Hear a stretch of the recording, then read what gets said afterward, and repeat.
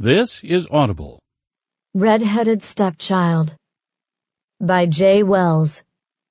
Narrated by Cynthia Holloway. Copyright 2009 by Jaye Wells. This unabridged audiobook is published by arrangement with Orbit, a division of the Hatchet Book Group, Incorporated, and was produced in the year 2010 by Tantor Media, Incorporated, which holds the copyright thereto. Chapter 1. Digging graves is hell on a manicure, but I was taught good vampires clean up after every meal. So I ignored the chipped onyx polish. I ignored the dirt caked under my nails. I ignored my palms, rubbed raw and blistering. And when a snapping twig announced David's arrival, I ignored him too. He said nothing, just stood off behind a thicket of trees waiting for me to acknowledge him. Despite his silence, I could feel hot waves of disapproval flying in my direction. At last, the final scoop of earth fell onto the grave. Stalling, I leaned on the shovel handle and restored order to my hair. Next, I brushed flecks of dirt from my cashmere sweater. Not the first choice of digging attire for some, but I always believed manual labor was no excuse for sloppiness. Besides, the sweater was black, so it went well with the haphazard funerary rites. The harvest moon, a glowing orange sphere, still loomed in the sky. Plenty of time before sunrise. In the distance, traffic hummed like white noise in the city of angels. I took a moment to appreciate the calm. Memory of the phone call from my grandmother intruded. When she told me the target of my latest assignment, an icy chill spread through my veins. I'd almost hung up, unable to believe what she was asking me to do. But when she told me David was working with Clovis Trachea, white-hot anger replaced the chill. I called up that anger now to spur my resolve. I clenched my teeth and ignored the cold stone sitting in my stomach. My own feelings about David were irrelevant now. The minute he decided to work with one of the Domin's enemies, a glorified cult leader who wanted to overthrow their power, he'd signed his death warrant. Unable to put it off any longer, I turned to him. "What's up?" David stalked out of his hiding place, a frown marring the perfect planes of his face. "Do you want to tell me why you're burying a body?" "Who, me?" I asked, tossing the shovel to the ground. My palms were already healing. I wish I could say the same from my guilty conscience. If David thought I should apologize for feeding from a human, I didn't want to know what he was going to say in about 5 minutes. "Cut the shit, Sabina. You've been hunting again." His eyes glowed with accusation. "What happened to the synthetic blood I gave you?" "That stuff tastes like shit," I said. "It's like non-alcoholic beer. What's the point? Regardless, it's wrong to feed from humans." It's also wrong to betray your race, I thought. If there was one thing about David that always got my back up, it was his holier-than-thou attitude. Where were his morals when he made the decision to sell out? "Keep it together, Sabina. It will all be over in a few minutes." "Oh, come on. It was just a stupid drug dealer," I said, forcing myself to keep up the banter. "If it makes you feel any better, he was selling to kids." David crossed his arms and said nothing. Though I have to say nothing beats type O mixed with a little cannabis. A muscle worked in David's jaw. "You're stoned?"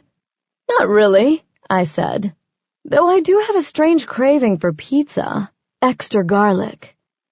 He took a deep breath. "What am I going to do with you?"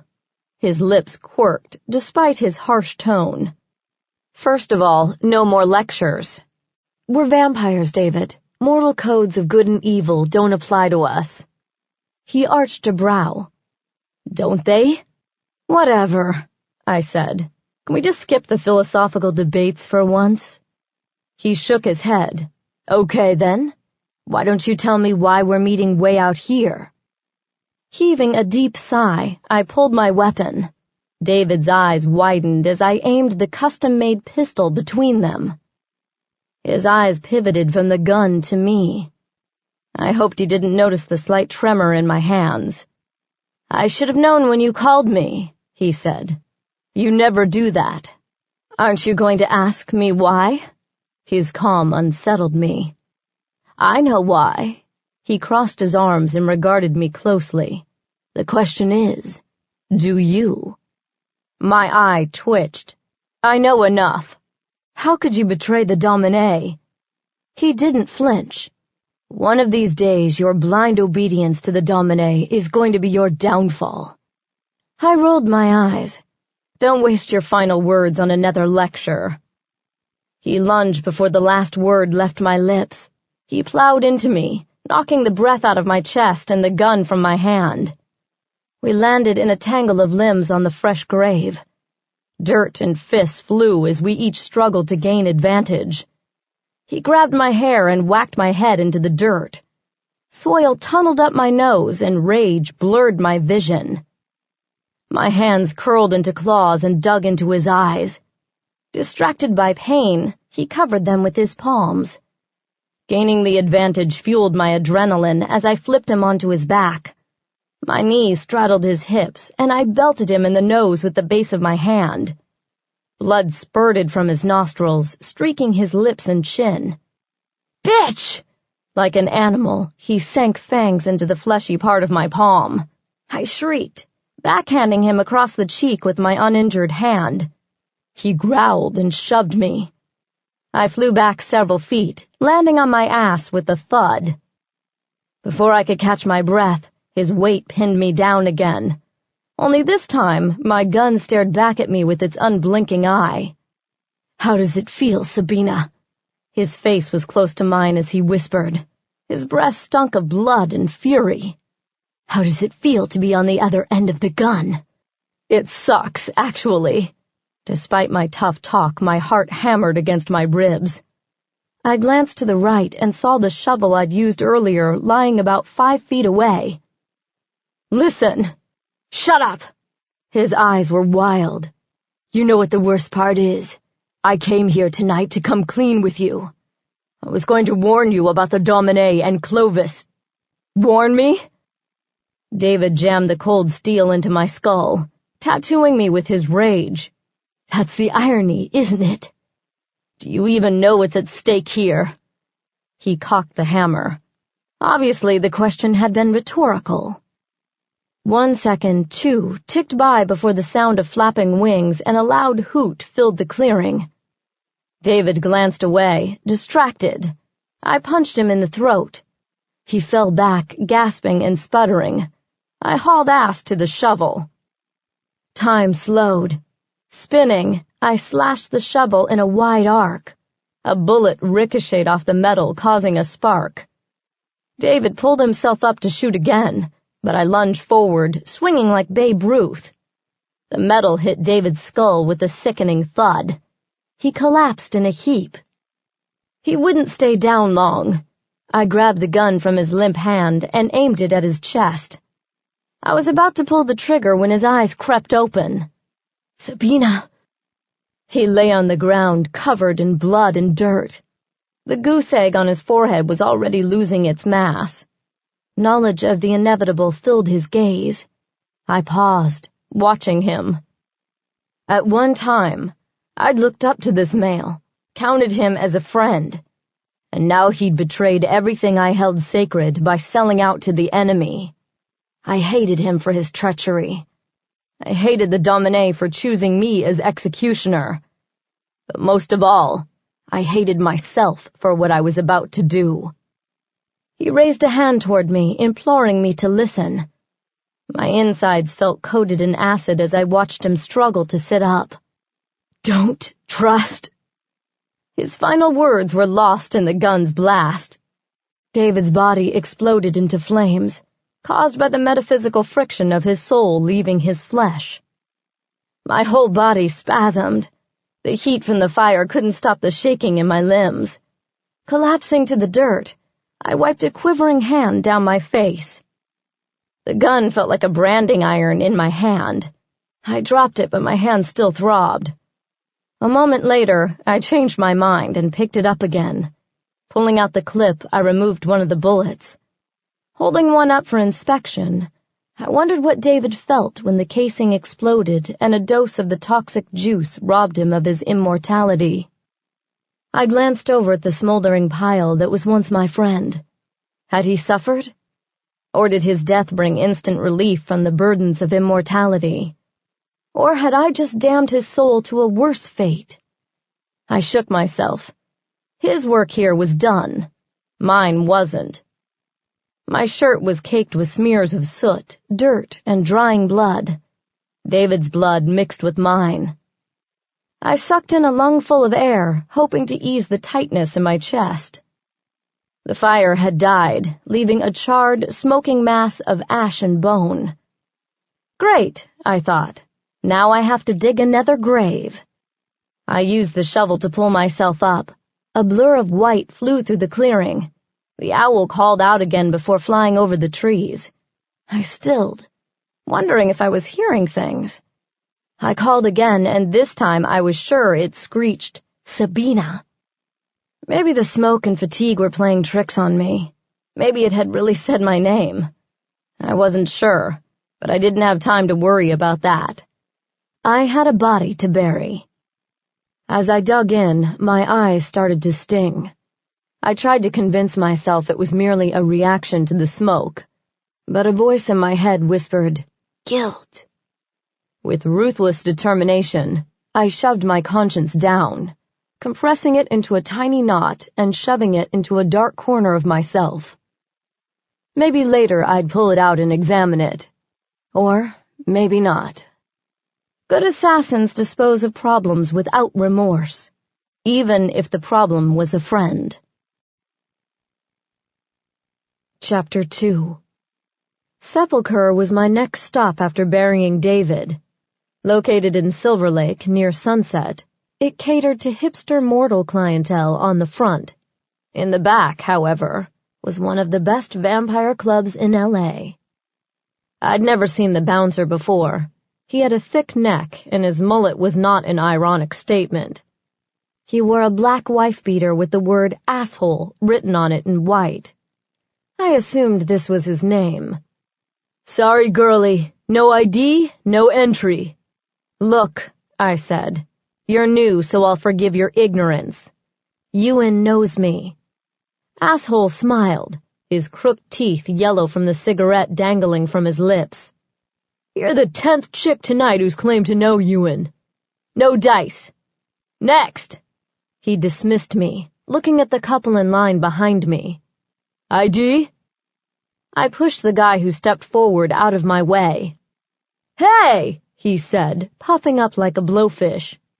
"Fuck off," I said without looking at him. "Now listen," I said to the bouncer, who sighed heavily. "I'm going in. You can try to stop me, but I wouldn't recommend it." He laughed and flexed a bicep. "Bring it." When I moved forward, his hand shot out and grabbed my left arm. With a quick twist toward his thumb, I extricated myself from his hold. Crushing his metatarsals crossed my mind, but I didn't want to make more of a scene than necessary.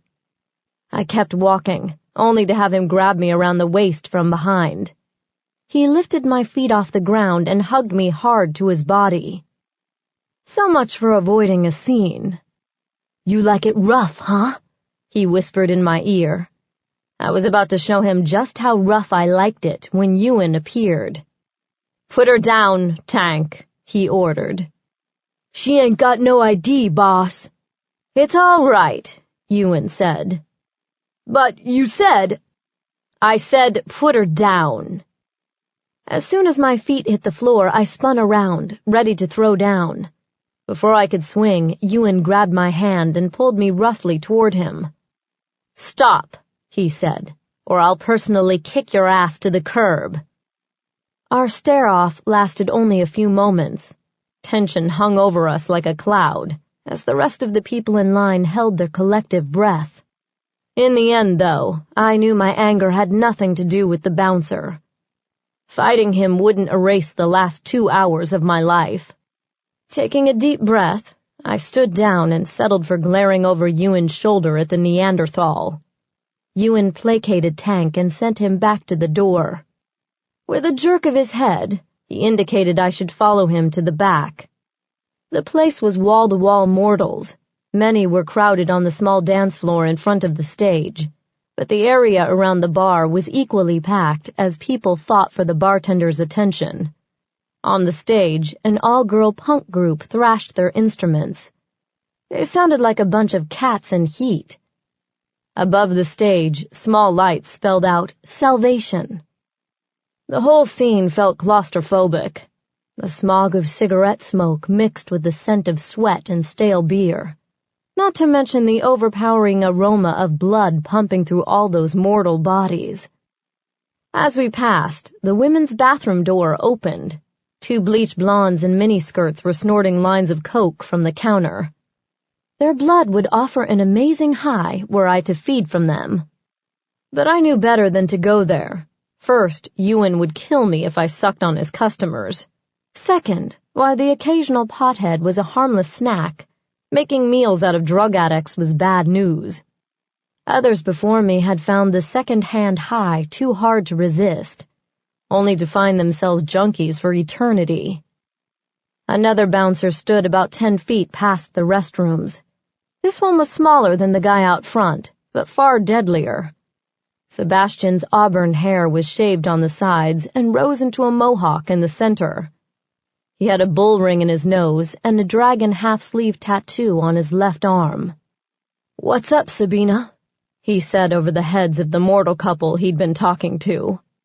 "Hey!" The woman swayed as she spoke. I wasn't sure if it was her massive silicone tits throwing off her balance or too much alcohol was to blame. "We were here first." "I already told you to get lost," Sebastian said calmly. "There a problem?" Euan stepped forward. "Yes, there's a problem," the drunk chick's boyfriend said. He was a muscle-bound Hollywood type, probably an actor. Silver Lake's alternative rock scene didn't usually draw his kind. Perhaps he felt hanging out there made him edgy. "He won't let us into the VIP lounge." Euan played it cool, looking back at Sebastian. "Are their names on the list?" Sebastian didn't miss a beat. "No, sir." "But he isn't holding a list," the girl whined. The guy stepped in front of her and puffed up. "Do you have any idea who I am?" "Yes, sir, I'm a big fan," Euan said. "Unfortunately, there's a private party tonight." "This is ridiculous," the guy said. Euan put a hand on the guy's shoulder and deftly maneuvered him back in the direction of the bar. Over his shoulder he mouthed, "I'll be back." As they moved away, I heard him promise the couple drinks on the house. "Is my name on the list?" I teased Sebastian. "What list?" he said deadpan. "Go on back." I walked through the door marked Private, which opened onto a dark staircase. As I descended the steps, the sounds of the club upstairs became muted, almost as if I ducked my head below water. At the bottom, I knocked on another door. A small panel opened and 2 eyes squinted at me through the slit. A bright beam from overhead illuminated me like an inquisitor's light. "Password?" "Fuck you." "Very funny," said Durk, another bouncer. "You know I can't let you in without the password, Sabina." "Come on, Durk." "Sorry, babe. Gotta say the words." "Fine," I sighed. Count Chocula. One of these days I was going to have to tell Euan his sense of humor sucked. "Atta girl," Durk said. The panel closed and the sound of several locks clicking open filled the small space. Durk closed the door behind me. This room held a coat rack and a stool for Durk. Yet another door waited ahead. I understood the need for security. Euan had had problems in the past with mortals stumbling into the vampire-only section of the club, but it was a pain in the ass jumping through all these hoops. "Hey, babe," Durk smiled flirtatiously. "What's up?" I said, not really caring. Oh, you know, this and that. He unlocked the next door as he spoke. Pulling it open with a flourish, he motioned for me to go on in. In comparison to the mortal area, the vamp section was relatively mellow. No flashing lights or strobes interrupted the darkness. The only light came from strategically placed candles, which sat in recessed shelves all over the exposed brick walls and on the tables. The only other light was from the sign over the bar. This one read Damnation. Here and there, vamps lounged on purple velvet settees, smoking blood from long hoses attached to red and gold hookahs. Some used simple tobacco blends, which added a spicy scent to the air. Others sprinkled a little opium into the mix. The sweet smoke mixed with the ferric aroma of blood to create an intoxicating perfume. A few familiar faces turned in my direction as I made my way to the bar. It was only 10 o'clock, so the crowd was light. Soon enough, other vamps would filter in, their cheeks ruddy from recent feedings. I leaned on the mahogany bar and waved to Ivan, the bartender. He strolled over with a grin on his freckled face. His hair, the color of rust, was pulled into a ponytail that hung down to his back. A small golden hoop twinkled from his left ear. "What'll it be, Sabina?" "I'll take a pint of own neg with the vodka chaser." Ivan raised his eyebrows. "Tough night?" "Just get the drinks." I was being a bitch, and I knew it. Maybe a few drinks would dilute the acid gnawing at my gut. "Yes, ma'am," he said with a mocking salute. As I waited, I scanned the bar again, tapping my fingers in time with the rhythmic drums of Godsmack's Voodoo. A guy at the end of the bar caught my eye, not because he was trying to be noticed, but because he was trying so hard not to be. His head was down and he wore dark sunglasses. His black leather jacket hung on wide shoulders, which hunched over his drink. But the thing that really got my attention was his hair. All vampires have red hair, ranging from the young strawberry blondes to the ancient mahogany reds. The darker the shade, the older the vamp. My own hair, since I was half vampire and half mage, was a streaky combination of bright red and black. We owed this telltale sign to Kane, whom God had marked with a shock of red hair after the infamous murder of Abel. After he was cast out, he met up with Lilith, who'd left Eden after she grew bored with Adam.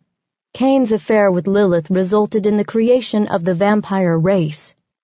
We got our bloodthirst and immortality from Lilith, and our inability to go into the sun and our red hair from Kane. No amount of plant dye or salon work can disguise the mark of Kane. Like a scar, it's the ultimate proof of our lineage. Luckily, since so many humans also have red hair, it's easy to blend in. Little do those humans know, their own red shades indicate some link to the vampire bloodline in their ancestry. The guy at the end of the bar had dirty blonde hair, not a streak of red to be found. He could be immortal, I mused, but Euan never let warm food in this part of the club. That left only one option. A mage, and a brave one at that, if he came to the vampire club alone. As I was thinking this, he looked up. I couldn't see his eyes through the dark glasses, but it was obvious he was looking at me, too. A brief but intense jolt of déjà vu passed along my spine before he looked away. What the hell? I started to move in his direction, but Euan intercepted me. Freaking actors. He signaled to Ivan and then leaned next to me at the bar. I had to give him a bottle of Cristal to shut him up. You should have kicked his ass out, I said. My gaze strayed back to the mage. He turned his head to watch a pair of female vamps on a divan. Red smoke escaped from between their lips as they kissed, sharing a hit from the hookah at their feet. Euan sighed beside me, drawing my attention from the sapphic display. Believe it or not, I don't like to alienate my mortal clientele. Sell out. Mortals are good tippers, he said, unlike some immortals I know. Ivan reappeared with my drink. I tipped him a 20, with a pointed look at Euan. "Great, now I can afford that mansion in Bel Air," Ivan said, pocketing the money. I ignored him and gulped down some blood, followed by the shot. Euan watched me as he sipped his own pint. "Have you talked to David tonight?" Here's the thing about Euan. His expertly mussed hair and designer clothes gave the impression he was just another party boy. However, nothing happened in the LA vamp scene without his knowledge. Information was his currency. Plus, Euan also had the uncanny ability to read people. I shrugged and looked at my glass. "Nope." "Interesting." He took another drink, watching me over the rim. "He called here earlier and said he was on his way to meet up with you." Shit. Forcing a casual shrug, I said, "Never showed. Maybe he'll stop by here then." I could tell from his voice he didn't expect that any more than I did. "Though he hasn't quite been himself lately." "Oh?" Glancing up, I noticed that the mage at the other end of the bar seemed to be watching us. If he hadn't been so far away, I would have thought from the tilt of his head he was eavesdropping. When he saw me catch him, he looked away quickly. Euan leaned in. "Word on the street is he's got himself mixed up in a power struggle between the Domin and Clovis Trachea." "Power struggle?" I asked, playing dumb. "From what I've heard, Clovis Trachea is nothing but a nuisance for the Domin." Euan shook his head. "He's bad news. Mixed blood." My head jerked up. Really? Interesting, I thought. My grandmother failed to mention the mixed blood tidbit when she gave me the rundown on Clovis earlier. She just said he was a fringe nut job up north who was trying to recruit vamps. Yeah. Rumor is he's half demon, if you can believe it. Anyway, he's building some kind of army in San Francisco. But get this, he claims it's a religious sect. Occult, you mean? He nodded. Apparently Clovis is preaching unity among the races or some shit. He's recruiting young vamps, fae, and even some mages. He'd have to be insane to think he could overthrow the Domin, I said. Maybe. All I know is his numbers are growing, and I have it on good authority our friend David might be considering defecting to Clovis's camp. Here's where things were going to get tricky. Obviously I couldn't confirm Euan's hunch, but denying it too passionately might also make him suspicious. Come on, I said. David wouldn't be that dumb. Euan raised an eyebrow. Wouldn't he? You know damn well he's had problems with the Domine's policies in the past. Remember when they decided not to ban feeding from humans? He threw a fit. If I have to hear him preach the gospel of synthetic blood one more time. Euan shook his head. Anyway, I'm just telling you what the rumors are. You might want to talk to him before he does something stupid. Like get himself killed. I took a long drink to hide my reaction to that little gem. If I didn't know any better, I think he was goading me into admitting my crime. But there was no way even Euan would have heard so soon. I'm just saying, Sabina. Because you know if your grandmother catches wind of the slightest hint he might be in bed with Clovis, she'll have David killed. I raised the glass in one sweaty palm and gestured to Ivan for another. I'll handle it, I snapped. The irony of the statement wasn't lost on me, but at the moment, I just wanted another fucking drink. Euan's eyes took on an assessing slant. You know, there's something I've always wanted to ask you. Oh? I said, praying he was going to change the subject. Have you and David ever... Euan made an obscene gesture with his hands. What? No! David's been like a brother to me since we went through assassin school together. Euan toyed with his glass. But you two always argue. I just thought maybe it was more of a sexual tension thing. Absolutely not. It's more like he's an annoying big brother thing. Or he was, I silently amended. I took the glass Ivan delivered and took a long gulp. Euan shrugged. My mistake. Durk appeared at Euan's side and whispered something I couldn't hear. There's an issue that needs my attention up front. If you'll excuse me, Euan said, standing. I nodded. Sure. The interruption was a relief. All this talk of David made me feel itchy, like my skin was too tight. Don't repeat anything I told you. I try hard to be the Switzerland of the vampire world, if you know what I mean. No problem, I said, forcing a smile.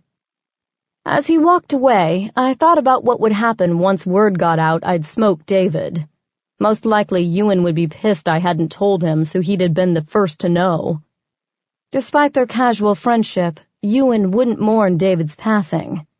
It would be just another bit of information he would stash away in his mental savings account, ready to withdraw should it prove valuable. From the corner of my eye, I saw an auburn-hair male move toward me. The scowl on his face didn't give me hope he just wanted to buy me a drink. His two buddies, both over 6 feet tall and almost as wide, had his back. I almost laughed, loving the fact that the guy felt he needed 2 friends to help him confront little old me. I subtly checked my rear waistband for the gun I always kept there. You're Sabina Kane. He filled out his leather pants nicely, and would have been hot if he hadn't looked like he wanted to spit at me. In the flesh. I took a slow sip from the pint. He leaned in, crowding my space. You killed my brother. I turned slowly and looked up at him. And I've killed a lot of people's brothers. My lack of fear seemed to confuse him for a second. He looked at his friends. The one on the left nodded his head encouragingly. The other cracked the knuckles of his ham-hock hands. He was my only brother, he continued. Okay, I said, looking past him. My apathy seemed to agitate him further, which is exactly what I'd hoped it would do. This guy needed to be taught a lesson. If I let him get away with his bravado in public, it would make me appear weak to the other vamps. Word would spread, and the next thing you know, my reputation for being a heartless bitch would be ruined. What good is an assassin if no one fears them? Listen, bitch, you need to pay for what you did. I rolled my eyes.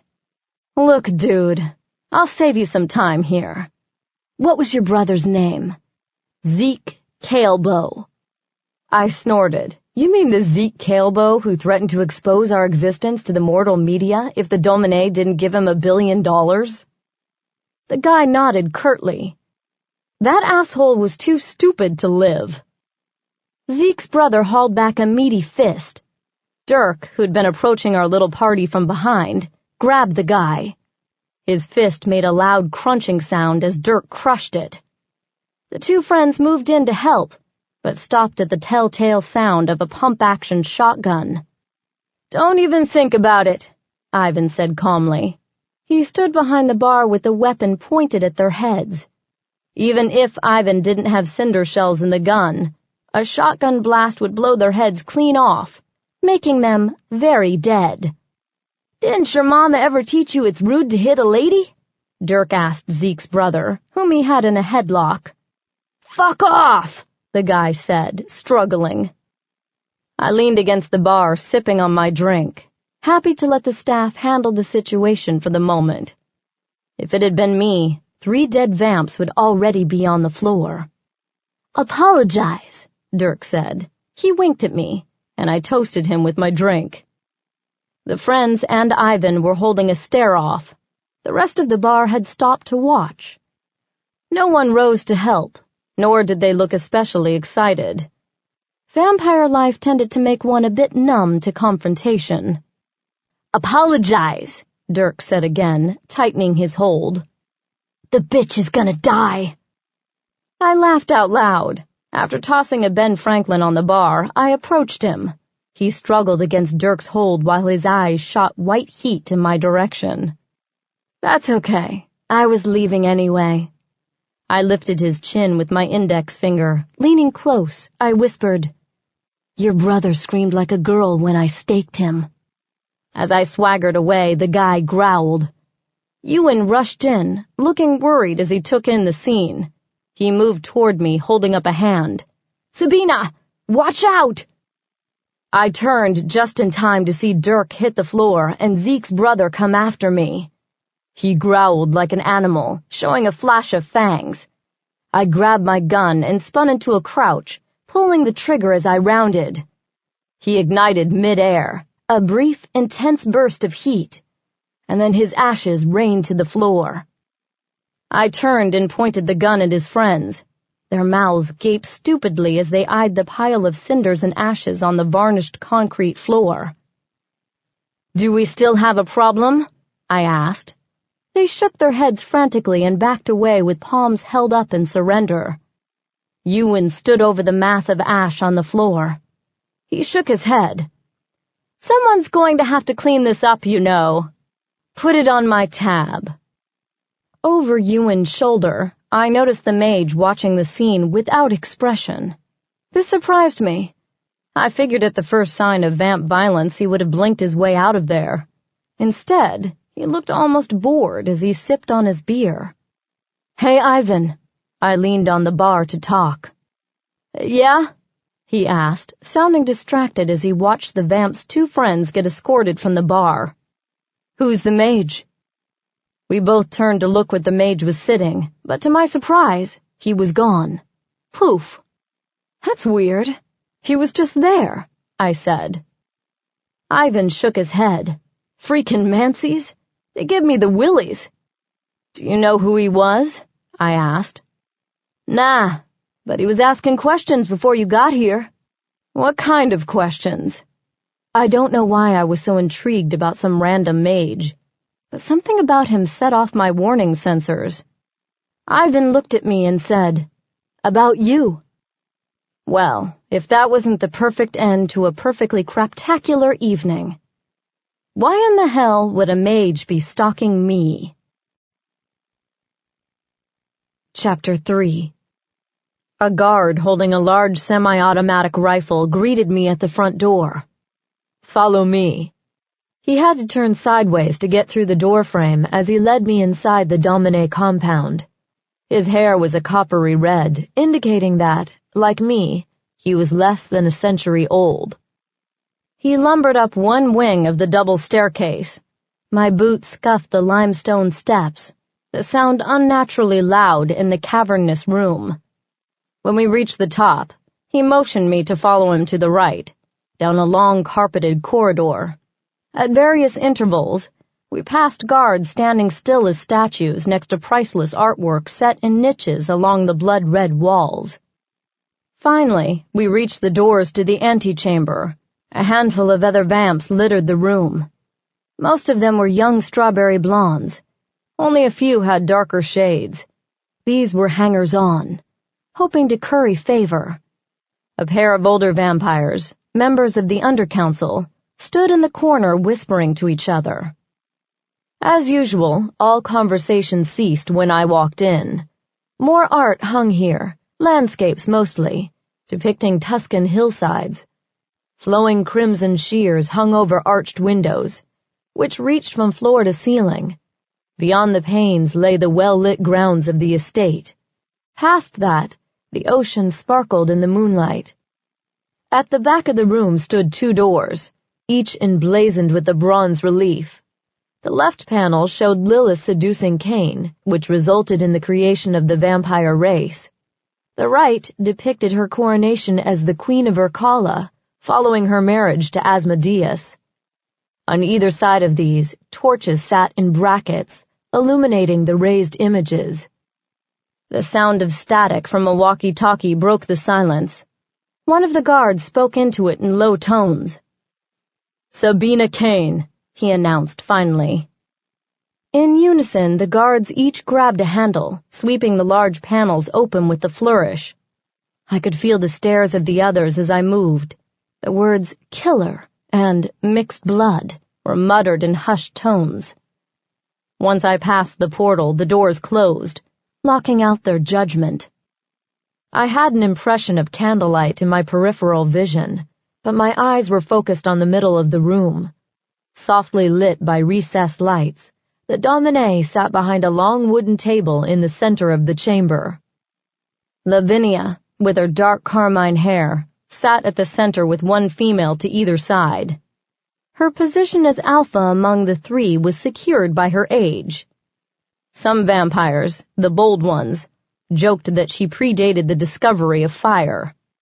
In reality, no one really knew for sure when she was born. Hell, she was my grandmother, and even I didn't know how old she was. I guess, like everyone else, I was too afraid to ask. "Sabina," she said as I approached. Her voice was a seduction, husky and infused with quiet authority. "Welcome, child." Kneeling before them, I kept my eyes lowered and touched my forehead with my right hand, a sign of respect. "Protectors of all Lilim, the blessings of the Great Mother upon each of you." "And to you, child," Lavinia said. "You may rise." I stood and cleared my throat, which suddenly felt dry despite the quick feeding on the way here. Lavinia clapped her milky white hands once, bringing my gaze back to her. The sound of shuffling feet came from my right. A pale, slender male came forward bearing a tray. He opened a bottle of wine and poured a burgundy liquid into 4 stemmed glasses before handing them out. I lifted the cool glass to my lips. The smell of oaky wine and metallic blood tickled my nose. The first sip exploded onto my taste buds like liquid orgasm. "Wow," I said, momentarily forgetting my esteemed audience. "You like it?" Persephone said with an indulgent smile. "Yes, Domina." I took another lingering sip. "Where did you find this?" Her low chuckle sounded like dark chocolate. "It's ours. Tanith invested in a small winery upstate a few years ago," Persephone said, gesturing to the third Domina. "What you're drinking is from our first successful crop. It took us a while to find the perfect blend of grape varietals and blood type. I'd say you've succeeded." I drained my glass. A slight tingle reverberated through me. "It's some of the best blood wine I've ever tasted. I think it will be quite popular among the elite Lilim classes," said Tanith. She was the second in command and handled most of the Domine's business interests. She was also the least attractive of the Domine, with her large Roman nose and kinky auburn hair. "Of course, we will also be selling regular wine to the mortals in order to raise funds for our various interests." I nodded, not really caring about anything besides getting a second glass. Tanith nodded to the servant, who promptly gave me a refill. "Now," said Lavinia, leaning back, "you may tell us about your mission." It looked like cocktail hour was over. "The target was neutralized," I said. "Were there any complications?" As usual, Lavinia's blue eyes watched me closely for signs of weakness. Normally, I wouldn't have mentioned the fight leading up to David's death, but I knew any prevarication on my part would be detected immediately. The subject put up a struggle, but was ultimately unsuccessful. The three nodded their approval in unison. "You called him the subject," said Persephone, the youngest of the three. "Why do you not say David's name?" "Forgive me, Domina, but it is standard protocol when discussing missions." "Yet David has been your friend for many years, correct?" she continued. "Thus this was not a standard mission." "A mission is a mission," I replied. Why were they making me talk about this? It was bad enough they asked me to do it. They had a whole stable of assassins who could have handled it. I longed to ask why they chose me, but no one questioned the Domine. "You did not have any qualms about killing your friend?" Lavinia asked finally. "No," I said, looking straight into her eyes. "He ceased being my friend when he decided to become a traitor." I took the last swig of wine and handed the glass to the hovering servant. Why was she pressing the issue? Admitting that I had any reservations about taking out a friend wasn't an option. Missions were never personal. Lavinia herself had taught me that. The three seemed to exchange some unspoken communication I couldn't begin to decipher. Then Lavinia leaned forward. "We are pleased with your success in this matter." Warmth that had nothing to do with the blood wine spread through my midsection. "Thank you, Domina. However, it has come to our attention that in addition to the authorized killing last evening, there was another, unauthorized one at a bar called Sephiler." The warmth turned to chill as I took in the expression on her face. It was the same one she always got just before she reminded me of my many and varied shortcomings. I'd seen that look more times than I could count, and each time I felt shame for not being able to overcome the flaws I'd inherited from my mage father. My first instinct was to lower my eyes and apologize, but frankly, I felt ambushed. Here I thought I was summoned to receive praise for carrying out their orders, when in fact I was really being called to the carpet for defending myself. "Well, Sabina, is this true? Did you kill a Lalim without permission?" My neck was tight as I nodded. "It's true I didn't have permission. However, your own laws make it clear that self-defense falls under justifiable homicide." "Do not quote our own laws back to us, girl!" Lavinia's voice cut through the air like a slap. I cringed, knowing I'd overstepped the line. "I apologize." Lavinia took a deep breath and motioned for the servant to hand her the pipe connected to an unseen hookah at her feet. She lifted it to her lips and inhaled a deep drag of red smoke. The sickly sweet aroma drifted to me. Tanith jumped in, reading from a sheaf of papers on the table.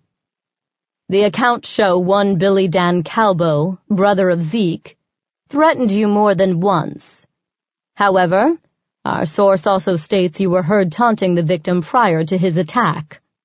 Lavinia, whose eyes now looked glassy under the overhead lights, slammed her hand on the table. "Damn it, Sabina, you should know better. So I was just supposed to let him kill me?" Her eyes narrowed. "Curb your tongue." My jaw clenched and I crossed my arms, my posture saying what my mouth couldn't.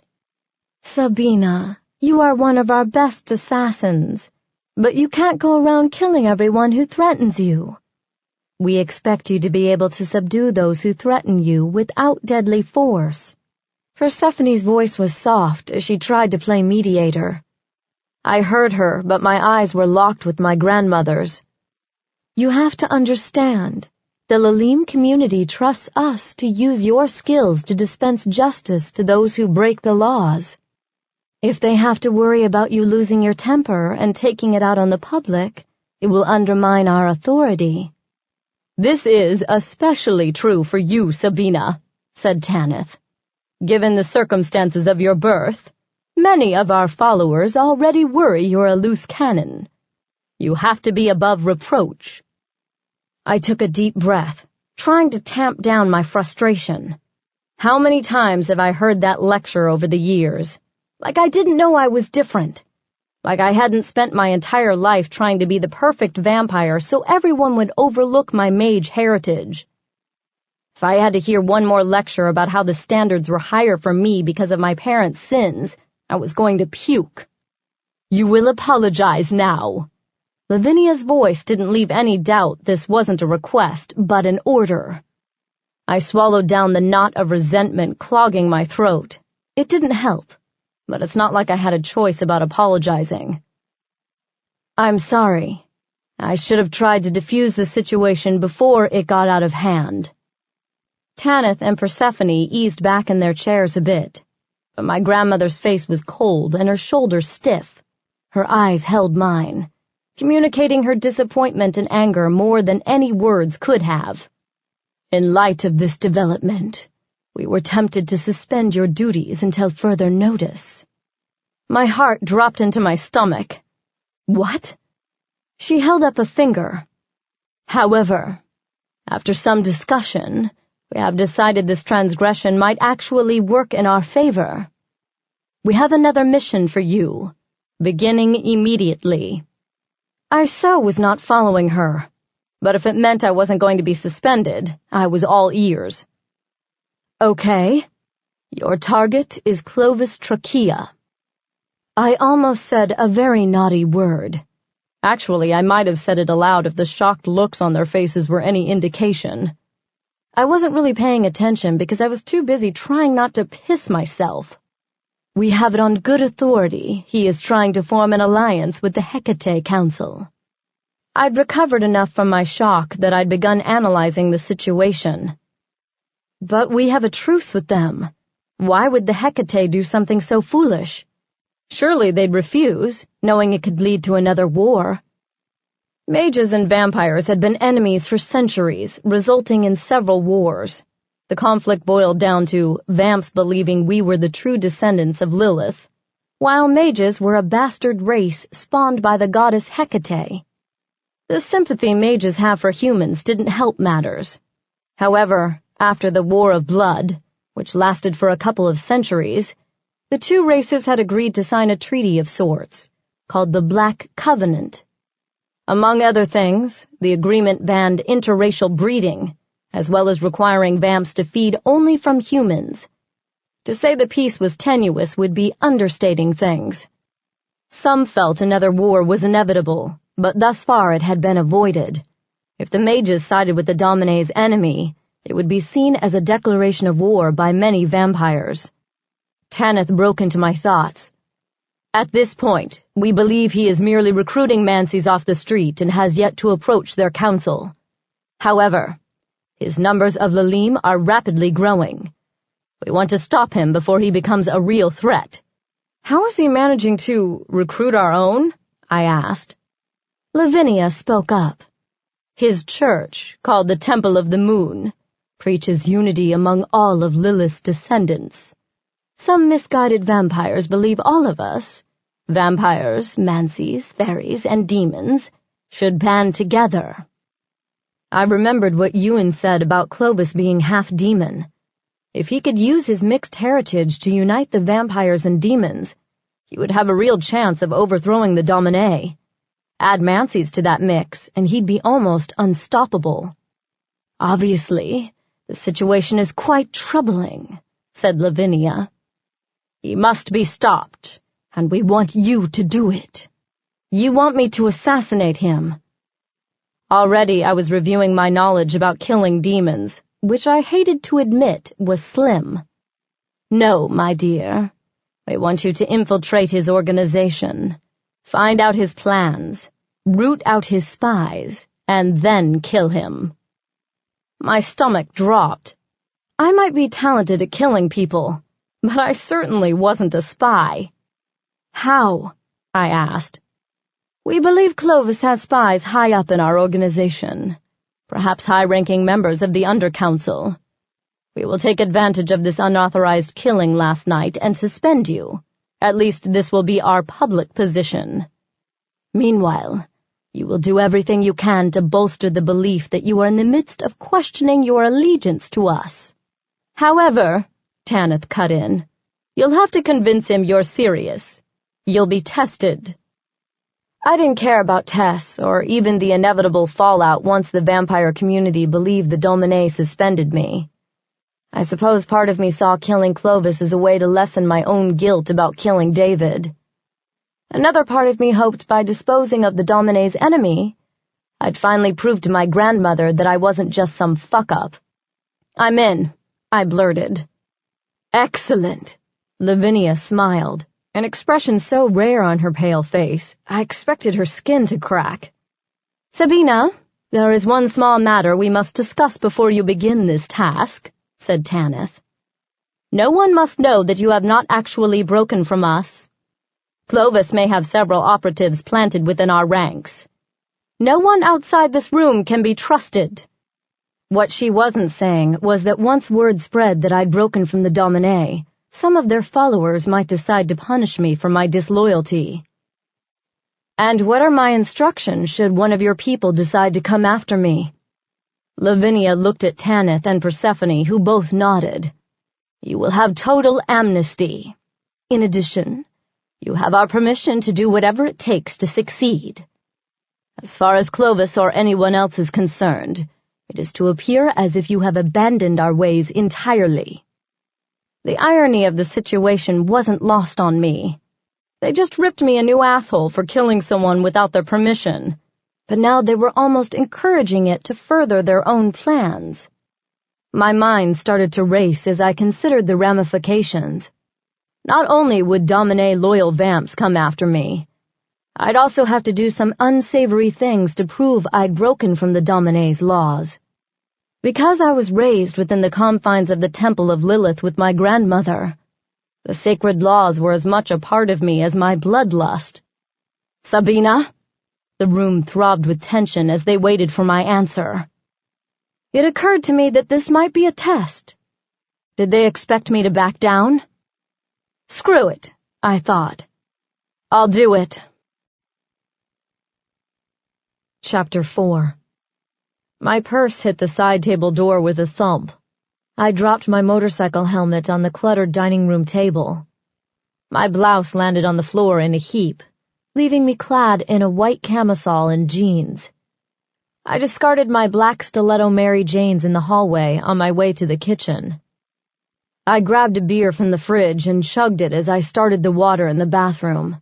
In the shower, the water scalded the stress of meeting with the Domin from my skin.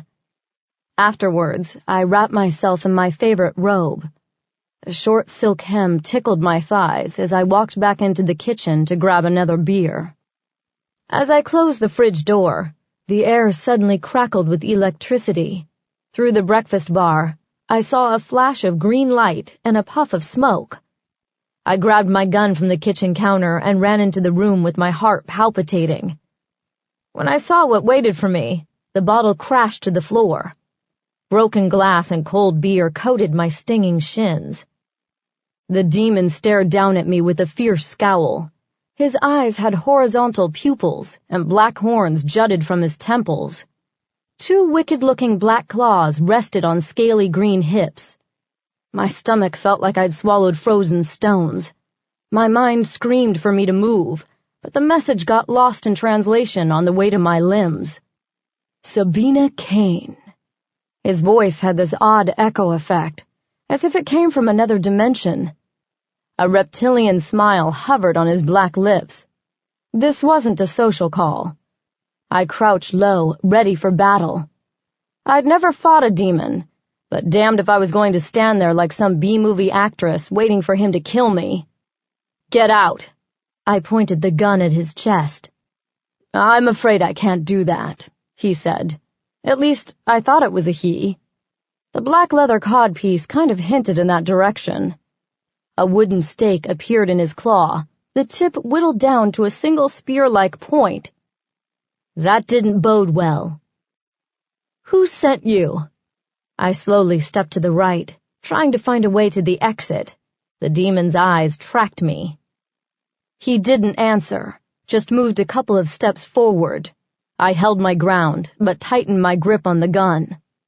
I didn't know if the apple bullets worked on demons, but they might slow it down. I glanced at the stake.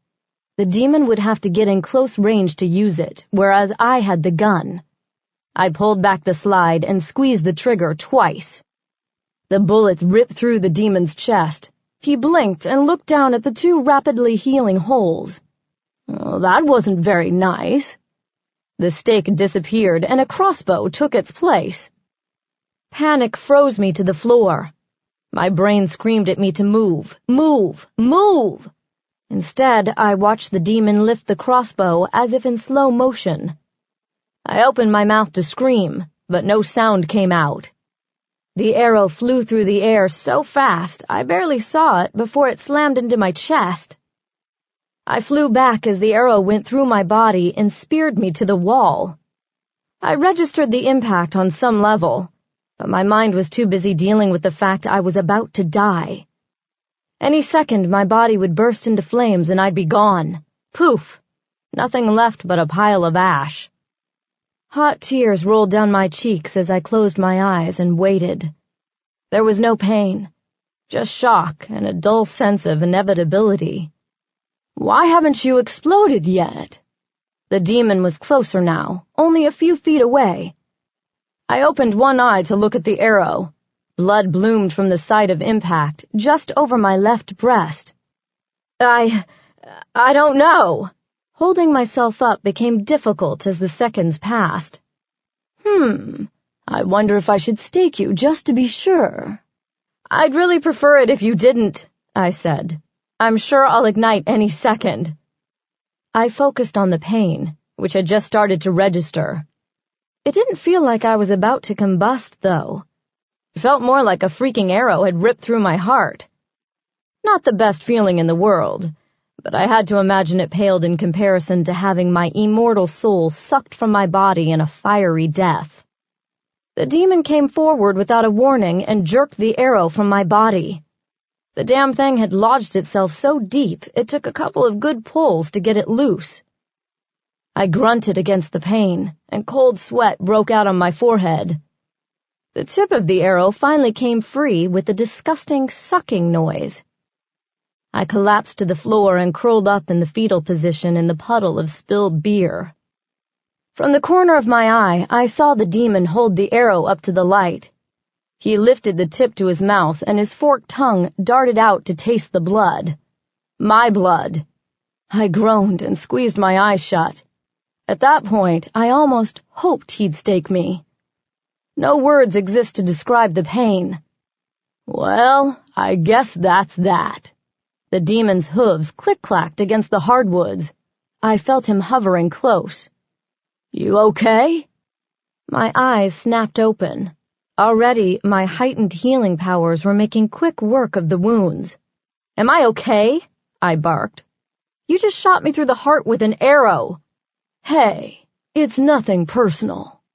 I levered myself into a sitting position against the wall. The pain was fading, but I felt drained. I'd need blood soon to make up for what I'd lost. Here's a tip, I said.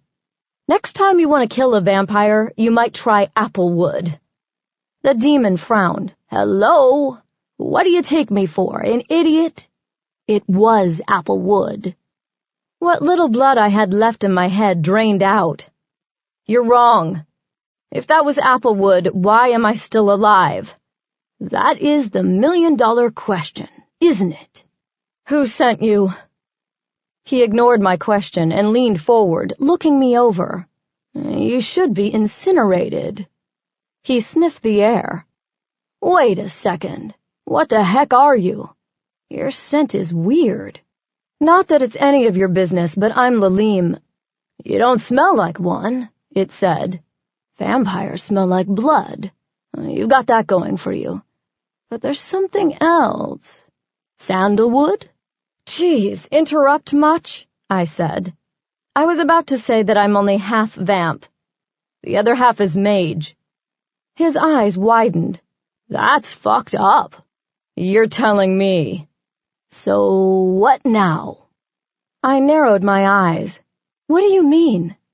Since I obviously can't kill you, you're going to leave, and I'm going to try to figure out who summoned you so I can kill them.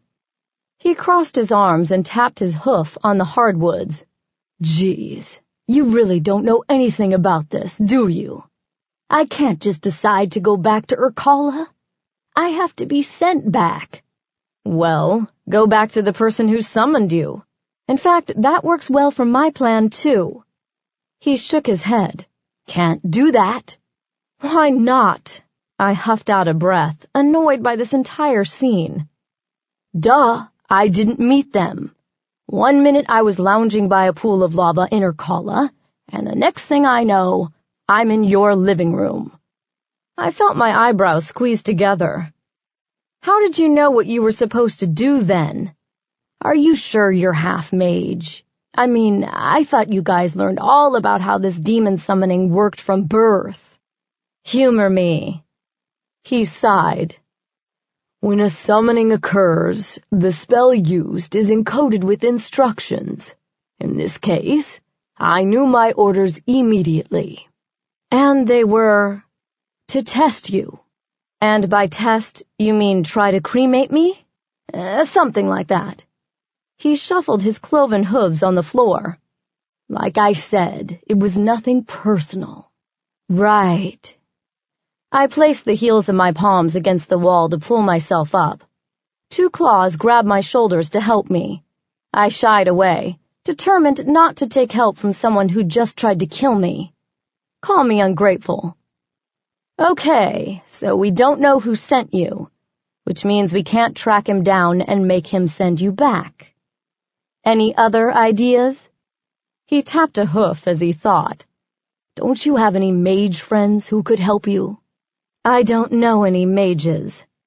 His goat eyes widened. How can you not know any mages? You are one. I'm only half, remember? My mage father died before I was born, and my vampire mother's family raised me. I didn't know why I was telling the demon about my family history. I needed to figure out how to get him the hell out of my house. Pronto. I limped to the couch. The demon wandered around the room, checking the place out as I considered options. I couldn't call my grandmother because she'd freak. If I had to guess, the applewood didn't kill me because of my half-mage blood. Let's just say grandmother didn't exactly like to be reminded of my mage side. I glanced at the clock. Sunrise was in half an hour. There was no way I could do anything with the darkness I had left. I'd have to tackle this tomorrow. Look, as long as you're stuck here, you might as well tell me your name. The demon turned from where he'd been nosing through my mail. I'm Gigul. Sabina. I shook his claw, but withdrew my hand quickly, totally icked out by the cold feel of his scaly skin. Charmed. I promise I'll find out how to send you back as soon as I can. But until then, I'm afraid you're stuck here. He sighed and shook his head. That sucks. Look, it's not like I asked you to come here, you know. The last thing I need is a demon sleeping on my sofa. I've got bigger problems to deal with right now. Like finding out who would summon a demon to try to kill me, and figuring out why I wasn't dead from that applewood arrow. Oh, and that whole infiltrating Clovis's sect so I could assassinate him thing. My temples started to throb in time to the pain radiating from my chest. Don't you have anyone you can go to for help? No, I do not. This is my first time in this realm, if you must know, and don't give me that attitude. He crossed his massive arms and frowned at me. I didn't exactly ask for this either. I was minding my own business, and the next thing I know, I'm here, in this godforsaken place. He looked around my house with the same expression I imagined I'd use if I was trapped in Urkala. Okay, fine. We're both screwed. As long as you promise not to try to kill me again, I promise I'll find out how to get you home. Deal? Deal, he said. Now, about sleeping on the couch. He turned and raised his shaggy green eyebrows at me. You were kidding, right? Chapter 5. When I woke up the next evening, Giggle sat in the same spot I'd left him the morning before. His eyes were bloodshot and slightly unfocused from watching TV for hours. Tell me you haven't been watching TV all day. I shouldn't have bothered asking. From the beer bottles strewn about like passed-out drunks and the cheese doodle dust coating his chest and face, it was pretty clear what he'd been up to. Humans are weird. He pointed to the TV, where MTV was running a real-world marathon. Yeah, I guess they are. That's when I spotted my wallet open on the coffee table next to the phone. I walked over and picked up my credit card, which had telling orange smudges all over it. What have you been doing with my credit card? Oh, I just ordered a couple of things from the infomercial channel. I paused and counted to 10, trying to remind myself that he was new to this world. You what? He sat up. You wouldn't believe the amazing products they offer. How much? What? His attention had strayed back to the TV, where some co-ed was throwing up in bushes. Ew. I grabbed the remote and turned off the TV. Hey, give it back! I stepped back, putting the remote behind my back. I said, how much of my money did you spend? Oh, Sabina, relax. The Ab Blaster is only 10 easy payments of $19.99. I stared at him for a moment. What the hell do you need Ab Blaster for? I bought it for you. He sent a pointed look to my midsection. My abs are just fine, thanks. Now call them back and cancel it. No can do. All sales final. Is that all you bought? His eyes shot to the left. I clenched my teeth. What else? A super mega juicer, he said quickly. But Sabina, seriously, that juicer is a miracle machine. I'm a vampire, Gigoul. The only liquids I drink are blood and alcohol. I don't do juice. You might want to consider a little roughage in your diet. According to the commercial, an increase in fiber will help you be more regular. The last thing I wanted was to discuss my fiber intake with a freaking demon. I grabbed my credit card and shoved it back into my wallet. Too bad I can't just kill him. I have to go out, and I'm taking this with me so you can't buy anything else. He tapped his head with one talon-like finger. Already memorized. Shit. As annoyed as I was, I needed to get some things done. If letting him fill my house with infomercial crap kept him out of my hair, it might be worth the debt. Okay. Just keep it to a minimum. And don't leave the house. I don't think LA's ready for you. Where are you going? I've got to meet someone who might be able to help me figure out how to send you back home. Cool. Can you get some more beer while you're out? I had a 12-pack in there last night. What can I say? Shopping makes me thirsty. I turned on my heel and walked to the door before I popped a blood vessel. Like I didn't have enough on my plate without a demon racking up debt on my credit card and drinking all my beer. Just before I closed the door, he yelled, "And get more cheese doodles!" Freaking demons. Sephiler didn't open up until 9, so when I pulled up in front of the building, the lights were out. I knew Euan would be back in his office, doing whatever it was he did to get ready for opening. I looked in the window and didn't see any movement. After knocking for a couple of minutes, I decided to try around back. The metal door in the alley stood ajar. I grabbed the edge and opened it, pulling out my gun just in case there was trouble. I crept down the hallway, my boots sticking to the floor. Euan's office door was closed, but a light spilled from under it into the dark hallway. I heard shuffling followed by a grunt. I grabbed the doorknob and threw the door open. I'm not sure my eyes will ever recover from the sight that greeted them. Euan's bare ass was like a beacon in the dim light. He had one hand on his hip and the other on top of someone's head. His own head was thrown back. The person kneeling before him wore a gray pinstripe suit and black wingtips. Realizing what I'd walked in on, I gasped. Euan turned, his face morphing from ecstasy to shock. "Get the fuck out of here!"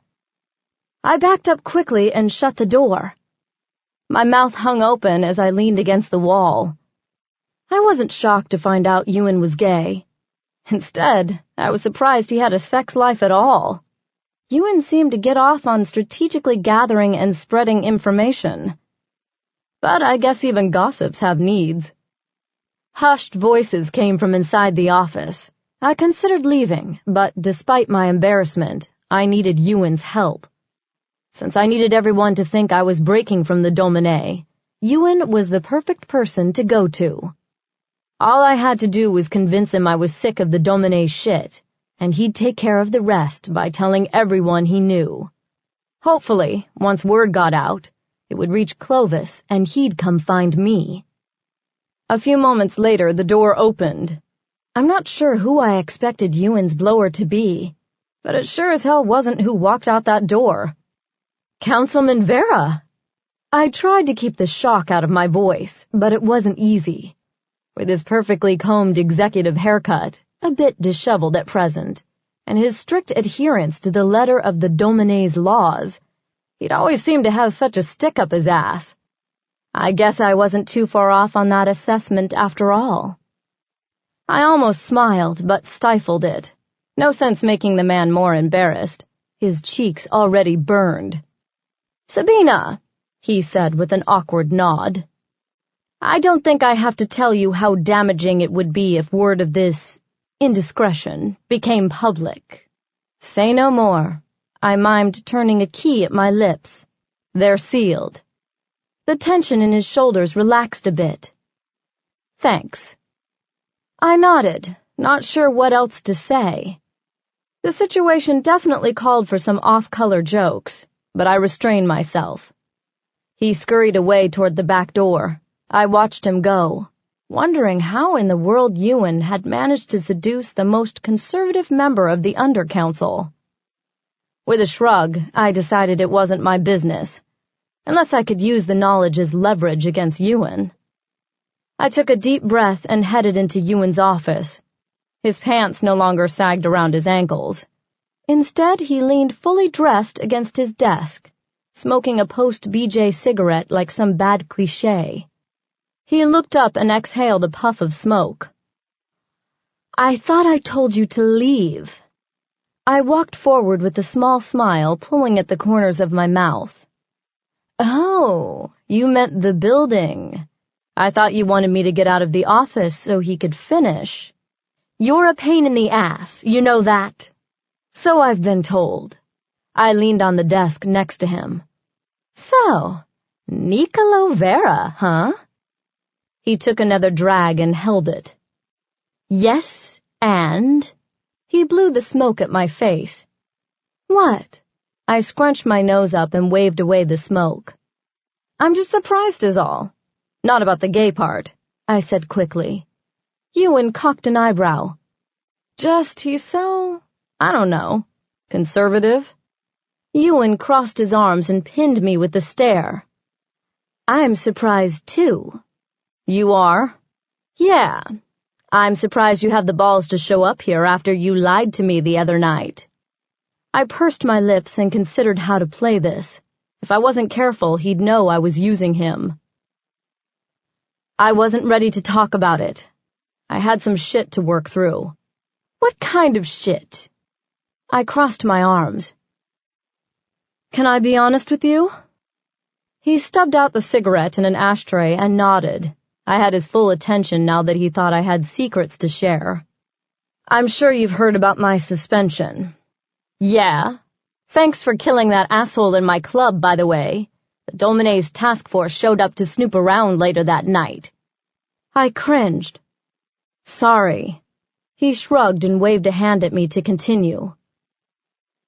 "Anyway, this suspension is total bullshit. The more I think about it, the more I wonder if maybe I should just walk away." "Walk away? What do you mean?" "I think maybe it's time for me to get out on my own. Get out from under the Domine's thumbs."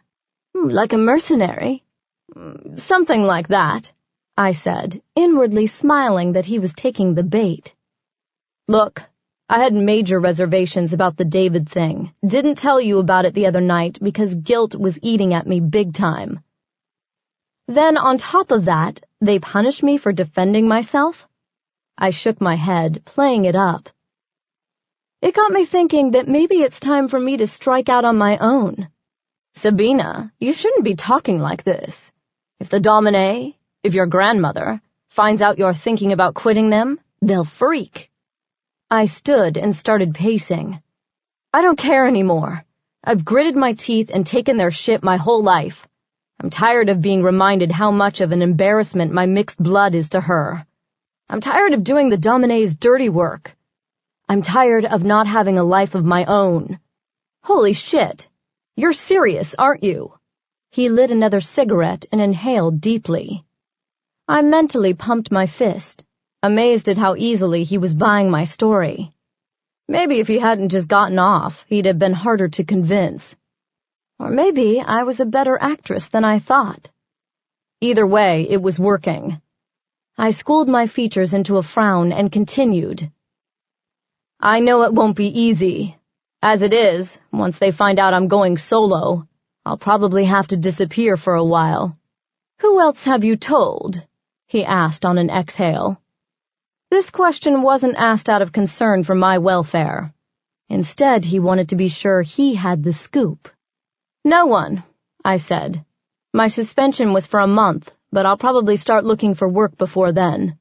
Word will spread pretty quickly once that happens. Euan glanced at his watch.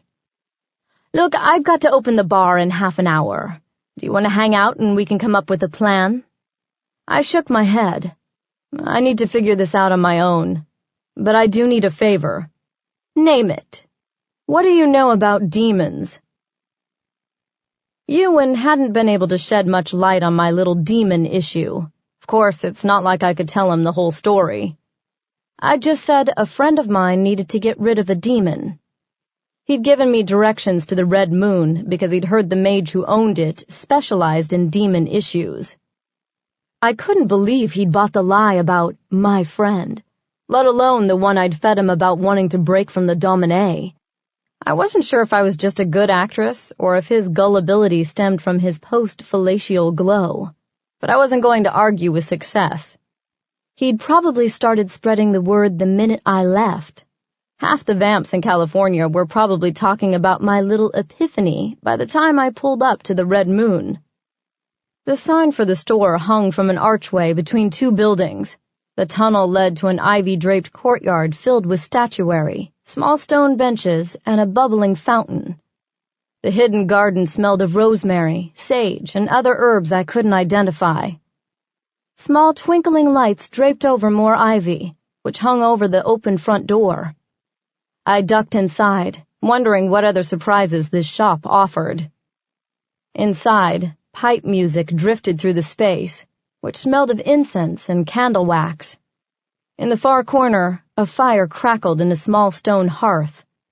2 rocking chairs stood to either side of the fire. Every inch of the place was filled with treasures, from magical implements to candles and essential oils to books. Dried roses and herbs hung in tidy bundles from the ceiling. I should have felt claustrophobic from all the clutter, but instead I found the place charming. It was as if I'd entered the home of a hobbit instead of a place of business. I certainly didn't feel like I was still in L.A.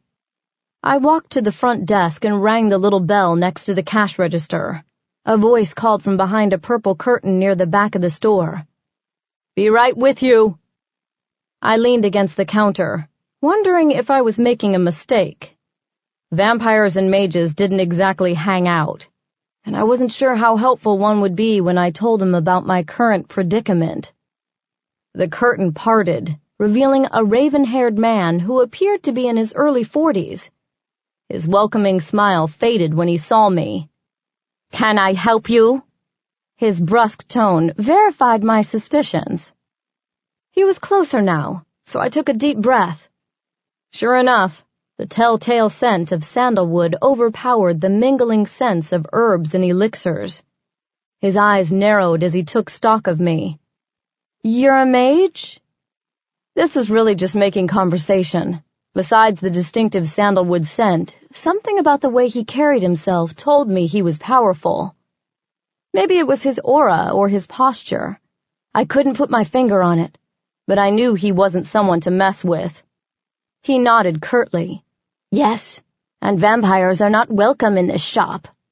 He turned to go, but stopped short. He turned his head and sniffed the air. "Wait a second. What the hell are you?" "I'm mixed blood," I said. His eyes widened. "Impossible." I crossed my arms. "Actually, it's quite possible." He seemed to consider it and let it slide for a moment. "What do you want?" "I have a demon issue." Oh boy, did I, in spades. "What sort?" "Well," I fidgeted with the statue of Isis. His eyes shot to my hand disapprovingly. I set it down and cleared my throat. "Someone summoned a demon to kill me. I survived, and now I'm stuck with him. You said you're half mage, right?" I looked away. "Yeah, but I've never had any training." "Do you know who summoned the demon?" "No." "Sorry, lady, you're screwed." He started to walk away again, but I held out a hand. "Wait, what do you mean?"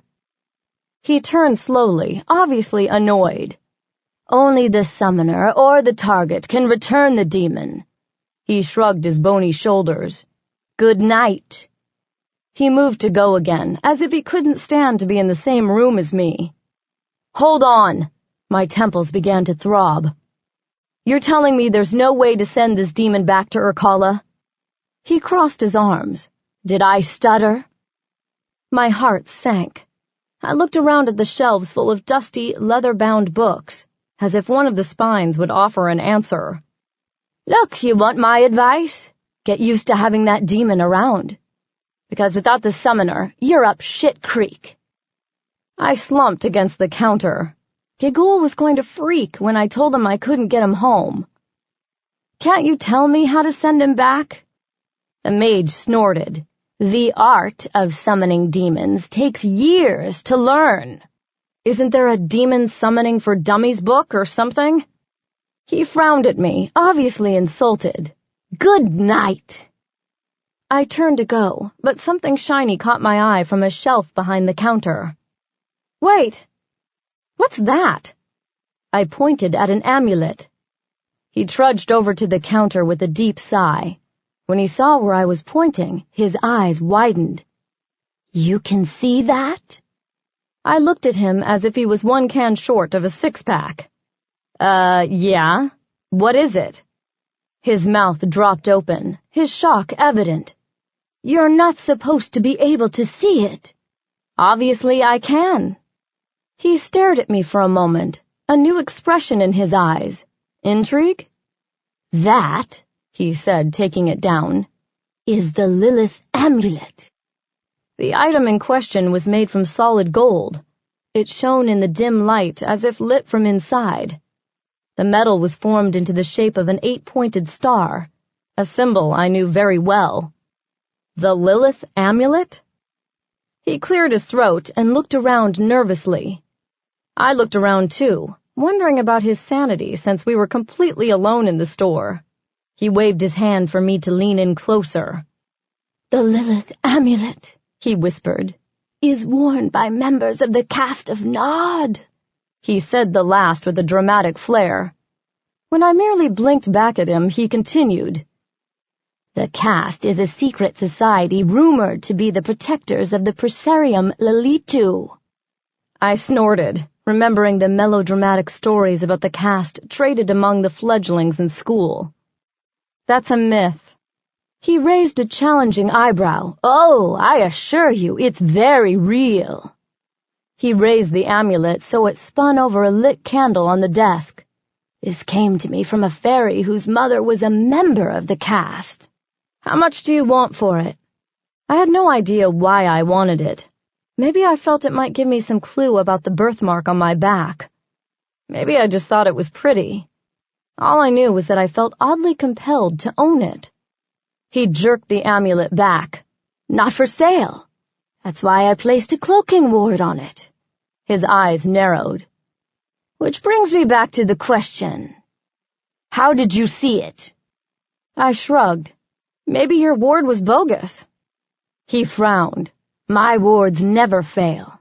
Are you sure you're not a member of the caste?" I laughed. "If they exist, do you honestly think they'd choose a mixed blood to be a member?" You have a point," he said. "Still, it's odd." "Whatever," I said, feeling uncomfortable with his scrutiny. "Are you sure you won't sell it to me?" He put the amulet in the pocket of his jacket. "Yes." I briefly considered stealing the amulet from him, but I didn't want to tangle with his magic. "Well, thanks for nothing. Bye now. And listen, don't tell anyone about the amulet. I can't have every vamp, fairy, and mage coming in here asking about it." I nodded and walked toward the door, confused. I'd come in wanting to know how to get rid of my demon problem, and left with more questions. The mage's talk about the caste made me uneasy. I'd heard of it, of course. Vampire fledglings were warned about the caste by their parents. They were like the dark race version of the boogeyman. Break the sacred laws and the caste would punish you. But the mage in the shop had seemed convinced of their existence. I thought about the mark on my back and a shiver passed down my spine. Could the birthmark have some connection to the fact I could see the amulet despite the cloaking ward? There was only one place to go with these questions, but I had to put off meeting with my grandmother until I'd made contact with Clovis's people. For that to happen, I could only hope Euan was busy working his own brand of magic. Chapter 6. A couple of nights later, I pulled into the parking lot of Fantasmagoria, a club located in a renovated theater off Wilshire. I'd left Gigul on the couch at home, watching TV. His most recent purchases were a kitchen ninja knife set and something called Venus Cream, which he explained would transform my sex life. As much as I appreciated his concern for the quality of my orgasms, I really needed to get rid of him before he maxed out my credit cards. In the meantime, I let him be, hoping his shopping would keep him out of trouble. As I walked past the line toward the entrance of the club, a movement on the neon marquee caught my eye. A white owl seemed to be watching me with unblinking red eyes. I stopped and looked at it. What were the chances of seeing two white owls in the same week? Something told me they were pretty slim. As I watched, the owl spread its wings and swooped away from the building. It flew over me and disappeared into the night. I shook my head, wondering what I'd done to deserve the complication that was my life. Over the last 2 nights, I'd hit several vamp bars in the greater Los Angeles area. In each, I'd had 2 goals. First, I needed to confirm the rumors that I'd planted with Euan.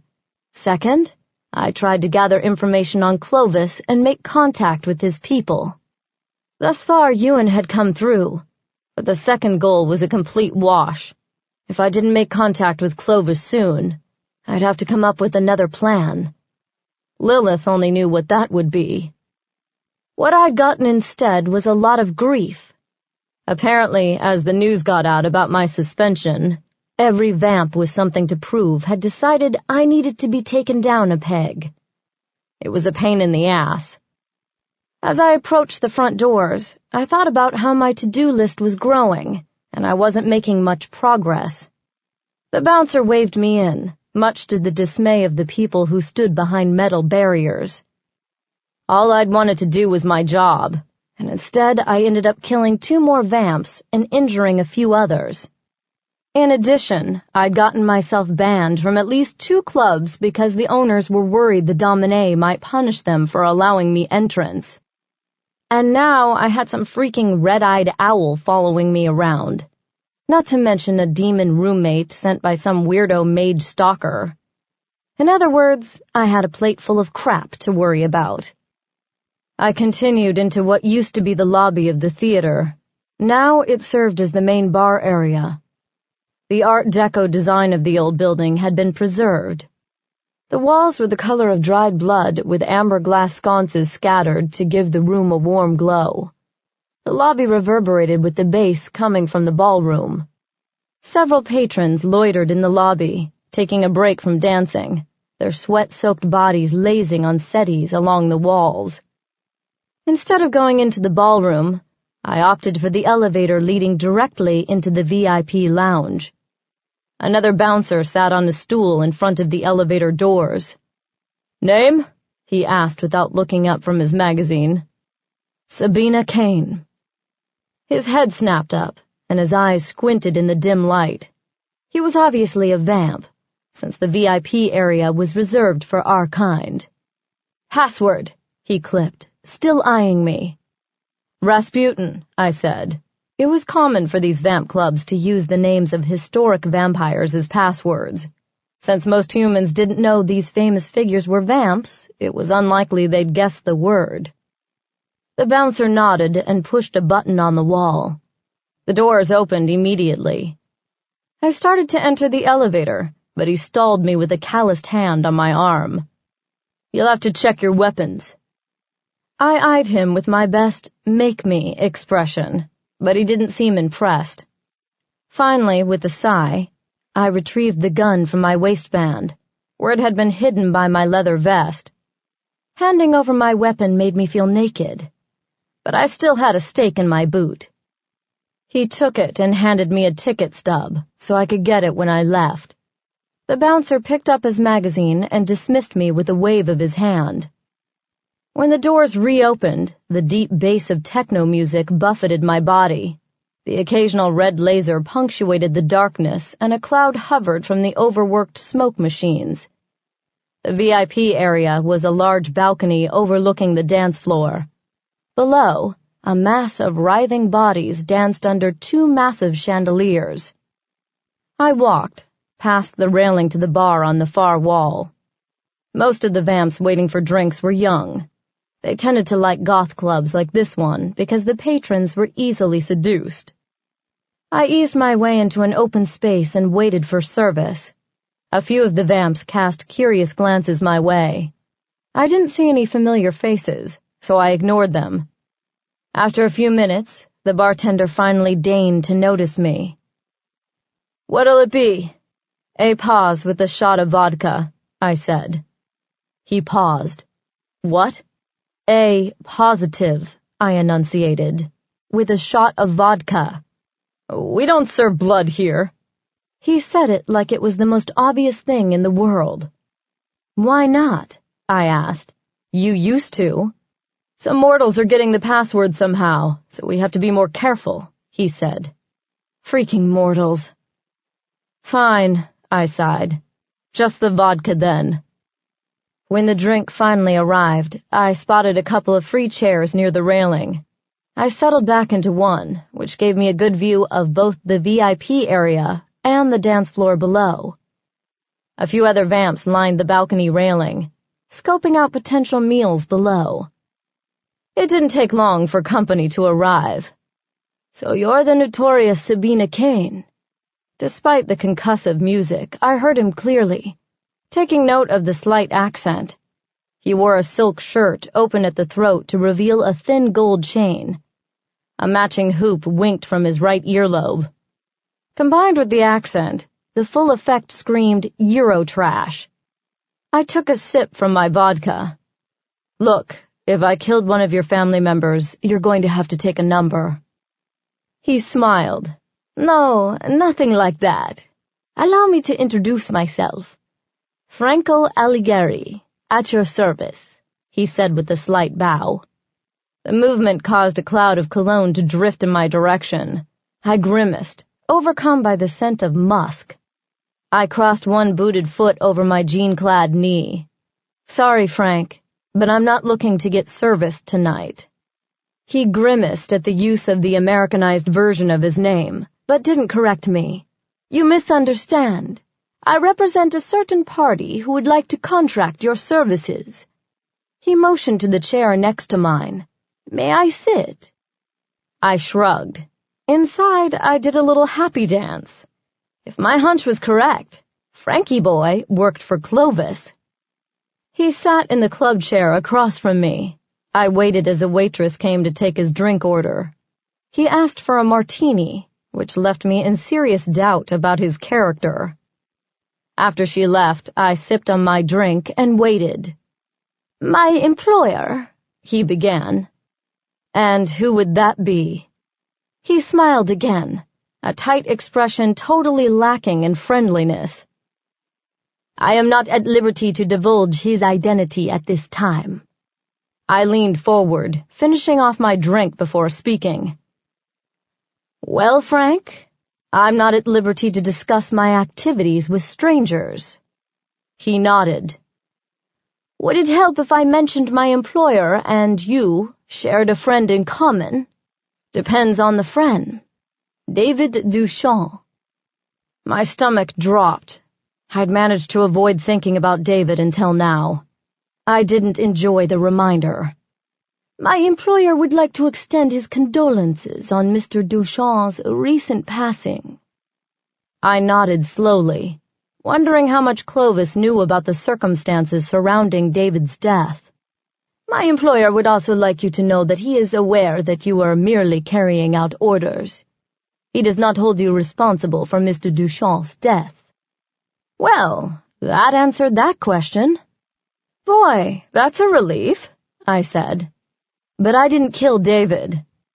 Frank sent me a look, clearly indicating we both knew that was bullshit.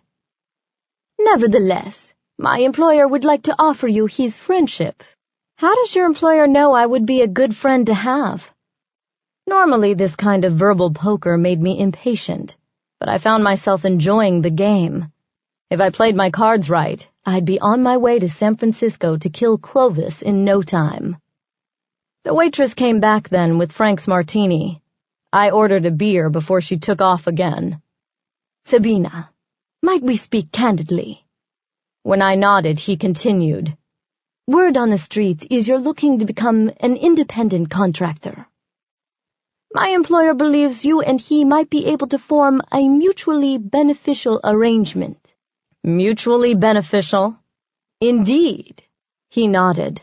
My employer would like to offer you protection from the Domin and other unsavory elements in return for your services. I laughed then. And what makes him think I'm in need of protection? Didn't you just imply you have a line of angry vamps waiting to seek revenge for your past deeds? True, I said. But remember those skills you mentioned? He shifted in his seat. Please understand, I do not mean to suggest you cannot take care of yourself. However, given your circumstances plus your, shall we say, questionable heritage, my employer feels you would benefit from an alliance with his cause. My eyes narrowed. Listen, asshole, my questionable heritage is none of your employer's business. This meeting is over. I rose to leave. As expected, Frank stood quickly and grabbed my arm. Wait, he said. Forgive me if I've offended you. Please sit. There's more. I paused as if weighing my options. Finally, I pretended to be reluctant as I sat, nodding for him to continue. I had a reason for bringing up your mixed lineage, he began. You see, my employer is trying to end the ongoing tension between the vampire and mage populations. He believes we can all coexist peacefully. The waitress brought my beer. I nodded for him to continue after she'd gone. I'd need the drink if I was going to have to sit through a speech about how all the dark races should hold hands and sing Joy to the World. Seeing as you are of both races, my employer thought you might be open to his ideas. He was mistaken. Frank smiled. Perhaps you'll consider meeting with my employer anyway. I think you'll find his ideas quite revolutionary. I sipped on my beer, pretending to think it over. Inside, I was mentally creating my packing list. Perhaps I'd buy a new black Burberry trench for all that foggy San Francisco weather. I don't know, I said. I'd feel better if I knew who your employer was. Frank's jaw clenched. I could tell he was losing patience. He sighed and said, I'm really not supposed to tell you. The tone he used indicated he was lying.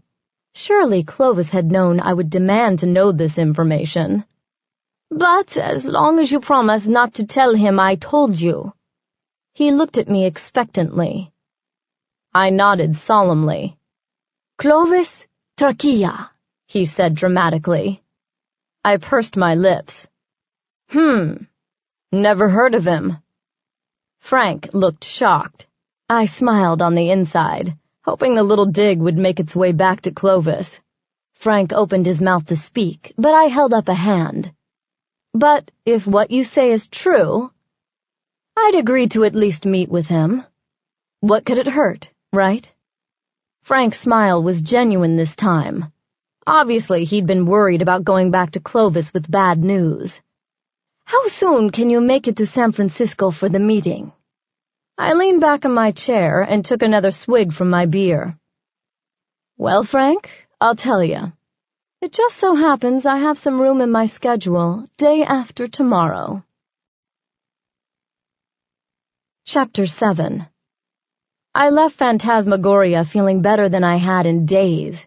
Things were finally coming together. I'd meet with Clovis in a couple of days, and hopefully in a week or so, he'd be dead.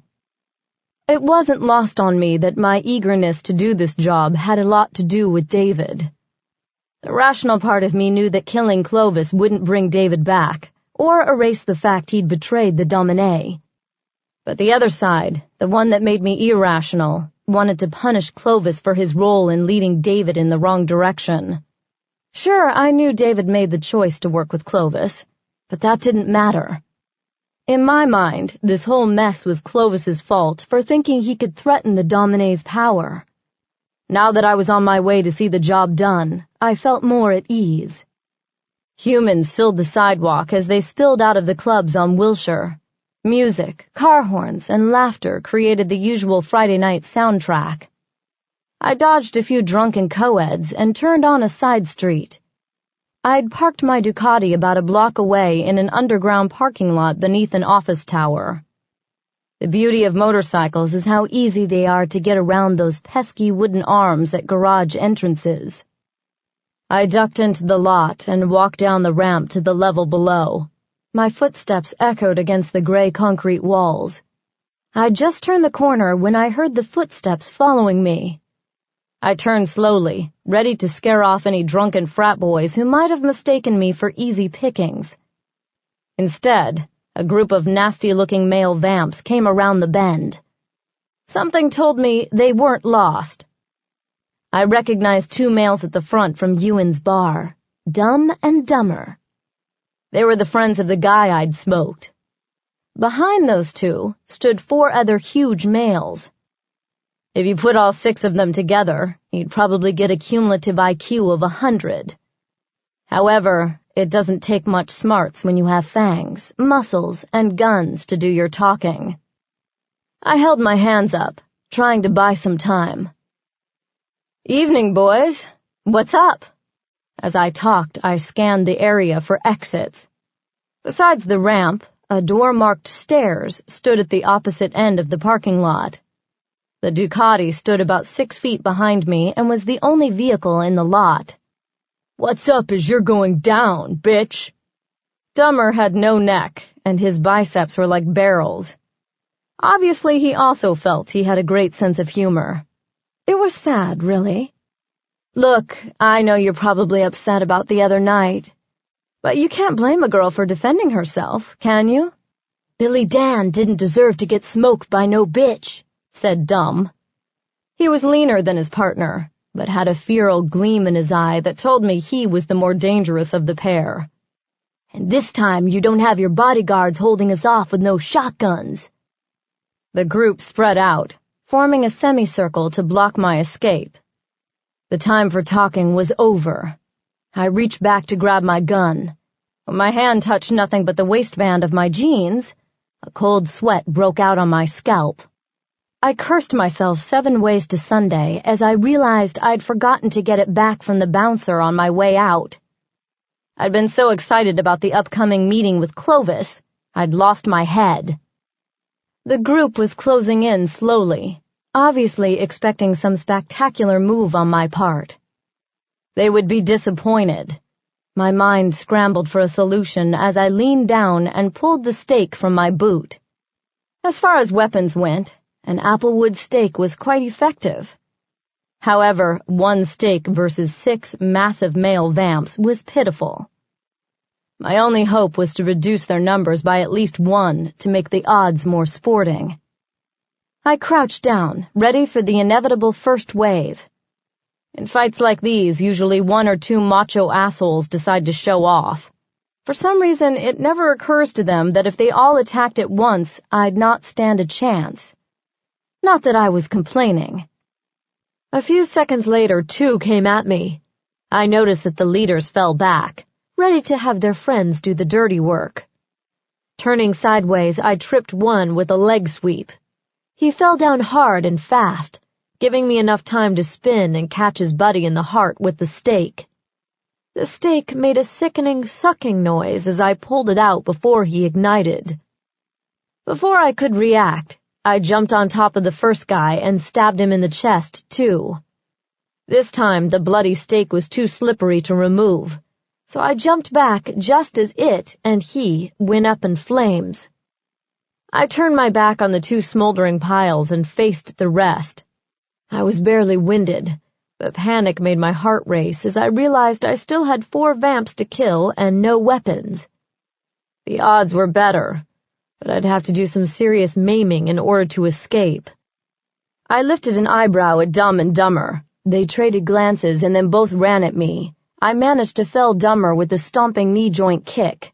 He fell instantly, grabbing his broken knee. It wouldn't slow him down long, but it brought me a few seconds. I turned to Dumb, who flashed his fangs with a snarl. "I'm going to enjoy this," he said. His body fell back into a classic martial arts pose. I felt my lips curl into a smile. "Bring it on, asshole." I swiveled my body sideways and went at him with a roundhouse aimed at his ribs. He grabbed my ankle before it made contact. He jerked my leg toward him. My arms windmilled as I tried to keep my balance. I managed to grab his free hand and take him down with me. He might have been bigger, but I had speed on my side. I straddled him quickly, making sure to land high up on his chest to pin his arms. His facial bones were like steel, and after a few punches my hands felt like tenderized meat. He used his massive body to buck me off. In a flash, he had me. His arms snaked under mine, and he locked his fingers together behind my head, pulling me up. I scraped his shin with my boot heel. He jerked his hips back, out of range. Then he laughed in my ear. "Not so tough now, are you?" His breath felt hot in my ear, and his voice caused my spine to shrivel. His friends came forward, laughing like demented hyenas. I fought like a wildcat, trying to break free. At best, they would stake me. At worst, they'd rape me, drain me, and then stake me. As they surrounded their friend, they hurled insults and groped me with their paws. I knew if I didn't keep my head, I'd never make it out alive. My training kicked in, and I took a slow, deep cleansing breath. I refocused my rage and let it fill my limbs like steel. They might have me trapped, but I'd be damned if I was going down without leaving at least a few scars. The male in front of me leered. "Hey, boys, I think she likes being manhandled." I leaned back into Dumb and used the leverage to kick up with my legs. My boot heels caught 2 of them in the face. They fell back with howls. My face snapped to the side as I received a slap for my impertinence from Dumber. Pain bloomed in my cheekbone, and I tasted my own blood. That was all right. Pain was my friend. It meant I was still alive. "Okay, enough horsing around," Dumb said. He tightened his arms and held me closer to him. Another one crouched and grabbed my legs. I struggled against them as Dumber came at me with fangs extended. I reared my head back, trying to evade him, but it was no use. His hot breath on my neck made my skin crawl.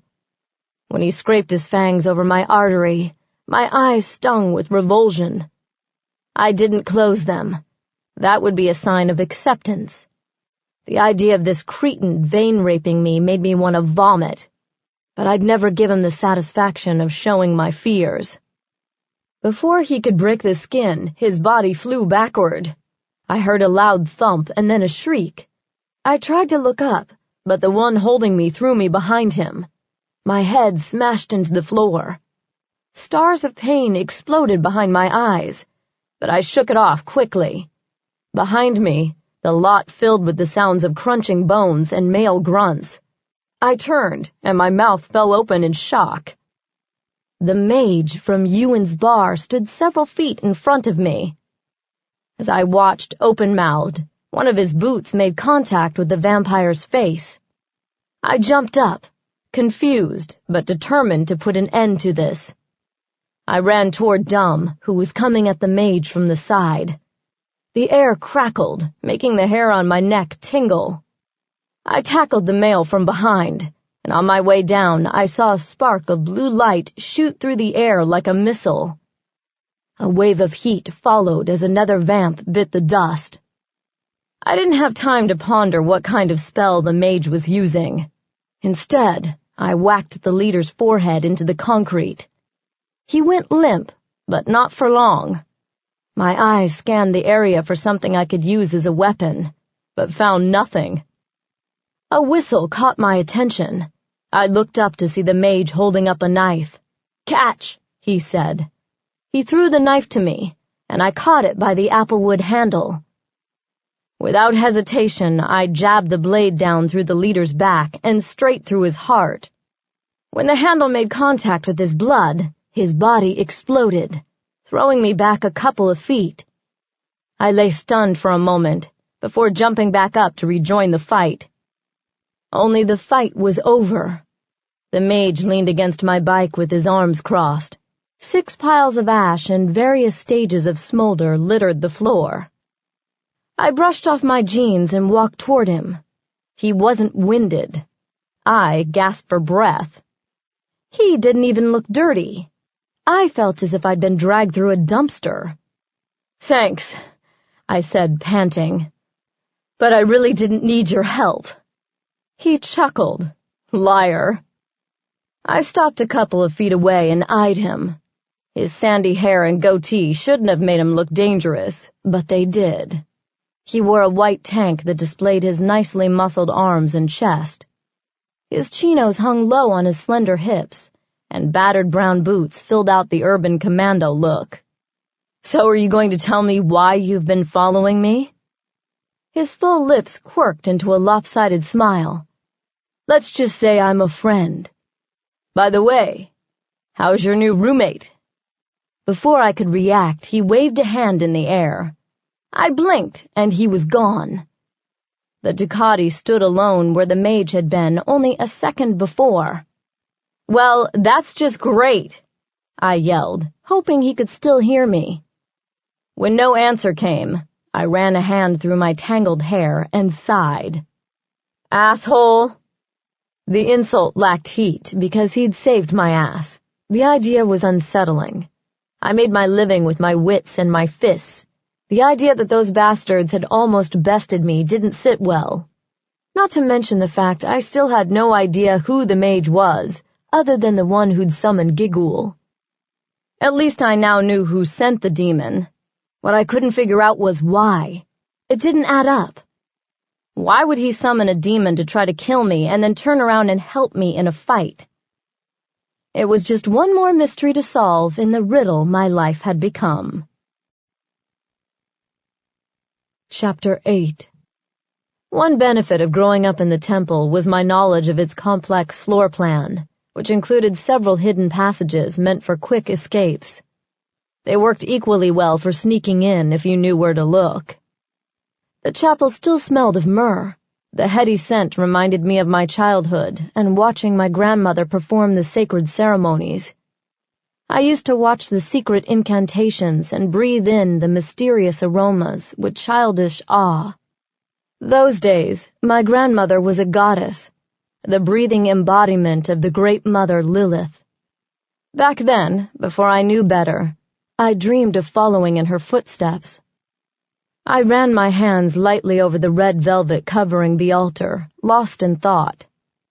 Now she was more like a benevolent dictator, light on the benevolence, if truth be told. I knew part of her hardness had nothing to do with me. After my mother's ill-fated love affair with a mage, which resulted in both their deaths, my grandmother turned all her focus on me. It was as if she wanted me to be everything my mother wasn't and couldn't be. But my mixed blood prevented me from ever really being accepted into mainstream vamp society. So she raised me to be the best vampire I could be, despite the limitations of my birth. Honestly, sometimes I resented being blamed for something I had no control over, and my grandmother's constant expectations and pressure ate at me. But I believe she'd done the best by me she could. I tried not to think about why she asked me to kill David. Going there in my head led to questions I wasn't quite ready to face. Surely, I reasoned, she had a plan. Maybe I didn't understand it or like it, but sometimes loyalty asks things of us we don't quite understand. At least, that's what my grandmother had taught me. As if summoned by my thoughts, she walked in. She glanced at me and then closed the door quickly. "We don't have much time to talk," she said. "The acolytes will arrive shortly for prayer." She moved toward the altar and knelt. As she touched her head to the floor, I stood silent. When she rose, candles around the altar sputtered to life without the aid of matches. Next, she lifted the golden lotus figurine and kissed it. That done, she turned to me. "What news?" I knew we didn't have much time, but part of me longed for some hint of warmth from her. Pushing the thought aside, I got down to business. "I'm leaving tonight for San Francisco. The meeting is tomorrow." "Excellent," she said. Her slender, milky hands rubbed together. "I'll alert Persephone and Tanith."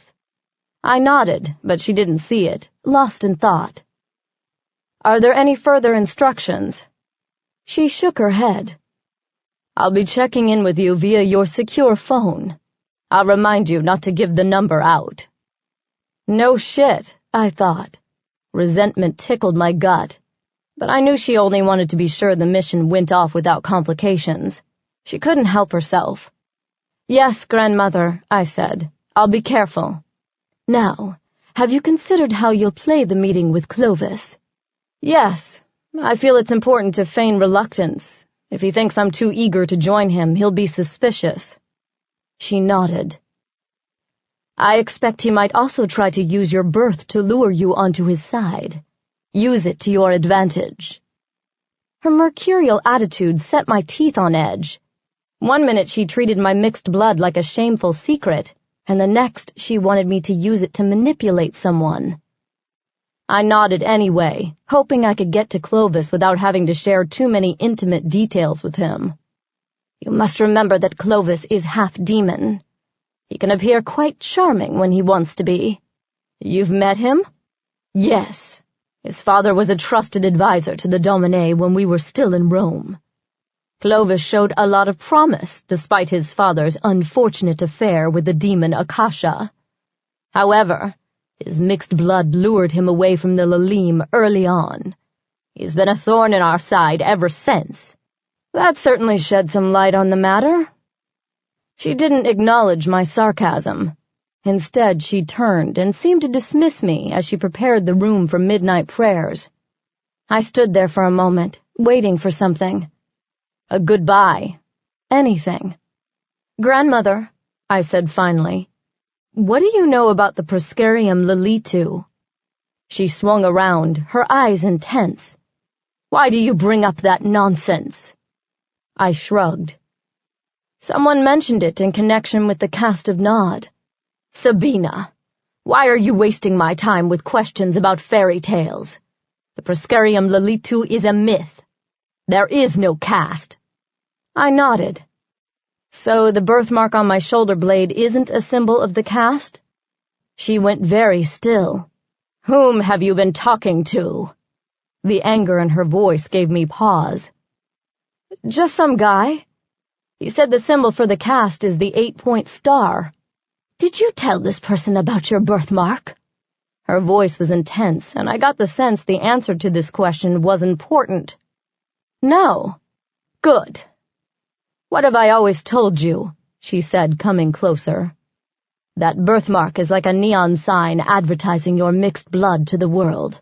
You'd best keep it to yourself." I still didn't understand how keeping the mark to myself was doing me any favors. After all, my mixed scents and hair were immediate signals to all the dark races that I was mixed blood. But I could tell from her tone that grandmother didn't want to talk about it anymore. Like I said, I was just curious. Sorry to waste your time. She nodded regally. "You should go." I turned to leave through the door hidden by the tapestry hanging behind the altar. It depicted the first mating of Lilith and Cain, which resulted in the birth of the vampire race. For the first time, I noticed the serpent curled in the tree behind the lovers. The erotic picture had been a fixture in my life since I could remember. But as I looked at it now, I wondered why I'd never noticed that detail before. Shaking off the strange feeling, I lifted the panel. "Sabina." Grandmother's quiet voice stopped me. I turned with my eyebrows raised. "I don't think I have to remind you of the critical nature of this mission. Do not fail me, child. It is shameful enough to me that your birth prevented you from entering service to the temple." I swallowed the argument that sprang from my lips, and the movement felt violent to my throat. No sense in reminding her I'd not chosen this path. When I'd reached maturity, I was told that because of my mixed blood, I would not be allowed to become an acolyte at the temple. Instead, the Domin decided I would train for the only profession fit for a mixed blood. So I was sent away to train as an assassin, despite the fact half my blood was from one of the most noble vampire bloodlines. The job usually fell to low-born vampires who didn't mind the outcast status the profession required. Eventually, I accepted my role as pariah, because I was damn good at my job, and it made me useful to the Domin. At times, though, I still resented not having a choice in the matter. "I understand." Somehow I managed to keep the lingering resentment out of my voice. She nodded once and returned to her task, dismissing me. As I made my way through the corridor, dust filled my lungs, weighing them down. At least, I told myself it was the dust. Chapter 9. When I got home that night, I found Giggle lying on my couch in my hot pink kimono. "Nice robe," I said by way of greeting. He ignored me and continued watching Jerry Springer. I dropped my stuff on the kitchen table and plopped into the armchair. "Mortals are silly," he said finally. "What's a baby daddy, anyway?" On the screen, a woman with serious dental hygiene issues was beating a man upside the head. "I guess you don't get to watch much TV in Urkala." He propped his head on one scaly bicep and turned to look at me. "Nah. We stayed busy torturing the souls of the damned and playing hide-the-hot poker.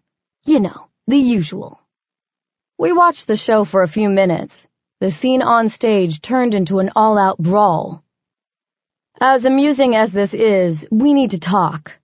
I grabbed the remote from the table and clicked it off. Giggle sat up, careful to arrange the silk around his hips. "What's up?" "I'm going out of town for a little while." "What?" "I've got to go to San Francisco to take care of some business." "What kind of business?" "The kind that's none of yours." "Very funny. So what? You're just going to leave me here?"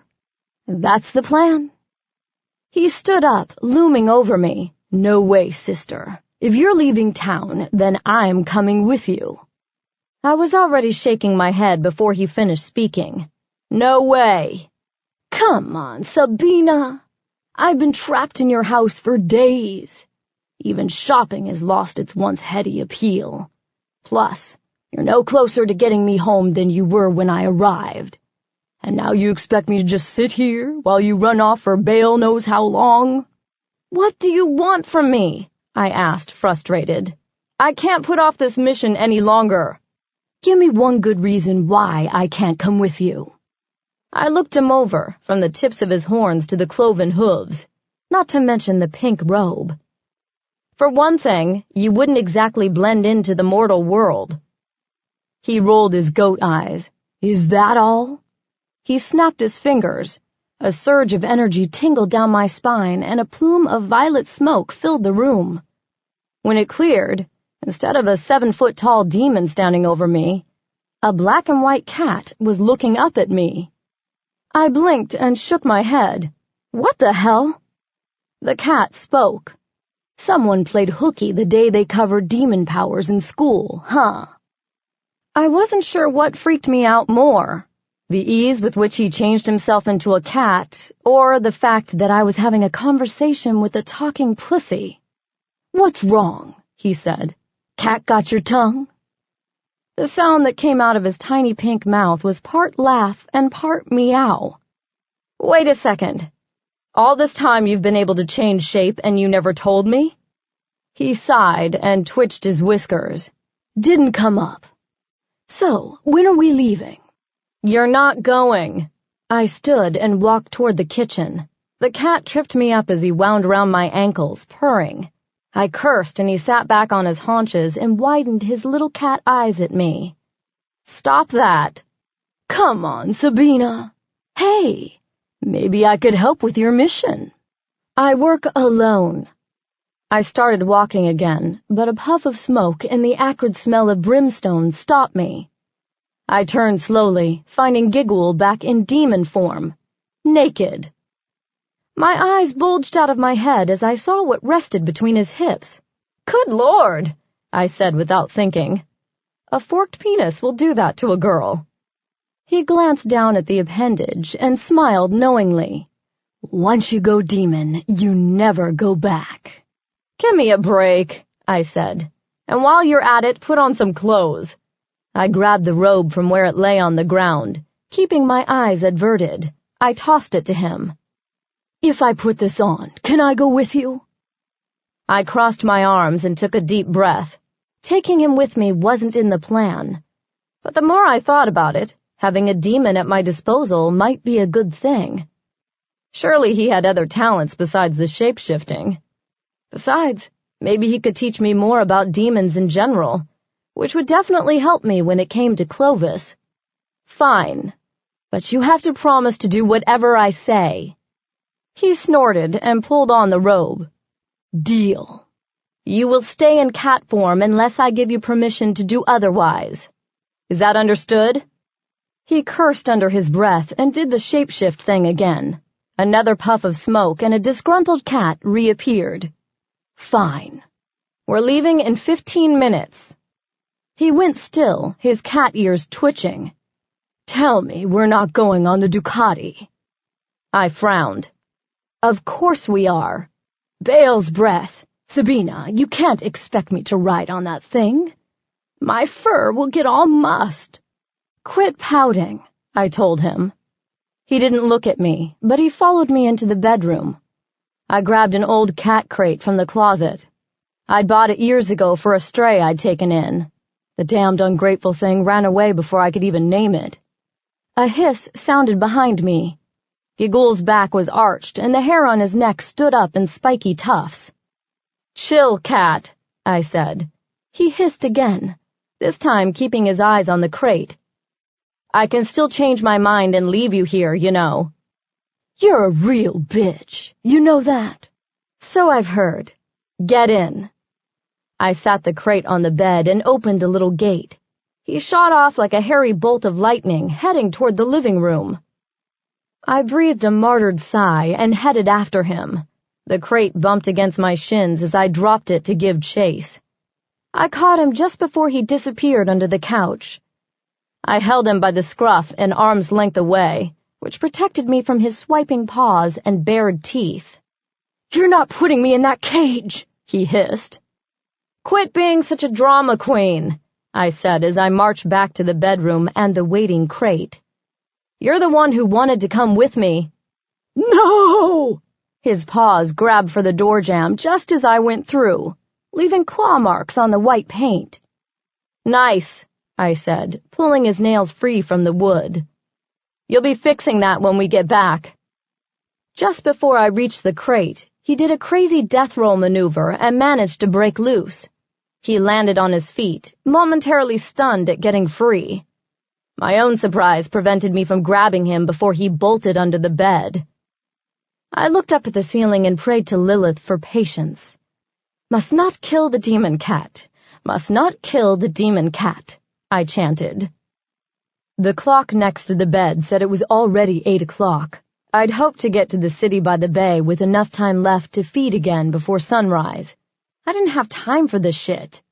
Fine, I said. His refusal to get in the crate had ignited my competitive impulses. That cat was getting in the crate if it killed me.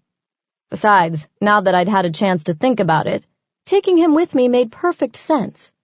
In addition to Giggles helping me on the mission, I might be able to find someone in San Francisco to help me send him back to Urkala. I walked out of the room, only to return about 2 minutes later with a cat toy and a bottle of spray catnip.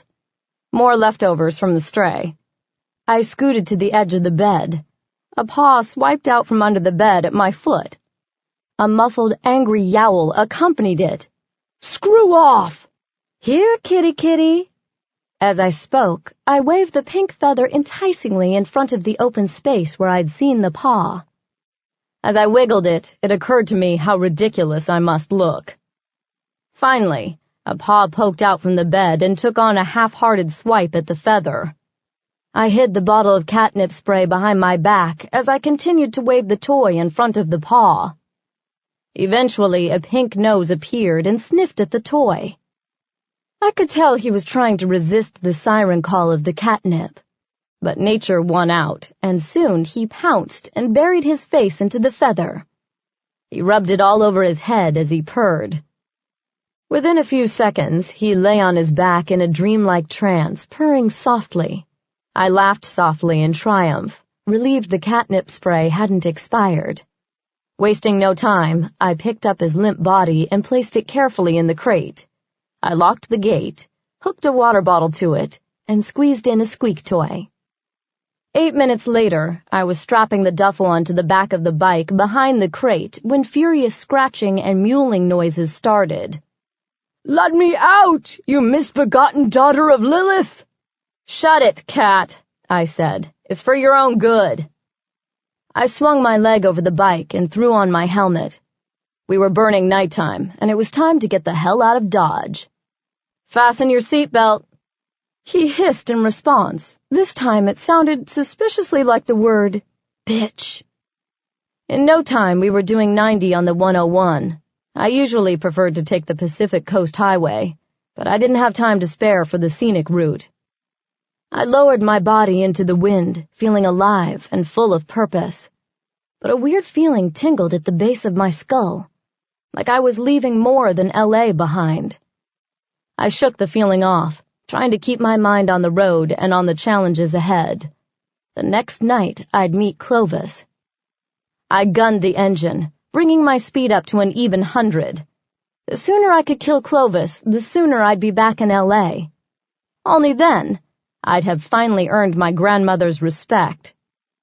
It was about damn time. Chapter 10. The next night, I'd left Giggle in the motel room I'd rented in a seedy section of town near the airport. He still wasn't acknowledging my presence, but I figured once his hair depuffed a bit, he'd come around. I thought about letting him shift back into demon form, but I couldn't risk a hotel worker walking in on him. Of course, you were more likely to find a roach than a mint on your pillow at the Rat Trap Sleep-In Motel.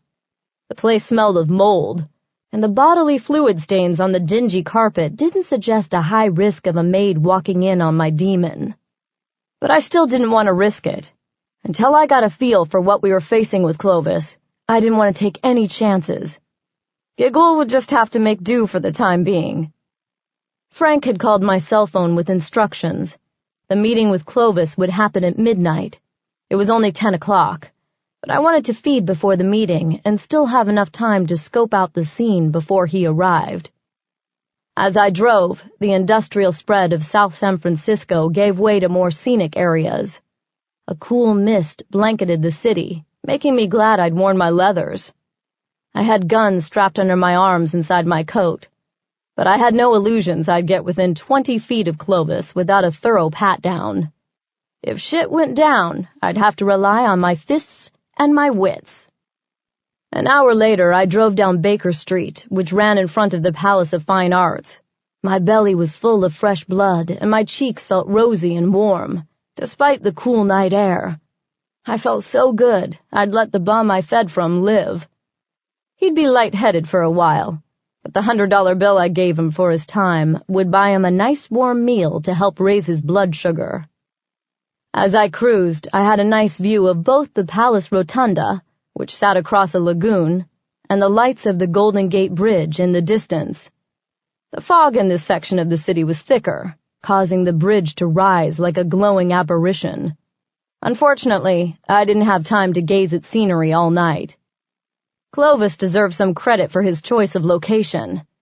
The rotunda was situated with a lagoon on one side and a theater and museum complex behind it. In other words, there were no easy exits and not a lot of opportunities to sneak up on someone. After pulling into the public parking lot on the north side of the complex, I prepared for the meeting. In deference to my helmet, I had left my hair down. Now, however, I pulled 2 applewood chopsticks from my saddlebags, a quick twist of my hair, and I slid the sticks into the mass, careful not to stab myself in the scalp with the sharp points. In a pinch, the hand-whittled sticks would have to serve as makeshift stakes. Clovis's men would take away the guns and knife, without a doubt, but they'd never think to check my hair for weapons. Besides, the sticks did an excellent job of keeping my hair out of my face. A few couples strolled through the grounds holding hands. Here and there, bums lounged on benches or sat between columns of the colonnade. Instead of using the concrete path leading to the rotunda, I chose to stick to the shadows. I skirted the rotunda's perimeter. At the front, next to the lagoon, I took a seat on a bench, partially hidden by overhanging trees. From the inside of the octagonal structure, the sound of a guitar and a male voice singing "Stairway to Heaven" wafted toward me. I could see flashes of fire as jugglers wowed a handful of spectators with flying torches. A pair of white swans floated into view in the lagoon. The scene would have been peaceful under other circumstances. Taking a deep breath, I settled onto the bench to wait for Clovis to arrive. The wind picked up, whipping a few pieces of trash around the base of the octagon. With it came the distinctive scent of male vampire, a mix of blood and musky pheromones, meant to disarm potential victims. Frank strolled in from the back of the rotunda. His relaxed gait gave the appearance of a man out alone enjoying the night air. But as he approached, I saw a handful of other males, new arrivals who awkwardly tried to fit in with the tourists. Clovis wasn't among them. Not sure how I knew this. I just did. Frank stopped in front of me and nodded. "Glad you could make it." I stretched my arms along the back of the bench, a portrait of relaxation. "So is it just you and the welcoming committee tonight?" I asked, nodding in the direction of the other men. Frank glanced over his shoulder with a smile. "Come now, Sabina. Surely you didn't think Clovis would come here himself." I placed my hands on my thighs and pushed upright. "I don't appreciate being played, Frank. Games don't amuse me." Frank moved in front of me, holding up his hands. "Not so fast. I'm sure you understand the obvious security issues involved with such a meeting. Let's not forget how recently you were on the Dominet's payroll." My hands landed on my hips. "You need to check your memory there, Frank," I said. "You approached me, remember?" "True," he said, "which is why Clovis has instructed me to bring you to the temple." Okay, now I was annoyed. Why didn't they just have me go there to begin with? My question must have been written on my face because Frank responded. "Clovis wanted to be sure you came alone." Clovis sounds a little paranoid, if you ask me. "You would be too, if you had the Dominet threatening your life," Frank said, watching me closely. "Then again, I guess you do know what that's like." He was testing me. I silently cursed my big mouth. Of course Clovis would want to be careful. And for someone who supposedly had pissed off the Dominet, I was acting awfully unaffected. "Look, I didn't mean to offend anyone. I'm just annoyed because I feel like I'm getting jerked around here." He stared at me for a moment, then said, "Understandable, but also unavoidable. Now, if you'll follow me, I'll take you to meet Clovis." I hesitated. I hadn't expected this. Where are you parked? I'll get my bike and pull around to follow you." Frank walked away, expecting me to follow. "That won't be necessary. It's hard to drive wearing a blindfold." He wasn't kidding. About the blindfold, that is. It chafed my face as I sat in the back of a limo, surrounded by guys with extremely broad shoulders. Normally, I would have never gotten into the car, much less allowed myself to be rendered sightless by anyone. But I knew the only way I'd be able to meet Clovis was if I conceded. Frank had assured me it was merely a security measure, but it felt more like a test. If I agreed too readily, then he'd suspect something. However, if I gave too much of a protest, I'd also arouse suspicions, so I played the middle ground. After a few half-hearted complaints, I pretended to reluctantly agree. The limo went over a bump, which lurched me in the direction of a hard body. I quickly righted myself while trying to listen. Unfortunately, the men in the car kept up a steady stream of dull conversation, discussing everything from the weather to sports. I'd hoped they'd at least let a bit of information about Clovis's operation slip, but no dice. I took a deep breath and tried to mentally prepare myself for the upcoming meeting with Clovis. I knew almost nothing about him other than his name and that he was part demon. My only exposure to demon kind was through Giggle. I wasn't sure, but I highly doubted most demons watched Oprah. Regardless, in a few moments I'd finally see the infamous Clovis trachea in the flesh. I took a deep breath to calm what felt like bats taking flight in my midsection. The car slowed and then finally stopped. Showtime. Chapter 11. Rough hands grabbed my shoulders and pulled me out. My feet hit the pavement and I stumbled. Someone reached to help me, brushing my right breast in the process. "Oops, sorry," Frank said, sounding anything but. I gritted my teeth and focused on taking cautious steps. I held one hand in front of me, praying I wouldn't walk straight into a wall.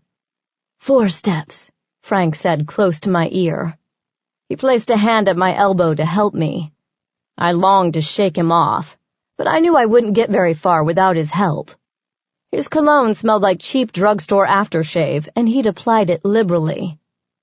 I held my breath and cautiously picked my way up the stairs with him guiding me. A loud creaking sound that could only signal a large door opening sounded in front of me. The moist coolness of the night quickly gave way to warmth. The air here was thick with the perfume of incense and candle wax. Fingers at the back of my head untied the blindfold. I blinked a few times as my eyes tried to regain focus. We were in what appeared to be a church vestibule. A smattering of candles flickered in the dim room. To my left, Frank stood, watching me closely. We were alone. Up ahead was another set of doors, large wooden panels etched with ancient symbols, resembling cuneiform. "The service is about to begin," Frank said. "Go in and take a seat. Clovis will meet with you after." When I hesitated, Frank nodded at the doors. I took a deep breath and walked forward. The sounds of chanting and voices raised in song filtered through the thick doors. The handles were made of gold, and the metal felt cold for a moment before my grasp warmed them.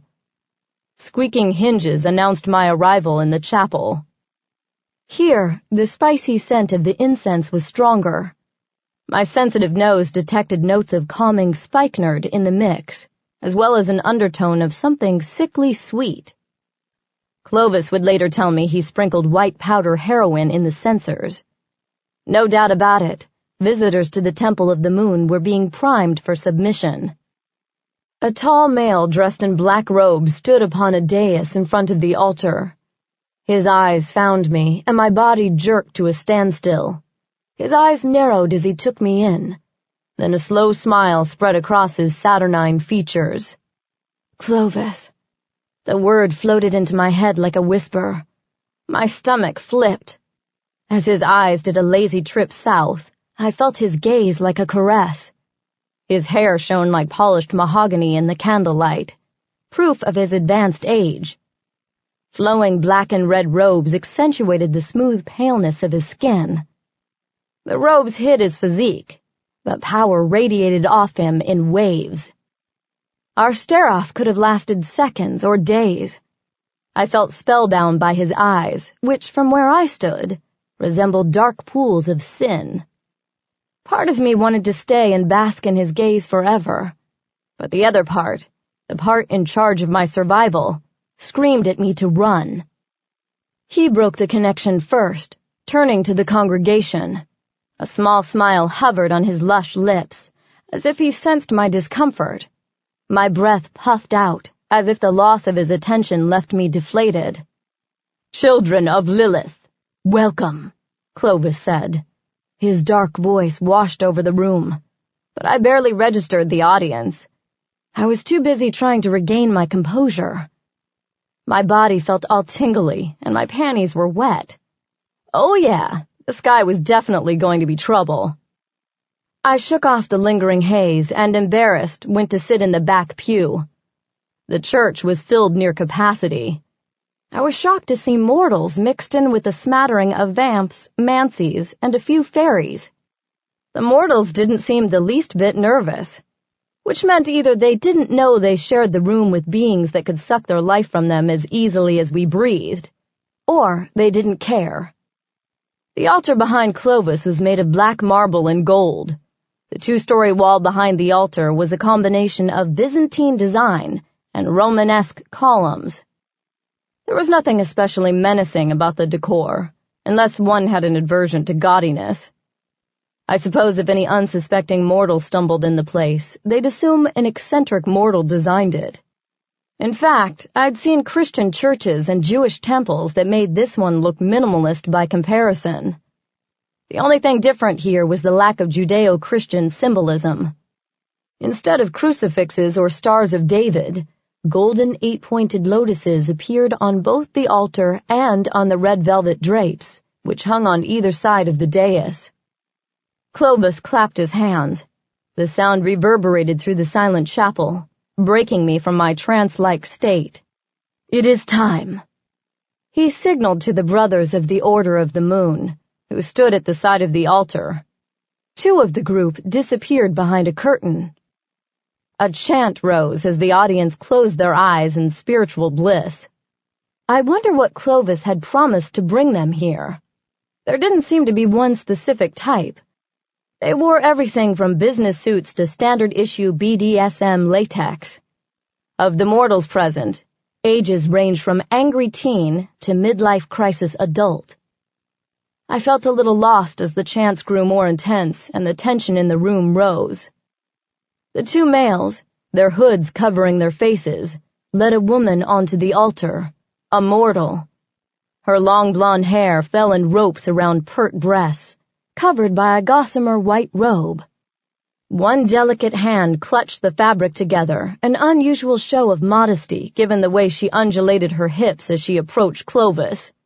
It was as if her pelvis was trying to get to him first. I would have laughed if I wasn't so hypnotized by the pageantry of it all. The chanting stopped abruptly, leaving the sanctuary in silence. Yet the scent of lust, both sexual and the blood varieties, seemed palpable. Clovis approached the woman and stroked her cheek with his palm. With a flick of his wrist, he untied the thin rope that held her robe together. Her chin came up as her nude body was exposed. No one blinked. It was as if they saw naked chicks on altars every day. The scene made my fangs feel too large for my mouth. The crowd held its collective breath as Clovis stroked the woman's long ivory neck.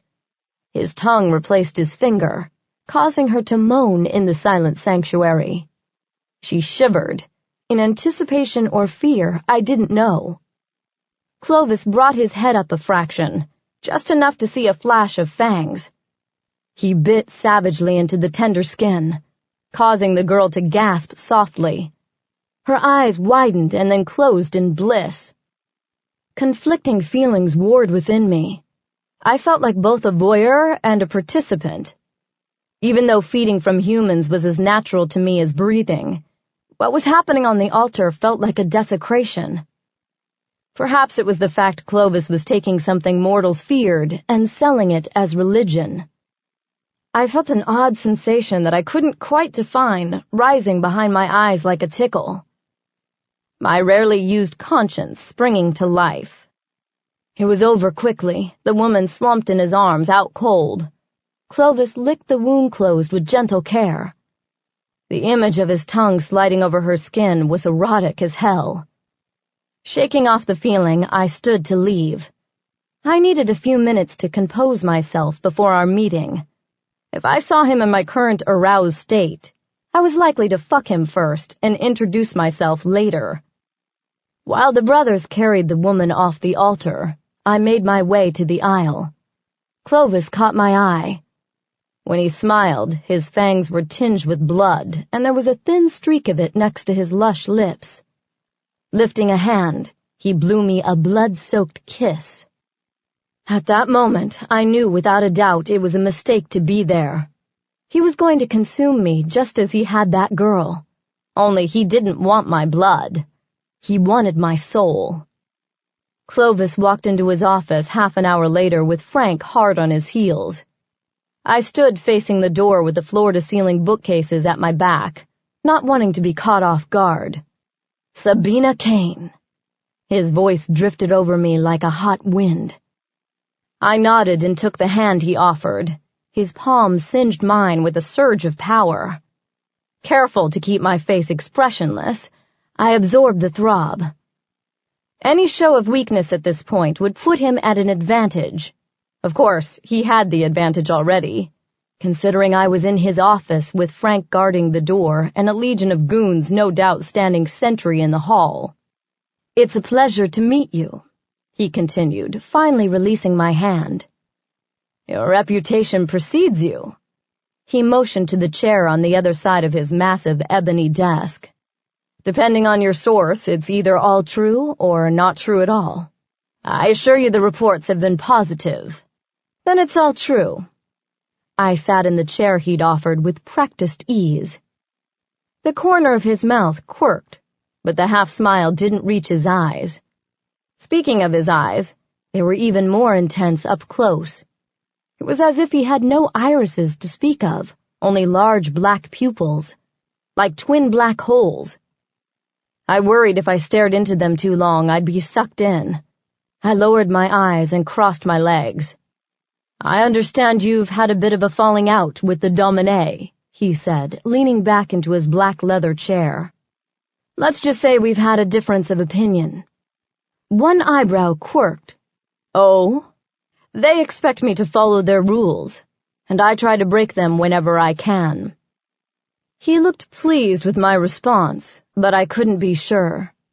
On the facade, he looked like a businessman with his charcoal pinstripe suit, white shirt, and silver and black tie. But something lurked just below the surface. I couldn't put my finger on it. Every time I tried to find the right adjective, my thoughts would shift like mercury. "Let me ask you a question." His voice seemed to break me out of a trance. When I nodded, he continued. "What did you think of the Mass?" "It was certainly, interesting." He chuckled then. "Sabina, I didn't know you were a diplomat as well as an assassin." I smiled then. "Honestly? I'm not sure what I thought of it. I have a question, though. Why didn't the mortals freak out when you fed from the blonde?" He nodded and leaned forward. "Our human congregants are thoroughly prepared for what we're about before they ever step foot in the temple." "But aren't you worried someone will go to the mortal authorities?" "Not in the least." The woman signed consent forms. "It's all above board, I assure you." "But, I began, only to be cut off. "Sabina, may I speak plainly?" he said. "You seem like someone who appreciates candor." He looked at me for confirmation. "Sure," I said, trying to sound casual. Inside, I was worried he might call me on my bluff. "As I said, your reputation as an assassin is well known. In addition, your knowledge of the Domin is an asset. I need you on my team." Blinking, I hesitated, trying to figure out how to respond with the right mixture of hesitancy and interest. "I'm flattered. However, I'm sure you understand I need to know more about your operation before I can answer." He stood. "Let's walk, shall we?" When I rose, he held out a hand indicating I should precede him. Frank opened the door. As I passed, he winked at me with a leer. I ignored him and focused on Clovis, who dismissed Frank. Clovis fell in beside me as we walked down the wood-paneled corridor. I would have wondered why he felt himself safe enough to be alone with me, but then I saw the guards. They stood at intervals along the corridor, their eyes straight ahead and their bodies rigid as posts. Soon we came to a pair of glass doors. The guards on either side moved to open them for us. Clovis nodded and thanked them. The move surprised me. Most of the leaders I knew treated their staff like faceless slaves. We walked into a covered walkway, which extended on all four sides of a central courtyard. A fountain stood in the center with the paths spreading out in a starburst pattern around it. The fountain itself resembled an octagonal baptismal font with engravings circling the basin in a wide band. In the center was a female figure holding torches in each hand. Water bubbled up under her feet, creating a musical sound. "Do you like it? I had it imported from Greece," Clovis said. He nodded at the figure. "She is the goddess Hecate." I turned sharply to look at him. "Surprised?" he asked. "A little," I admitted. "If you decide to join our group, you'll learn quickly that we honor all of Lilith's children here. The hostility between the Hecate and the Lalim has gone on too long. It is time we all came together to honor the Great Mother." I kept quiet, since I couldn't very well tell him I thought his philosophy was bullshit. Instead, I nodded thoughtfully, as if considering the possibility.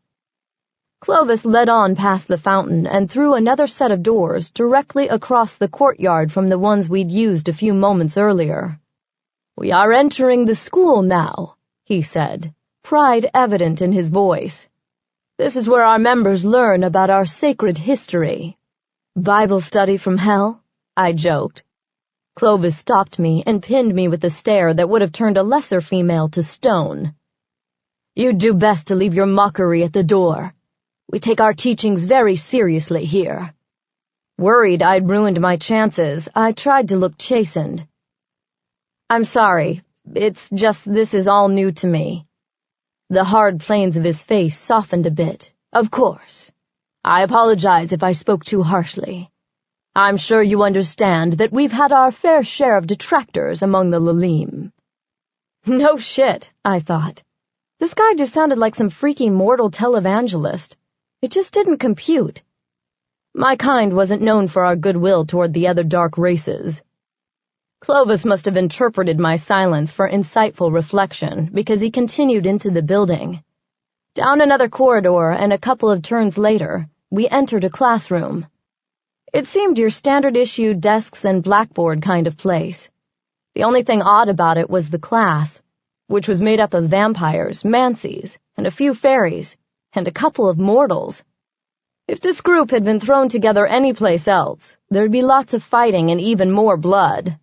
But here, they all behaved themselves as they watched the teacher. She appeared to be human, but didn't smell like one. Most humans smelled like dirt. This chick didn't smell like anything. Odd. The teacher paused in mid-sentence when she saw us. "Brother Clovis, we're honored," she gushed. "Please don't let us interrupt, Sister Gianna." "Not at all," she said. "We were just discussing the Sacred Mother's creation of the Titans." Clovis nodded. "Carry on. We'll continue with our tour." Back in the hall, he talked as we passed more filled classrooms. "Most of our students are in the acolyte stage. They must go through hundreds of hours of training before they're allowed to go through the joining ritual." "Joining ritual?" He nodded. "Before anyone can be welcomed into the sect as a full-fledged member, they must go through an initiation to prove their dedication to our path." I noted his lack of specifics, but said nothing. "We'll continue on to the dormitories," he said, opening another door. We entered a large room. The walls were lined with bunk beds. It looked like military barracks. "Who stays here?" I asked as we walked along the aisle formed in the middle of the room. "The trainees," he said. "We have found that the total immersion in our way of life nets the best results." The more I saw and heard, the more this place sounded like a monastery. Or a cult. Training for what? For service to Lilith, of course. I hesitated. What exactly does service to Lilith entail? Like religious service? He paused. Something like that. It is our belief that instead of warring against each other and the humans, the Lalim and mortals should band together to make the world a better place. After all, whether Lalim or Adamite, we are all children of God. I almost gagged. Seriously, no one I knew ever said his name. Most vamps believe we were forsaken by him. After all, Lilith had disobeyed the big guy in Eden and then, after sowing her wild oats, shacked up with Asmodeus in Urkala. Not exactly a righteous path by biblical standards. Besides all that, I didn't trust the line of bullshit Clovis was feeding me. His spiel seemed a little too polished. My guess was he was training his recruits to rise up against the Domin, although why he would use Mancies and humans to do it was beyond me. "Tell me something, Sabina," he said, leaning against one of the bunks. "Haven't you ever wished you weren't discriminated against because of your mixed ancestry?" It was a low blow. I gritted my teeth to hold back my angry retort. "I'll admit it's been frustrating at times." He looked into my eyes then, as if he was trying to see into my soul. Something told me he might just succeed. "Haven't you ever felt angry that you bear the burdens of your parents' sins? Haven't you longed to be at peace?" He continued to stare into my eyes as he spoke. A sense of calm washed over me, almost as if he was hypnotizing me with those obsidian eyes. Suddenly, I felt a brush against my mind. The nudge rocked me out of my trance. The last thing I needed was Clovis busting through my mental barriers. I cleared my throat and focused my energy on keeping him out. He smiled knowingly. "You don't trust me yet to see your secrets. I hope in time you'll let me in." Don't hold your breath, buddy, I thought. If I were to agree to join your... I'd almost said cult, but stopped myself just in time. Group. What would it entail exactly? He started walking again, through another door and back out into the courtyard. As we walked, he seemed to be pondering my question, as if he hadn't given it thought before. Right. Even though I didn't trust him any more than I would a snake, as we walked, my body felt drawn to his. I literally had to force myself to keep a respectable distance between us. He stood about a head taller than me, and the broadness of his shoulders was emphasized by the cut of his suit. And that face. Damn. A face like that would make a nun reconsider her vows. So yes, physically he was gorgeous in a hot villain kind of way. But it was more than that. He had some aura about him that was pure seduction. I'd do my best to remember he was my enemy. We'd reached the fountain again by the time he spoke. Your initiation would happen fairly quickly. Just a formality, really. Again, I noticed he failed to give specifics. I don't mean to be rude here, but if I'm going to agree to join you, I'm going to need particulars. What is the project, and exactly what does the initiation entail? He ran a hand across the surface of the water, almost as if he was stroking it. He lifted the hand, and water dripped from his fingertips. With one finger, he reached up and rubbed the liquid on his full bottom lip. My mouth went dry, and my crotch got wet. He shrugged. I'm afraid I can't reveal that until you agree to join me. However, I'm sure you'll have no problem. And the project? He rubbed the remaining water between his palms and watched me. I'm afraid the details will have to wait until the initiation rites have been performed. You sure don't give a girl a lot to go on, do you? He smiled. Unfortunately, the nature of the assignment is such that only those within my circle of trust can know the details. He was a slippery one, I'd give him that. Say I decide against joining you, I said. What then? He shrugged. Then you go your way and I go mine. However, I'm sure that won't happen. My eyes narrowed. And why is that? Because soon enough you're going to realize that the world is about to change for all the dark races. Those not aligned with the power will find themselves trampled. I can take care of myself, I said. I have no doubt on that account, he said. However, I seriously doubt you want both the Domin and me as your enemies. Ah, there it was, a subtle threat, but a threat nonetheless. He straightened from his slouch. Forgive me. There is no need for that kind of talk now. His smile was friendly, but the threat hung in the air between us. Where are you staying while you're in town? The change in subject caught me off guard. In a hotel with my cat. If it wouldn't be too forward, I'd like to offer another suggestion. I tilted my head, trying to figure out where he was going with this. The temple owns a few apartment complexes around town. It just so happens that a female member of the congregation has an extra room. I was already shaking my head when he held a hand up to stall my protest. Vinka is one of my brightest followers. I think you two would get along splendidly, he said. I'm sure she would be happy to answer any of your questions about the good work we do here. That's nice of you to offer, I lied.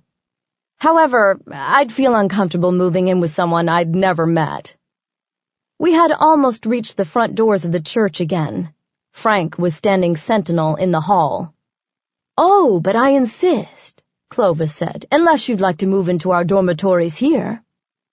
That idea I liked even less than moving in with this Vinka chick. I quickly weighed my options. Arguing too much might make him suspicious. But I seriously didn't like the idea that someone would be able to track my movements. However, living with one of Clovis's people might give me an edge. If I could cozy up to this Vinka and pump her for details, the arrangement might work in my favor. I looked at Clovis, who smiled as if my acquiescence was guaranteed. I guess, in the end, I really didn't have a choice. Okay, I'll do it. I only ask that you give me a little time to consider your offer. Done, he said.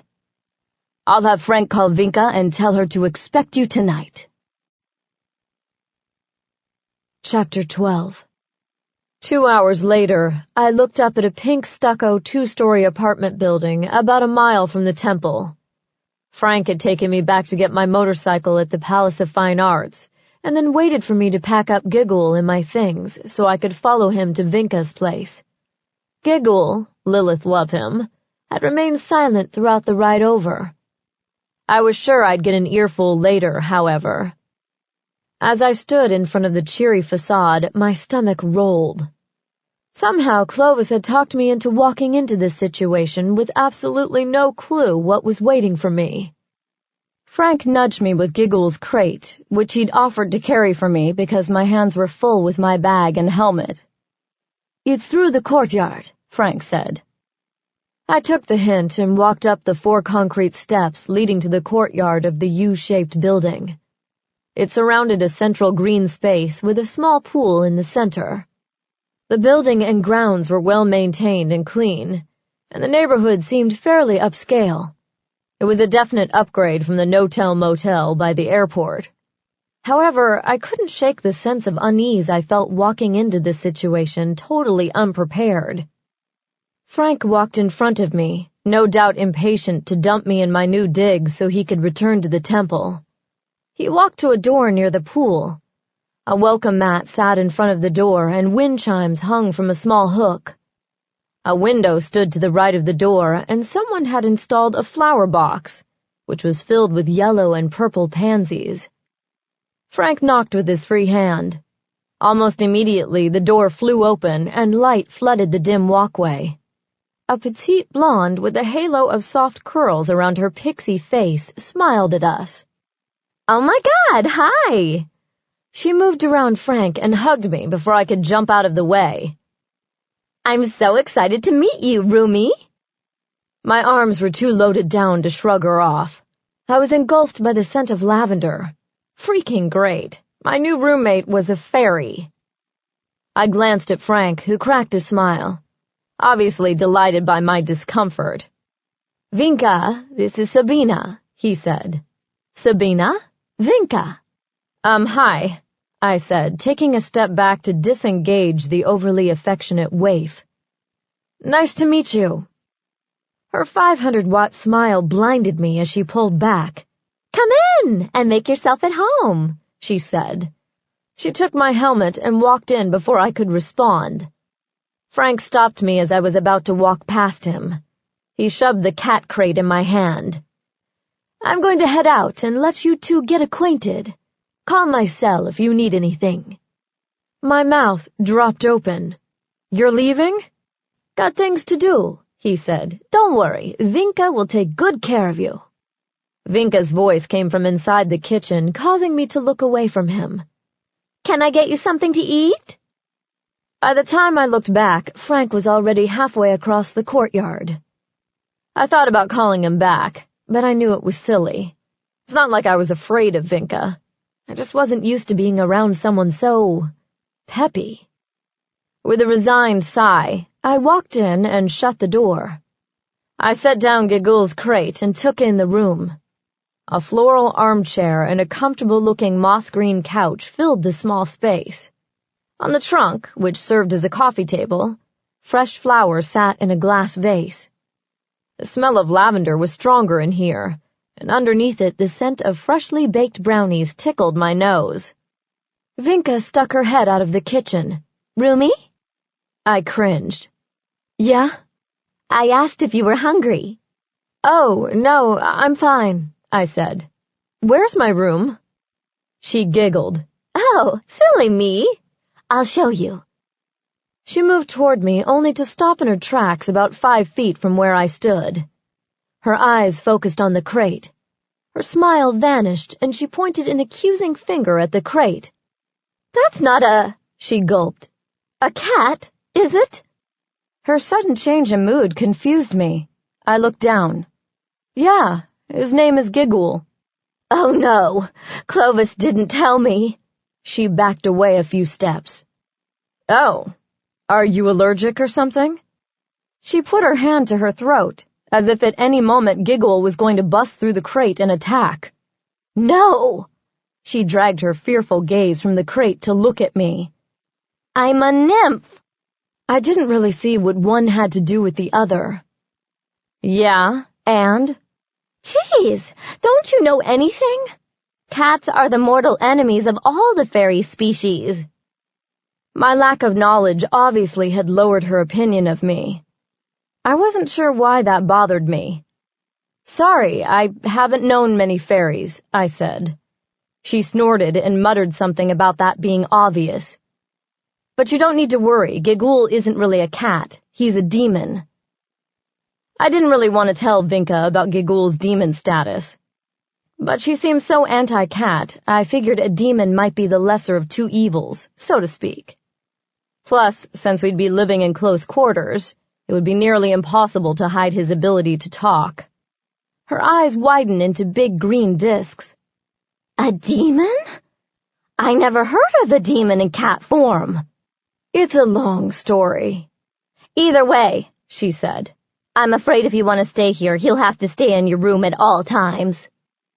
Oh, great. One more thing for Gigul to give me shit about. Fine, I said. Can I see the room now? She was looking at the cat crate with interest, her anxiety having given way to curiosity. Follow me, she said. She led the way to a short hallway to the right of the living room. She went through the only door, which led to the bedroom. Wow, this is certainly floral, I said. If you like this, you should see my room, she said. I just love flowers. That much was obvious. The place looked like a rosebush exploded. The white bedspread had a pink rose pattern that matched the drapes on the small window. The white dresser had a huge vase of yellow roses. There was even a rose wallpaper border along the ceiling. My room is across the living room from here, so you'll have plenty of privacy. Plus, most nights I'm busy outside tending to the grounds. Are you the landlord or something? I asked. No, silly, I'm a fairy, remember? Taking care of plants is kind of our thing. Oh, right. Anyway, I'll let you get settled, she said. The bathroom is through that door. There are plenty of towels in there. Make yourself at home. Hey, Vinka? She turned as she was about to walk through the door. Yes, Roomy?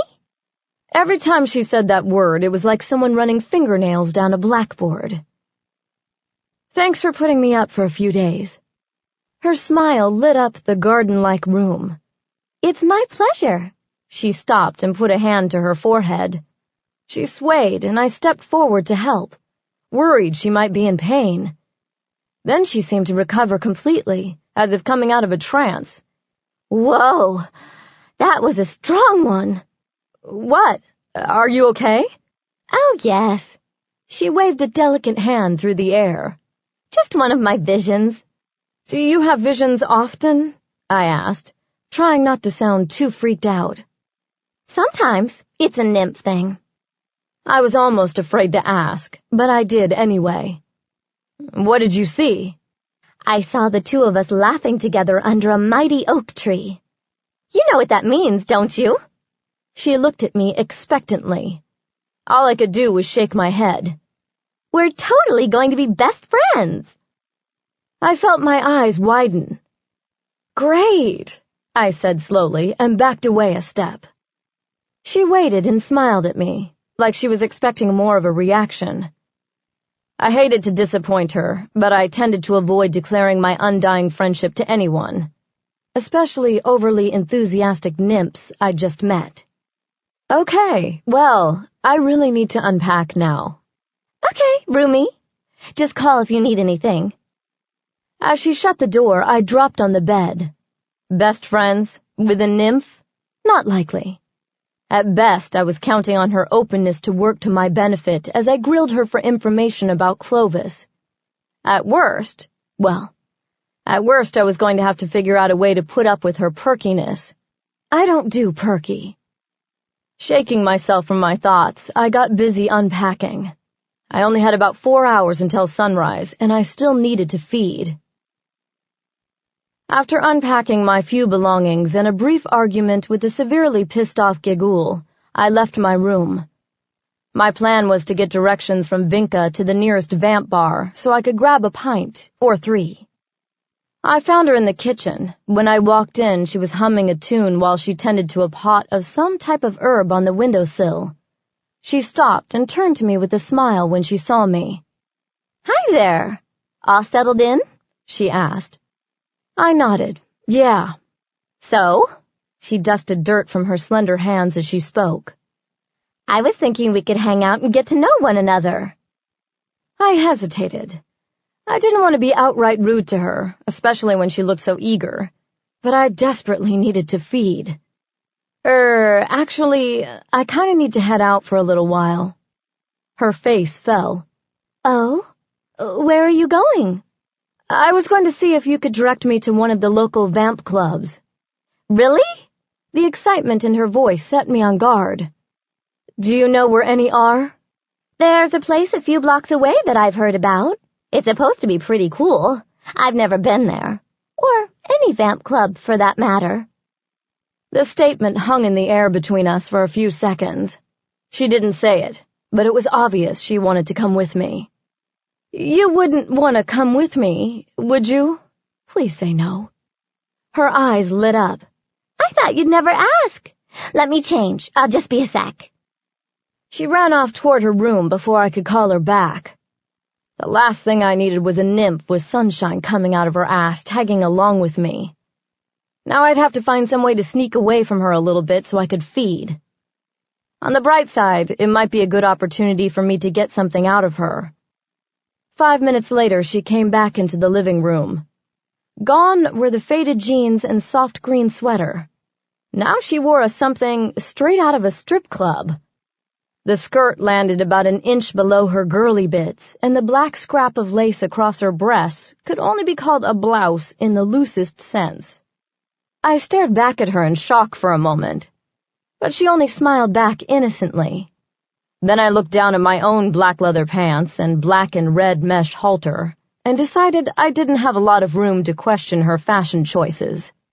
Her cheeks were pink with excitement. "You ready?"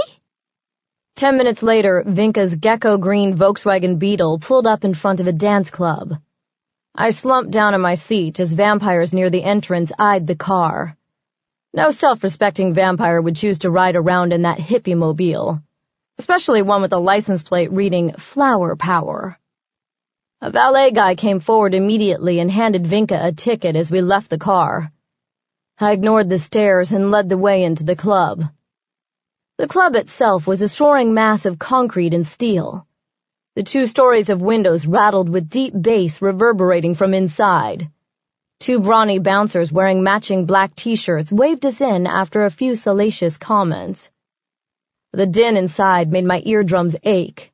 The crowd seemed a mix of vamps and gothed-up mortals. It always made me laugh that vampires usually dressed in modern clothes, while those who emulated them seemed stuck in some goth time warp. Vinka was nearly skipping with excitement as we approached the bar. I prayed she wouldn't do anything to embarrass me. The bartender, a skinny guy with a shock of orange hair, leered at Vinka before asking for our orders. Given the lack of security at the place, I settled for ordering a whiskey, while Vinka asked for a Shirley Temple. When I looked at her, she smiled back as if the drink order wasn't totally ridiculous. "Don't you want something with a little kick?" She shook her head. "Fairies don't need alcohol. Sugar is our intoxicant of choice." We got our drinks and wound our way through the sweaty hordes to an unoccupied booth on the other side of the club. As we walked, I noticed more males looking at my new roommate as if she was dessert. She didn't seem to mind, as she winked and smiled at them. Once we were settled, Vinka took a large gulp of her pink drink, while I watched the action out on the massive dance floor.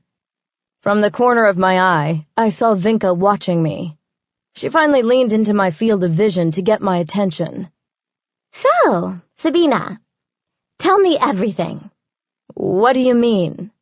"About you, silly. Tell me about your life." She waited with a patient smile while I tried to figure out how much to tell her. There's not much to tell, really. Up until recently, I was an assassin for the Domin, but that didn't really work out, so here I am. "Ooh, an assassin! How interesting. How many beings have you killed?" I was shocked she took the news in stride. "I'm not sure, really. A lot." "Interesting. And now you want to join Clovis? I guess that makes sense if you had a falling out with the Domin." "I guess so. I'm not really sure about it, though." "Well, why not? Clovis is amazing." "How did you meet him?" I asked. She shrugged and played with the little umbrella in her drink. "It's a long story, but the short version is the city is no place for a naive young nymph fresh from the forest. I fell on some hard times and ended up getting involved in a fairy porn ring." I choked on my drink, sputtering my whiskey all over my pants. Vinka patted me on the back and handed me a napkin. Once I recovered, I said, "Fairy porn?"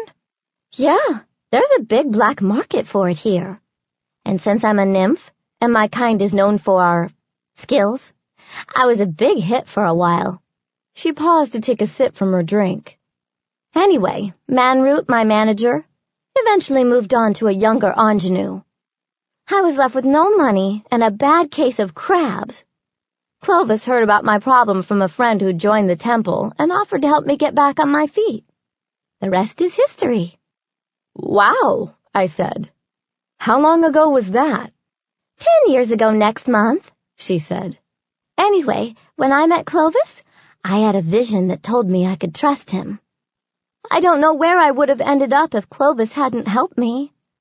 And I'm not the only one. He's taken in dozens of vampires, mancies, and other beings since I've known him." I let the vision comment slide.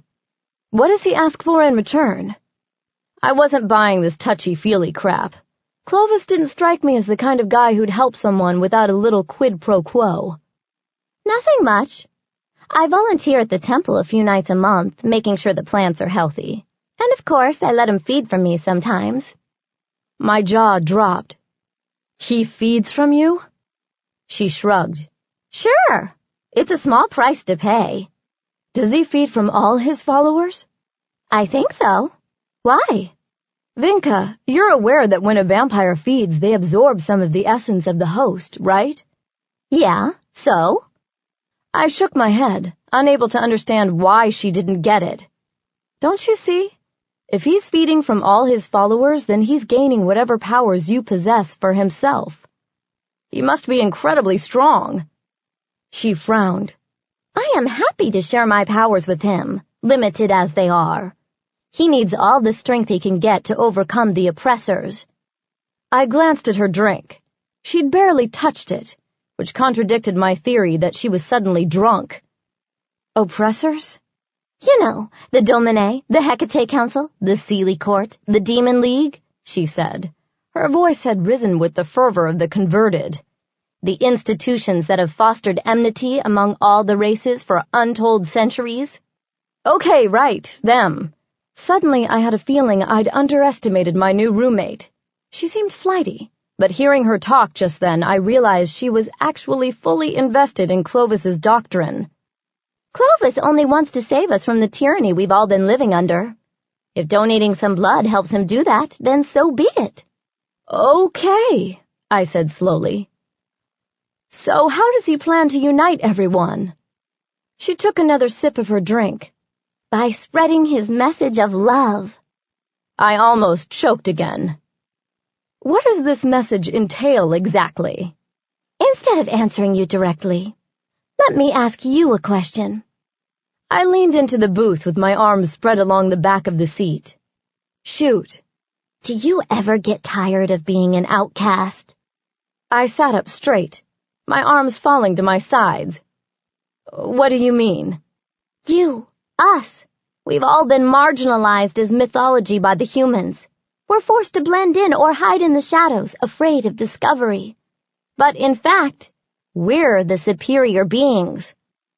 I was beginning to understand. So Clovis really wants us to unite against Adamites. Not with them, as he told me. Interesting.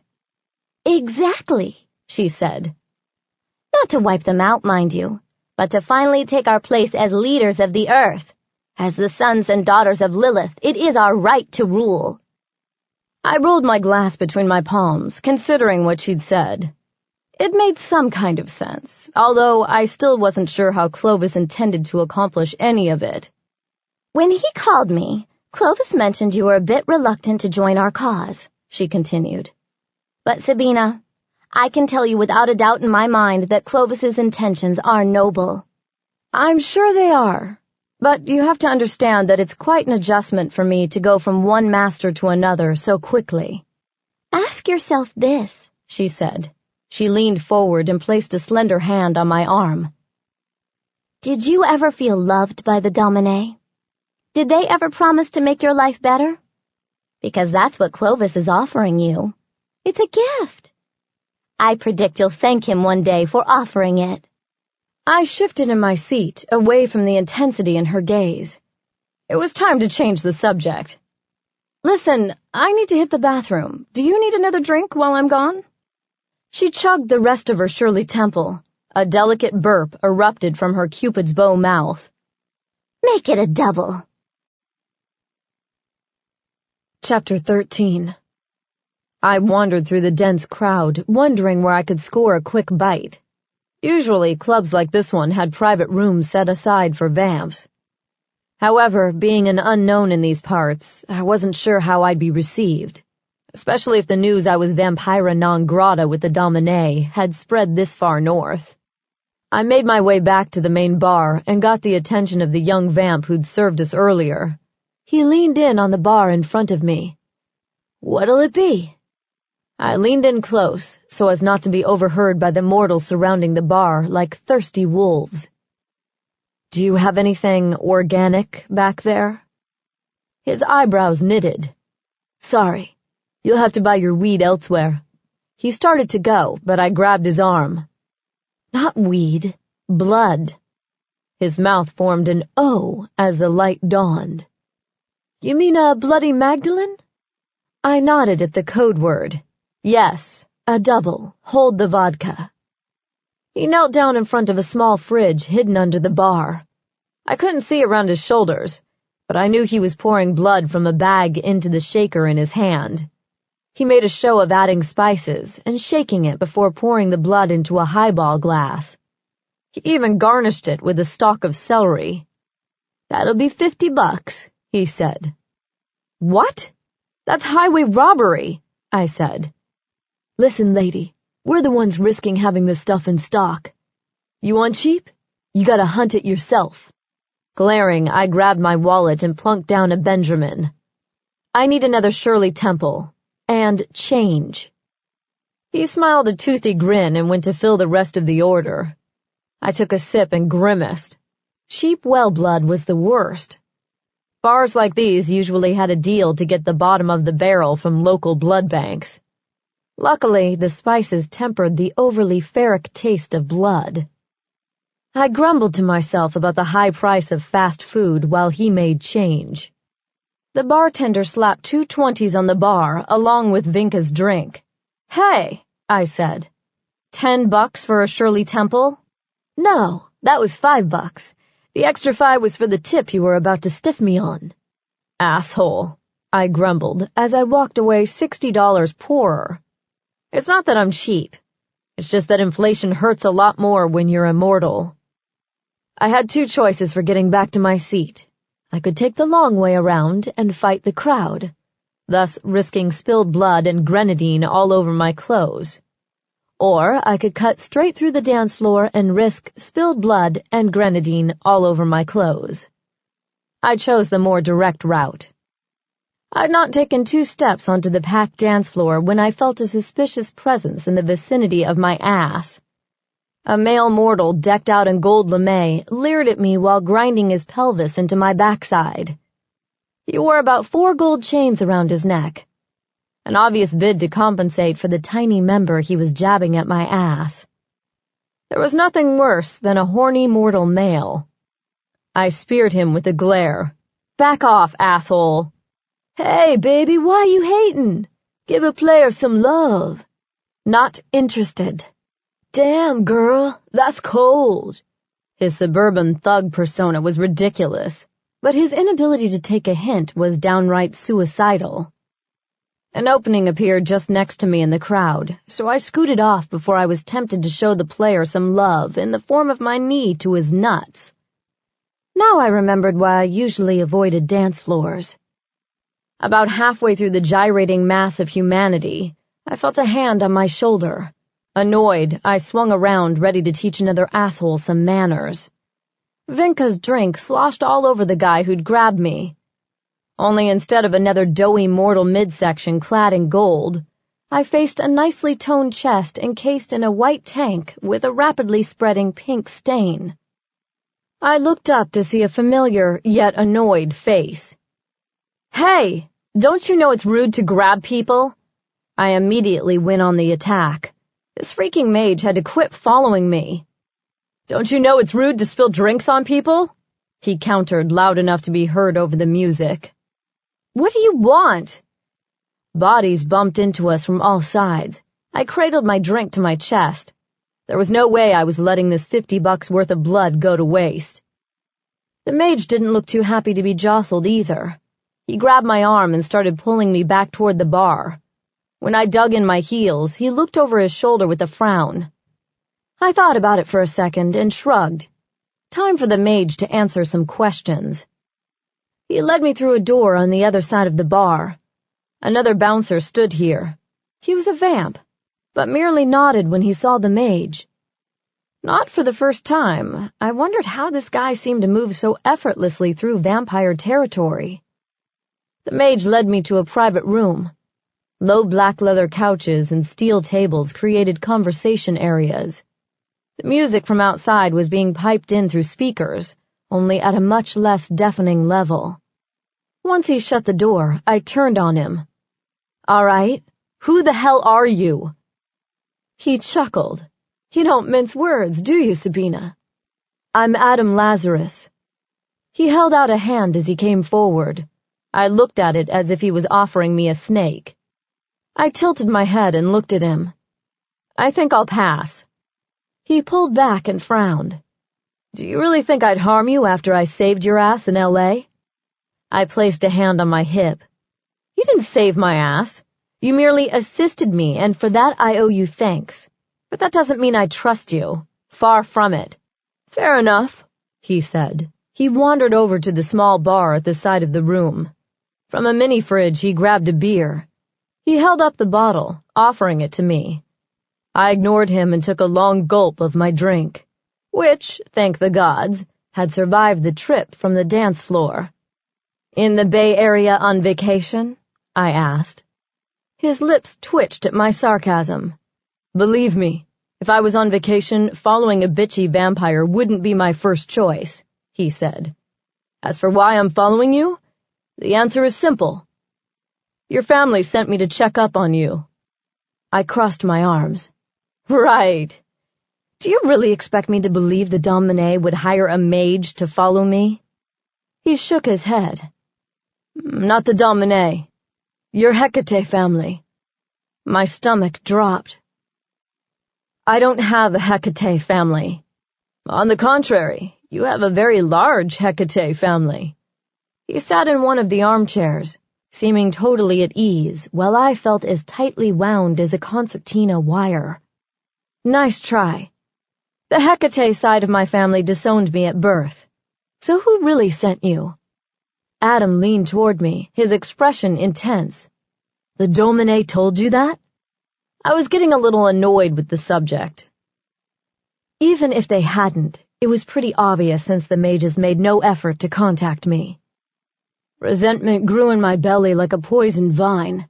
Resentment toward my parents for breaking the rules. Resentment toward the Domin for blaming me for their actions. And resentment toward Adam for reminding me of my red-headed stepchild status. "You weren't disowned, Sabina. Your existence was hidden from the Hecate Council until recently." "Give me a break. Do you really expect me to believe that shit?" I said. "Look, I don't know who you're working for, but I'd suggest you tell them I'm not buying it. And I'm not selling. The truth is your family sent me to make contact in the hopes you'd consider a meeting. I've been ordered to pursue this until you agree. Don't hold your breath, hemophobe." He smiled at the insult. "You'll find I'm a patient man, Sabina Kane." I grimaced. Names held power, and this mage had just declared a challenge. "Look, dude, I don't have time for this shit. Now go away, and while you're at it, keep that freaking owl away from me. It's creepy." I started to walk to the door, but he reached me faster than any mage had right to move. He placed a hand on my arm, causing me to jerk away and bare my fangs at him. He stepped back instantly with his hands up. "Easy there," he said. "What owl?" "Oh, please," I said. "Don't pretend you don't know what I'm talking about." "Sabina, I don't know anything about an owl." "Yes, you do. It's pretty hard to miss a huge white owl with red eyes." His face blanched. "When did you see it? Tell me." I sighed, sick of playing around. "The night I saw you at Sepulchre, and then again at Fantasmagoria before the fight. Have you seen it since then?" "Geez, no. What's the deal?" I mocked him with a pout. "Don't tell me you lost your owl. What a shame." "It is not my owl." His face was serious, and I suddenly had a bad feeling in my stomach. "Whose is it, then?" "You don't want to know."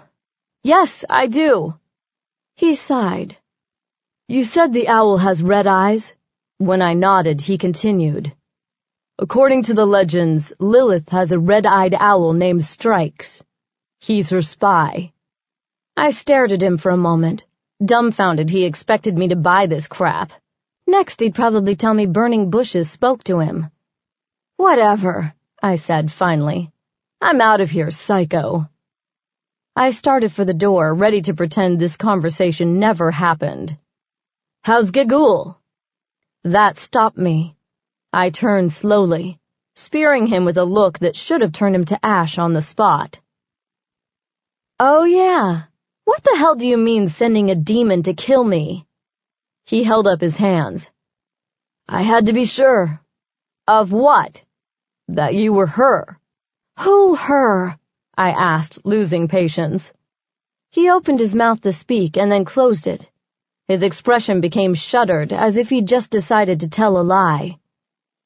"I had to be sure you were really the daughter of Tristan Gracchus." "You're lying." "No, I'm not." His eyes shifted to the left. "Look, it really doesn't matter.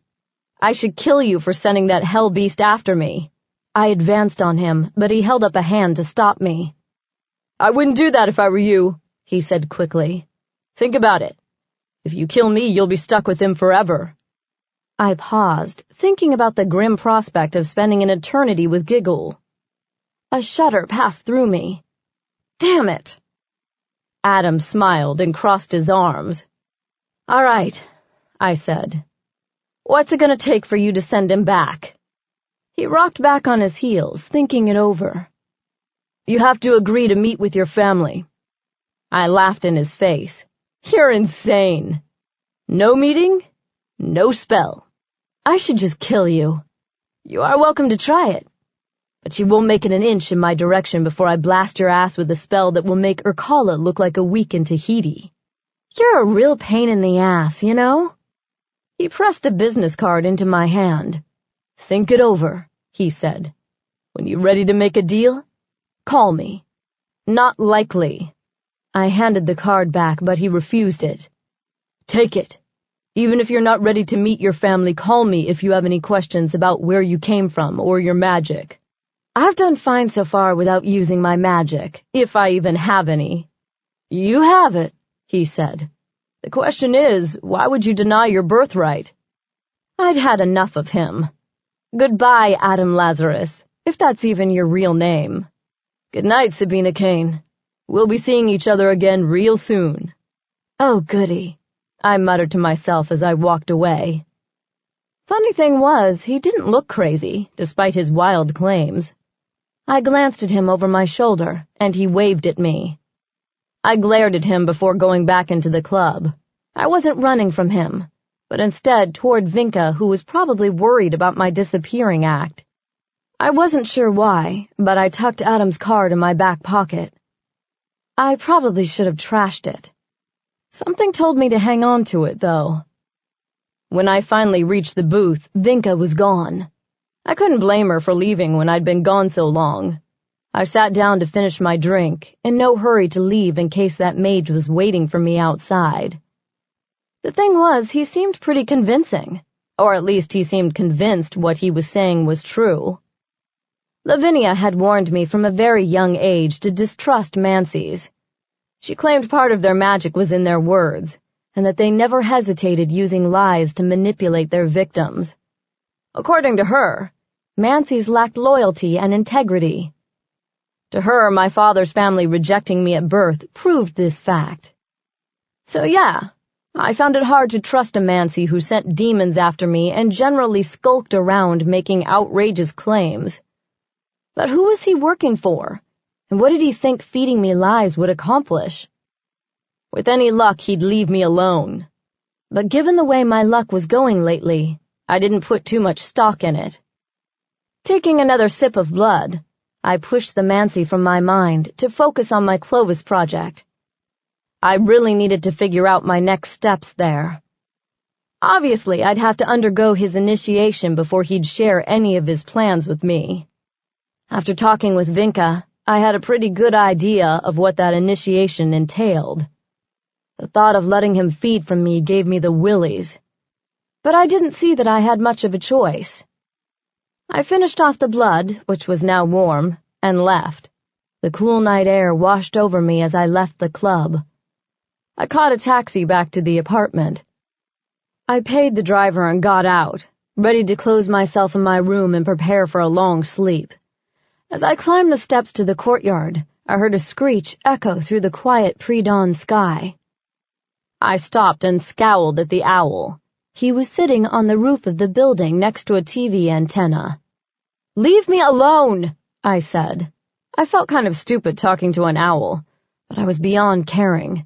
It was all too much to digest. Once again, the owl's screech sounded like, "Sabina."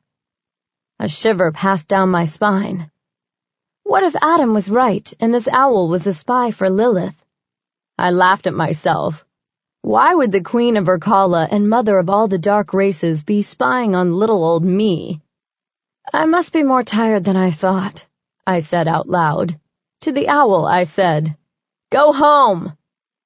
I continued into the quiet apartment, where Vinka had left a light on for me. I collapsed in bed after pushing Gigul off my pillow. I was out almost before my head hit the pillow.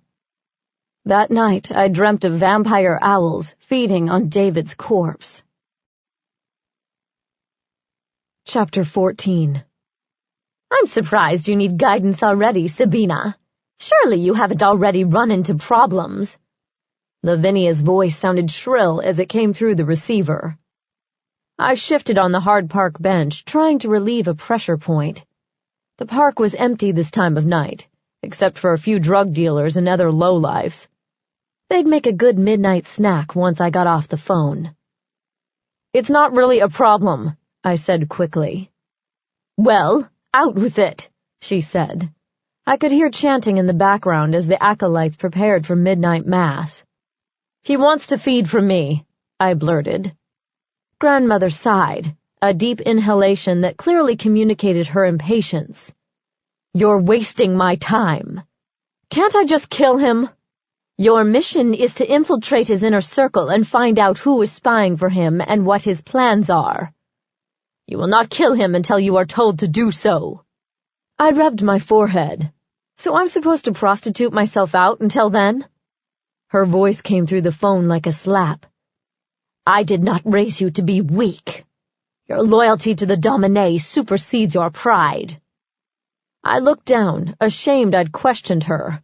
But inside, my stomach was churning. Allowing another vampire to feed from you was the ultimate form of submission. All the Dominay's underlings went through it as a sign of fealty once they came of age, but I'd never allowed anyone else to do it. Some vamps got off on the master and servant aspect of sharing blood during sex, but not me. To me, it represented vulnerability, weakness, something I tried to avoid whenever possible. "If you can't handle this assignment, tell me now." My head snapped up. Her words stung my pride, and I suspected that was her intention. "I can handle it." "Excellent. Do not call again until you have real news to share." "Yes, Grandmother," I said. I pulled the phone away from my ear to disconnect, feeling confused by the emotions jockeying for position within me. "Sabina?" I put the phone back to my ear. "Yes, Domina. Do not disappoint me, child. Is that clear?" My teeth clashed, like my jaw had been wired shut. "Crystal." I hung up and went to go take my frustration out on a few of my fellow park visitors. When I opened the door to the apartment an hour later, a black streak ran past. I turned to see Giggle's tail speeding toward the street. "Hey, come back here!" Before I could catch up with him, Vinka ran by. She caught him by the scruff just before he ducked under some bushes. "Gotcha!" she shouted. Giggle spit and hissed at her as his paws swiped the air. "What the—" I began. Vinka brushed past me as she lectured the cat. The wild-eyed cat mouthed, "Help me," as he went by. I followed them in, glad for the distraction from the little chat with my grandmother. "What the hell is going on?" She turned on her heel and looked at me. She now had the cat under one arm. "Let me go, you freak!" Giggle struggled to break free, but Vinka subdued him with a glare. "What's going on?" she repeated. "I'll tell you what's going on." Her tone sounded conversational, but I detected cold steel underlying the words. Let's see. First, the demon cat escaped your room and I went in to leave fresh towels on your bed. Then the flea-ridden heap of fur decided to pee on my maidenhair fern. I almost laughed, but her scowl made me smother the urge. She continued to tick off Gigul's sins on her fingers. After that, he used my sofa as a scratching post. And if that wasn't bad enough, he started humping my heirloom needlework throw pillow. I cringed as she pointed out where Gigul shredded the corner of the couch. Vinka, I'm so sorry. I'll pay for the damage. This cat, she lifted him a little higher, eliciting a hiss from him, is a menace. You're going to have to crate him while you're gone if you want to stay here. I was about to respond when Gigul wiggled free and ran. I watched him go, figuring he'd hide in there until things blew over. Again, I apologize. I think he just doesn't like being cooped up in the room for so long. And it's not just that, she said, crossing her arms. You totally disappeared last night. I sighed. If I wasn't careful, she'd kick us out before I could get my mission done. I'm sorry. It's just, well, I got waylaid by a mancy who's been following me. Still, her demeanor changed as she leaned forward with wide eyes. Wait, a mancy? I nodded slowly, confused by her quicksilver change of mood. I had a vision about you and a mancy just last night. He has black hair, right? No. It's kind of sandy blonde. Was he wearing the color black? I thought about it for a second. His boots? Yes, that must be it. Well, my intuition is telling me he's going to be very important in your life. She stopped and looked at me with a huge smile. I'm getting a major love vibe here. Not bloody likely, I thought. Vinka, have you ever considered that your intuition might be a little off? She frowned. Of course not. Nymphs are known for being excellent at prophecy. Don't mock what you do not understand. Anyway, I said, trying to change the subject. I had to deal with him, but by the time I got back to the booth, you were gone. She smiled. I'm sorry we got off on the wrong foot. I've just never had a roommate. Can we start over? Okay, I said slowly. Listen, I really need to go talk to Gigul. She frowned a bit at the mention of the demon cat. Okay. I'll go get some drinks, and when you come back, you can tell me all about this sexy hexy. I let that go as she disappeared into the kitchen.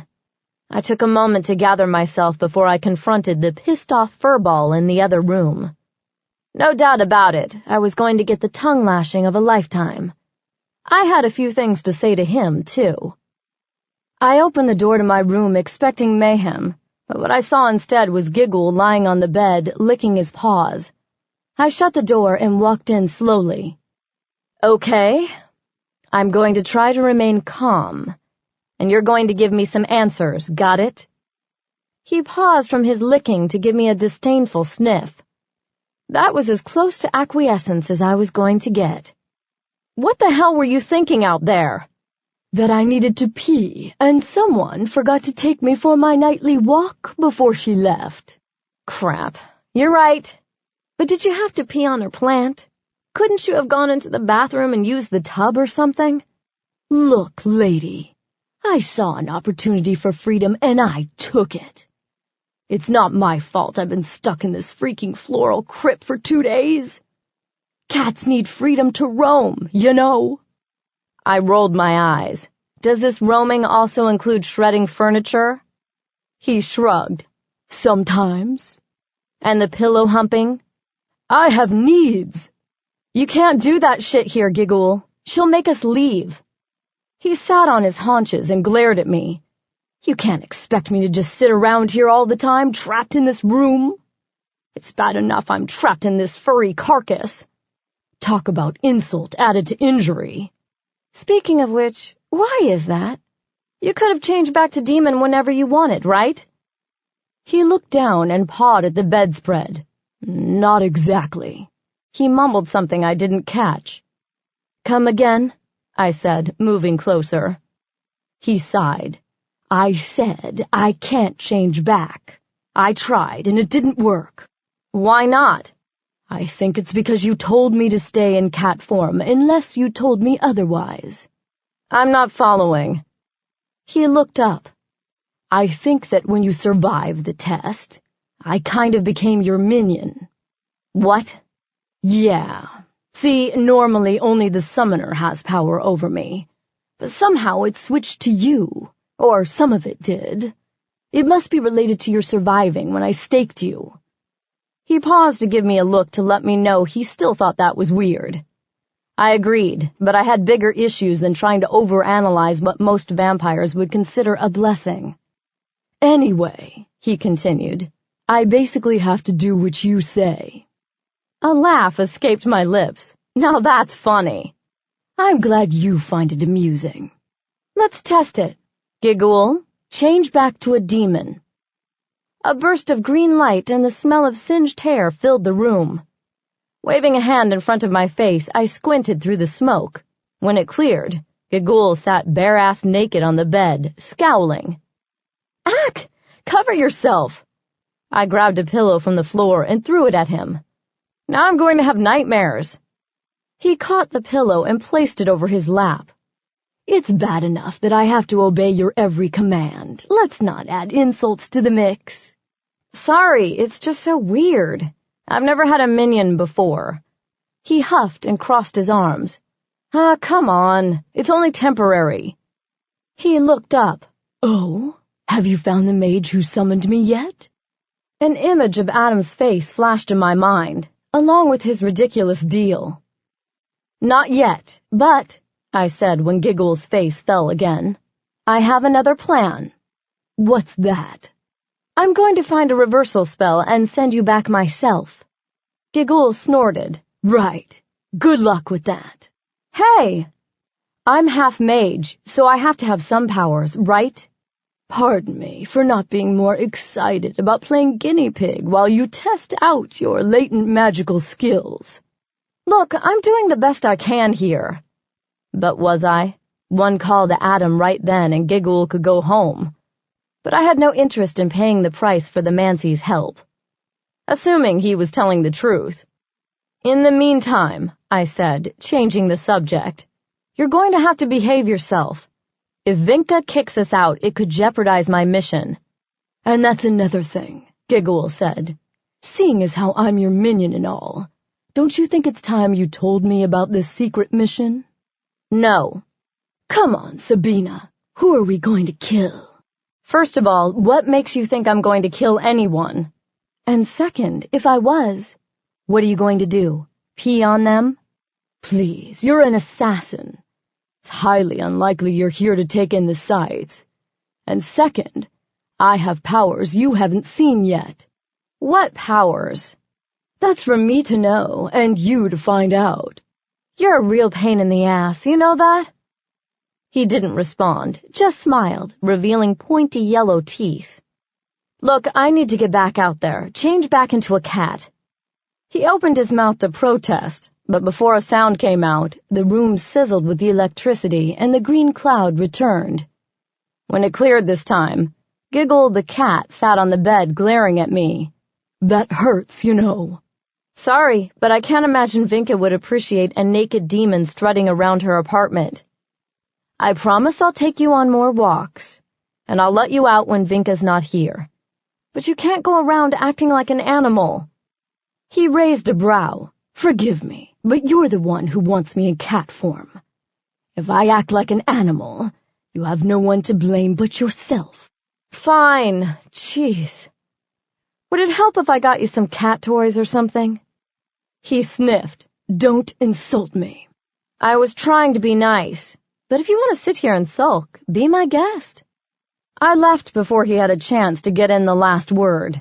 The door was just closing behind me when his voice carried down the hall. Don't forget the catnip! Chapter 15.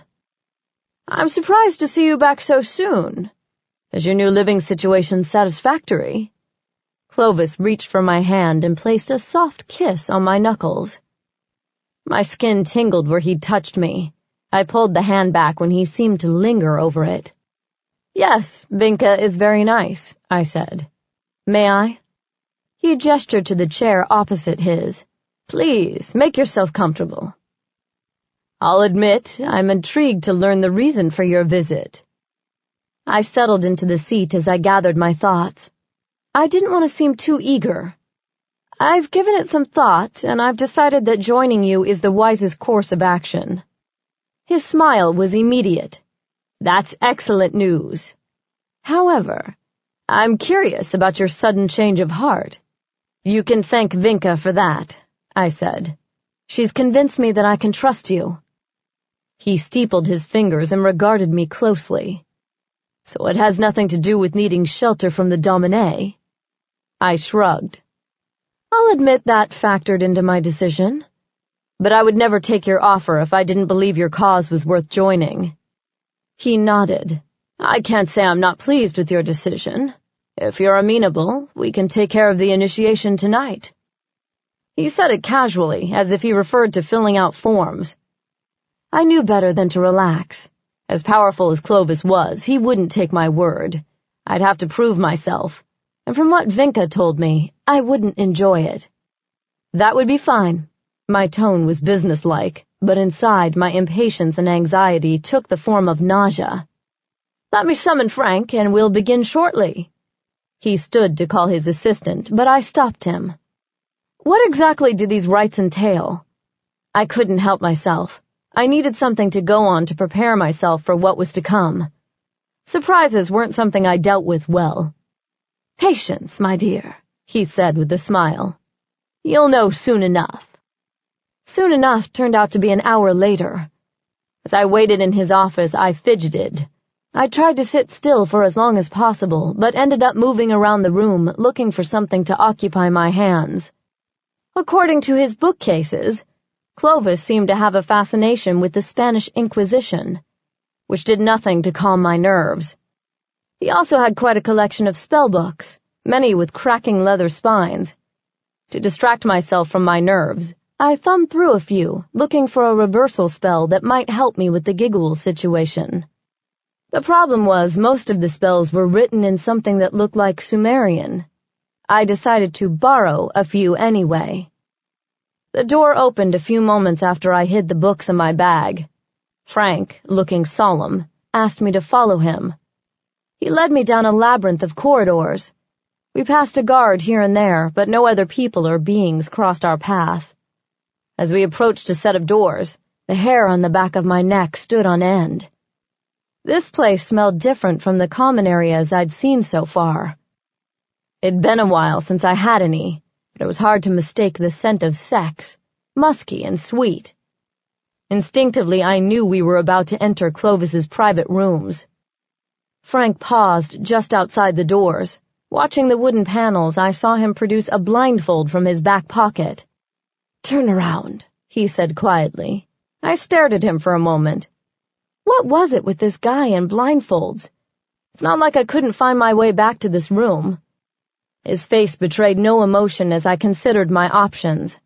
I didn't have any. I nodded slightly and turned with my head held high, not wanting to seem subservient. If I was going to do this, I was going to do it for real. No cowering or fear about what was to come. Grandmother would have been proud.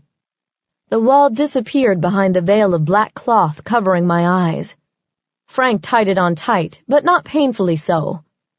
I rolled my eyes around, adjusting to the darkness. Not a sliver of light passed through the cloth. I felt Frank's hand on my shoulder as the doors in front of me creaked open. A slight breeze escaped the room. The air was even more saturated with the carnal scent. Even with the blindfold, I could tell the room was large by the echoes created by our footsteps. Refusing to appear dependent on Frank, I walked forward confidently, no careful shuffling. The clicks of my heels told me the floors were concrete, which might also account for the cooler air in this room. I'd taken several steps before the slight pressure from Frank's hand indicated I should stop. "Don't move," Frank whispered in my ear. His footsteps echoed as he walked away. When I heard the doors close behind me, I assumed he'd left me standing there alone. I tried to remain calm, yet prepared for anything. Unfamiliar vulnerability hung around my throat like a noose. I remembered my hands weren't bound. I ignored Frank's fast instructions, and I lifted one toward the edge of the blindfold. Do I need to bind your hands as well? My body jerked at the unanticipated sound of Clovis's voice. He was standing uncomfortably close. As I dropped my hand slowly, I cursed myself for not having sensed his presence. The fact he caught me off guard put me even more on edge. Doubts started creeping in, but I pushed them aside. Sabina. He breathed in. A warm palm cupped my cheek. I jerked from the unanticipated contact.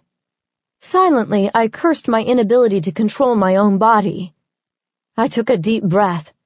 That's when I realized the scent I detected earlier, the sex, was actually coming from him. It was as if his body was throwing off narcotic pheromones. Please forgive the blindfold. I'm afraid it's a necessity. His voice was different, deeper with a huskier timbre. Jesus, he even sounded like sex. I nodded to acknowledge his statement, not trusting my voice. Are you frightened, Sabina? Instead of concern, I heard amusement on his tone. I gritted my teeth, trying to regain control. No. My voice broke a little bit. I cleared my throat. I just don't like these games you're playing. Just wait. They get even better. He chuckled. Are you ready to prove your loyalty? Bring it on, I said, raising my chin to show him I wasn't intimidated. He took my hand and led me forward. We walked a few feet before he halted me. Please sit. His polite manner held an undertone of menace. He helped me lower into a chair with wooden arms. I'd just settled myself when I felt a cold metal cuff click over my right wrist. He quickly cuffed the other hand before I could react. I struggled against the bonds, kicking out with my feet, but only hitting air. You bastard, I said. I strained against the cold metal, hoping my strength could break them. They didn't even budge. The shackles must have had copper lining, which weakened my strength. Are you quite finished? Clovis asked from behind me. My breath puffed in and out harshly, making it hard to respond. Why? I managed to ask. It's for your own protection, really, he said. If you fight me while I feed from you, it will arouse my predatory instincts. My blood turned to ice, even though I'd already suspected what his test would entail. Again, I wondered how my grandmother could ask me to do this. She understood the gravity of allowing another vamp to take a vein. By letting Clovis do this, I was, in essence, saying he was now my master. The thought caused my stomach to clench. I took a deep breath to quell the rising panic. The combination of blindfold and restraints was making me feel claustrophobic, and my other instinct threatened to take over. Survival. Take off the blindfold. I was gasping for air now, not caring that I was betraying a weakness. Almost instantly the cloth disappeared. I blinked against the dim light in the room as my eyes adjusted. I looked around, trying to get my bearings. The chamber was vast, with candle-lit sconces along the walls. My eyes shot to Clovis, who stood in front of me now, just out of kicking distance. He wore a long black silk robe with a red dragon embroidered over his heart. He stood patiently, seeming content to let me finish my scan of the room. To his right, about 20 feet away, stood the largest bed I'd ever seen. Carved ebony posts stood at the four corners with a red silk canopy balanced on top. The real kicker, though, was the yards and yards of black satin covering the mattress. The thing looked like something out of a goth porn film. My eyes shot back to him. He smiled wide, showing his fangs for the first time since I'd met him. Shall we begin? It was do or die time. If I balked or said no, it would destroy any chance of succeeding in my mission. But deep down, the primal part of me yearned to cry uncle and run away with my tail tucked between my legs. Not only did I not want to submit to Clovis, or anyone else for that matter, but I also didn't like the idea of him taking some of my power along with my blood. He'd be taking a part of me, the very life force that made me who I was. My grandmother's words came to me then. I didn't have the luxury of being squeamish. I had a job to do, and damn it, I was going to succeed. I took a deep breath and nodded my acquiescence. "Ah, Sabina," he said, "your strength continues to impress me. I can hardly wait to taste you." He moved forward, my hands curled into claws under the metal restraints. I struggled to sit still as he bent down.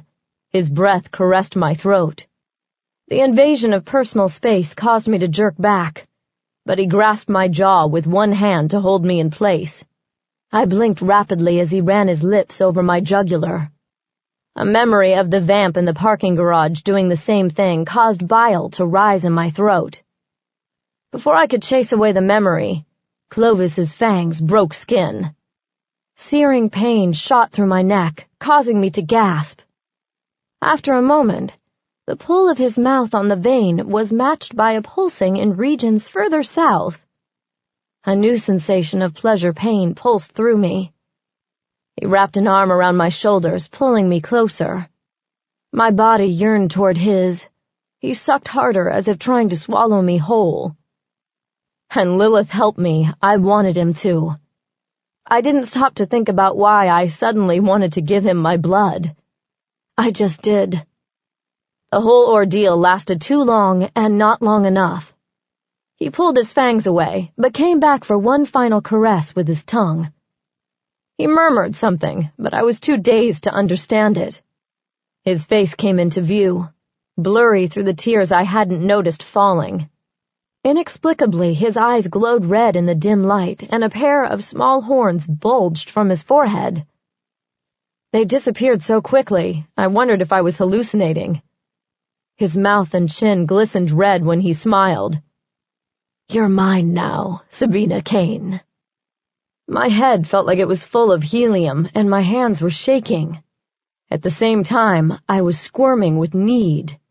No one had ever told me it would be like that. It wasn't so much that I gave him blood. It was more like he'd fucked my vein. And now, inexplicably, I yearned for him to fuck other parts of me. His eyes glowed in the dim light as he watched me. "You taste like sex and magic," he said. "I can feel your power running through me." Clovis stretched his arms out wide, expanding his chest. His robe gaped, exposing the hard planes of his pecs, which were sprinkled with droplets of my blood. I shifted in my seat, hoping to ease the ache in my groin. Clovis seemed to notice my discomfort and smiled. "How do you feel, Sabina?" he asked. His eyes showed me he knew exactly what was going on, but I'd be damned if I was going to beg. Fine, I lied. "Are we done yet?" I needed to get out of there, or I was going to do something else I'd regret. "We're finished," he said. "However," he let the word hang in the air, as if he expected me to ask more questions. I didn't give him the satisfaction. I was too busy trying to think unsexy thoughts. "If you need any assistance relieving the side effects, I'd be happy to lend a hand." He actually leered at me. By this point, I was tired of his dramatics. I just wanted out of there. Regret was starting to pour through me like acid. I don't know what he'd done to my mind to make me so pliable during the feeding, but it was wearing off. Plus, my neck was killing me. "I really need to get going," I said. "Could you please take off the cuffs?" He looked disappointed. "If you insist." He made quick work of the locks. "You know, Sabina, we would make an excellent team." I rubbed my wrists and then shook them, hoping to regain feeling. "Team?" I was too distracted by my impatience to leave to pay much attention to him. "Think about it. You're half mage, I'm half demon. We're both vampires. Together we could be unstoppable. A power to contend with." "I'm not looking for power," I stood and gingerly touched the wounds on my neck. Already they were healing, but the pain remained. He laughed. "Don't be naive. Everyone wants power, Sabina." I looked him in the eyes. "Not me." He stared at me for a moment. "Perhaps you will change your mind." "Don't count on it," I said. "Are we done here?" He nodded and stepped back. "We need to discuss your role in the sect." "Sounds good," I said, backing toward the door. "But I really need to get home to ice down my neck. Can we talk about it tomorrow?" He paused for a moment. Shock showed in his eyes. He wasn't used to being blown off. That was too damned bad, because I wasn't staying in his presence another minute. "Tomorrow night will be fine," he said finally. "And Sabina?" I turned from where I was about to open the door and waited. "We're not finished," he said. He looked at the bed meaningfully. A threat lurked in his eyes. Or was it a promise? I nodded, not knowing what to say. "Good night, Clovis." I stumbled down the temple steps and into the night. The cold air was like an antiseptic, cleansing me of the stench of what I'd just done. I took a couple of deep breaths, hoping to clear my head. Self-recrimination swirled in my brain. How could I have let Clovis take my blood? The thought of my blood flowing through him made me ill. What was worse, even though he'd been the one feeding, I felt as if I'd absorbed some of his darkness into myself. It was though I had a black mark on my soul. Sure, I wasn't the most pure of beings. I killed for a living, after all. But one thing I'd never done was sell myself out for anyone or anything. And here I'd done just that for the Domin. Part of me wanted to march back in there and kill Clovis. The Domin be damned. But the dutiful part of me, the one that had gotten me into this mess, argued that my mission was to find out his plans first. Killing him now would equal failure. I hopped on the Ducati and brought it to life. The engine roared under me. I'd never felt so weak. Yet had Clovis been right? Did everyone crave power? I told him I had no interest in it, but I felt powerful every time I carried out a mission for the Domin. Acting as executioner made me feel like an avenging angel dispensing justice in a world full of gray. I took off down the road, speeding as if I could escape myself. I could only hope that the meeting tomorrow with Clovis would give me the information I needed. Then I would be free to kill him and return to my life. But as the wind buffeted my body, I felt hollow, as if somehow I'd lost part of my soul back in that room. Chapter 16. Vinka said nothing about the marks on my neck when I got home. She had a knowing look in her eye, but it lacked judgment. To distract myself from thinking about what I'd let Clovis do, I grabbed the spellbooks out of my bag. "Do you have a computer I can use?" "Sure," Vinka said. "Do you need the internet?" I nodded. When she came back, she had a sleek little notebook computer, which she sat up for me on the coffee table. "It's ready to go," she said. "What you doing?" "I just need to do a little research." She must have sensed my reluctance to discuss it because she wandered off, leaving me to do my thing in private. When she returned, she set a pint glass next to me. "What's this?" I asked. "I have a friend who works at a blood bank. I figured it'd be easier for you if you didn't have to run out to feed all the time." I looked at her for a moment, touched by the gesture. I wasn't used to someone thinking about my welfare, and it was kind of nice. I wasn't sure of the etiquette of thanking my nymph roommate for hooking me up with a blood supply. "Thanks," I said simply. She watched me as I lifted the glass and took a tentative sip. I suppressed a grimace of distaste at the flavor of cold blood mixed with silicone. After all, she'd gone to the trouble, and I was so hungry I downed the rest of the glass in one gulp. "Someone was hungry," she laughed. "Starving," I said. "Thanks, Vinka. That really hit the spot." "Okay, I'll let you get back to it." I nodded and watched her go down the hall to her bedroom. It looked like having a roommate did have some benefits after all. My neck tingled and my mood instantly lifted as the blood did its magic. No wonder I'd felt so crappy after I left Clovis. Loss of blood and sacrificing my dignity tended to make me a tad touchy. But now I was able to turn my attention from what happened earlier to my new task. I moved the glass aside and got down to business. As I typed Sumerian dictionary into the search engine, I thought about how much the world had changed over the last few decades. If I had found Clovis's books 30 years earlier, I'd be stubbing my way to a library or looking up linguistics experts at a local university for help. But now, with a click of the button, I had thousands of pages of information at my disposal. I had to admit that as much as I disliked mortals, some of their inventions sure made a vampire's life easier. I started clicking through pages. After a few minutes, Vinka came back in and told me she was heading out to do some work in the flower beds. I worked in peace for about 5 minutes until Gigul slunk out of my room. "Is she gone?" he asked. "Yeah."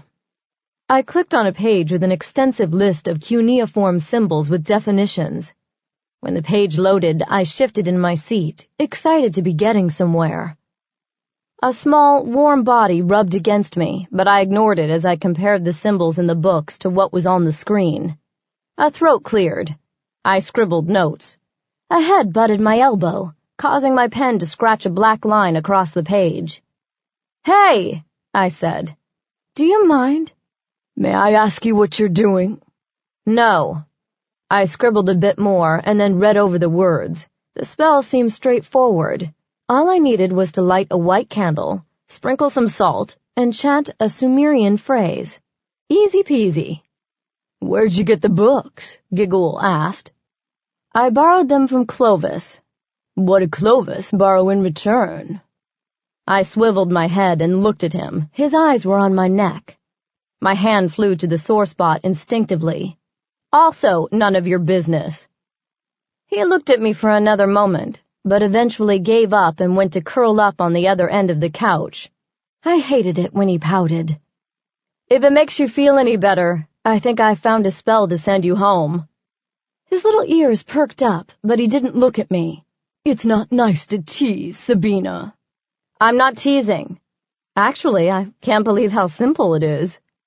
Obviously intrigued, Gigul patted back toward me, eyeing the book on the table. "Is that it?" "Yeah.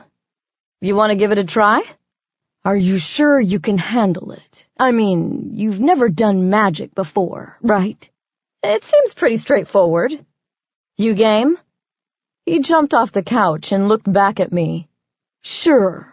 What's the worst that could happen?" 20 minutes later, we had our answer. "I can't freaking believe this." I cringed. "I'm so sorry." "I'm bald," Gigul continued. "I look like a freak." "It's not that bad," I said. But it was. Oh, my lord, was it bad. I'd never seen an uglier cat in my entire life. "Look at the bright side. You won't have to worry about shedding anymore." A deluge of expletives, both in English and Demon, followed this observation. Behind me, the front door opened and Vinka walked in. Her gasp was almost lost in the wave of profanity coming from the hairless demon cat. "What happened?" Vinka whispered to me. I shrugged, but Gigul had plenty to say. He paced in front of us, his gray skin wrinkled disconcertingly as he stalked around the room, swishing his naked tail. "What happened? I'll tell you what happened. She's the worst mage ever," he said to Vinka. I glared at him. "Hey now, you knew going into this that I've had no training. Just because I have genes from my Hecate side of the family doesn't mean I know jack shit about spellcasting." "No shit, Sherlock." I said I was sorry. I crossed my arms and plopped onto the couch. I knew I shouldn't be angry that he was upset, but I was. He knew the risks. I looked at Vinka. I tried to send him home using a spell I found in a book. I guess I got the translation wrong. Vinka grimaced and looked at Gigul with sympathy. "At least you're not a toad or something." I smiled at her, thankful she was trying to help. She walked over and picked up the spellbook, which lay on the table next to the white candle I'd lit for the spell. Where'd you find this? I grimaced, not wanting to admit I'd stolen it from the male she worshipped. I borrowed it from Clovis. How did you translate it? Warmth spread across my cheeks as I ducked my head. The internet. I found a Sumerian translator engine. Vinka's mouth fell open and her eyes widened. This isn't Sumerian. My stomach dropped. It's not? It's Hiccatian. Behind us, Giggle groaned and said something I didn't understand. It can't be, I said. The symbols match those on the website. It's an easy mistake. The languages developed in the same region around the same time, so the symbols are almost identical. But the pronunciations and meanings are quite different. That's it, Giggle said. All bets are off. You have to let me change back into my demon form. Guilt and embarrassment warred for supremacy in my gut. I nodded, figuring it was the least I could do for him given my screw-up. Giggle, you may change into the demon. To Vinka, I said, you might want to cover your eyes. She stared back at me, wide-eyed with curiosity. Giggle sat back on his bald haunches and closed his eyes, waiting for the transformation. When nothing happened, he opened one hairless lid. Why isn't it working? I don't know. Try it again. He stood on all fours and seemed to focus his eyes on a distant point in the room. Every muscle in his body seemed tense as he concentrated. After a few seconds, his legs shook with effort. It's not working. His voice sounded panicked. He screwed his eyes shut and his little mouth pursed into a grimace. When that didn't work, he blew out a large breath and collapsed. What's going on? Vinka asked. I had a sneaking suspicion, but I didn't want to say it. Giggle said, actually he yelled, it for me. When she screwed up the spell, she took away my ability to shapeshift. I'm stuck in this hairless carcass. Vinka patted my arm. You know, it's amazing you're so bad at this stuff. I'd had it. Tension and embarrassment combined into anger. What do you guys want from me? I was raised by vampires, remember? It's not like they were going to send me to Mage school, or wherever it is Hecateans learn this stuff. Giggle dragged himself off the floor and came toward me. I tuned out his latest rant as I put my head in my hands and tried to figure out what to do next. That mage you mentioned. I caught the tail end of Vinka's statement and then the room fell silent. I looked up to find the hairless cat. Lord, he looked spooky. And the nymph looking at me expectantly. Huh? I said. Vinka rolled her eyes. Do you think that mage you mentioned could help you with this? I realized she was suggesting I go to Adam for help and began shaking my head. Before I could speak, though, Giggle jumped in. Mage? You never mentioned a mage. Do you think he'd help us? He looked so hopeful I hated to disappoint him, but that was so not an option. No way, the guy's crazy, I said, hoping they'd drop it. They both started speaking at once, trying to convince me. As I half listened, I thought about Adam's offer to help me learn magic. Of course I couldn't take him up on it. All I knew about him was that he was insane. Sabina, call him, Giggle was saying. Please. I don't want to be a hairless cat for the rest of eternity. My stomach clenched. He walked over and stood on his hind paws. His bald little front paws landed on my knees, and he pleaded silently with wide eyes. His bat-like ears fell back as he switched to meowing at me. Stop it. That sad little kitty thing isn't going to work on me. Come on, Sabina, Vinka said. Look at him. He's shivering, the poor thing. I looked at her with disbelief. I thought you hated him. She shrugged. That was before you turned him into the ugliest cat on the planet. Besides, I'm a sucker for stuff like this. Great. Now I had a pitiful cat and a bleeding heart nymph on my case. I considered lying to them. I could just tell them I didn't have a way to contact Adam. The truth was, his business card was sitting in the pocket of the pants I'd worn the other night. I decided to take the middle road. Look, I've got a lot going on right now. If you'll give me a couple of days, I'll promise I'll try to get in touch with the Mancy. But I'm not— Their cheers cut off my words. I was going to tell them I couldn't promise any miracles, but it was obvious they wouldn't listen anyway. My only hope was to hold them off with excuses while I tried to find some other way to help Giggle. The other option, asking Adam for help, was the last thing I wanted to do. Chapter 17. The next night, I left Vinka to deal with Giggle. To make him feel better, she'd run out and bought him a truckload of stuff from the pet store. He'd protested, but by the time I left, Vinka had bribed him with catnip into trying on a little red sweater. He looked ridiculous, but seemed to be basking in Vinka's attention. I left them around 9 to go face Clovis. When I arrived at the temple, Clovis leaned in for a kiss, but I shied away. He noticed the move and backed off with a knowing smile. I trust you're not suffering any ill effects.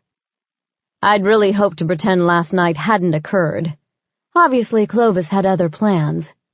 I simply nodded and took a seat, ready to get down to business.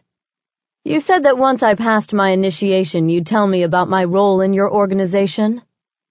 He hesitated at my abrupt change of subject, but quickly recovered. As he switched into business mode, I surreptitiously wiped my palms on the legs of my jeans. How familiar are you with the Dominet's business dealings? The question took me off guard.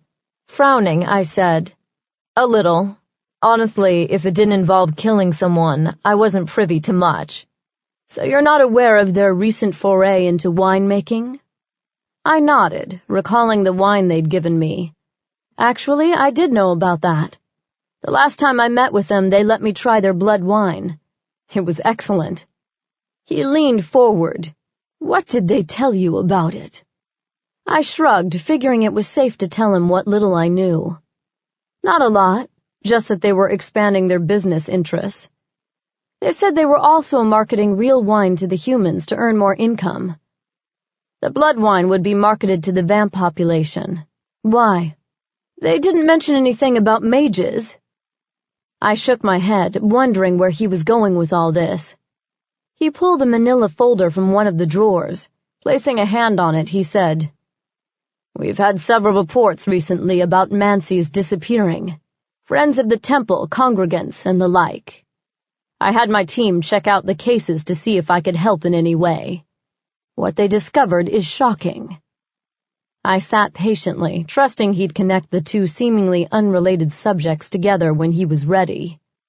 Tell me, Sabina, what happens when vampires ingest the blood of Mancy's? My whole body jerked, realizing where he was going with this. The vamp absorbs some of the mage's powers, I said slowly. Are you insinuating the Dominet are kidnapping these Mancy's? I'm not insinuating anything. The Dominet are kidnapping the Mancy's and harvesting their blood. It couldn't be possible, I thought. Any fool knew if the Hecate Council found out, the shit would hit the fan. The centuries-old truce between the races would be broken. The result would be another war. But, I began. Why would the Dominet want to antagonize the Mancy's that way? It's simple. Power. The Dominet have recognized their dwindling control over the vampire population. Do you realize over the last 6 months alone, I have recruited hundreds of vamps to my cause? I knew he spoke the truth. After all, hadn't the Dominet sent me to kill him because he was threatening their power? But why antagonize the Mancy's? They have to know it will lead to war. He crossed his arms and regarded me levelly. What better way to rally the support of the vampire community than to create a common enemy? Holy shit, he was right. I wasn't buying it completely, but there was a certain twisted logic to his thinking. And think about it, Sabina, he said. If the Dominet can arm their vamp army with blood filled with Mancy magic, they'll be almost unstoppable.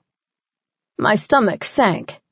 In centuries past, when the vampires and Mancy's fought, the Mancy's always had the advantage. A vampire had to be close to attack, hand to hand or fang to vein. But Mancies could use their powers from miles away. If vamps had the power of magic combined with their superior fighting skills behind them, they could wipe out mage kind. This certainly put a new spin on things. But if the Dominé wanted me to kill Clovis to prevent a war, why would they feel the need to have a secret weapon? Unless they were just being proactive. That had to be it. Still, if the Hecate Council found out the Dominé was behind the Mancies' disappearances, they'd be forced to declare war first.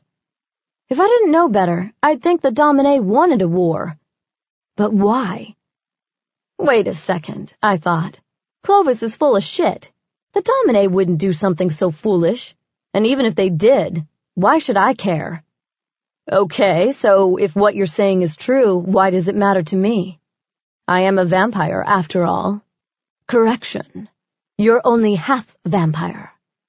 Doesn't it bother you that your own kin could be eradicated from this planet? Considering I've never met any of my family on that side? No. Then how about this?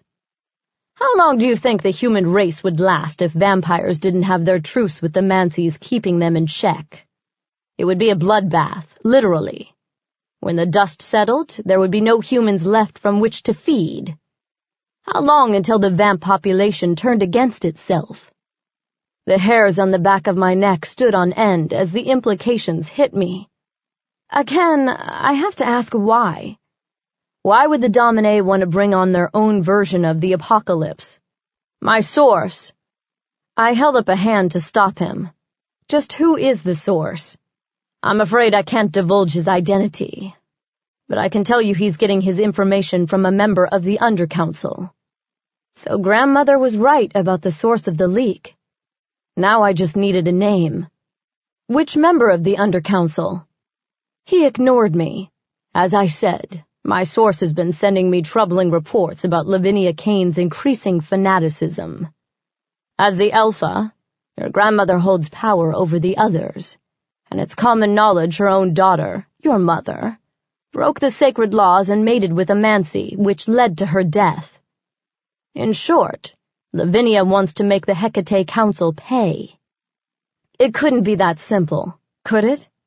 Surely my grandmother didn't want to risk an all-out war over a personal grudge. I stopped and regrouped my thoughts. For a minute there, I'd almost forgotten about my mission. Clovis was my enemy, even if he didn't know it.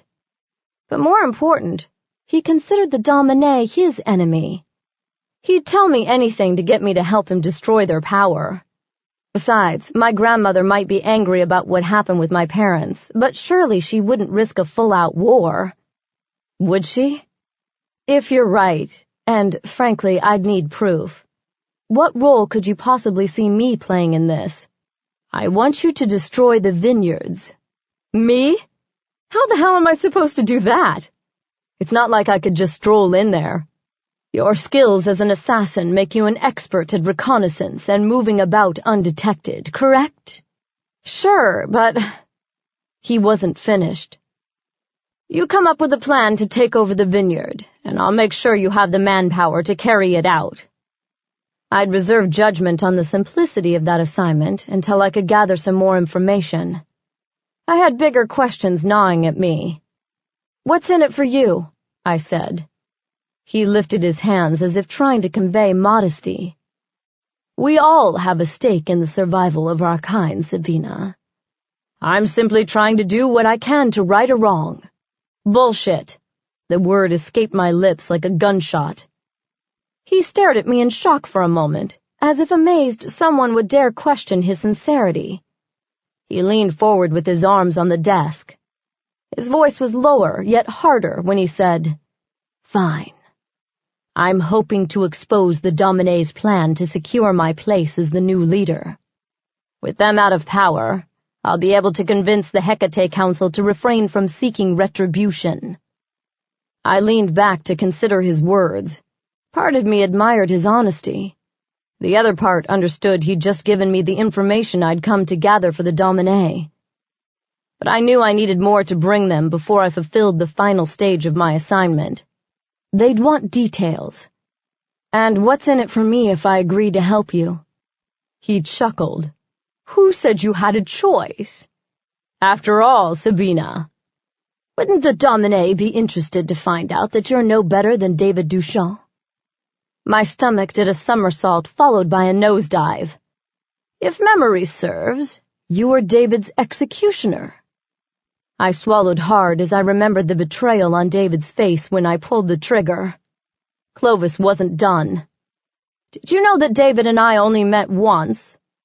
I approached him to see if he'd be willing to work for me. Do you know what he said, Sabina?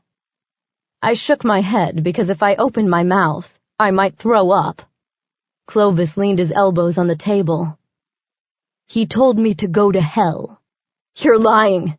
I choked out the words. He was working for you. That's why they had me kill him. Clovis frowned and shook his head. They lied. My eyes closed, trying to block out the words. Hadn't David told me not to trust anyone? I'd assumed he meant Clovis, but could he have included the Domin in that warning? My head started to throb as the mission that had seemed so straightforward suddenly felt more like a web of deceit, and I didn't know who was the spider. Just imagine, if they'd murdered David just because I spoke to him, Clovis said. What would they do if they found out how far you made it in the process? That you allowed me to feed from you. I stared at him so hard I felt like my eyeballs might ignite. He had no idea how empty his threat was. After all, my grandmother not only approved of him feeding from me, she'd made it clear it was expected. I clenched my jaw, fighting to keep some perspective despite the painful implications. Clovis might be telling the truth. Maybe my grandmother did only see me as a pawn in whatever plan she had brewing. I suppose part of me knew that already, but didn't want to face facts. And it hurt. A visceral pain in my midsection. But I'd do best to remember who was my real enemy here. Clovis. Using David's death to threaten me sealed his fate. That won't be an issue. He leaned back with a grin, misunderstanding my comment. I knew you were a smart girl. I clenched my fists under the table so he wouldn't see. If I could just hold back my anger for a few more minutes, I could escape his office and go put my fist through something. Why not just call the Hecate Council now? Why use me? Why trust me when you know the Alpha is my grandmother? Why trust you? An interesting question, Sabina. Let's just say I have my own reasons. His smile was downright reptilian, and for the first time I wondered if I was being played. Was it possible he knew I was still working for the Domin? But why allow me this far into his circle of trust? As for your other question, I can't risk the Hecate Council finding out, because they are likely to just declare war first and ask questions later. No, your lineage will help me ensure my victory. My lineage? You're of noble bloodlines on both sides of your family. Having you behind me will lend weight to my negotiation with the Manseys. I highly doubt that. They disowned me from the minute I was born. His eyes narrowed. Who told you that? I really didn't want to get into a discussion about my checkered family history. Look, it doesn't matter. If you think it will help, then fine. He looked like he wanted to say more on the subject, but let it drop. What will you need to get started? I thought for a moment. I need to see this place myself and read through any information you have before I answer that question. No problem, he said. I'll have Frank drive you. I shook my head. I need to go alone, without distractions. I'll also need wheels. I couldn't take my motorcycle. It was too flashy for undercover work. He smiled. Done. You have 48 hours. We need to move quickly before the Hecate Council gets wind of this. No problem. Assuming we were finished, I stood to leave. I'll have Frank arrange for transportation immediately. I nodded and turned to go. Oh, Sabina, he said. I stopped on my way to the door to look at him. His eyes held the same red glow I'd witnessed the night before. I don't need to remind you of the consequences of fucking me over, do I? Goosebumps spread over my limbs. No. He rose and came toward me. I gulped, fighting my instinct to turn and run. He ran a finger down my cheek. Good, because I'd hate it if you forced me to harm that smooth skin of yours. I swallowed, hoping my voice wouldn't crack. You can trust me. He smiled and leaned in. His nearness made my limbs turn leaden, as if surrendering. How about a kiss to seal the trust between us? I nodded, even though I felt ill at the thought. Remembering how easily he'd taken control of me the night before had me on edge. He smiled and pressed his mouth against my lips. My body pressed against his of its own volition. He leaned down and scraped my neck with his fangs. A sigh escaped me as his tongue replaced the sharp points. I can't wait to taste your blood again. He whispered this against the moist skin, sending a shiver through me. Abruptly, he pulled away. I'll see you in 2 days. Dismissed. I blinked, trying to regain my mental equilibrium. He watched me with a knowing half-smile. Self-revulsion washed over me. How could I be so weak? It was as if his touch hypnotized all the sense from my head. I shook my head a little, trying to clear it. Okay, see you then, I squeaked. I turned quickly and escaped the office before I could make any more of an ass out of myself. Chapter 18. I pulled off the highway near St. Helena, about an hour north of San Francisco. Giggle had his nose pressed against the window of the minivan, checking out the scenery. He wore a black sweater and 4 matching microfiber booties that Vinka insisted he needed to keep his paws warm. Traffic was heavy, even though most of the vineyards had closed for the night. Since it was grape harvest time, tourists flocked to the small towns of Napa Valley to take in some local flavor. It didn't take long for me to see the sign for Immortal Vineyards. The picture of a vampire in full cape and fangs holding a glass of wine was a dead giveaway. The vineyard was set back from the main drag, down a winding dirt road. I pulled off into the attached parking lot, which was already full of cars. According to the information Frank gave me, the vineyard center played up its vampire theme by opening only at night. Visitors seemed to enjoy the kitsch without ever suspecting vamps really ran the place. Okay, Mr. Giggles, here's the deal. We'll split up. I'll go in the visitor center, you head out onto the grounds. We'll meet back here in an hour. He pulled his nose from the window, leaving a little smudge on the glass. First, it's bad enough I have to wear this stupid sweater, he said. But I'll be damned if I let you destroy my dignity further by calling me that insulting nickname. The sweater looks good on you. Brings out the yellow in your eyes, I said. We both knew that I wasn't about to stop using the name. Flattery will get you everywhere. But I'm serious about the nickname, Sabina. It's animal cruelty. Tough titty, Mr. Kitty. You're a real bitch. You know that. I nodded. So I've been told. Now, if you're done whining, can we do this? What am I looking for again? Secret rooms, anything with security cameras, guards, you name it. Got it. Look for a room with a sign with a big arrow that says, Kidnap Mancy's here, he said. Come on, Sabina. Do you really think they'd keep him here, in this public place? That's what Clovis said. I shrugged. Besides, they're already hiding in plain sight with this whole vampire theme they've got going.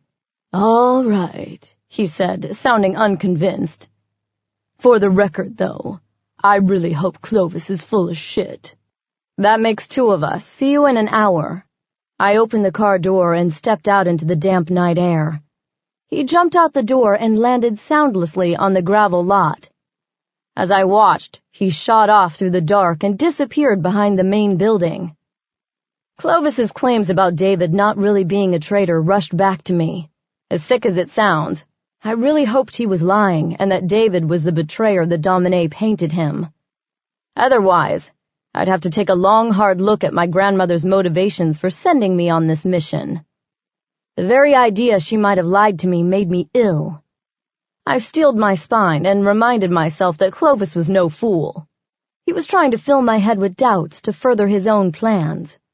I'd do best to remember that going forward. I headed up the path to the replica castle housing the visitor center. The thing looked like something straight out of Transylvania, all crenellations and gargoyles. To the right of the path lay a clearing designed to look like a graveyard. Some wiseacre had made up fake headstones for some of the most famous vampires in history: Erzsébet Báthory, Vlad Tepes, Gilles de Rais. I ignored them and continued to the wide oak doors leading inside. Sconces shed an eerie glow on the fake spiderwebs and aged stone walls. Just like every bad movie about my race ever made, the room played up every false vampire stereotype. Along one wall stood a bar, which resembled a black lacquered coffin with a closed lid.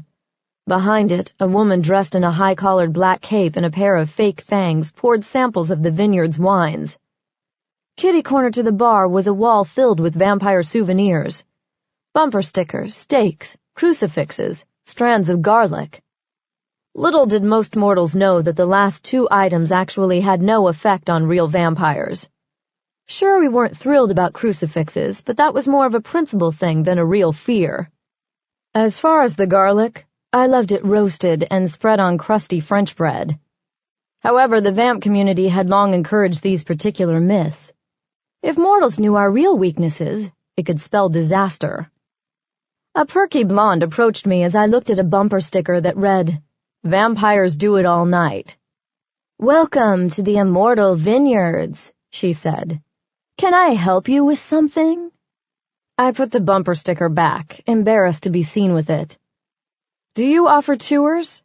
"Yes, in fact, we have one starting in 5 minutes. It meets by the bust of Bela Lugosi," she said without a trace of irony.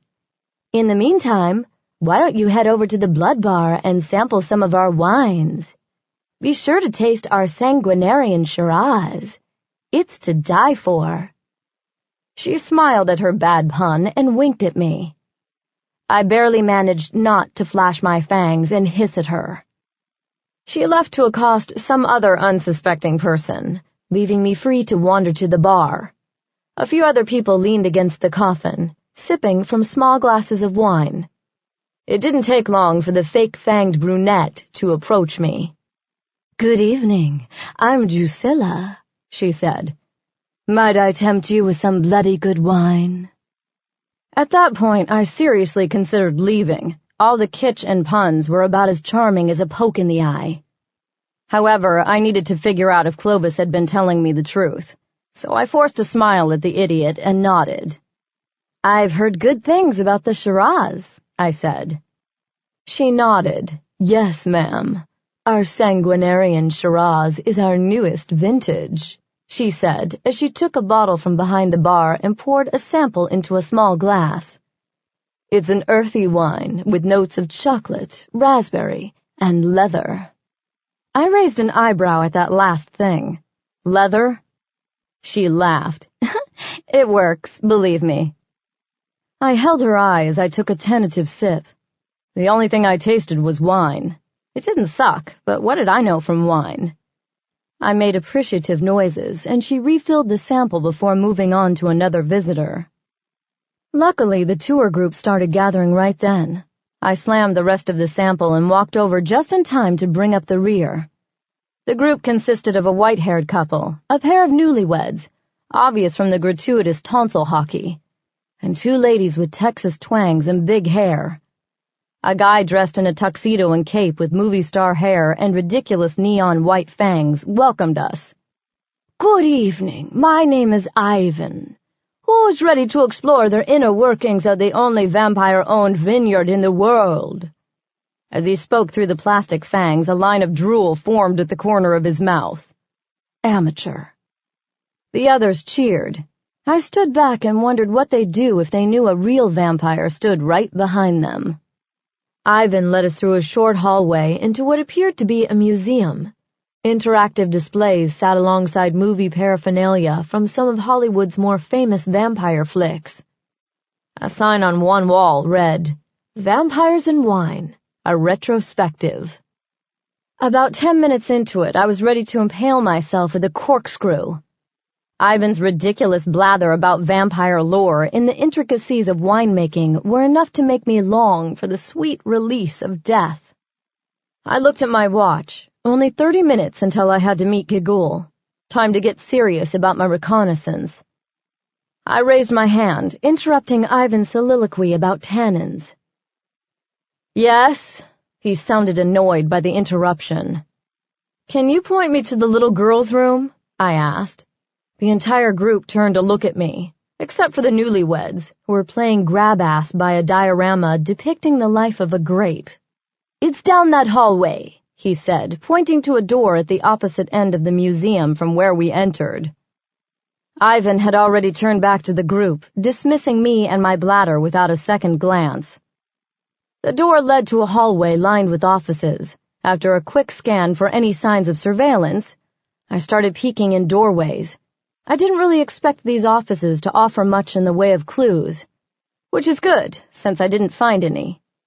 At the end of the hall was a bathroom, and next to that were double doors with small windows. I glanced through them to see they led to a warehouse. Bingo. I made quick work of the lock on the doors and slipped through them. Again, no cameras or guards were around. I figured once I saw them, I'd be close. I scooted by large pallets of empty wine bottles and large oak barrels.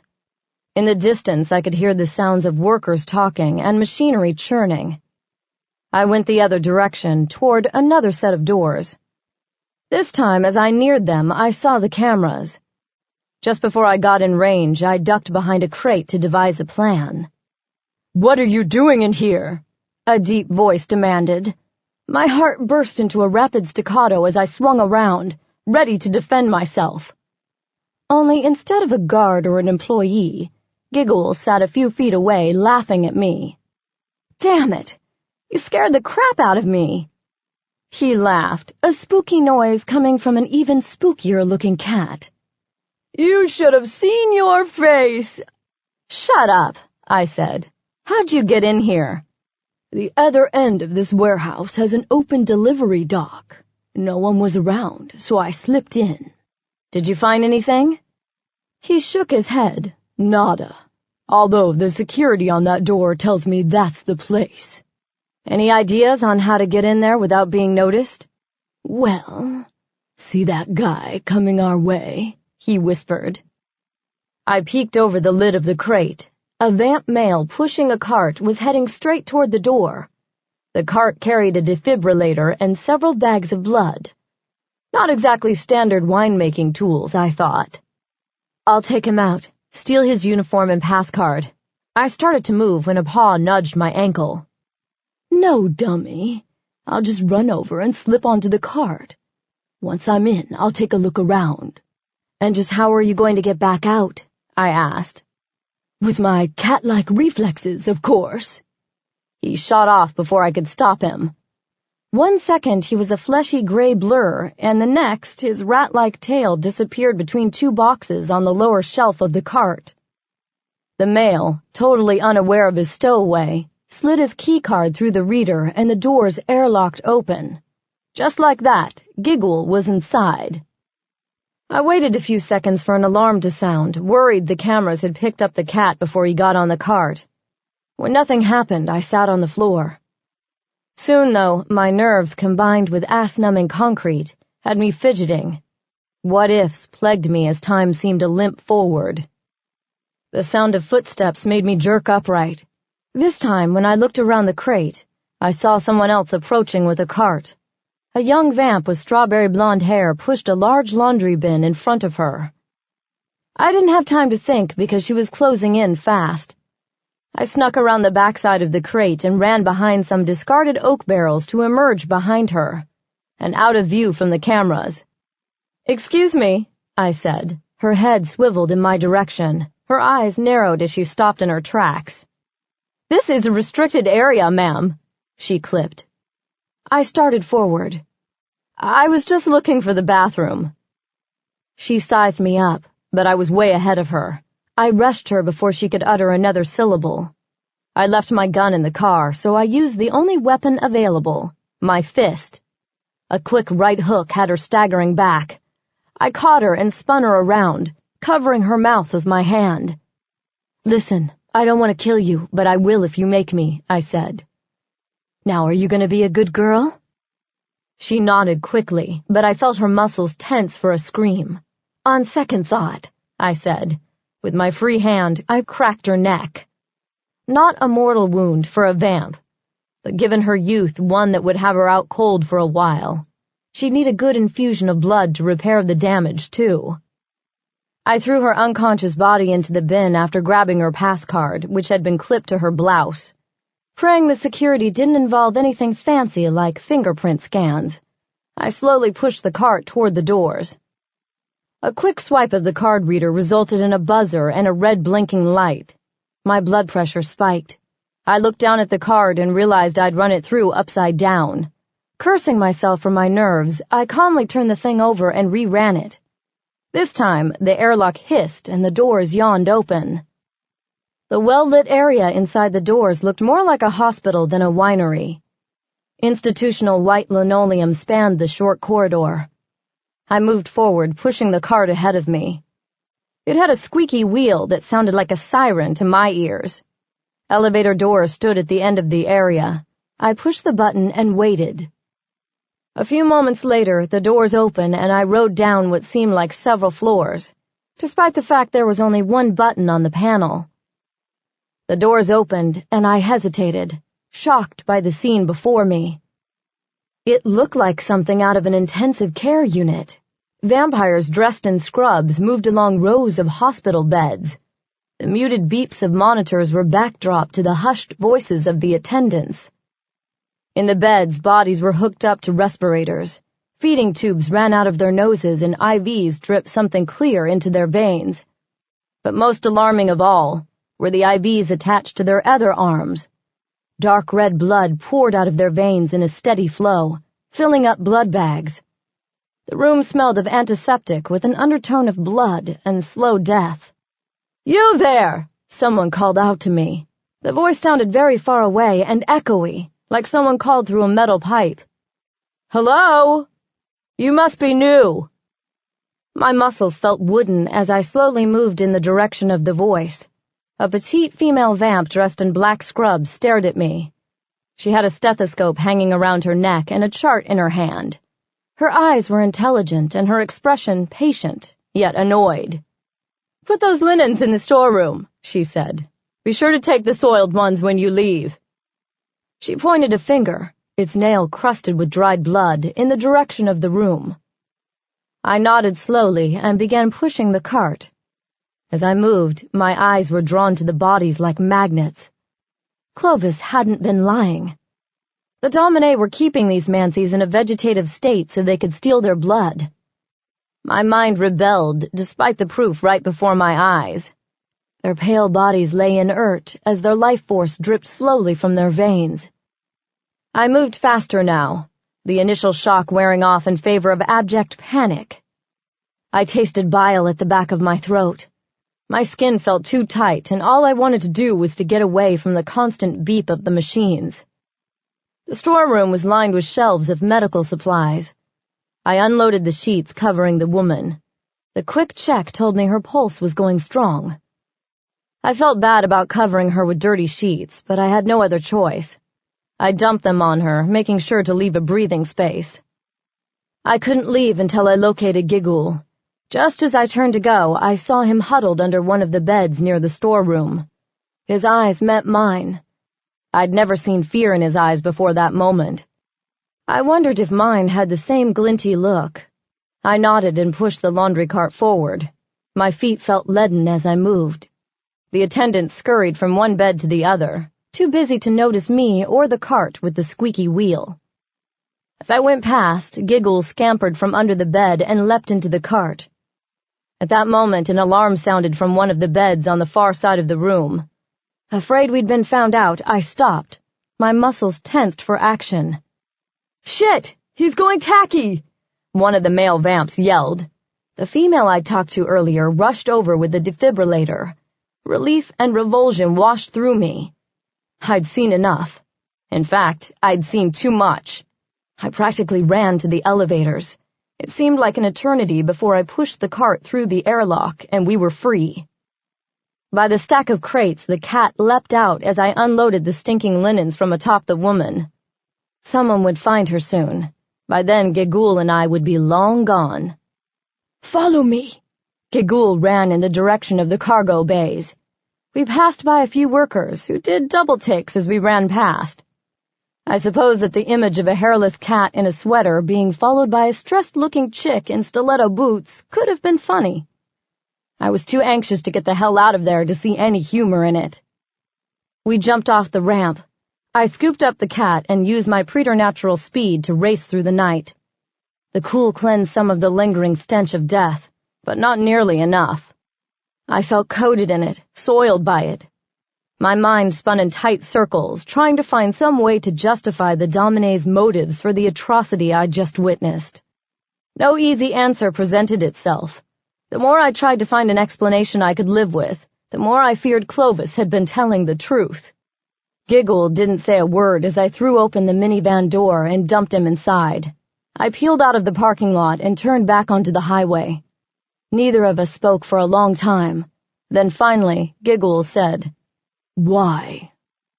I stared straight ahead, clenching my jaw. "That's what we're going to find out." My brain felt like it was about to short-circuit from trying to compute all the variables into some sort of logical explanation. I needed more answers before I figured out how to sort through everything. "Where are we going?" Giggle asked. "It's time to have a conversation with the Mage." Chapter 19. The card Adam gave me listed only a cell phone number. About 20 minutes outside the city, I called it. He picked up after the second ring. "Lazarus." "It's Sabina," I said. "We need to talk." He didn't hesitate. "Meet me at the Fog City Hotel." A while later, I pulled the minivan into the porte cochere of the hotel. The valet guy opened my door. He jumped back in surprise when the hairless cat jumped out ahead of me. "Sorry, he needs a potty break," I said. The guy took the keys without a word and handed me a ticket. I chased Gigul over to a small patch of monkey grass. "I can't take you anywhere," I said under my breath. "Bite me." Keep up the backtalk and I just might. The hotel wasn't what I would term 5-star, but it wasn't shabby either. Adam's room was on the second floor. I bypassed the lobby by slipping down the first hallway I saw. From there, I took the stairs 2 at a time up to the next floor. The last thing I needed was some nosy hotel employee telling me the cat wasn't welcome. Adam's room was the second on the right from the stairs. I knocked and waited. "What's our plan?" Giggle asked, squirming in my arms. "Just keep quiet," I said. When Adam didn't open the door after 2 more knocks, I pressed my ear to the wood. I didn't hear any movement. "Are you going to ask him about how to send me home?" Giggle whispered. "Not yet," I said. His body went slack from disappointment. I sighed. "Listen, if you just play along and be a good kitty, I promise I'll talk to him about it soon." "Okay." He sounded crestfallen, but resolved. Pushing my guilt to the side, I knocked again. Why would Adam leave when he knew I was on my way? Left with no other choice, at least to my mind, I decided to let myself in. Giggle muttered a protest, but I shushed him and transferred his scrawny frame into my left arm. I turned the doorknob hard and forced my right shoulder into it. The door cracked open. I looked to my left and right to be sure no one noticed my B&E before slipping into the room. I pushed the door against the slightly splintered doorframe.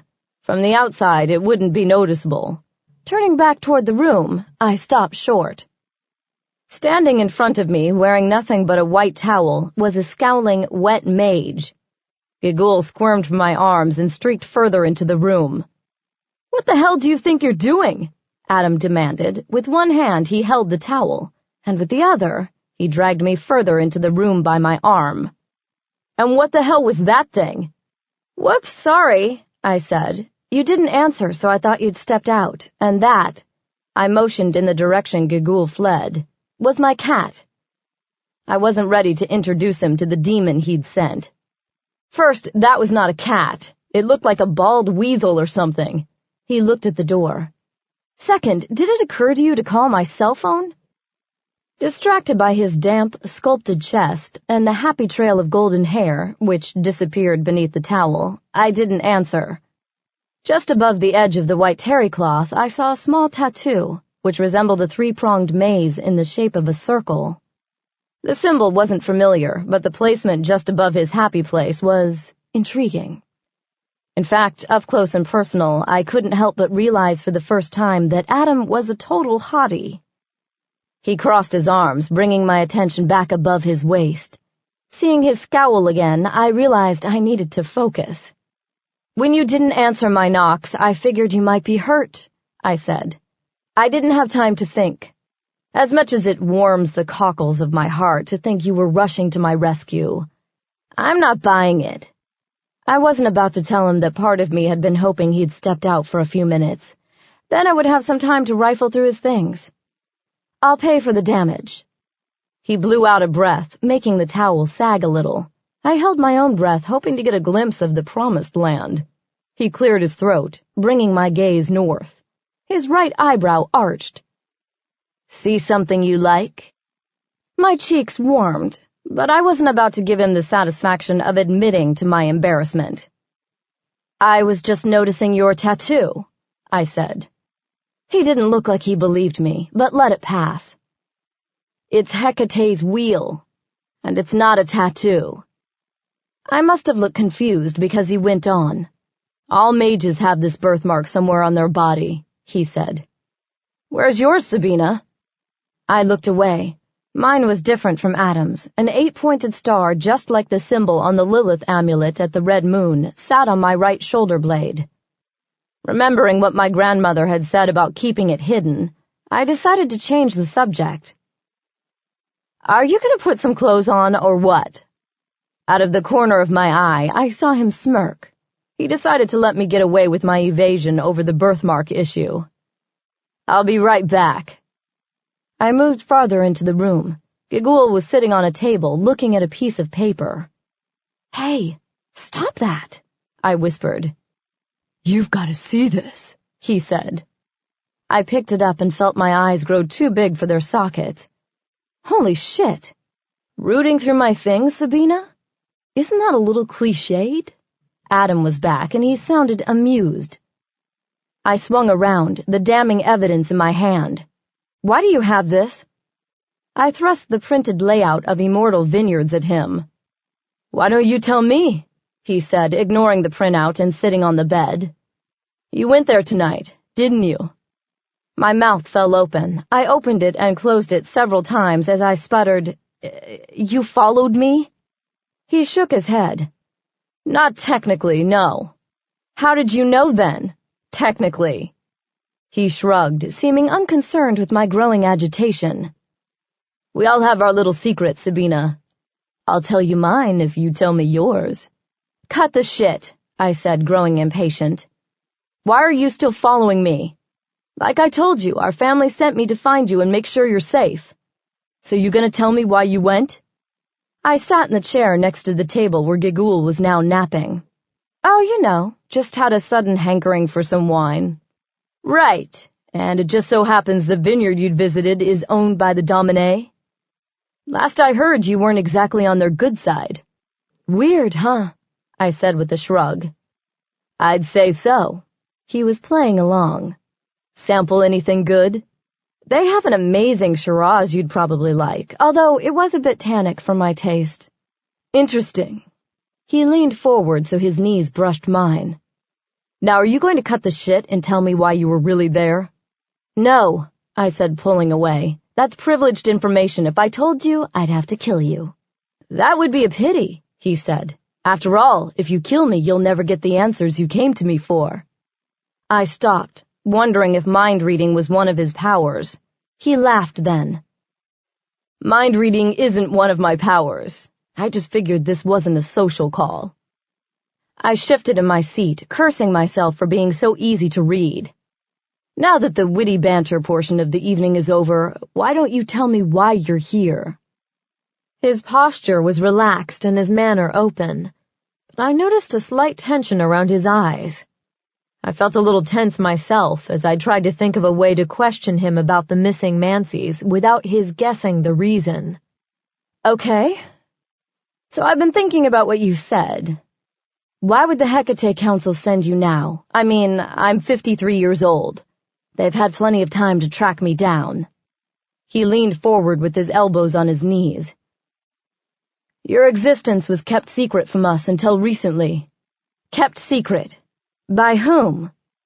The elders of the council knew, of course. However, it wasn't until recent events that they felt the need to find you. They've only entrusted the information to me and one other. A dozen questions popped into my head. I started at the top. What recent events? He stood and started pacing, as if the activity would help him gather his thoughts. How much do you know about the Perserium Lilitu? That's odd, I said. You're the second being who's mentioned it to me recently. Who else mentioned it? Not wanting to explain why I'd gone to the occult shop, I shrugged. Doesn't matter. I'd always thought the prophecies were a myth. Yes and no. No one's ever seen them. They're guarded by a secret sect. The Cast of Nod? His eyes narrowed. What do you know about them? Nothing, really. Like I said, I thought it was all a myth. The cast is uber secret, and from what I hear, they'll do anything to keep it that way. As for the book, it's rumored to be a collection of prophecies. And? I wasn't impressed by his dramatics. So far, it sounded like Nostradamus-type shit. And, he said, some of the prophecies have been coming true. Wait, I thought you said no one's ever seen them. How would anyone know if they're coming true? Oral traditions exist among the spiritual leaders of the races, passed down from generation to generation. Some of the prophecies are known by each race's leaders, more or less. I frowned, remembering grandmother's dismissal when I'd mentioned the book to her. If Adam was telling the truth, surely she would have had access to some of this information. Given recent revelations about the Domin, I wouldn't be surprised if grandmother kept this secret, too. What kind of prophecies are we talking about here? Big stuff, like wars and the second coming of Lilith. I see. Obviously, Adam was a few drops short of a pint. I played along anyway. And what's been happening? Over the last couple of months, several mages have vanished. My stomach felt like it had been dropped off a 10-story building. Vanished? Gone. Poof. No one has heard from them and no bodies have been found, he said. There's a vague prophecy the council believes relates to their disappearance. My mind was too busy absorbing this information to respond. If the Hecate Council knew about the missing Mancies, there was no way I could let Adam find out about what was happening at the vineyard. He'd organize an army to storm the place, and the war would begin. Adam was watching me, his manner wary, as if he expected me to launch out of my chair and disappear into the night. I know it sounds far-fetched, but that's all I know. I believe you, actually, I said. If nothing else, his explanation proved he was indeed sent by the council. But their reason for sending him still confused me. So what are you supposed to do? He came and sat across from me in the other chair. He looked at me over Gigul's sleeping form. I'm supposed to find them, and I think you can help me do that. I blinked and looked away quickly. Sabina, what aren't you telling me? Oh, shit. A flash of memory from earlier in the night came to me. A black-haired woman strapped down to a bed with tubes and wires sucking out her life force like bloodthirsty snakes. When I saw her and the others lying there helpless, I'd felt the first stirring of, well, I guess one might call it conscience. But I couldn't very well tell Adam all this. I would be causing a war just by saying the words. I know where they are, I said. His body jerked in shock, causing the table to rock. The movement started Gigul awake. Where are they? Tell me! Adam demanded. I can't. He grabbed my hand and squeezed it, as if trying to force the truth from me. Sabina, please. The weight of my knowledge bore down on my shoulders, making them ache. Adam, I can't tell you. Whatever you're involved with, I want in. His eyes burned with intensity. I wondered briefly if someone he knew was being held in that cold room that smelled like death. Someone he loved? You can't be involved with this. It's complicated. Fuck complicated, he said. As much as I agreed with his assessment, I couldn't tell him what was happening. Too many thoughts were tumbling through my head. I needed to get away and sort through everything. Look, The phone rang. Adam looked at me, waiting for me to continue. I held up a finger and picked up the phone. The Domin were the only ones with this number. I hit the button to take the call. This is Sabina, I said. We need to talk. It was my grandmother, and her words sent a chill through me. After listening for a couple more minutes, I hung up. Adam looked like he was ready to shoot off the bed. He was so tense. Listen, something's come up. I need to go. He stood, looking pissed. What? Now? I'm sorry, it's important. We're not done talking about this, Sabina. Yes, Adam, we are. You can't be involved. I picked up Gigul, who yowled at the rude awakening. I tucked the cat under my arm and headed for the door. Adam grabbed my free arm. You know I'm going to find out everything you know. I stared him down, not letting his fierce scowl threaten me. You can try. But the day I work with a Mancy is the day I give up drinking blood. Chapter 20. A limo picked me up at the designated spot near Fisherman's Wharf. A few minutes later, it drove over the Golden Gate Bridge. A fog had rolled in at some point, and the lights bathed the bridge in an unearthly vermilion haze. The limo continued northbound on the 101 toward Marin. I wondered if they were taking me to the vineyard until the limo left the highway near Muir Beach. The car eventually turned off a winding road into a gravel drive hidden behind a stand of trees. The driveway turned into a cul-de-sac, at the end of which was a modest wooden cabin. When I say modest, I mean that by Marin County standards, where $1 million wooden cabin was a steal. I opened the door and walked toward the house. No exterior lights decorated the place, but my cat-like vision allowed me to find the path leading to the door. I couldn't see any guards, but I felt their presence, watching me from shrubs and trees surrounding the cabin. I didn't bother knocking on the door, just let myself in. The male standing in the small entryway didn't seem surprised by my entrance. He merely held out a hand to indicate I should follow him. The cloak and dagger shit, combined with my nerves, made my neck muscles cramp. I closed my hands into fists, trying to release some of the built-up adrenaline, but it didn't help. A servant led me into a surprisingly large main room. Floor-to-ceiling windows lined one wall. During the day, the views of the bay must have been amazing. But right now, they only showcased inky night with a few muted dots of light across the water. The servant told me to wait there and left. The room held a large sectional sofa done in cognac leather. An oriental rug spanned the floor under the glass coffee table. A bar sat in the corner with several bar stools. Despite its size, the room was welcoming and cozy. I could picture a group of friends gathering for drinks and conversation. But I knew better than to expect an impromptu cocktail party in my honor. I was pacing in front of the stone fireplace when I felt Lavinia's energy. It struck me like a hot wind, making the hair on my arms prickle. One second I felt her, and the next she appeared before me. I blinked, trying to figure out if she had moved too quickly for my eyes to detect her, or just appeared out of thin air. Sabina. It was said quietly, but the power behind the voice was like an echo. I lowered my head, not meeting her eyes as a sign of respect. Domina, please sit, child. We have much to discuss. She moved toward the sofa. I waited until she arranged her black skirts before sitting at the other end of the sofa. I perched on the edge, not comfortable enough to relax into the inviting cushions. A servant appeared and set goblets on the table before us.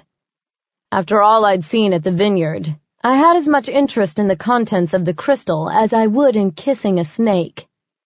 When the servant left, I spoke. "I was surprised to receive your summons. I didn't realize you were coming to San Francisco." Lavinia leaned forward and picked up her own drink. She took a sip and then ran a fingertip along the rim of the goblet. "I was in the area, checking on our vineyard." My head jerked up. "Problems?" "No, nothing like that. I just wanted to see how things are progressing with the pet project." She took another sip. "The time has come for you to kill Clovis." Shocked by the abrupt change in subject, I looked up quickly. "You told me to find the mole first. Clovis confirmed it's a member of the Undercouncil, but I haven't gotten a name yet." "Don't bother. We already found him, no thanks to your efforts." "What? When?" "We've had an operative in L.A. keeping tabs on all the members of the Undercouncil. It seems one of the members was having an affair with one of Clovis's spies." My blood went cold. I knew what she was about to say. Distasteful, really, for a vampire as old as Nicolo Vera to allow himself to be manipulated by such trash. "You knew Euan McGregor, yes?" Her use of the past tense made me go cold.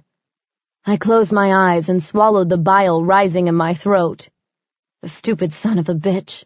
How could Euan be so careless? I opened my eyes again and cleared my throat. "Yeah, I knew him." "Interesting. Did you have any friends who weren't traitors, Sabina?"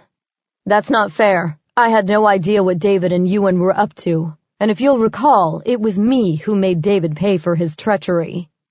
She opened her mouth to speak, but I swiped a hand through the air to stop her. "Speaking of which, did you know David refused to work with Clovis when they met?" She tossed her head back and laughed. "And who told you that, Sabina?" I didn't answer. We both knew who told me. She leaned forward and sniffed the air in front of me. "He has fed from you." My mouth went dry. For a moment I'd forgotten whom I was dealing with. "Yes, Domina." "Tell me something, Sabina. Who raised you?" Her tone was casual, but I knew better than to relax. "You did." "And who taught you the skills needed to survive?" "You," I whispered. "Who did you swear fealty to when you were 16? I straightened a bit. "The Domin. Correct on all accounts. So, please explain to me why you are challenging me based on the lies of our enemy. Has he seduced you so thoroughly that you have become blind to the truth before your eyes? He will do anything to achieve his goal of overthrowing our power. Are you going to allow yourself to be used as a pawn by some half-demon scum?" I swallowed and shook my head. I'd lost my focus and allowed myself to doubt the Domin because Clovis used his charm on me. It was time to come clean. "He knows about the vineyard. He plans on saving the Manseys and then using the situation to wrest control of the race from you." Part of me felt relieved, but the other wondered if I was making a huge mistake. She thumped the goblet on the table and rose. Crimson liquid splashed over the side and slid down the cup like a bleeding wound. She paced in front of the table. "Kill him," I stammered, trying to think of a way to hold her off. "Domina, surely—" She slashed a pale hand through the air. "Tomorrow." My stomach coiled. "I understand your urgency. However, I can't just walk in there with guns blazing. His guards will kill me before the first shot hits home." She crossed her arms and skewered me with a look. "Losing your life for your race is an honor." In the ensuing silence, all of my thoughts took on crystal focus. Honor. The word haunted me my entire life. She drilled the concept into me from such a young age, it was practically my first word. Later, honor sealed my lips when she told me I couldn't become an acolyte at the temple. Honor made me ignore my better judgment when she told me to kill David. And now, she expected me to accept a death sentence, all in the name of honor. "I understand," I said. She nodded, assuming I accepted the possibility of death. She didn't get that I understood something else entirely. I'd always believed my grandmother cared about me. She wasn't warm or affectionate, and she drove me hard, but I figured it was just her way. If nothing else, our blood ties should be proof of some sort of connection. But her careless disregard for the possibility of my death showed me the truth. She saw me as a pawn, a means to an end. Well, this pawn wasn't going to lie down and die. "What of the mages at the vineyard?" I asked. "Excuse me?" Lavinia's eyes flashed with fire. "What happens when the Hecate Council finds out what you're doing?" "You dare?" Her voice rose. "Do not forget your place, child. Clovis isn't the only one who knows. If word gets out—" She waved my concern away with her hand. "War is inevitable. It's only a matter of when. Your job is to kill Clovis before he can use the situation to stage a coup. If he manages to get into power, the Hecate Council will wipe out our entire race." Clovis. Someone else who saw me as a pawn. While my grandmother's attitude left me feeling empty, Clovis had caused the death of 2 of my friends. He needed to be taken out of the equation. But why harvest the mage blood? It seems like an unnecessary risk. When the war comes, the blood will give us a fighting chance against the Hecate Council. We will finally be able to fight fire with fire. My pride demanded I protest, but something else, something weak and needy, begged me to ignore my misgivings. I wasn't proud of my need for her approval. Like a junkie, I rationalized my need, hoping one more hit would result in the high I craved. "But you'll only use it if it comes to war, right? You aren't planning on forcing a war." Lavinia laughed. "Don't be ridiculous. Why would I intentionally try to start a war?" I nodded and chewed on my lip as I thought it over. A memory of the mages at the vineyard threatened to test my conscience, but I shoved it away. They were mages. I was a vampire. Clovis was the enemy. My grandmother was family. Put that way, my choice was clear. When all this was over, I'd have to do some serious thinking about my life choices. All this political maneuvering gave me heartburn. Maybe I just needed a vacation. Or maybe I'd strike out on my own for good and leave the intrigue to my grandmother. The thought made my stomach cramp. Now wasn't the time for existential crisis. I pushed thoughts of the future aside and focused on the here and now. I'd forget what I saw at the vineyard and do my duty. "I understand, Domina." Her fangs flashed, making her look like a cobra ready to strike. "Excellent." I didn't sleep well the next day. Despite the blackout curtains Vinka installed in my room, I was aware of the progression of the sun. Each minute brought me one step closer to completing my mission. I finally gave up on sleep about 2 in the afternoon. The cat slept on a pile of discarded clothes in the corner. Even in sleep, he seemed to feel the tension rolling off me in waves. His little paws jerked and his ears flicked occasionally, as if he was dreaming. I used the time before sunset to come up with a plan. If I could get Clovis alone, I could do the deed and then get out of there before his body was discovered. I just had to figure out a way to get close enough without him suspecting my motives. At around 4 o'clock, I got dressed and woke up the cat to tell him goodbye. He wanted to come with me to help with the plan. I'd broken down the night before and admitted everything. I figured he'd seen enough to deserve the truth. But something told me to keep him out of this. If something happened to me, I couldn't risk Giggle getting caught. At 5, I arrived at the temple. The place seemed deserted except for mortal guards, since most of the disciples would just be waking up for the night. One of the guards called Clovis on the phone, alerting him to my presence. At his direction, I followed him to the office. Clovis was already there, sitting, as usual, behind his desk, looking clean-cut in an expensive suit.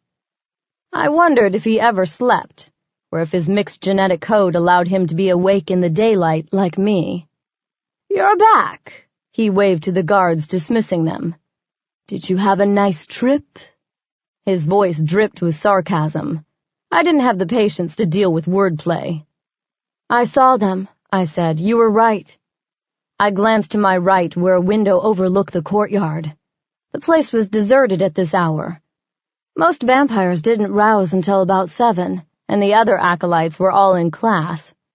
Of course I was right, Clovis said. He rose and came around the desk. He perched in front of me, his leg touching mine. Seeing my opportunity, I leaned forward. I shouldn't have doubted you. The Domin need to be stopped. Clovis reached for my hand and pulled me up. I went willingly, allowing him to bring me between his thighs. Have you given any more thought to my offer? His voice was husky, seductive. I gritted my teeth, trying to resist the pull he had on me when we were this close. Which offer is that? I moved in closer, licking my lips. His eyes flared at the blatant invitation. With one hand, he stroked my cheek. I closed my eyes and moved into the caress. With my right hand, I slowly reached under my leather jacket, feeling for my gun in my rear waistband. To share my bed, he whispered. I opened my eyes to meet his. His eyes were glowing again. I hesitated with my hand on the gun as a wave of arousal hit me. That's when I realized he must be using some demon mojo on me, causing me to feel this synthetic arousal. The knowledge freed me somewhat from the haze threatening to distract me from my task. Smiling, I leaned in further, placing my lips at his ear. Gripping the gun now, I said, all I'm going to share with you is... A knock on the door interrupted. My heart skipped a beat and I jerked back a fraction, hiding the gun at my side. Frank stuck his head in. Boss, he said. Oh, hey, Sabina. He dismissed me and focused on Clovis. We've got a problem. What is it? Clovis said in a clipped voice. When Clovis stood, I fell back behind him in shock. My hand went damp as it gripped the butt of my gun. I stood behind Clovis, my heart still hammering against my ribs. It would be so easy to take my gun and place it against the back of his head. Before he or Frank would know what was happening, I could pull the trigger. Bang! Clovis is dead. Only if I did that, Frank would put a bullet between my eyes before I got to the window and freedom. I struggled, trying to figure out what to do. Clearly, if it were up to my grandmother, I'd forfeit my life to get the job done. Mancy was found trying to break into the compound. Frank's words ended my internal struggle. Surely Adam wasn't that stupid. We've detained him in a holding room. Has he talked? Not yet, sir, but we're working on it. Frank's gaze drifted toward me. However, he did ask to see Sabina. I closed my eyes and prayed for patience. The gun slid easily into my rear waistband. Sabina, do you know anything about this? Clovis asked. I opened my eyes to find both Clovis and Frank eyeing me with suspicion. Maybe, I said. Is he a tall guy with sandy hair? Frank nodded. Then yeah, I think I know him. Stop beating him, please. Frank looked to Clovis for instruction. Bring him in here. Frank nodded and spoke into a walkie-talkie, telling the guard on the other end to bring in the prisoner. Clovis looked at me again. Want to tell me what this is all about? I heaved a big sigh. It's a long story. Humor me. I gave Clovis the Cliff Notes version of my experience thus far with Adam, leaving out his claims about my Mancy family sending him. I hoped Clovis wouldn't notice my hands shaking as I talked. Adrenaline still gushed through me. Inside, I was berating myself for failing the Domin. The truth was, even though the interruption wasn't my fault, I still could have taken one for the team and accomplished my mission. But I'd been scared. I didn't want to die.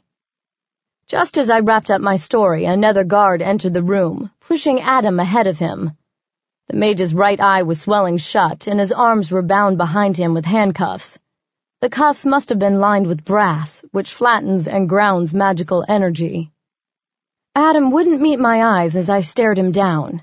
He was too busy having a one-eyed stare-off with Clovis, And who might you be? Clovis's tone was casual. Adam Lazarus, he said. He stood straight with his shoulders back and his abraded face stubborn.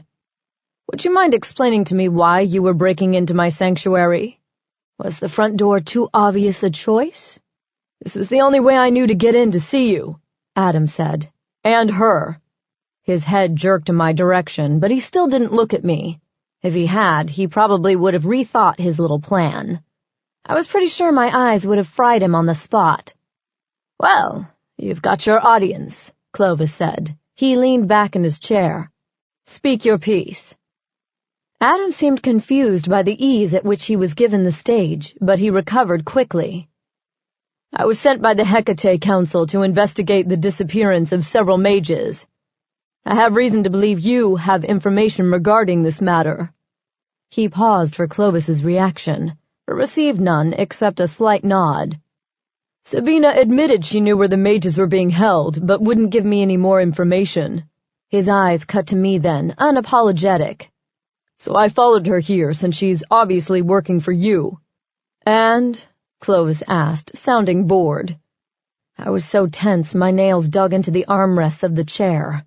Part of me wanted to punch Adam for his stunt, and the other part was scared for him. And I want in, Adam said. What use do I have for another mage when I have Sabina sitting right here? Clovis said, nodding to me. I started to protest, but his look shut me up. With all due respect to Sabina, she is untrained in magic. While I'm convinced she has latent skills, she is unable to use them. Clovis rubbed his bottom lip, as if weighing this information. And how do I know I can trust you? A simple phone call to the Hecate Council will verify my identity.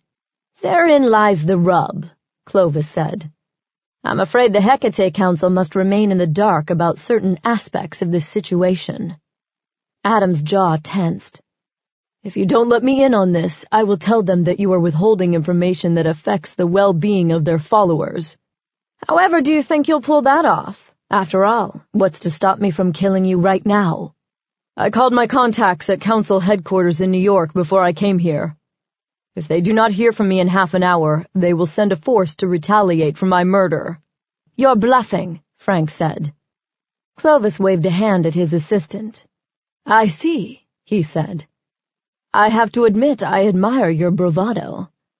However, I cannot let you in on this unless I have assurances you will not reveal information to the Council.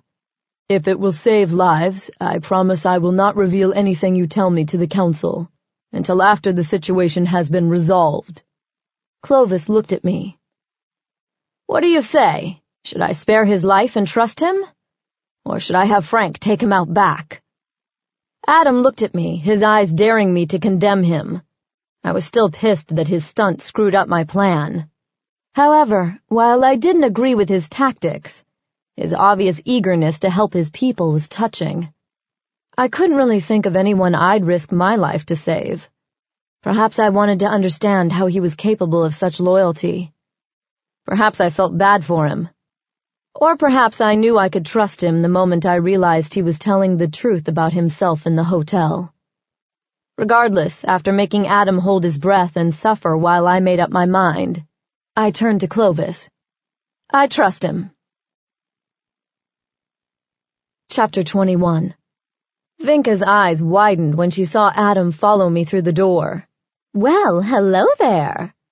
She came forward with a little extra swing in her hips. I'm Vinka. Adam looked amused at her blatant interest. Adam. So you're the sexy hexy I've been hearing all about, she said. Adam looked to me for confirmation. I hated that she made it sound like I'd been giggling about him during a slumber party. I frowned at both of them and went to my room. Vinka's flirtatious voice followed me down the hall. I found Giggle napping on my bed. Wake up, I said. We've got to talk. He opened one eye and regarded me with a look I can only describe as disdain. You're disturbing my beauty sleep, he said over a yawn. You'd have to be Rip Van Winkle for that shit to work, my friend. He ignored my jibe and took his time stretching. Is Clovis dead? There's been a change of plans. I quickly filled him in on everything. How do we know he won't go to the Hecate Council? He was fully awake now. If he'd been in demon form, he'd probably have stroked his chin.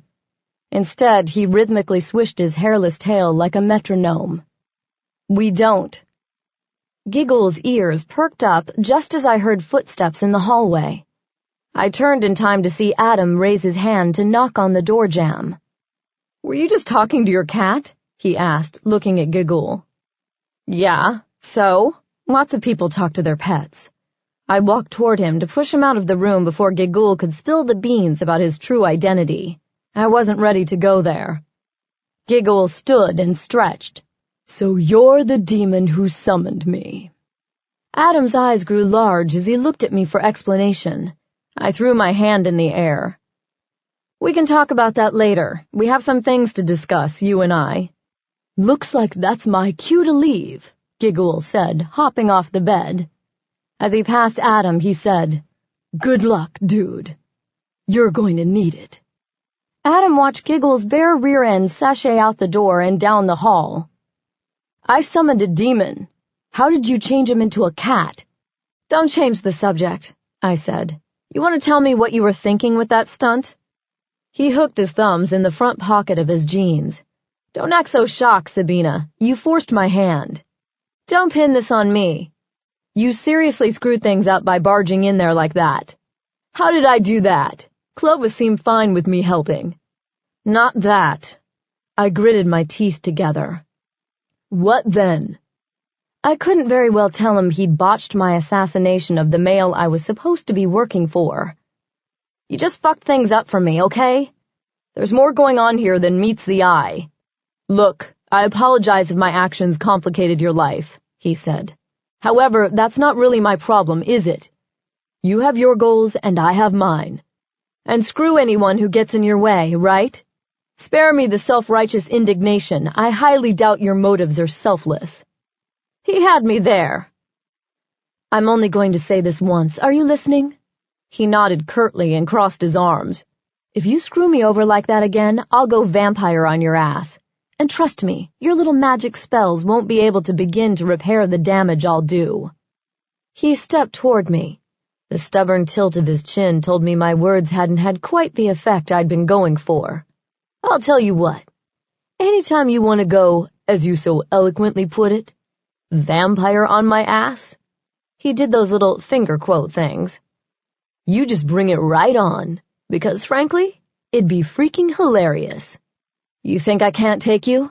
I got in his face, showing a little fang for effect. "Don't make me laugh." Confidence radiated from every plane of his face. Like gunslingers in the Wild West, we squared off, each daring the other to break eye contact. He might have had a bag of spells up his sleeve, but I had him beat in the speed department. I hooked my leg behind his knee, knocking his legs out from under him. His ass hit the ground before he knew what was happening.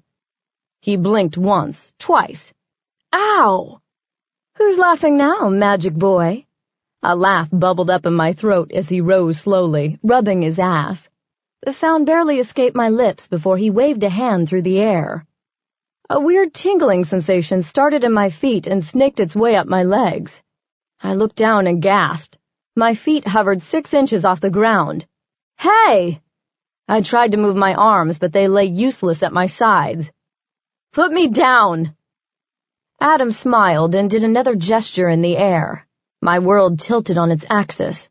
The tips of my hair brushed the rug as Adam's inverted face came into view. "This isn't funny," I said.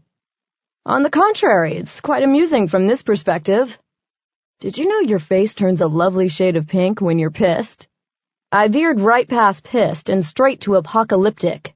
Blood rushed to my head, making me dizzy. "Put me down!" "Not so fast. Since I have you at my mercy, I think it's time we get a few things straight." "Screw you." "Might be interesting given the position, but no thanks," he said. "Now I've been thinking about this, and it's time you agreed to begin your magical training." "Right, like I want to spend even more time with you than I already be forced to endure." "Seriously, Sabina, it's long past time you learned," he said. When I refused to answer, he sighed. "I'm not letting you down until you agree." I shook my head, refusing to dignify his threat with a response. "You're turning purple." Blood pounded behind my eyeballs. I gritted my teeth against a wave of nausea. Inside, I was yelling at myself for being so stubborn. Maybe if I agreed to the training, he'd help me send Giggle home and forget about making me meet my Mancy family. So why was I being so pig-headed? I knew the truth. It was just so hard to admit it to myself. I was embarrassed. It was bad enough Adam had bested me at my own game. It was even worse I needed his help. Admitting that really chapped my ass. "Sabina?" I rolled my eyes to look at him. "Fine. 1 session. 5. 1, and you help me send Giggle home. You don't have much experience with negotiation, do you?" My head hurt, and I was starting to see little stars superimposed on his face. "That's my final offer." "You're no fun," he said. "Okay, we'll start with 1. Just as quickly as it began, I found myself standing upright again. Vertigo rushed through my head, and I swayed right into Adam. He reached to steady me, but I pushed away and sat on the edge of the bed. The room spun for a moment as my equilibrium returned. The lightheadedness passed quickly, replaced by embarrassment. I took that and twisted it into anger, an emotion I felt more comfortable with. "You asshole," I said, standing again. Adam's shit-eating grin did nothing to bank the fire in my belly. "You deserved it after that cheap shot. My ass is still sore." "Good." "Seriously, Sabina, you might want to look into some anger management classes. You're awfully touchy." "Touchy?" I took a menacing step toward him. He didn't move, just looked at me with a challenge in his eyes. I paused, realizing he'd been trying to get a rise out of me all along. Not wanting to give him any further satisfaction, I clenched my fists and forced myself to calm down. I counted to 10. He was still grinning. I took 2 cleansing breaths. He cocked an eyebrow. That did it. "Fine. You win. Are you happy?" "Yep." I stalked out of the room, embarrassed by my lack of control. I'd given my opponent the upper hand the minute I lost my temper. It was a rookie mistake, and I knew better. Vinka and Giggle were curled on the couch watching Oprah when I stormed out. Their eyes widened, seeing me in full fang. "Did you kill him?" Giggle asked. Vinka nudged the cat and pointed behind me. Adam strolled into the room, looking like he didn't have a care in the world. He smiled at my roommates before winking at me. I clenched my fists, knowing that he was trying to goad me into embarrassing myself in front of my friends. "Wait a second," Vinka said. "What's going on here?" "Nothing," I said. "Adam's leaving." 2 sets of eyes moved from me to Adam, as if watching a tennis match. Adam looked at his wrist. "Actually, I don't have to be anywhere for a while. Anyone want to order pizza?" "I do." "I do." "No," I said, staring down the 2 betrayers on the couch. "That's 3 against 1, Sabina. Sucks to be you." The cat grinned at me, which looked just as odd as it sounds. Just for that, I silently vowed to hide all his catnip. "Fine," I said. "I'm going out." Adam raised an eyebrow, which was as good as calling me a coward. "Before you go, what time do you want me here tomorrow?" I eyed him with suspicion. "For what?" "To begin your magic lessons, of course." "Magic lessons?" Giggle perked up. The hope on his face made me bite back the retort I'd been about to toss. I narrowed my eyes at Adam. He'd just set me up. Again. "Be here at dusk. You'll have 30 minutes before we need to go to the temple for our first strategy meeting." I expected him to argue the short time I'd given him. Instead, he smiled. "Okay," he said with a shrug. He then dismissed me, turning to my friends. "How about pepperoni?" As they debated the merits of anchovies, I turned to the door. Part of me hoped one of them would try to convince me to stay. How had Adam worked his way into the group so quickly? And how did I end up feeling like an outsider just as fast? I grabbed my coat from the chair and opened the door. With a final glance over my shoulder, I saw the three of them laughing. Vinka stared at Adam with obvious sexual interest, while Giggle looked like he had a serious case of hero worship. I stalked out into the night, slamming the door behind me. Their laughter carried through the wood, following me through the courtyard. Screw them, I thought. This was why I didn't believe in friendship. You couldn't trust anyone to be loyal for the long haul. An image of David's face flashed in my head. Nope, you couldn't trust anyone. I was proof of that. I returned 2 hours later, my cheeks warm despite the cool night air. The recent infusion of fresh blood, courtesy of a mugger who'd been stalking women in a local park, did wonders for my mood. I always did get a little bitchy when my reserves ran low. At least, that's what I told myself as I thought about the scene I'd made earlier in front of Adam. While I was out, I had some time to think about how to handle the fact I'd botched Clovis's assassination. I knew Lavinia was waiting for my call. There'd be hell to pay when I didn't check in. My only hope at this point was to try again the next night. After my training session with Adam, we'd head over to the temple to plan the attack. After the meeting, I'd ask Clovis to meet in private about some detail of the plan. That's when I'd do it. Sure, it meant taking an extra day, but I hoped the Domin would overlook that in light of my success. Until then, I just had to avoid my cell phone. Vinka and Giggle looked like they hadn't moved from the couch since I'd left. A pizza box sat on the table in front of them, the lid open to reveal a few discarded crusts and one greasy piece of pizza. Looked like Giggle won the great anchovy debate after all. "Hey, guys," I said. My eyes scanned the place for signs of Adam. Only the faint scent of sandalwood remained. Giggle, who lay with his head distended, fleshy belly in the air, didn't move his eyes from the screen, but managed to raise a paw in greeting. Vinka jerked at the sound of my voice. "Hey, Sabina. I didn't hear you come in." "What are you watching?" I craned my neck to see the TV, but Vinka clicked it off with the remote. Giggle protested, but she ignored him. "Just some ridiculous mortal movie," she said. Her pink cheeks made me suspicious. "Which one?" "I don't remember the title," she said, suddenly very interested in a piece of lint on her pants. "Oh, shut up," Giggle said. "It was The Lord of the Rings." He stood slowly and stretched, his alarmingly large belly wobbling as he did so. Vinka's eyes shot to mine. I grinned at her. "Don't be embarrassed. That elf was hot." A giggle escaped her. "Damn straight." "My favorite is that Sauron," Giggle said. "That dude knows from evil." Vinka shot him a glance and shook her head. "So where did you head off to in such a hurry?" "Just grab some dinner," I said. "Needed some fresh air." She lifted an eyebrow. I wonder why.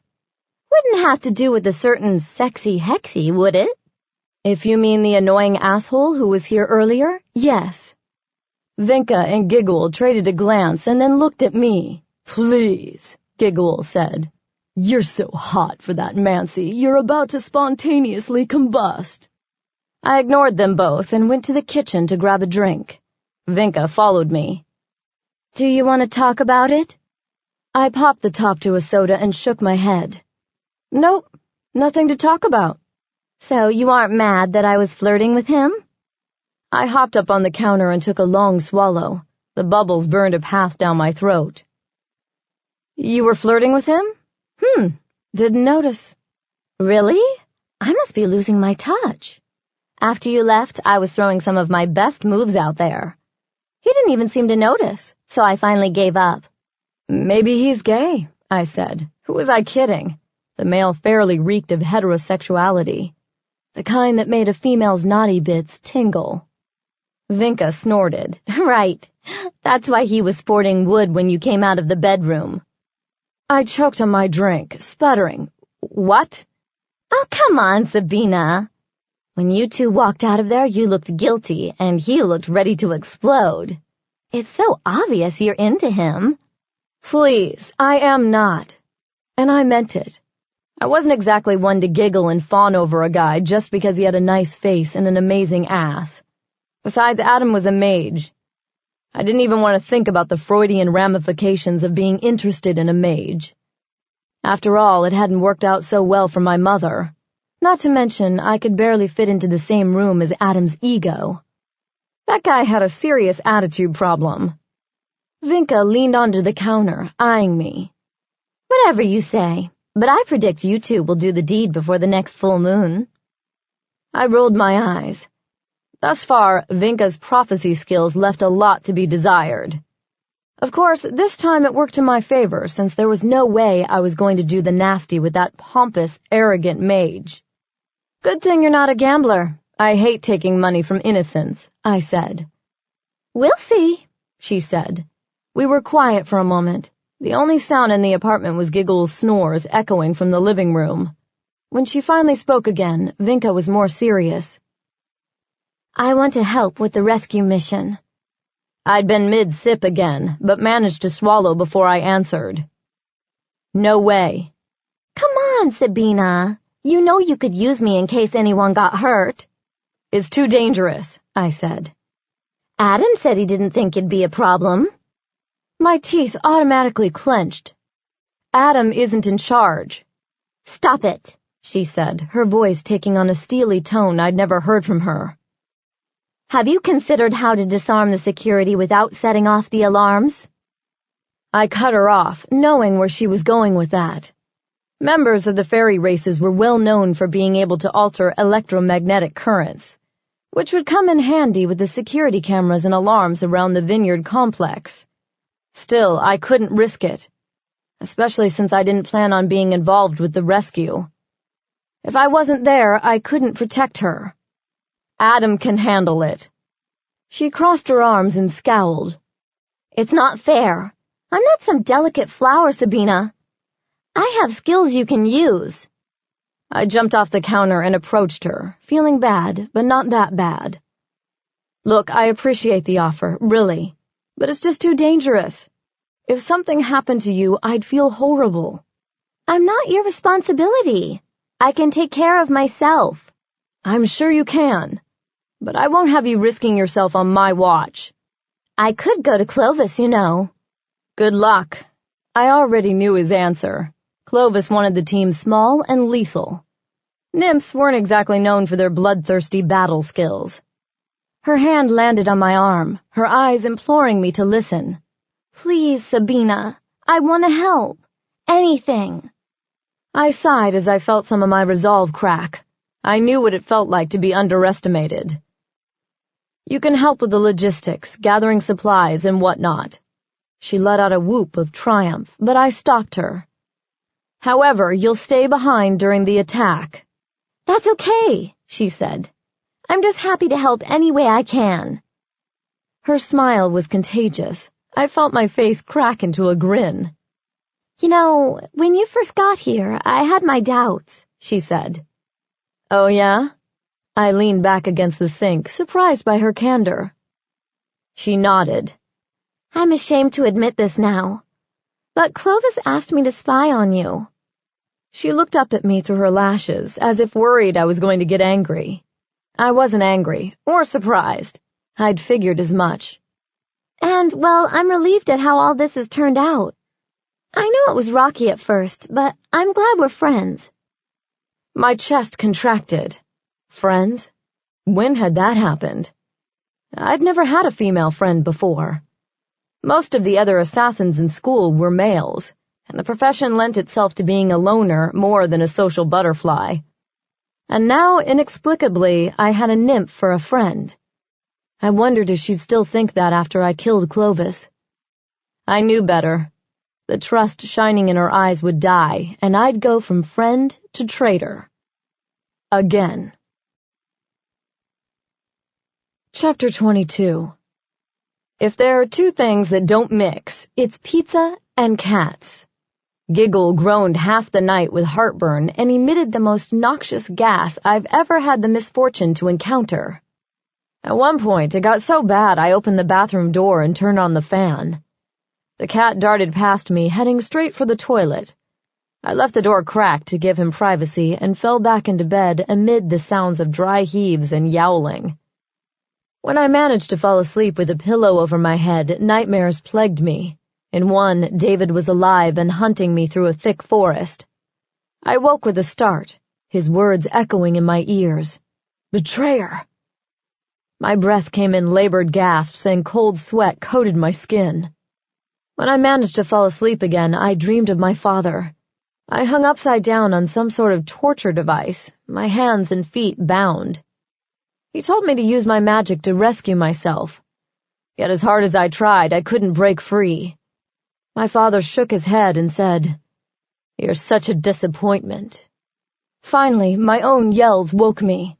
I was sitting up when my eyes opened. Giggle sat at my feet, watching me warily. "Are you okay? You were shouting." I ran a hand through my rat's nest hair and tried to get my bearings. I closed my eyes and willed my heart to decelerate by taking slow breaths. In my solar plexus, I felt the sun hovering at the horizon. "What did I say?" I asked finally. Giggle's ear twitched. "Something like, 'It's not my fault.'" I cringed, remembering the reason I'd been yelling. Though I'd never met my father, I knew without a doubt he'd been the mage in my dream. Knowing I'd never get back to sleep, I tossed off the covers and stood. Adam would probably arrive at the butt crack of dusk just to annoy me anyway. "How are you feeling?" I asked Giggle. "About 5 pounds lighter," he said. "Poor Mr. Giggles," I said. "That'll teach you to stay away from people food." "I'd rather be gassy all night than forced to endure that horrible slop that passes as cat food." "Suit yourself. Only next time you're sleeping in the living room. You gave a whole new meaning to nocturnal emissions." He sniffed and jumped from the bed, dismissing me. At the door he paused, waiting for me to open it for him. I sighed and did his bidding. He left without looking at me. "You're welcome," I called. His only response was a tail twitch as he rounded the corner into the living room. I felt a grin tease the corner of my lips at his behavior. Shaking my head, I pivoted toward the bathroom. If luck was on my side, I'd have time for both a shower and a gallon of coffee before Adam made an appearance. By now, I should have learned that luck, if she was a lady, was a mean-spirited bitch with a grudge against me. I'd barely stepped out of the shower when I heard the doorbell. Dripping like a wet dog, I grabbed a towel from the rack and did the world's fastest dry-off. 5 minutes later, my hair was in a makeshift but damp bun. After tossing on jeans, a white tank, and my black cowboy boots, I inspected myself in front of the mirror. "Makeup," I said to my pale reflection. A couple of coats of mascara, a little cream blush, and some lip gloss worked wonders. I told myself the enhancement was merely a concession to my sleep-deprived complexion. However, part of me didn't feel right appearing before Adam clean-faced. I needed some war paint before I faced my first lesson in magic. Someone knocked on the bedroom door. Knowing I couldn't put it off any longer, I went to answer. Before I opened it, I rubbed my damp palms on my denim-clad thighs. Adam lounged against the doorframe. "Morning," he said with his trademark grin. "Hey," the word came out like a croak. His gaze traveled south, pausing briefly over my chest. I crossed my arms, suddenly wishing I'd thought to put on a bra. I cleared my throat. "You ready to get started?" His eyes met mine again. "I guess so," I said. "Do I need anything?" He shook his head and stepped back to make way for me. "I thought we'd start in the courtyard. It's a nice night." "Sounds good." I felt like I needed to clear my throat again, and I was having trouble meeting his eyes. Weird. Guess I was more nervous about this magic stuff than I thought. Of course, given the distrust Lavinia instilled in me about all things mage, maybe it wasn't such a surprise. Giggle and Vinka had made themselves scarce. I wondered if this was their lousy attempt at matchmaking, or if they were just scared to be around once I started casting spells. After a quick detour to the kitchen for coffee, Adam followed me outside. A bistro table and 2 wrought iron chairs sat next to the pool. Adam motioned to it, and I took a seat, adjusting the chair so it faced the street. "Worried someone's going to sneak up on you?" Adam said, and then he did the same thing. I ignored this and busied myself looking everywhere but at him.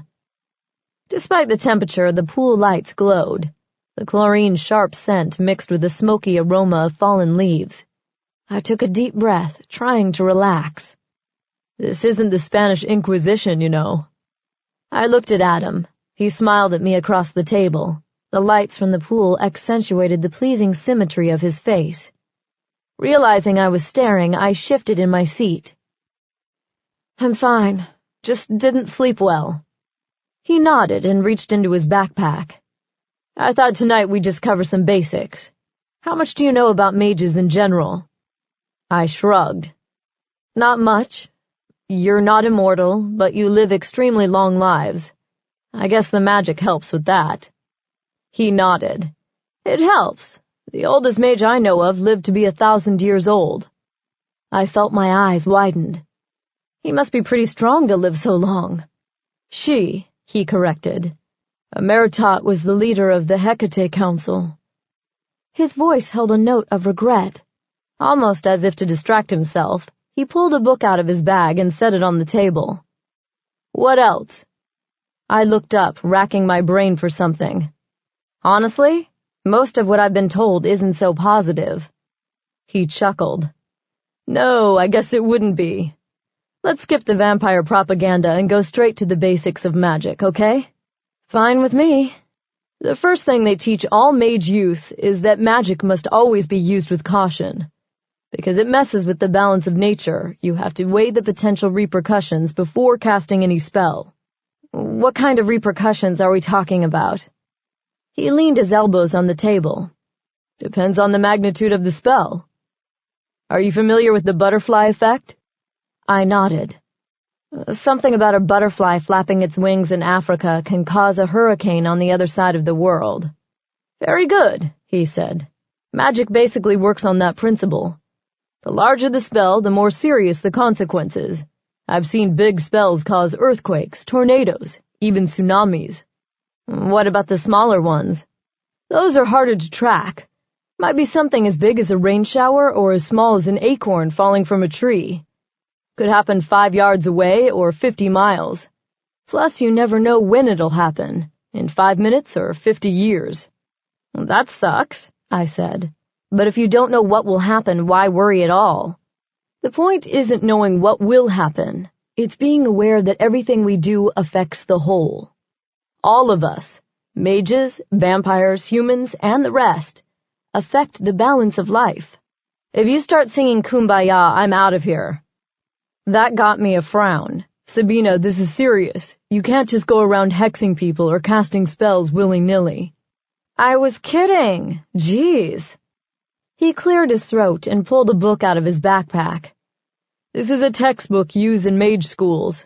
It's pretty elementary, but it gives a good overview of the basics." He pushed the book across the table. I picked it up and flipped through it. He wasn't kidding. It read like the Dick and Jane version of the Book of Shadows. "There'll be a test tomorrow." I brought my head up, ready to tell him where he could stick his test, but stopped myself when I saw his smirk. "Gotcha." "Nice one," I said. "Can we get to the good stuff already?" "Not yet. You need to learn about the basics before we move into introductory spellcasting. That book will help." Just then my cell phone rang. Grimacing, I picked it up to check the number. Lavinia. Cursing under my breath, I hit the N button and then powered the phone off. If things went as planned, I'd be able to call her back later with news of my success. "You could have taken that," Adam said, nodding toward the phone. I didn't recognize the number. He didn't look convinced, but let it drop. "Okay," I said. "What else, Teach?" "That's it for tonight." My mouth dropped open. I'd gotten myself all worked up, and all he did was give me some stupid book? That's it? I don't want to rush this. You've got a lot to learn, and tossing you into intermediate casting might overwhelm you. "Wait a second," I said. "You're making it sound like I'm in this for the long haul." "Aren't you?" "Hell no." We agreed on one lesson. I thought you'd teach me a few spells and that'd be it. He sighed and tilted his head to look at me. Don't you get it? I'm here to help you claim your birthright. What are you talking about? Sabina, you've lived your life so far as if you were a pure-blooded vampire, but you're not.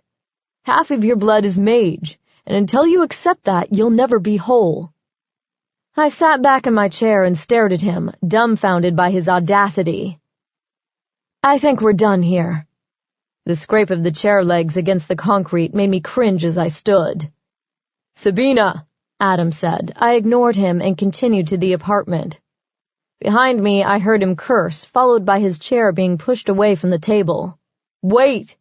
See you at the temple! I yelled. The door slammed behind me. 2 hours later, I was ready to stab myself in the eyeball with the pen I was tapping on the notepad in front of me. If we go in through the west entrance, we can disable the cameras, Frank said. But why would we do that when I can simply disable them with a spell? Adam argued. Vinka and I looked at each other as the two men continued to debate the various methods of entry. The meeting had already gone on too long, most of it consisting of Adam and Frank arguing over every last detail of the plan. Frank, how many vamps can we count on to help us? I interrupted. Frank's glare shifted from Adam to me. I've got 5 of Clovis's personal guard. Shit, I said. We need a lot more than that. They've got security all over that place. I can probably get some fairies involved, Vinka offered. Frank snorted. What are they going to do, blow pollen on them? Vinka stuck her tongue out at him. Don't underestimate fae folk, vampire. We've been known to kick some bloodsucker ass. Would you like a demonstration? Frank started to lean forward, his eyes hot. I put a hand on his arm. Stop it, I ordered. Vinka, I appreciate your offer, but I need you to focus on gathering the weapons and supplies right now. Vinka leaned back in her chair with a frown. I could put a call out to some of the covens in the area, Adam said. I shook my head. Absolutely not. We can't chance the Hecate Council stepping in. But I held up a hand, cutting him off. No, we'll have to make do, I said. Now let's start by going over what we know about the facility. An hour and a lot of shouting later, we'd come up with a rudimentary plan. It wasn't fleshed out, but it was a start. Frank stood and stretched. I need to go brief my men. He stalked out without another word. Adam watched him go. That guy's got an attitude problem. No doubt, Vinka said. I sighed and stood, gathering papers. Look, this isn't ideal for any of us. We just have to manage with the resources we have. If either of you has a problem with the plan, you are free to walk away now. I looked at each of them, hoping they'd bow out. The plan we'd come up with was a suicide mission. Neither spoke. I stood and began gathering the papers on the table. Adam, I'll need your list of supplies by tomorrow evening. That should give Vinka enough time to get it all together by week's end. Adam nodded, eyeing me. I ignored him. Vinka rose to leave. Thanks for including me, Sabina. I'll see you at home. I nodded curtly and went back to my shuffling. After she left, Adam continued to lounge in his chair. Don't you have someplace to be? I asked. I thought we were going to continue your training, he said. I stopped and stared at him. The gall of this guy. The deal's off. No, it's not. Yes, I said firmly, it is. It's obvious we have different goals here. He leaned back in his chair and tossed the pen he'd been holding onto a set of blueprints. You're scared. With deliberate slowness, I placed the palms of my hands on the table and leaned toward him. What did you say?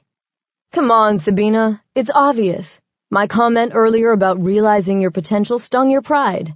But more than that, it scared you, he said. And you want to know why? I shook my head and pursed my lips. No, but I'm sure that's not going to stop you. He leaned his elbows on the table. You've spent your whole life living in this little bubble where the rules were clear. The Domin brainwashed you against all of Mage kind, and embracing that side of yourself terrifies you. You know what terrifies me, Adam? I said. That you think I'm so gullible that I'll buy that psychobabble bullshit. You don't know me, and you certainly have no right to sit there and pontificate about what I'm thinking or how I feel. I meant what I said, no more training. It's not because I'm scared or because deep down I'm a lost little girl. It's because I'm not interested. He watched for a moment, his expression unreadable. Finally, he stood and came around the table. You're not interested? That's fine. But if you don't agree to continue with the training, I'll walk out of here and tell the Hecate Council everything. My eyes narrowed and my fists clenched. You're a real bastard, you know that? He smiled and picked up a stack of papers from the table to hand to me. I've been called worse. I closed my eyes, wondering how things had gotten so complicated. If Adam went to the Hecate Council now, war would follow, no doubt about it. If I could hold him off, there was a chance I could convince the Domin to change their minds. Granted, the chance was small, but I had to try.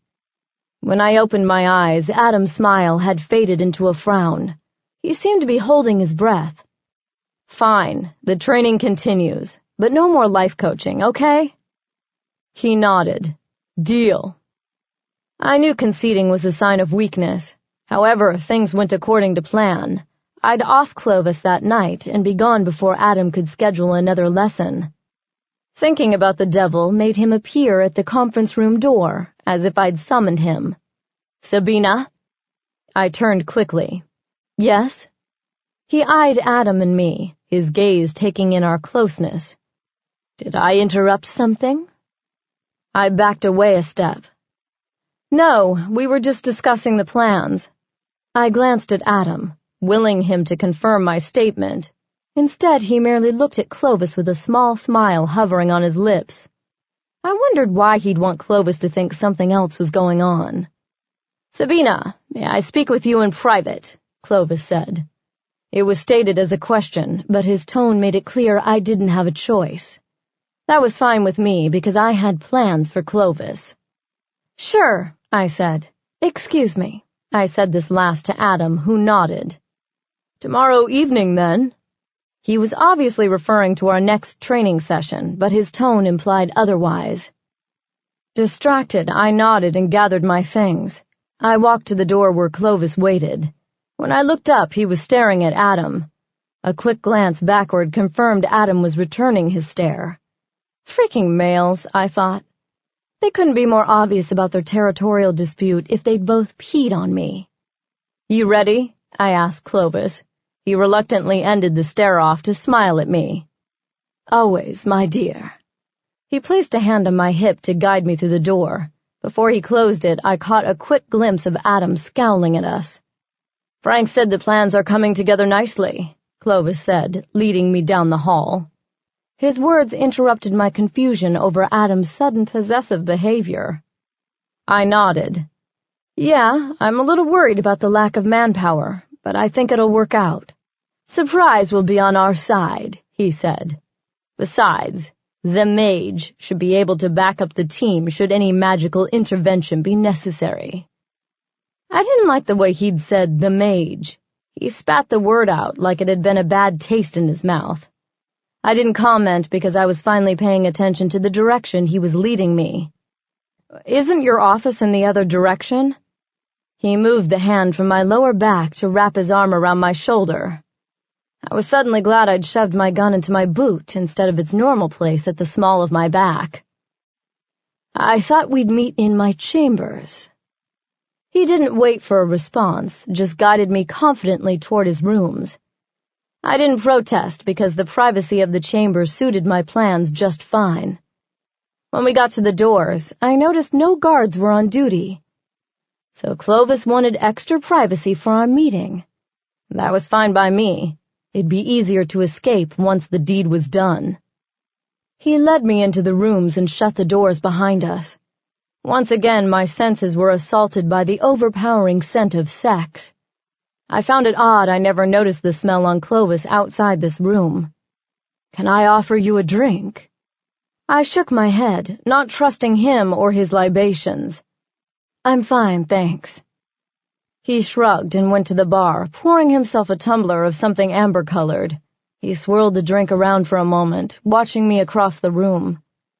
I stood still under his scrutiny, despite my sudden urge to fidget. "You've been holding out on me, Sabina." I tamped down the brief spurt of panic his words created. "How so?" Deliberately, I sauntered toward him. "You know damn well what," he said. He took a gulp from the glass and slammed it on the bar. "I've made it very clear I want you in my bed." Relief flooded me for a moment. I'd been worried he knew something about my working for the Domin or the plan to kill him. "And I told you I needed more time." He came forward, his hands gripping my shoulders roughly. "I don't like games." "Good, because I'm not playing them," I said. I wanted to push his hands away, but decided it would only anger him further. "I've just got a lot on my mind. When I come to your bed, I want it to be with a clear head." "You said when you come to my bed, not if," he said, moving in closer. I felt lightheaded, which seemed to be normal now whenever he was this near. "I never said I wasn't interested." I toyed with his tie and lifted the corner of my mouth in a flirtatious smile. He bent down and placed a kiss on my neck just over my jugular. "If you won't let me have your body, yet, perhaps you'll allow me to taste your blood again." He ran a tongue over the spot, causing a stream of concentrated electricity to run from my neck to my groin. My brain went all foggy as desire pooled in regions south. I knew it was wrong to allow him to feed from me. If I had my way, he'd be dead in the next 5 minutes. But he had some effect on my body that I couldn't deny. Part of me considered allowing him one last taste before I damned him to Urkala. He scraped his fangs over my vein. The resulting pleasure-pain sent a shiver down my arms. The logical portions of my brain screamed at me to remember how dirty I'd felt last time. But I didn't care. Inside, I felt an overwhelming urge to do something wrong, something I'd regret, something to relieve all the pressures built up in my life lately. I went lax against him, my body giving him permission even though my head denied it. My mind shifted restlessly through itself, bringing up quicksilver images. The gun in my boot, mages strapped to gurneys at the vineyard, my grandmother's disappointed face, David's body smoldering next to a grave. Clovis's breath caressed my skin, hot and moist. It mingled with my own rapid breaths. "You want this," he whispered. "You want to give me your blood." My head felt both overfull and deliciously light at once. My breath came in shallow pants as my heart skipped a beat and then kicked into overdrive. Clovis's musky pheromones assaulted my nose as a coppery taste overtook my tongue. The onslaught of physical and mental stimuli compounded until I felt overwhelmed. Clovis's fangs pressed against my skin, pushing against my vein. The sharp canines were about to break through when my heart went from pounding to galloping. I felt the skin give way, and his fangs begin to sink into the soft tissue. I couldn't catch my breath. Before I knew what was happening, I shoved at him, clawing and kicking against him until he fell back. Collapsing onto the floor, I curled up into a ball. My heart rammed against my chest like a piston. I hyperventilated against the pain, sure I would die when the bomb in my chest exploded. "Sabina!" In some part of my mind, I was aware of Clovis's hand landing gently on my shoulder. I ignored it in favor of freaking out. In my head, I shouted to myself to calm down. I'd never felt so out of control of my own body. "Breathe," Clovis commanded. I forced myself to take in deep, slow lungfuls of air. My pulse kicked up for a second before skipping a beat. The new rhythm felt slower, yet still too fast. Another slow breath, and my heart ratcheted down another notch. Somewhere nearby, glasses clinked together. Clovis shoved a cool glass into my shaky hand. "Drink." My skin felt too tight, and my jaw ached from clenching as I looked up at his concerned face. "Drink it," he repeated. Through a fog, I squinted at the glass. Recognizing the red fluid, I brought it to my lips. The first sip exploded on my tongue, making my mouth water and my fangs throb. The rest went down in one swig. It spread down my throat and through my limbs like a balm. I closed my eyes and licked my lips, trying to get every drop. I knew Clovis was watching me, but I was still too panicked to worry about appearing weak in front of him. When I opened my eyes again, my breathing had returned to normal, and my heart had slowed its rhythm. My head felt full of helium, and my hands were shaking. But I felt more in control. Clovis stood before me, his eyes sympathetic but calculating. "Better?" I nodded, wiping the back of my hand over my lips. "Yeah." He sat on a chair I missed when I collapsed. He didn't say anything, just watched me. Conscious of his gaze, I cleared my throat and set the glass on the floor. My palms were sweaty even though I felt cold. "You want to tell me what that was all about?" he said finally. "I haven't fed in a while." I lied. I didn't know what the hell had just happened. "Sabina, hunger's effects are rarely that severe unless you're close to starvation." I shrugged. "I don't know what it was. Stress, maybe." He nodded and patted my knee, a strangely paternal gesture from a man who'd just tried to seduce me. "Maybe you should put your feet up." He reached down to lift my boots into his lap. Remembering the gun in my boot, I jerked away. His eyes shot to mine, surprised by my skittishness. "I just need to go home." I tried to stand. My knees wobbled, causing me to reach out and grab his shoulder for support. "Are you sure you're okay?" Real concern weighed down his voice. "I just need to get some rest," I said. "I'll be as good as new tomorrow." He stood slowly, watching me as I tried to steady myself. "You could lie down here." My eyes shot to the bed made for sin. "Thanks, but I'd be more comfortable in my own bed." He looked so disappointed I almost laughed. Almost. The fact I'd just screwed up another assassination sucked all the humor out of the situation for me. I briefly considered just pulling my gun out right then and taking care of it once and for all. However, I knew I wouldn't get far, as weak as I felt. Clovis was too strong to come at without all my faculties in order. I ran a shaky hand through my hair. My hairline was damp with sweat. "I'm sorry about, well, you know." He shrugged, a slightly befuddled expression marring the dark beauty of his face. "No harm done. I'll see you out." I shook my head, causing my hair to fall in my face. "That's all right." Before he could argue, I walked as fast as I could to the door. I needed to get as far away from Clovis and his narcotic pheromones to clear my head.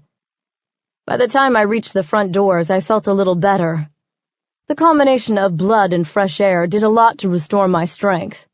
Frank slouched by the front door, almost as if he'd been waiting for someone. "Why are you out, huh?" He actually smirked at me. I stopped and looked at him. "Excuse me?" He came forward, slinking. "Clovis always has an effect on the ladies." He winked at me. Winked. "Whatever," I said, reaching for the door handle. Frank's hand landed on mine. I rounded on him. "Back off." "Ah, come on," he said, toying with a few strands of my hair. "Didn't Clovis tell you?" "He doesn't mind sharing." I bared my fangs at him. "Back off." He didn't heed the warning. Instead, he moved forward and grabbed me by the arm. "You'll find being nice to me will help you with the boss. What do you say, Sabina?" I grabbed his free arm and twisted it around behind his back. "I say, if you ever touch me again, you'll pull back a bloody stump." With most males, this threat would have been enough, but Frank obviously had training to back up his cockiness. With his feet, he shoved backward, slamming me into a wall so hard I released his wrist. He grabbed my arm and spun me around into a chokehold. "If you wanted foreplay, you just had to ask," he whispered in my ear. A comforting surge of adrenaline propelled me as I grabbed his arm and hugged it to me for leverage. With my free hand, I reached back and grabbed the back of his shirt. By adjusting my weight, I managed to flip him over my shoulder easily. His body hit the ground like a sack of potatoes drenched in too much cologne. He lay still for a moment, shocked by the impact. I placed the heel of my boot against his neck. "You need to learn some manners," I said, "and while you're at it, try a breath mint." The playful confidence had fled from his eyes, leaving only malice. I'd seen that expression before on men I'd bested. The wounds to their pride hurt far worse than any injury I could inflict. "You'll regret this," he said, fangs flashing. "Maybe, but I'd regret fucking you a lot more." With a final twist of my heel into his trachea that left him gasping, I turned and marched out of the temple. As the door slammed behind me, I knew I'd made a new enemy. But damned if I didn't feel better. Chapter 23. The next evening I woke up feeling even better. I'd slept the sleep of the dead, blessedly undisturbed by dreams. I could hear the TV in the other room and the sounds of Giggle and Vinka talking. I lay in bed for a few moments, trying to compel myself to get up. Adam would arrive soon for another lesson, and I hadn't had a chance to look over the book he'd given me. Not that I wanted to, but I certainly didn't want another lecture from him. My little episode with Clovis confused me. Instinctively, I knew analyzing it too much wouldn't help matters. However, if I couldn't get a handle on my stress, it could cause more complications. After all, that little anxiety attack had ruined my chance at killing Clovis, and that certainly didn't do anything to calm me. In assassin training, the first lesson is to always remain calm. Metaphorically, losing your head usually results in literally losing your head. It worried me that I'd become so affected by everything going on, I couldn't do my job. I needed to find a way to release some of my stress before I got myself killed. The only question was how. It's not like I was exactly the yoga type. No, the best way I'd found to fight stress was to administer a good ass-kicking. But even though my skirmish with Frank helped a little, it hadn't offered the kind of release I needed. Then, of course, there was the possibility I'd hit some sort of slump. I'd heard of other assassins losing their edge and having to leave the field. Looking at it objectively, I'd have to say screwing up 2 assassination attempts in as many days might qualify as losing my edge. But I wasn't ready to hand in my guns, yet. After all, if I wasn't an assassin, who the hell was I? With a sigh, I picked up my cell phone off the bedside table. 5 missed calls. Lavinia had to be furious by now. I needed to figure out my next step, but first I needed to shower. When I came out of the steamy bathroom, I found Adam lounging on the bed. "What the hell?" I yelped, pulling the towel tighter around my breasts. "Evening, sunshine," he said. "Get out." I pointed with my free hand at the door. "Who woke up on the wrong side of the bed?" I marched over to the dresser and grabbed some clothes. Ignoring him, I walked straight back to the bathroom and closed the door. "You're no fun." Adam's muffled voice came through the door. I stuck my tongue out at the panel. A few moments later, I emerged again, this time clothed in jeans and a long-sleeved black t-shirt. Adam was right where I'd left him, looking amused. "I didn't know you were so modest." I dragged the comb through my hair. "Yeah, well, there's a lot you don't know about me." "I'm starting to get that impression. For instance, I had no idea you and Clovis were an item." I swung around so fast my wet hair lashed my cheek. "What?" "You and Clovis. We're not an item." I tugged at a few tangles to cover my embarrassment. I so did not want to discuss my love life with Adam. If you're not already, you will be soon. I saw how he looked at you last night." "Look, whatever you think you saw, you're wrong. Nothing is going on between Clovis and me. Except that he's fed from me and I have to kill him," I silently amended. "Okay, fine. You don't want to admit it? That's cool. I'm just saying, even if you're not interested, he is. Drop it. He shrugged and leaned back into the pillows. You're touchy tonight. You know what? You're right, I said, abandoning my hair. I think maybe we should reschedule the lesson. Adam sat up. Hey, I was just kidding. I sighed. I know. Look, it's not you. I'm just kind of stressed out right now. I don't think I'm up for it. Adam opened his mouth to respond when Giggle walked in. What up, peeps?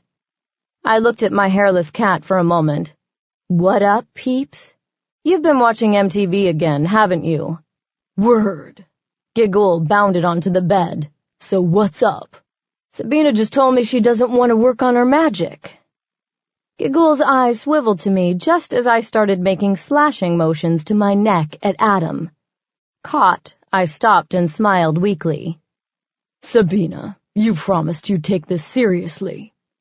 His wrinkly, hairless face was stamped with disapproval. Can we talk about this later? No, we cannot. You promised you'd get Adam to help you send me back. Adam held up his hands. I already told her I'd help. But my question is, how did you end up as a cat? Giggle shook his head sadly. The magical misfit over here screwed up a spell. I stepped in. Hey, I tried, didn't I? It's not my fault the spell book was wrong. Giggle shot me an annoyed look. Whatever helps you sleep at night, Red. Wait a second. Adam slowly dragged his gaze away from Giggle and focused on me. You did this? What were you thinking doing magic without any training? My cheeks flushed under Adam's stare. Have you considered the possibility that Giggle is your familiar? Most mages have them. I'm not really a mage, and he's not my familiar, I said quickly. He's kind of like a sidekick or something. Giggle huffed. Sidekick my scaly ass.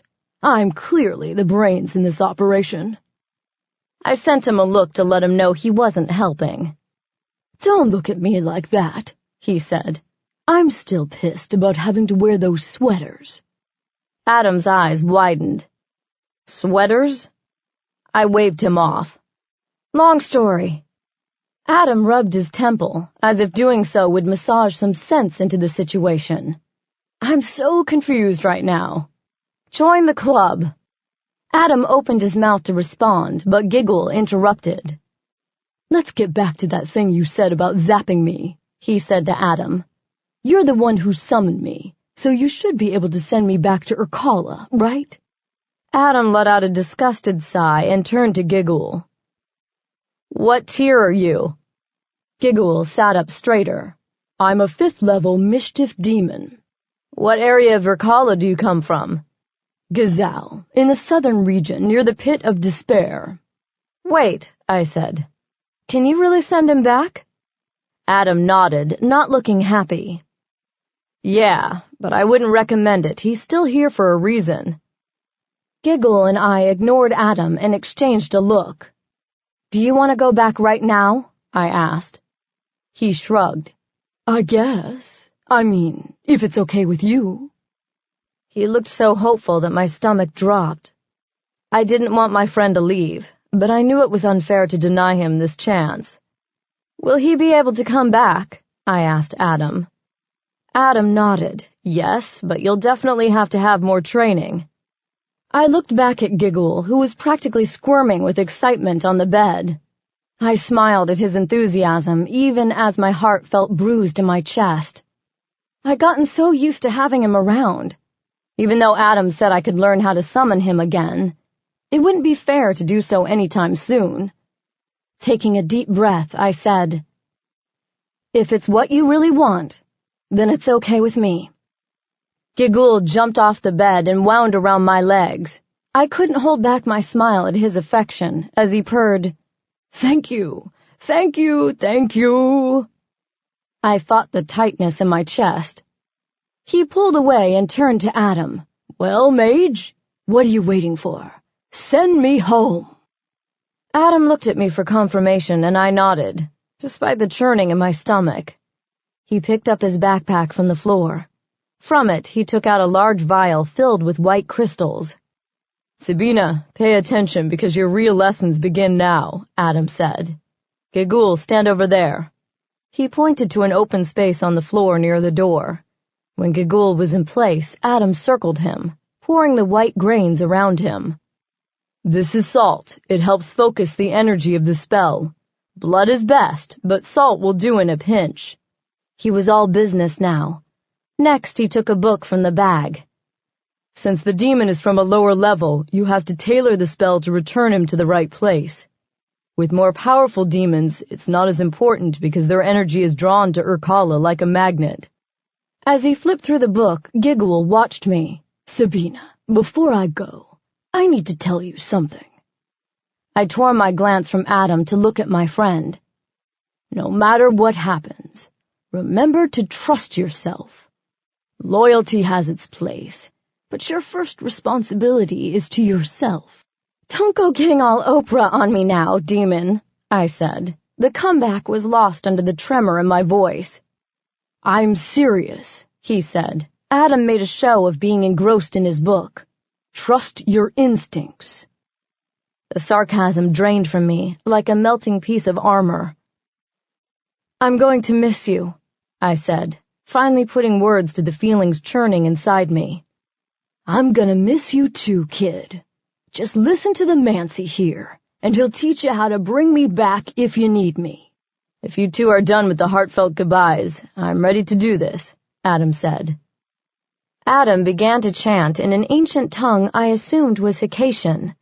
Within seconds, Gigul's body became transparent, with a shimmery green aura.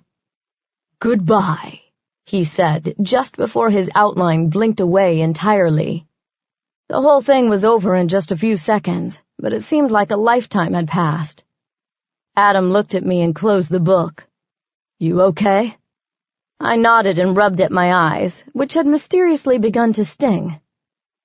"You know, I've been trying to get rid of him, but now that he's gone, I wish he wasn't." Adam placed a hand on my shoulder, an intimacy I didn't shrug off. "The sooner you commit to your training, the sooner you'll know how to bring him back." Vinka stuck her head in the doorway. "What the heck is going on in here? Why was Adam chanting? Why is there salt all over the floor? And where is Gigul?" Her rapid-fire delivery made my head spin. Adam stepped in, no doubt understanding I needed a few minutes. As he explained what was going on, I walked over to the circle. The collar Gigul had worn lay in the center. I picked it up and watched the light dance off the metal spikes. I didn't know why I felt so sad. Most of the time, the opinionated demon annoyed the crap out of me. "Sabina, are you okay?" Vinka asked. I looked up. Vinka and Adam were both looking at me with hangdog expressions. I took the collar, wrapped it around my wrist, and tightened it to form a bracelet. "I'm fine." I stood and straightened the pillows on the bed, needing a distraction. I said, "Adam, let's talk shop." Adam smiled a real smile, not his normal smirk. Without a word, he went to grab his backpack from where he'd left it on the floor. "I guess I'll leave you guys to it then," Vinka said. I nodded, but wasn't really paying attention. Now that I had a reason to learn magic, I was determined not to screw it up again. Adam pulled a small book from his backpack and handed it to me. The faded red leather cover had no markings, and when I opened it, the pages were blank. "What's this?" "It's a journal. That's your starter grimoire. I want you to take notes on all the spells I teach you. Eventually, you'll want to buy a more substantial book that you can fill with your own charms and potion recipes." "Do you have one of these too?" I asked. He nodded. "Can I see it?" "Mine is back in New York under lock and key. Most of us are very protective of our personal grimoires." He pointed to the book. "Since you're just starting out, be sure and keep it with you at all times. That way you can jot down questions for me or ideas you have." I was strangely touched by Adam's gift. I knew it was just a stupid journal, but it felt more important than that. "Thanks," I said. He tilted his head and his lips quirked into a smile. "No problem." Our eyes held for a few moments. I broke the contact and cleared my throat. Adam stood straighter and shuffled his feet. Anyway, tonight we're going to learn about creating and breaking circles. I grabbed a pen from the bedside table and opened the book. Before he could begin, however, my cell phone rang. My heart picked up speed, knowing who was calling. I paused, trying to decide what to do. If I took the call, I'd no doubt be ordered to report to her immediately. Obviously, that option held little appeal. Adam frowned when I let it ring. "Who is it?" he asked. I clicked the end button. No one. Chapter 24. Her goon found me the next night. I was heading to my favorite feeding ground when the black car pulled up next to the curb. A male vamp with wide shoulders and a no-nonsense attitude stepped out of the car. He wore a black suit with the Domine's emblem, a gold fleur-de-lis embroidered on the pocket. I didn't argue when he told me my presence had been requested. It was time to face the music with my grandmother. She waited for me in the house where we'd met a few days earlier. As I walked slowly into the room, her eyes took in everything. Self-conscious, I straightened my spine and tried to project confidence I didn't feel. Her anger was more pungent than the smell of ashes coming from the fireplace behind her. I knelt down and waited for acknowledgement. "How dare you ignore your orders?" Not exactly the warm greeting I'd hoped for. I slowly stood and tried to look abashed. "Grandmother, I'm sorry I haven't returned your calls. There have been complications." She slashed a hand through the air. "I don't want to hear excuses, girl. Clovis is alive. You failed. End of story." I shook my head, trying to figure out how to spin my miserable failures. "Actually, I think I found a better way to approach his death." She raised her eyebrows, but still appeared skeptical. "This had better be good. The other Domine are ready to put a price on your head." My heart kicked up a notch, but I soldiered on. What if we waited until the vineyard attack? That way we'd not only kill Clovis, but also his best men. His organization would be crippled without anyone to assume the reins. She went still, her face expressionless. My instincts urged me to continue, to justify, but I held them back. Silence conveyed confidence. "Why should I trust you now when you have repeatedly failed?" That stung, but I gritted my teeth and ignored the slight collapse in my confidence. "Think about it. The attack will be chaotic. I should have plenty of opportunity to kill Clovis and his guards." I swallowed, hating what I was about to say, but knowing it would assuage her. "If you still have doubts about my abilities, you could even set a small contingent of your guards in an ambush, ensuring the deed is done properly." She tapped her chin with her forefinger, considering my plan. "It could work," she said finally. "However, when all of this is done, don't think there won't be repercussions for your failures." I bowed my head. "Yes, Domina, I understand.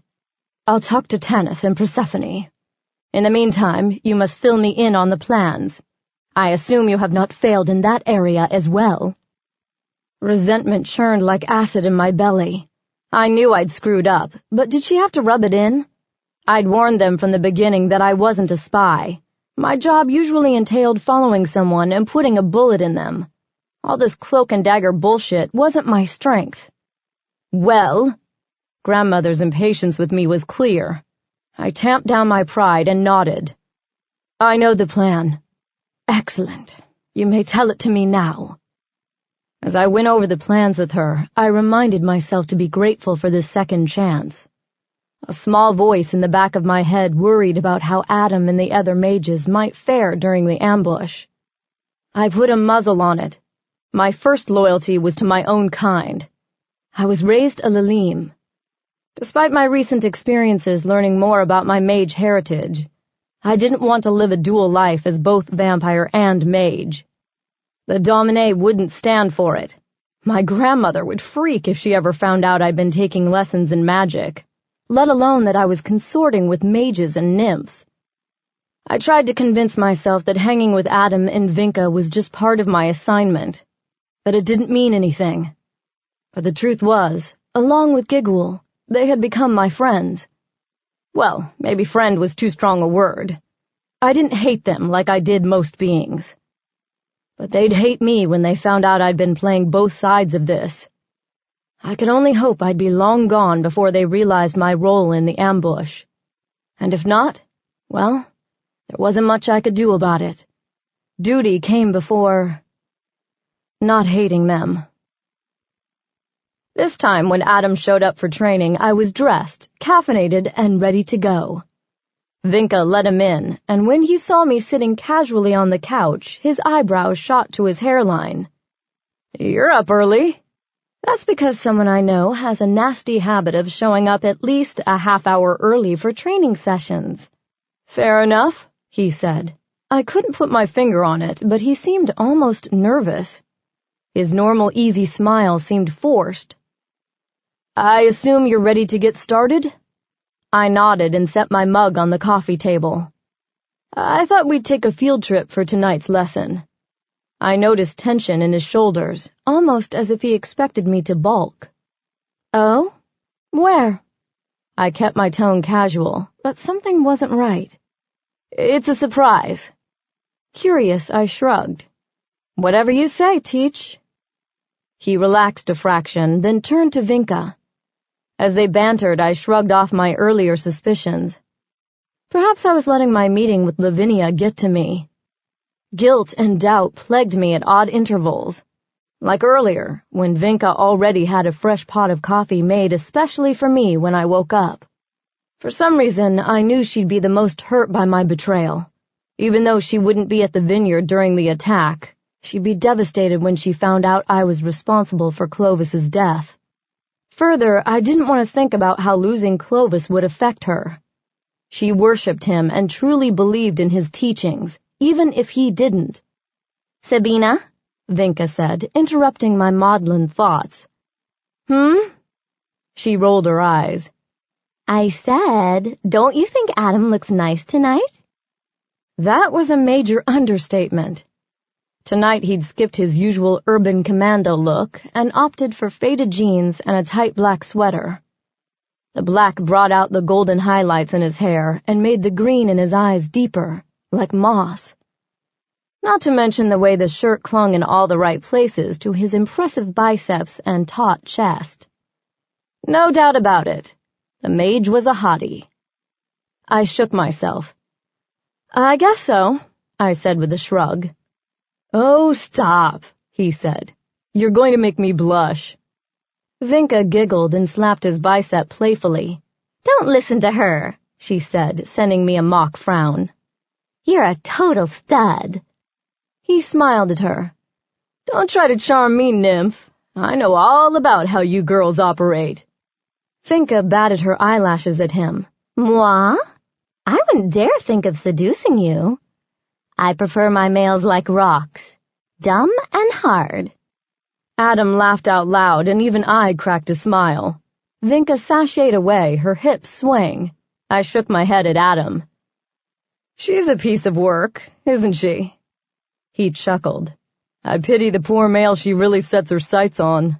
He won't stand a chance." I grabbed my purse. "You ready to go?" He blinked at my abrupt change in subject, but walked to the door. I didn't like the green spike of jealousy I'd had when Vinka had been flirting with Adam. I didn't have any right to it, but there it was. It didn't seem to matter that their flirtation had been a joke. Adam opened the door for me and indicated I should precede him. I swung my hair over my shoulder and didn't meet his gaze as I passed. However, I couldn't help take a deep breath of the pleasing scent of spicy soap mixed with sandalwood. Someone should bottle that stuff. "I thought we'd take my car," Adam said as he followed me down the walkway to the street. The beep of a car alarm disengaging caught my attention. A black SUV sat across the street. "Nice wheels," I said. "It gets me around," he said. I frowned at his understatement. The thing was huge with blinged-out rims. When he opened the door for me, I noticed soft Corinthian leather and burled wood on the dash. His mood had shifted again as he pulled away from the curb. I tried to breach the silence. "So you're from New York?" He nodded as he turned onto the freeway, heading north. "Manhattan." "Where's the Hecate Council headquartered?" "North of the city." At that point, I figured out he wasn't in a sharing mood. I settled back into my seat with a sigh, watching the city speed past. When we crossed over the Golden Gate, I started to get restless. "Where are we going?" He jumped, almost as if he had forgotten my presence. He glanced at me out of the corner of his eye and shifted in his seat. "Muir Woods." "The national park?" I asked. "Isn't it closed this time of night?" He shot me a look. "For mortals." I nodded, thoughtful. "What, you going to teach me about plant life or something? We should have brought Vinka." "No, not plant life." I frowned, wondering at his mysteriousness tonight. "Adam, just tell me already." "We're going to meet a fairy by the name of Briolin Pimpernel. Sound familiar?" His question seemed a tad too casual. "No," I said. "Should it?" He pulled off the 101, where a sign directed us to Muir Woods. "Yeah," he said finally. "It should. Why do I have a feeling this isn't just some random field trip?"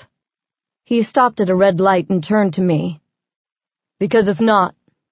Briolin was there when you were born." My stomach lurched. "What?" I whispered. "I lied to you when I said we were training tonight." Adam pushed the accelerator. I barely felt the movement because of the shock of his admission. "We're going to meet with Briolin because it's time for you to learn the truth." I was almost too scared to ask, but I did anyway. "What truth?" "I'll leave it to Briolin to tell you." Chapter 25. The ferry greeted us on a stone bridge that spanned a bubbling creek. Night sounds served as an organic soundtrack to our hushed introductions. Despite my wariness after Adam's cryptic remarks in the car, I found myself liking Briolin Pimpernel right away. She stood barely 5 feet tall, with a body shaped like a pear. The wrinkles around her eyes and mouth served as evidence of a lifetime of laughter. She took my cold hand in her soft, warm palms and smiled. "My, how you have grown, young lady.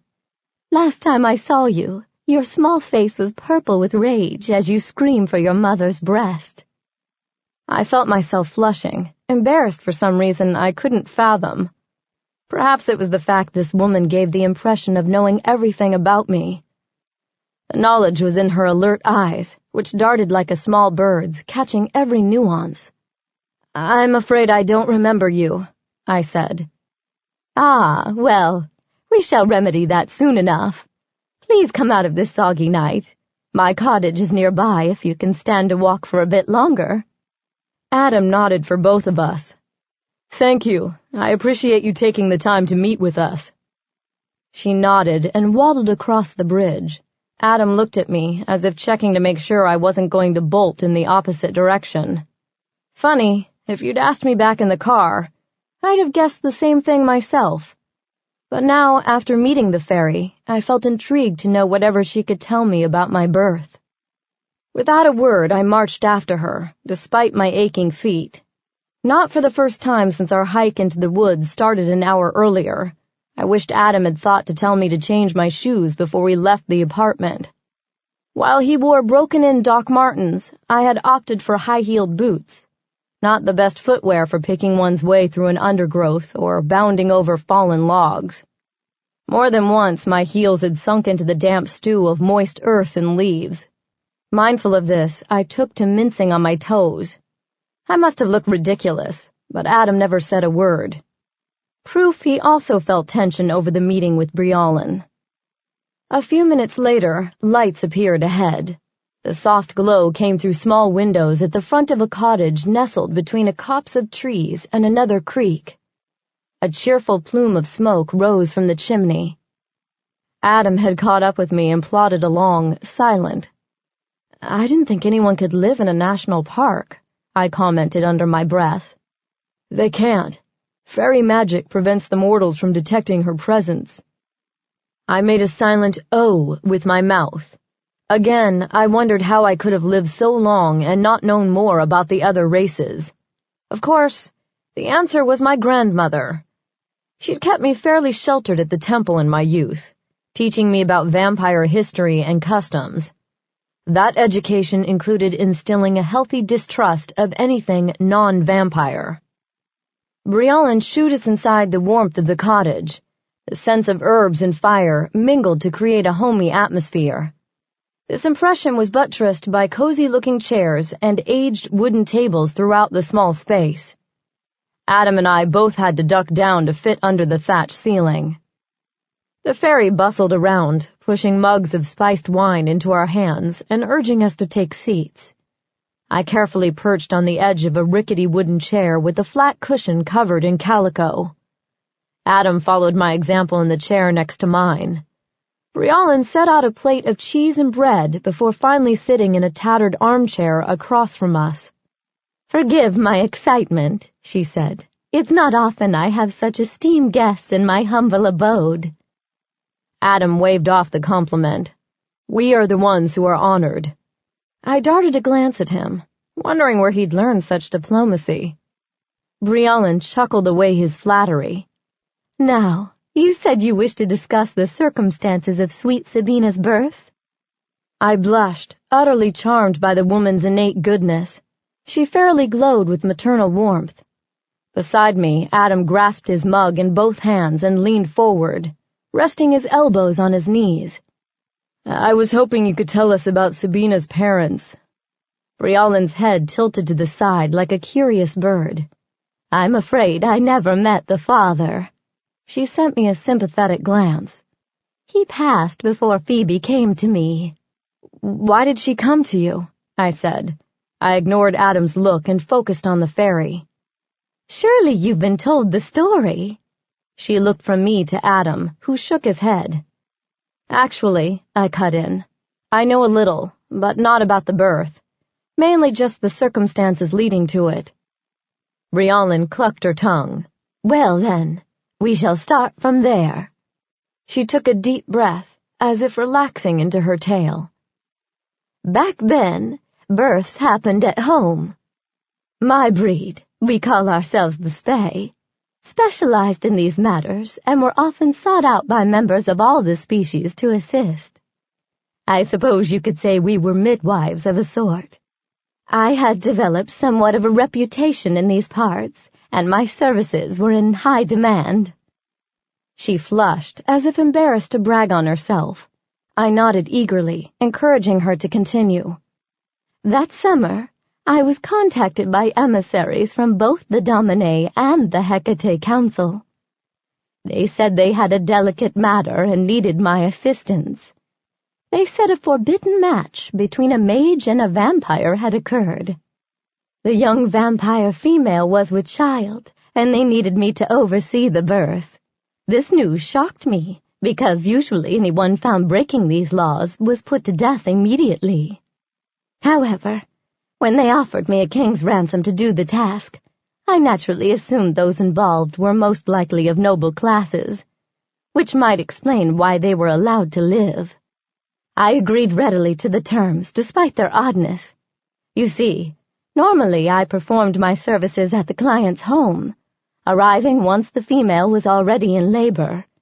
However, in this case, they wanted me to shelter the girl here starting immediately. She was only about 4 months along, so you can imagine my surprise that they wanted her to stay with me for the remaining 8 months of her year-long pregnancy. "Wait, my mother lived here?" I looked around the room as if some trace of her lingered. Brialyn smiled, seeming unperturbed by my interruption. "Patience, child." I nodded and sat back in my chair, trying to put a lid on the questions bubbling at the tip of my tongue. Adam placed a warm hand on my arm. The sight of his golden skin resting on my own pale forearm reassured me. "Where was I?" Brialyn said. "Oh, yes. So even though the terms were quite unusual, I agreed.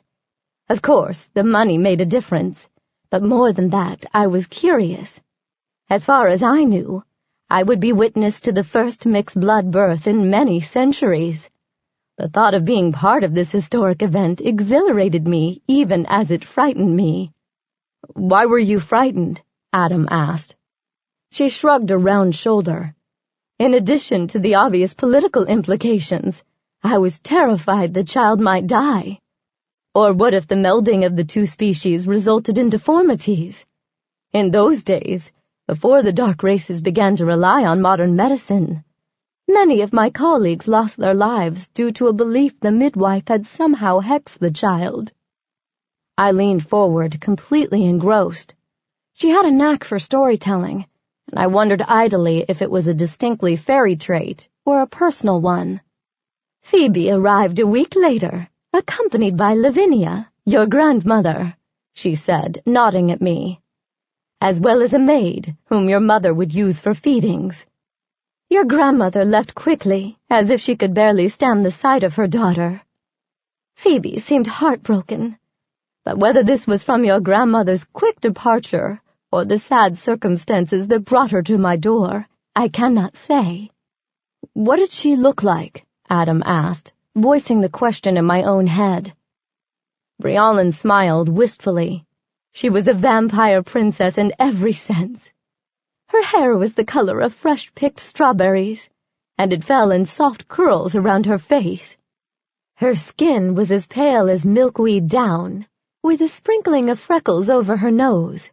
She had fawn eyes, bright with intelligence. The only imperfection I could detect that first day was the swollen circles under her eyes, indicating many recently shed tears. However, on that first day she had steel in her spine, as if daring me to judge her. I did not. She spoke as little as possible for the first few weeks. She'd sleep all day, in the little room just through that door. She pointed to a roughly carved door to the right of the fire. At night, she would take long walks through the forest, refusing any offers of company. Every so often, she'd allow me to examine her. I tried to talk to her about innocent subjects, like the weather or her favorite flowers, but she remained closed. Until one day, the maid and I were chatting in front of the fire about herbal remedies, when the door crashed open and Phoebe rushed in. She talked so fast we could not understand her. I tried to calm her, worried she might make herself sick.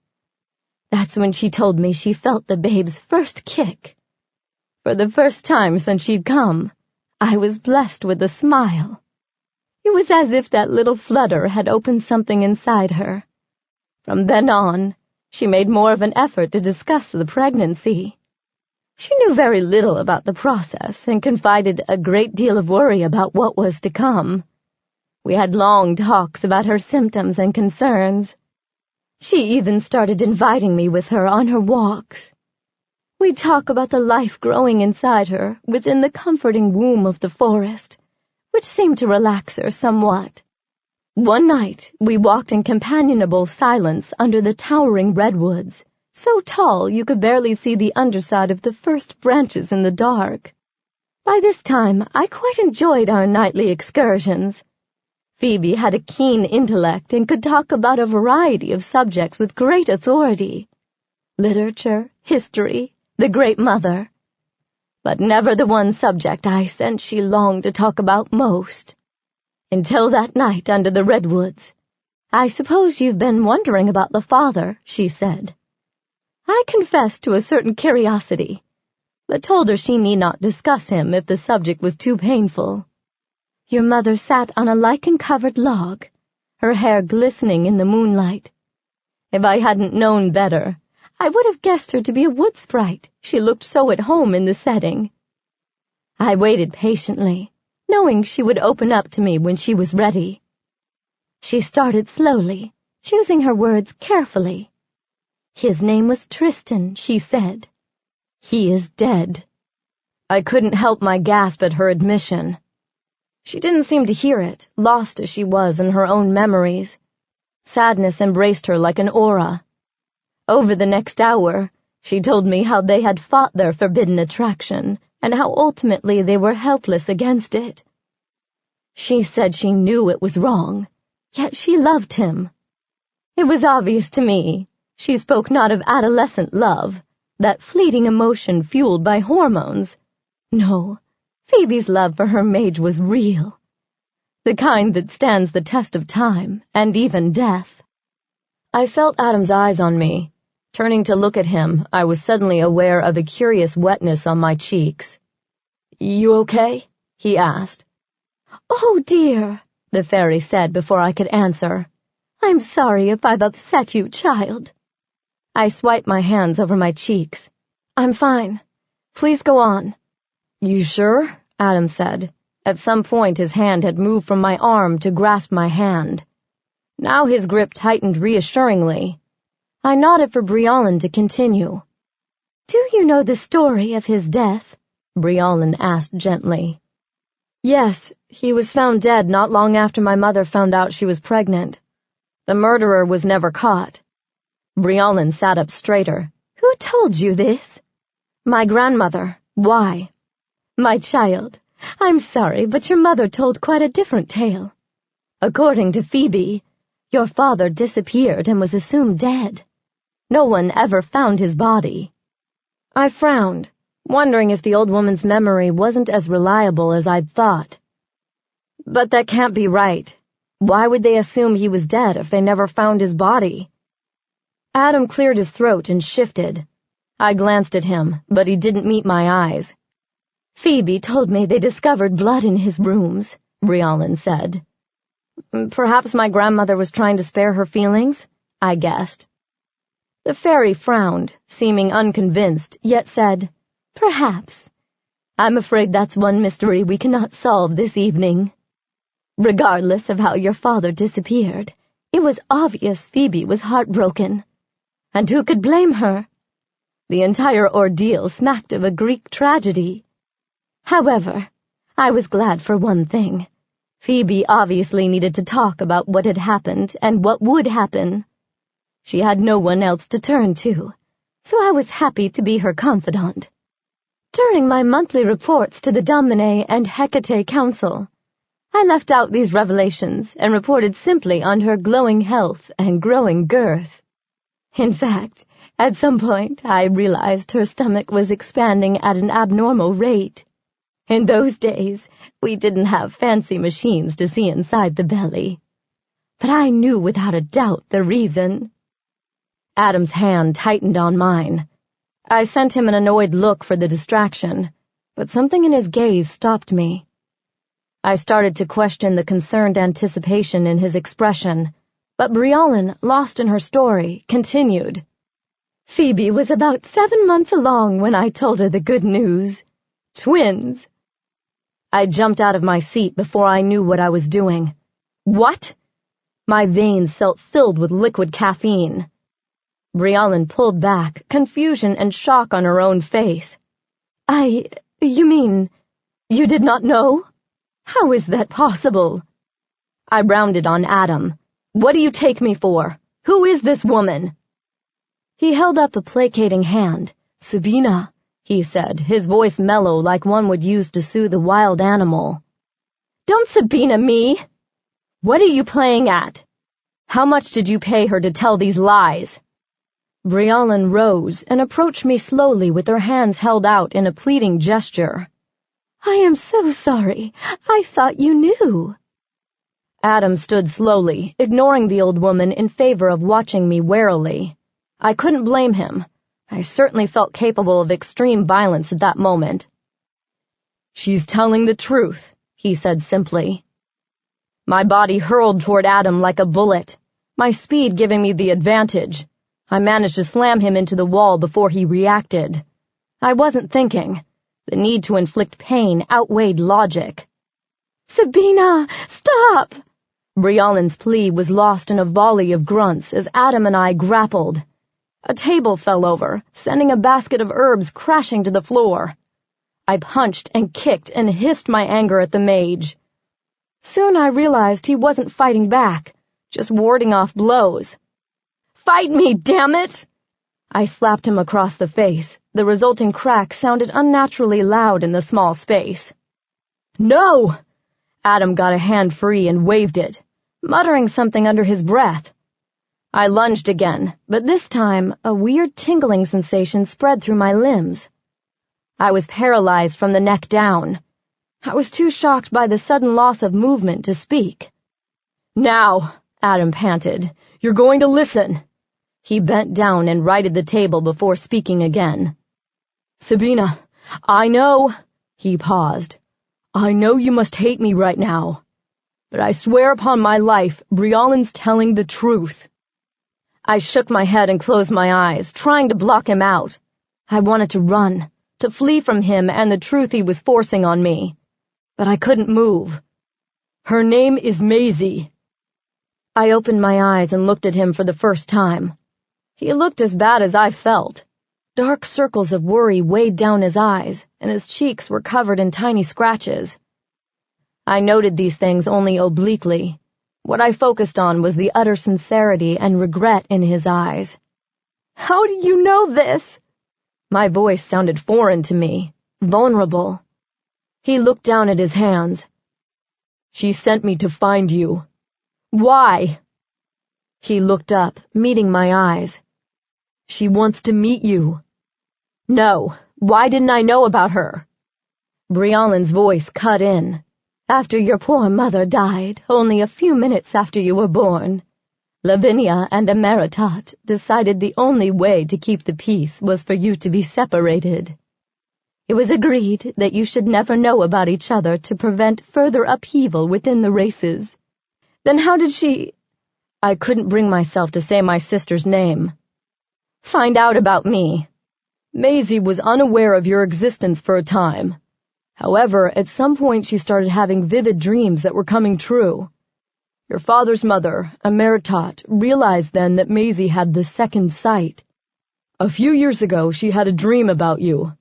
Emeritat had no choice but to tell Maisie about your existence with the blessings of the Hecate Council. Only she made Maisie promise never to seek you out while Emeritat was alive. So what changed? Emeritat died last year. Now that she's gone, Maisie has risen to her grandmother's position on the council." Holy crap, I thought. Not only did I have a sister, but also she was the leader of the freaking Mancies. "How can I believe you?" I asked. He thought for a moment. "There's one thing. Briolin, were there any distinguishing characteristics on the girls when they were born?" Briolin looked at him strangely for a moment. Then her eyes widened. Adam nodded, encouragingly, as if already knowing what she was going to say. "Why, yes, now that you mention it. Both had identical birthmarks on their shoulder blades. 8 pointed stars." My mouth fell open and my knees went weak. I looked at Adam. Now I knew why he asked Briolin to tell me. Adam would have had the chance to see my birthmark, but Briolin wouldn't have. "Please," I said, "you could have told her that." He sighed and shook his head, obviously thinking me too stubborn for my own good. "Anything else?" he asked Briolin. "They were both born behind the veil." "Huh?" I asked, turning to her. She smiled. "It means you were both born with calls, a thin membrane left over from the amniotic sac." Gross. I had no idea why she felt the need to share that little tidbit. "Actually, they're a sign of good luck," Briolin said. "Usually the child will have psychic powers." "Usually?" Adam asked. "Some believe calls mean the child has been marked by a demon," Briolin said. "But I'm sure that's not the case with you or your sister." Since my psychic powers left a lot to be desired, I really hoped the fairy was just sharing an old wives' tale. Adam didn't say anything, but his face had taken on a thoughtful expression as he looked at me. "Where do you come into play in all this?" My voice shook as I spoke to him. I felt like my life had suddenly become an episode of Twilight Zone. He shifted on his feet and cut his eyes in Briolin's direction. "The council trusts me to handle certain delicate matters." I could tell that was all I was going to get from him, Given my own profession and its resulting need for discretion, I could even respect it. However, I couldn't respect his lies. So why not just tell me all this from the beginning? His eyes widened with incredulity. Right, like you wouldn't have just beat me up and walked away. He had a point, but I still wasn't happy. What about the mages and the training? Were those just cover-ups to get close to me? He shook his head quickly. The missing mages were a part of my assignment. I couldn't believe it when I found out you were involved. It was too strange to be coincidence. But I still can't figure out how it could have been anything else. As far as the magical training, that was also part of my mission. Maisie felt you might feel more comfortable meeting with her if you understood more about the mage culture. I thought about this for a moment, trying to sort through the static in my brain. Let me see if I have everything then. I ticked off items on my fingers. I have a twin sister who's been raised as a mage. My grandmother has been lying to me my entire life. You are some super-secret agent for the Hecate Council sent to find me and educate me about mages. Also, you just happen to be looking for the same mages I've been ordered by Clovis to free. Does that about cover it? His lips quirked. Sounds about right. Actually, it sounds like some screwed-up soap opera from hell, if you ask me. Despite my earlier freakout, I was finally starting to think clearly again. Sure, I had a lot to sort through, but it's not every day a girl finds out she has a secret twin sister, or that the person she trusted most in the world betrayed her by keeping that sister a secret. But I was in control of the pain these revelations caused, channeling them into an emotion I was more comfortable with. His lips twitched. Good to see the sarcasm returning. Does this mean you aren't going to beat me up anymore? Don't count on it, Mancy. I'm feeling a little unpredictable right now. His expression got serious again. Sabina, I know this probably won't mean much, but I'm sorry. Sorry? I know this has to be really hard for you. Life is hard, Adam. Stop it, he said. You have a right to be hurt by all this, or at least angry. Oh, I'm angry. I'm so angry I could self-combust. Shit, you are gonna hit me, aren't you? Don't be stupid, I said. I'm going to get even. Chapter 26. After apologizing to Briolin for my outburst, we left with the promise to visit again soon. She seemed disappointed we were leaving before she could tell the rest of her story. But I'd heard enough.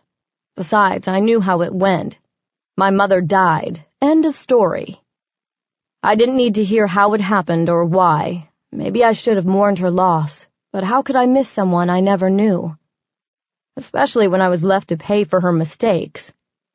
I wondered if my sister had been punished for my father's mistakes, too. The walk back to the car was uneventful, each of us lost in our own thoughts. Okay, that's not totally true. I was numb and tried to do as little thinking as possible. But those damn thoughts came anyway. By the time we drove away from the park, I knew it was time to come clean with Adam. Adam? I watched the trees pass instead of looking at him. Yeah? I need to tell you something. I shifted to look at him. Quickly, before I could stop myself, I started talking. I never defected from the Domin. I've been playing Clovis this whole time in order to gather information. He opened his mouth to speak, but I held up a hand. It gets worse. My original mission was to assassinate Clovis, but the plan changed. I paused, not wanting to admit to my treachery, to dig the hole deeper. Changed how?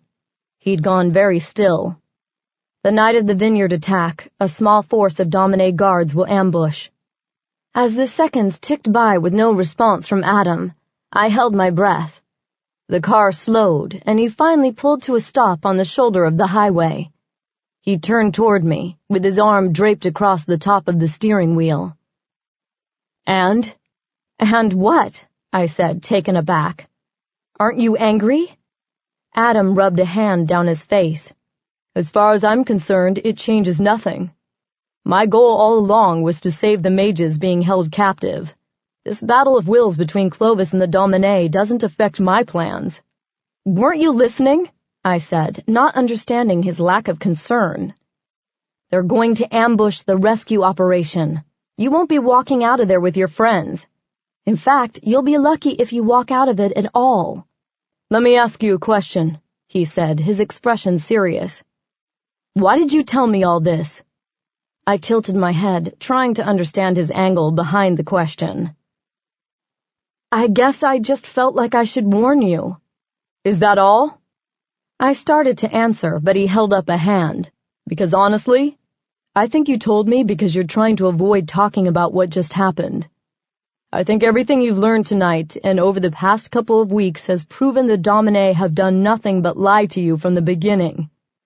And you don't want to face that. To accept that means your loyalties need to shift. I crossed my arms and leaned back into the door. So what? You want me to betray the only family I've ever known for Clovis? Give me a break. Not for Clovis, Sabina. For yourself. Don't you think you owe it to yourself to face the fact the Domin have never accepted you fully because of something your parents did? Don't you owe it to yourself to explore this other half of yourself that you've denied? To learn about the other family who has sought you out? You have the power to do something good here. Help me save them. The muscles in my neck tightened involuntarily. Adam was another in a line of beings who saw me as a means to their own ends. When I'm merely mad, I yell. When I'm full-on angry, my voice turns to ice. So when I responded, icicles hung from my words. I find it interesting that you tell me to do something for myself, but what you really mean is you want me to do something for you. He tipped his chin, acknowledging my verbal parry. Touché, I do need your help, but that doesn't undercut the principle. This is all going to end badly. Either way, mage kind and vampire kind are going to war in the not-too-distant future. You're going to have to choose a side. Are you going to fight for the side that lied to you your whole life? Or are you going to give the Hecate Council and your sister a chance? Wait a second. I leaned forward, not believing my ears. We were talking about the mission. Now you want me to choose sides in a war that hasn't even started yet? And you ask me to trust a sister I've never met? That's not fair, Adam. Life isn't fair, Sabina. The sooner you come to terms with the fact that your grandmother betrayed you, the sooner we can figure out where to go from here. I dug my fingernails into the leather seat. What do you mean, we? You're not the one who was betrayed. You're right. They betrayed you. They lied to you. They used you. They pretended to love you and have your best interests at heart. But the truth is, they never did. His voice was quiet, and the pity I detected there caused something to shift inside me. It was like a light switch flipped on, and its illumination made it impossible to deny the truth any longer. My chest felt swollen, like a scream was building. I knew if I let it escape, I'd never stop. I skimmed the surface of my feelings, afraid to dive too deep and drown. My whole life was based on lies. Honor, loyalty, family. These words were currency used by my grandmother to manipulate me. My eyes stung with the realization that my loyalty had been misplaced, that my own flesh and blood used me. Silly Sabina, hoping one day if she just tried hard enough she'd be thrown a few meager scraps of approval. I was a fool, a patsy, a goddamned idiot. Adam waited patiently, pretending not to notice the hot tears sliding down my cheeks, pretending not to see me try to hide the rapidly forming cracks in my facade, watching me pretend I could handle watching my life disintegrate before my eyes. I took one more shaky breath and swiped at the tears. I gathered my pain to me and collapsed it into a tight ball of bitterness. They'll pay. Adam reached out to me, but I waved his hand off. I want to make them, her, suffer for lying to me, for making me feel like a freak my whole life. My voice cracked. I cleared my throat and speared Adam with a look. But that doesn't mean I'm suddenly switching allegiances to a race I don't even know. That's trading the devil I know for the one I don't. From now on, The only loyalty I have is to myself." "Fair enough," he said. "All I'm asking is that you give me a chance to teach you about the mage side of yourself, to introduce you to your own flesh and blood, your sister." I started shaking my head before all the words had left his mouth. I was so not ready to meet my sister. Hell, I still wasn't sure if I believed she existed. Adam saw this and took my hand. This time I let him. "I know it's a lot. You don't have to meet her tomorrow or anything. Let's just get through the next few days. Come up with a plan to get revenge on the Domin and save the mages. Can you at least agree to that much?" I thought about it for a few moments. My head felt swollen with conflicting emotions. It was a similar feeling to the one I had with Clovis just before that anxiety attack hit. I knew if I didn't do something, I was going to lose it again, and that I definitely didn't want to do in front of Adam. I'd made enough of an ass of myself in front of him already. Taking a deep breath, I tried to clear my head of all the static. I told myself to take everything one step at a time.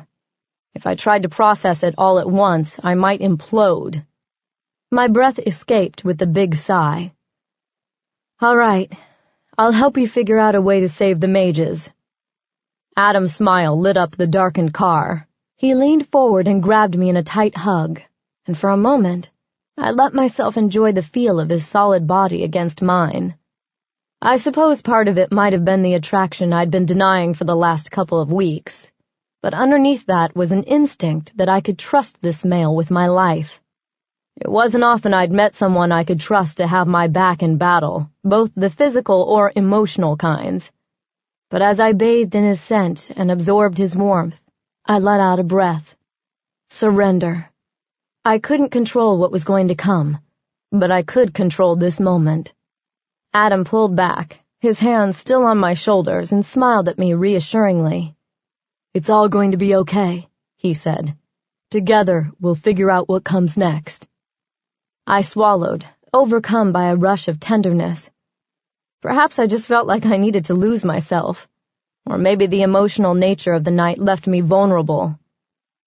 All I know is I launched myself at Adam. Our lips met in an ungraceful mash of teeth and lips. It didn't matter. We figured out the rhythm soon enough. His hands grasped my face as he angled me for a better position. I responded by nipping his lower lip with my right fang, giving me just a quick taste of his blood. He groaned, his tongue delving into my mouth. It was as if we tried to consume each other. We were a tangle of lips and teeth and tongues and hands. Our harsh breathing served as an erotic soundtrack for our frenzied explorations. And is usually the case with ill-advised groping, the harsh ring of his cell phone interrupted our make-out session. "Ignore it," Adam said as he cupped my breast roughly. I gasped as he licked my neck just above my vein. The phone rang again, sounding more insistent this time. He moved back to my mouth. I ignored the sound of the irritating device as I lost myself in the mage I had no right to be kissing. The ringing stopped soon enough, and we continued to explore each other with frustrated caresses. Until the phone rang again. Adam cursed and pulled away. "I'll just turn it off," he said, grabbing the offending phone from the dashboard. He glanced down at the readout and grimaced. "Shit, it's Clovis. Should I take it?" I had been sprawled on the seat, panting with lust. My shirt had somehow become bunched under my arms, and my black lace bra stood in stark contrast against my white skin.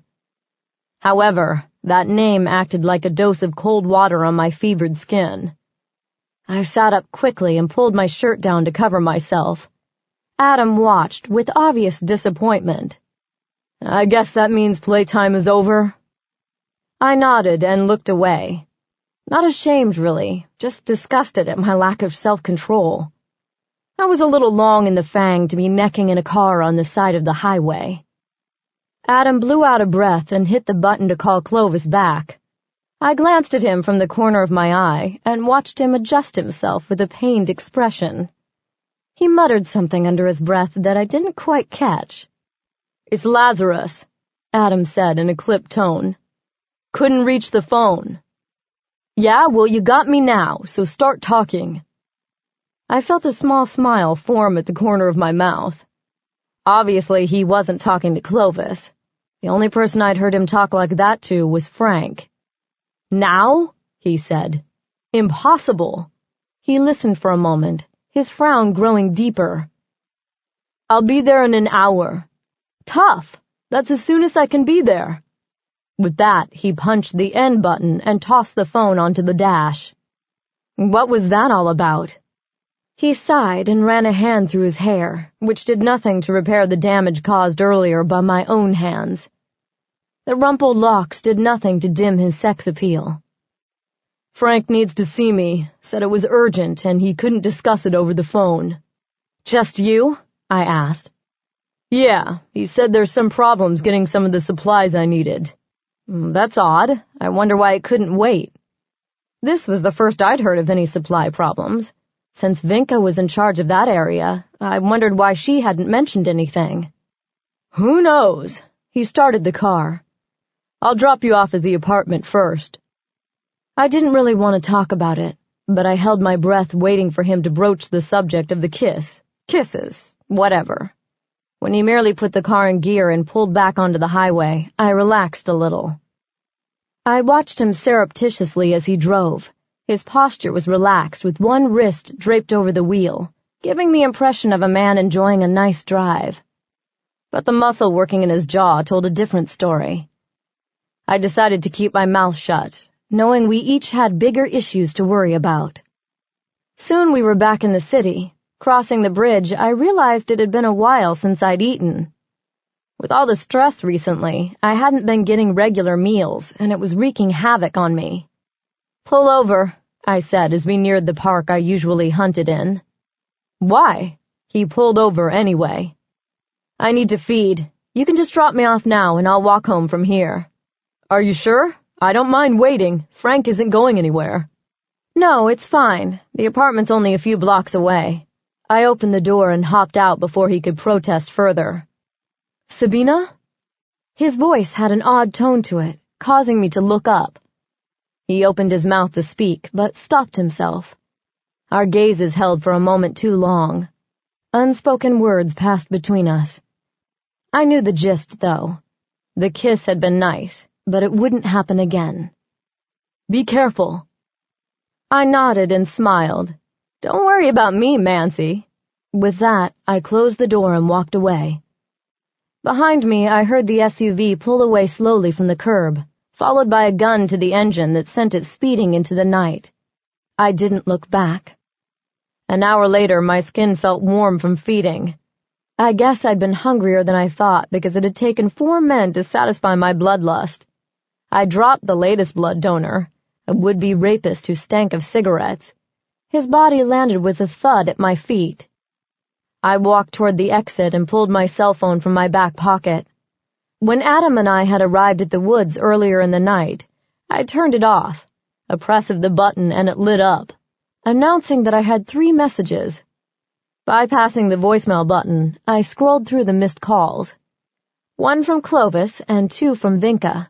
I called Clovis first. Sabina, where have you been? Clovis's voice was harsh, almost accusatory. Sorry, I forgot to turn it on. What's wrong? Adam is missing. The ice shot down my spine. What? That's impossible. He was supposed to come by to go over a few details with Frank, but he never showed. Yeah, I know. I was with him earlier when he talked to Frank. In fact, he dropped me off on his way to the meeting. He hasn't been seen since. Maybe he just needed to take care of a few things. Have you called Vinka to see if she's seen him? Even as I spoke, I remembered the 2 missed calls from the nymph. Something was up. She hasn't seen him either, Clovis said. I have a bad feeling about this. My spies told me earlier tonight that key members of the Domin are in town. My eyes closed as I muttered a curse not fit for respectable company. I'll be there in 5. Chapter 27. Clovis rose when I entered his office. I threw my purse in the chair and got down to business. Tell me everything you know, I said. Frank stepped forward. He didn't look at me as he spoke. Obviously, someone was still angry about getting beaten by a girl. I called Adam just after midnight, asking him to come by to go over the supplies he requested for the raid. He said he'd be here around midnight, but never showed. Has anyone gone to look for him? Clovis nodded. We've had people scour the area and check out Adam's hotel room. And? I demanded. Frank and Clovis exchanged a look, which made my stomach drop. Clovis reached behind his desk and held up Adam's backpack. We found this near the temple. His car was parked a couple of blocks away. He handed me the backpack. My hand shook so bad I almost dropped it. Our guess is he was walking here when someone picked him up. What he didn't say was that the discarded backpack was a sign that Adam hadn't gone willingly. I'd never seen him let the bag out of his sight. I opened it and looked inside. Along with his wallet and cell phone were some baggies of herbs, along with several vials filled with various liquids and powders. I opened a bag and sniffed it. The scent of rosemary tickled my nose. Just last night, Adam had taught me about the herb's antiseptic properties. He made me laugh with a story about how he'd had to bathe in rosemary after he accidentally hexed himself as a child. Clovis cleared his throat, bringing my attention back to the present. As I mentioned, one of my informants told me your grandmother has been spotted in the city. I think it's a fair guess she has him. I opened my mouth and snapped it shut. I couldn't tell Clovis I already knew the Domin were in town because I'd been meeting with them. He also told me that activity around the vineyard has picked up. He believed they've been preparing for new arrivals in the lab. But why would they take Adam? Do you think they know about the plan? I asked, playing dumb. Inside, I was about to self-combust, but outside I was trying to remain calm. It's possible they're suspicious, Clovis said. However, I think it's more likely they wanted Adam's powerful blood at their disposal. I stood and gathered Adam's bag along with my resolve. We go in tomorrow. Frank's eyes widened. But we're not ready. I looked at Clovis for a reaction. He nodded, giving his support of the new plan. To Frank, I said, we've got surprise on our side. Not to mention they have one of our own. So we've also got pretty serious motivation to kick some ass.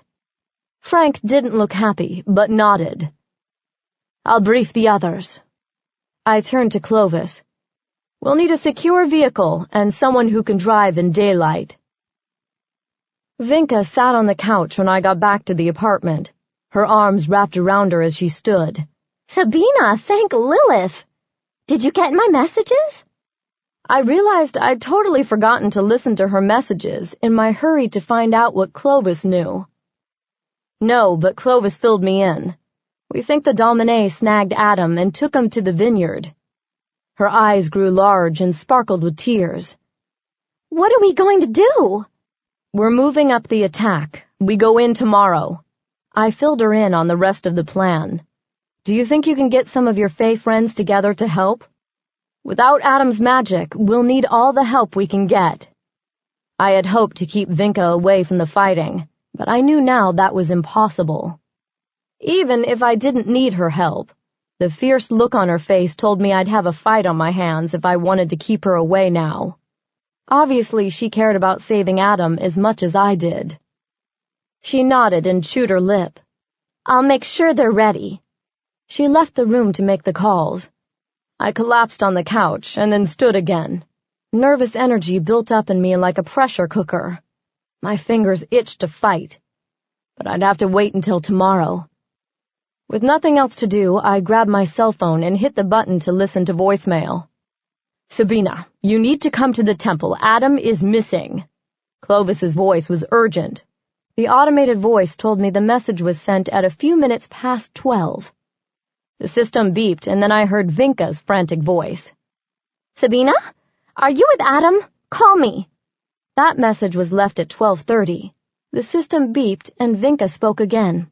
Sabina, something's wrong. Adam's missing. He was supposed to meet Frank, but he never showed. Call me back as soon as you get this. The time was 12:50. I pulled the phone away from my ear and frowned at it. Something about the timing of those messages didn't add up. I went to Vinka's bedroom and knocked. She was hanging up the phone when I entered. "Okay, we're all set for tomorrow," she said. I could hear the stress in her voice, but my questions prevented me from trying to comfort her. "What time did Clovis call you looking for Adam?" I asked. She frowned and thought about it for a moment. It was right at midnight. Why?"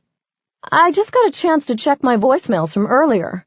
Clovis called me to tell me Adam was missing at a few minutes past 12. "Okay," she said, not understanding. "Adam dropped me off at just before midnight. Why would Clovis call me so soon after when he was only a few minutes late?" My head ached as I tried to work out the timing of everything. "Surely you don't think Clovis had something to do with this?" A frown marred her delicate face. "Do you?" I shook my head. "It doesn't add up. Why would Clovis want to get rid of Adam? He doesn't have a motive." She picked up her coat and put it on. "I'm sure it's just a misunderstanding." Chewing on my bottom lip, I considered the situation from every angle. "Yeah, you're probably right. It's just weird." She came over and put her hands on my shoulders. "Look, it's been a long night. We're all worried and stressed. Why don't you try to get some rest?" I nodded absently, my mind still turning things over. "Where are you going?" "I need to go meet with the other fairies. We've got a few tricks up our sleeves for tomorrow. Those assholes won't know what hit them." I tried to smile, but my lips weren't cooperating. "Okay, be careful." "Will do, and listen, don't worry about Adam. He can take care of himself. Besides, I had a vision earlier. You and Adam standing in a redwood forest. Drums were beating in the background." "Are redwoods a good sign?" "Of course. I grew up in the redwood forest near Crescent City. That can't be a coincidence." I nodded, but wasn't so sure. Vinka's gift of prophecy hadn't exactly been impressive thus far. "Besides, even without the vision, I'm confident we'll win," she continued. "We're the good guys." I wish I could feel as confident, but dread pooled in my belly. I wasn't sure if I knew the difference between the good guys and the bad anymore. Vinka flitted out the door with the promise to be back before sunrise, which at that point was only a couple of hours away. To distract myself, I went to the kitchen and grabbed a beer. My bones ached with exhaustion, but I knew sleep wasn't on the agenda. I had a battle plan to review. I took the beer into my room and changed into some comfy sweats. When I dropped my boots by the dresser, a flash of red caught my eye. The grimoire Adam had given me earlier sat next to my cell phone. I picked up the red leather journal and flipped through the pages. For the first time, I noticed Adam had filled several pages in the back with black ink, written in bold, masculine script. As I read the beginner spells he'd written for me, my eyes began to sting. He'd included instructions for summoning a demon. I sat on the bed and thought about how much I missed Gegul. The demon had his drawbacks, but he always helped lighten my mood. But he'd only been gone for 2 days. 2 days that taught me how much I needed my friends. But now Adam needed me. Those Hecate hooked up to blood-sucking machinery needed me. It felt so good to be needed. However, underneath the warm and fuzzies was the leaden weight of regret. Tomorrow, I would declare war on everything I once swore to protect. Chapter 28. I could feel the sun sinking below the horizon as the van sped toward Napa. Frank sat stiffly next to me on the bench. His arm accidentally brushed mine as we went over a bump. He shifted to the right but said nothing. In fact, the only sound inside the van was the rushing air and occasional thump of the tires. Vinka sat on the opposite bench. Her eyes met mine through the darkness. She smiled a friendly half-smile, but looked away as if the effort cost her. One of the male fairies she'd recruited for the mission sat with her. The other 2 sat up front, one driving and one riding shotgun. I wondered what species they were because they each stood more than 5 feet tall. They couldn't be nymphs, because Vinka had informed me that nymphs were always female. They mated with human or mage males. Perhaps these males were the result of those matches. I made a mental note to ask her later. Darius, the one I figured for the leader given the others' obvious deference, had wavy brown hair pulled back into a ponytail. He looked more pirate than fairy with his gold hoop earring and stubble. He spoke little, but he seemed watchful, as if gathering information all the time. The other two were almost identical in appearance. Each had shoulder-length blonde hair and a face almost too beautiful to be male. Even their names were similar, Garrick and Warwick. I assumed they were brothers. Part of me wanted to deliver a rousing speech to embolden the troops before we headed into battle. The other part of me wanted to throw up. The upcoming fight didn't worry me. I looked forward to kicking some ass. Instead, I couldn't shake the knowledge that after tonight my world would never be the same. I would never return to the Dominés, embrace or live among the Lalim. I'd be an outcast with a price on my head. It occurred to me that all the suspicion I'd grown up with had proven true. Maybe the mage blood in my veins predisposed me to being a betrayer. Or maybe, as Adam claimed, there was a purpose to all this. As much as I wanted to laugh off the whole prophecy thing, I couldn't reject the idea outright. My immunity to apples might be related. My mage blood could be the reason, but given everything else Adam said, I doubted that was the whole story. Plus, my grandmother had always been very weird about my birthmark. Now I had to believe it was due to more than just an aversion to a visible reminder of my mixed blood. Apparently my sister had the same mark. Too bad I couldn't ask her about the apple thing, too. Thinking about my grandmother lying to me all these years made my jaw clench. Her attitude toward me finally made sense.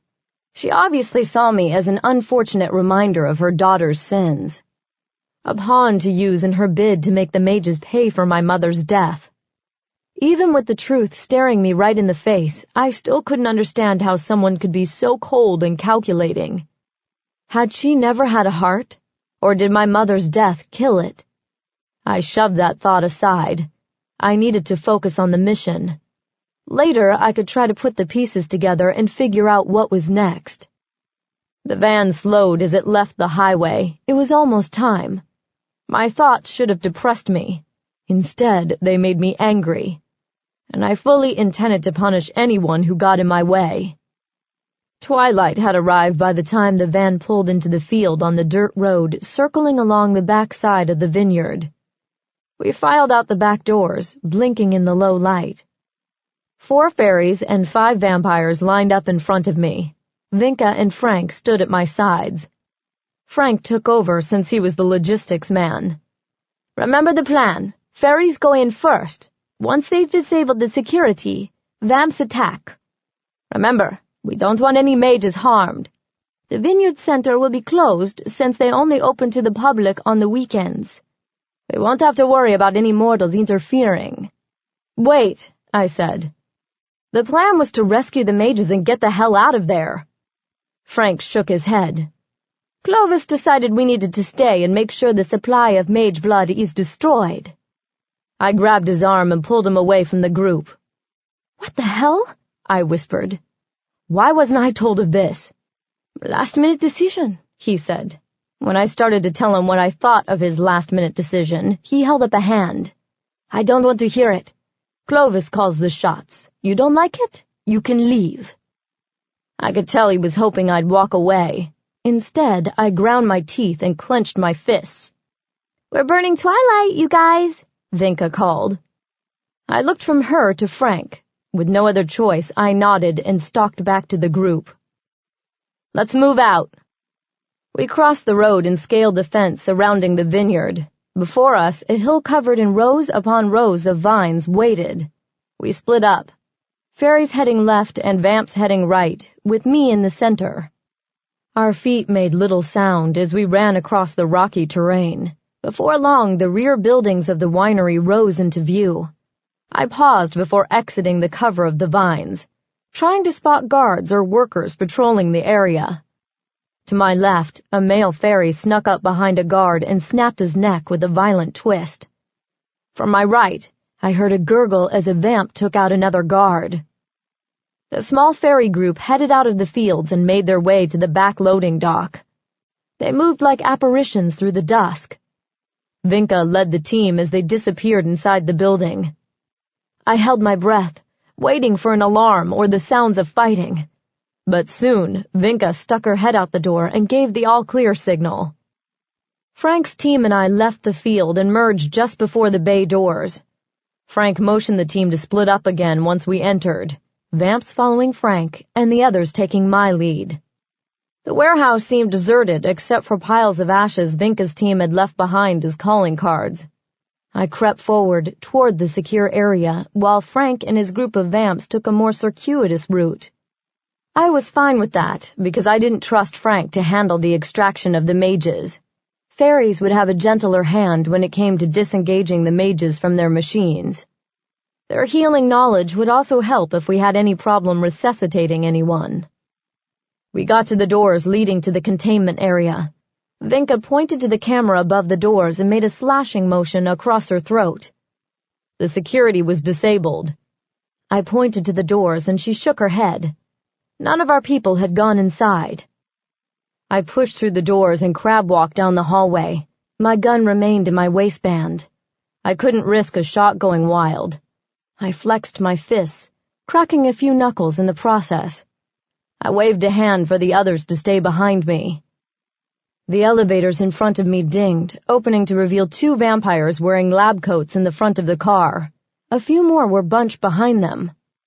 Acting on instinct, I ran at the first 2 as they came out, too engrossed in conversation to notice me. In a fluid motion, I pulled 2 applewood stakes from my waistband.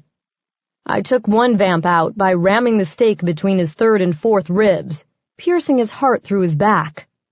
Before he hit the floor, his partner came at me. The male had 100 pounds and at least 6 inches on me. He grabbed me by the neck and pushed me back against the wall. He hissed as his fangs aimed right for my jugular. His elbows blocked me as I tried to angle the stake at his chest. I managed to wriggle free enough to reach up with my left hand and jab a finger into his eyeball. He yelped and swayed for a second, but his hands tightened on my neck. He couldn't kill me this way, but if he got his fangs into my neck, I was as good as dead. I crossed my arms through his and clasped my hands together. With a quick twist, I dislodged his beefy arms. I followed this with an elbow to his nose. As he staggered back, I lifted the stake and shoved it down hard behind his clavicle. His eyes widened in surprise above the bloody mess that was once his nose. He ignited and fell to the floor in a mass of ashes. While I had been busy fending off the big guy, the fairies had their hands full with the other vampires who'd been drawn out of the clinic. As I watched, Vinka took down a female a few feet away. As the Titian-haired vampire combusted, Vinka smiled and held up what looked like a can of mace. "Apple cider," she said. Her right hand held a bloody knife. "Spray 'em and slay 'em." I didn't respond because 2 more workers entered the hall. I took the larger female, who resembled Attila the Hun's mother. Her meaty fists swung like battering rams at my face. I stepped to an angle and sidekicked her in the ribs. I reached for another stake, but she tackled me. My head hit the linoleum hard, but the real pain came when the female's weight settled on my ribs. I tried to shimmy up to give myself some room, but her fleshy thighs gripped me like a vice. Her fists pummeled my face. I raised my own hands to block her blows and bucked with my hips to dislodge her. She kept coming. Vinka had jumped in and got the vamp in a chokehold. With a foot, Vinka kicked the apple mace at my hand. When Vinka ducked, I sprayed the obese vampire in her gaping mouth. She seemed shocked, and I used the advantage to kick her off me. I scrambled to get my stake. Just as she rose to come after me again, I stabbed her in the eye. It happened so fast she didn't have time to scream as the wood pierced the fragile bones behind her eye and impaled itself in her brain. As she exploded into a bonfire, I helped Vinka up. Her left eye was swelling into a nasty shiner, and her hands were coated in blood. "Are you okay?" I asked. She nodded and looked around.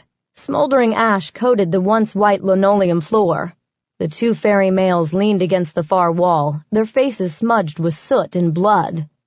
As much as I'd wanted to keep Vinka away from all this, I had to admit she was holding her own.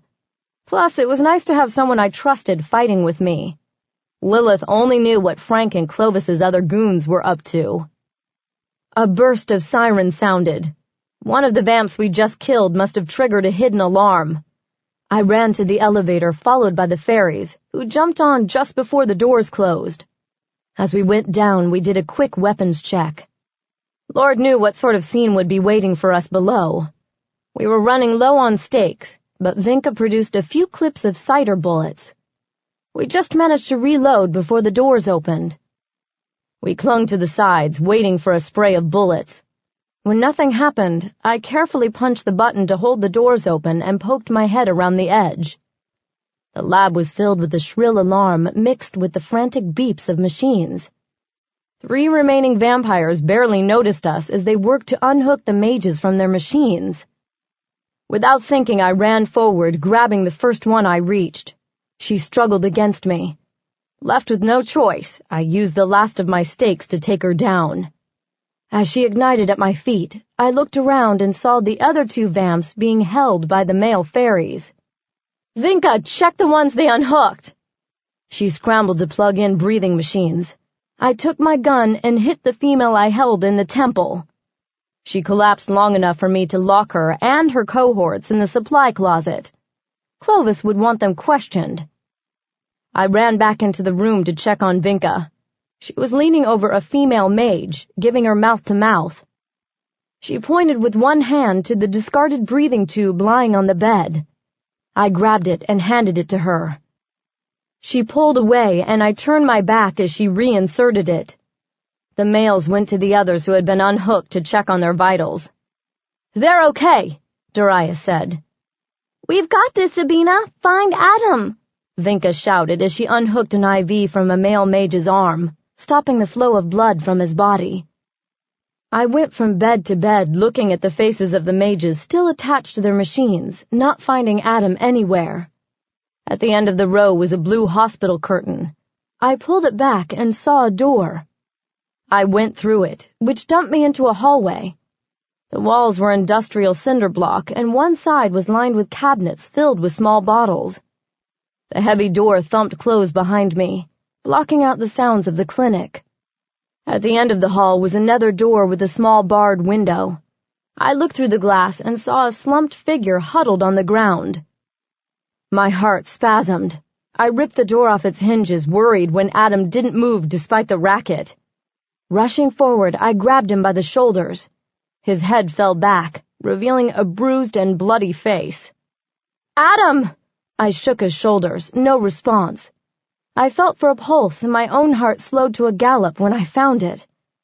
I ran back down the hall, opened the door, and yelled for Vinka. I then ran back to Adam and continued to try to wake him. I ran my hands over his arms and legs, looking for breaks. All I found were brass manacles binding his wrists behind his back, which explained why he didn't use magic to free himself. I broke the chain connecting them just as Vinka entered. "Is he?" She swallowed. I shook my head. "Either passed out from pain or drugged. Can you help him?" She moved me out of the way and lifted his eyelid. "His pupils look normal." She gently tapped his cheeks with her small hands. "Adam, wake up!" She smacked him this time. I had to hold myself back from attacking her, worried she was causing him more pain. "Sabina," she said, all business. "Check and see if they have smelling salts." I didn't want to leave the room, but forced my feet to move. A large cabinet sat just outside the door, full of small vials and pills. I quickly scanned the shelves, looking for something that looked like smelling salts. "I can't find them!" I yelled. "Look for something labeled ammonia carbonate." Her voice was muffled. I looked again, squinting at all the small type. "Nothing!" "Try hartshorn," she called back. I did another quick scan, and sure enough, the damned bottle was right in front of me. I grabbed the brown vial and ran back to the room. She lifted the bottle to his nose and waved it back and forth. "Come on, big guy," she said. "Take a nice big breath." Adam's nose scrunched up and he inhaled sharply. His head twisted to the side. He winced and his eyes flew open. He squinted as he tried to focus. "Adam?" I said, crouching down next to Vinka. "Can you hear me?" "Sabina, what?" He tried to move. I stilled him with my hand. "Don't. Let Vinka check you," I said, swallowing against the relief choking in my throat. "Is anything broken?" Vinka asked. Adam swallowed and shook his head. "Just knock me around a bit."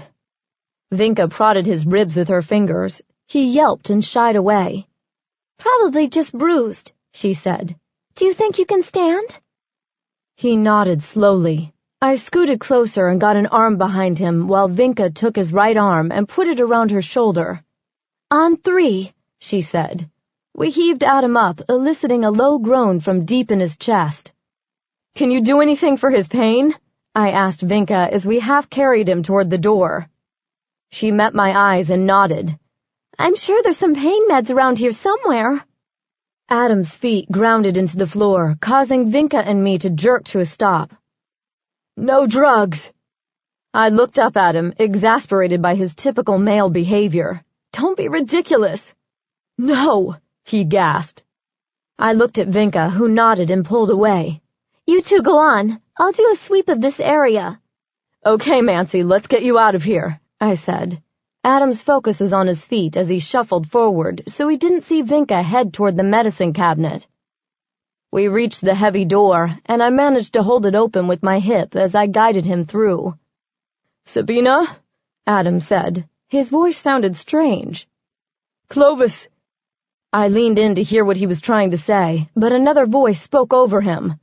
Did I hear someone say my name? My head jerked up. Clovis stood in the middle of the rows of beds. Behind him stood Frank and the other vampires. Behind them, the bodies of the male fairies lay prone on the ground. "What the?" I said. That's when I noticed the eerie silence. The breathing machines beeped no more. All the mages were dead. Chapter 29. "Sabina, my dear, I'm afraid you've outlived your usefulness." Clovis's smile didn't reach his dead eyes. Adam stumbled back a step. I tightened my grip around him and stood my ground. Facing Clovis and his flunkies, I sent a silent prayer to Lilith that Vinka wouldn't come out of the door yet. "Sorry to disappoint you," I said to Clovis, "but I still feel quite useful." He chuckled and crossed his arms. "Afraid not, love. In fact, I'd be a fool to let you live.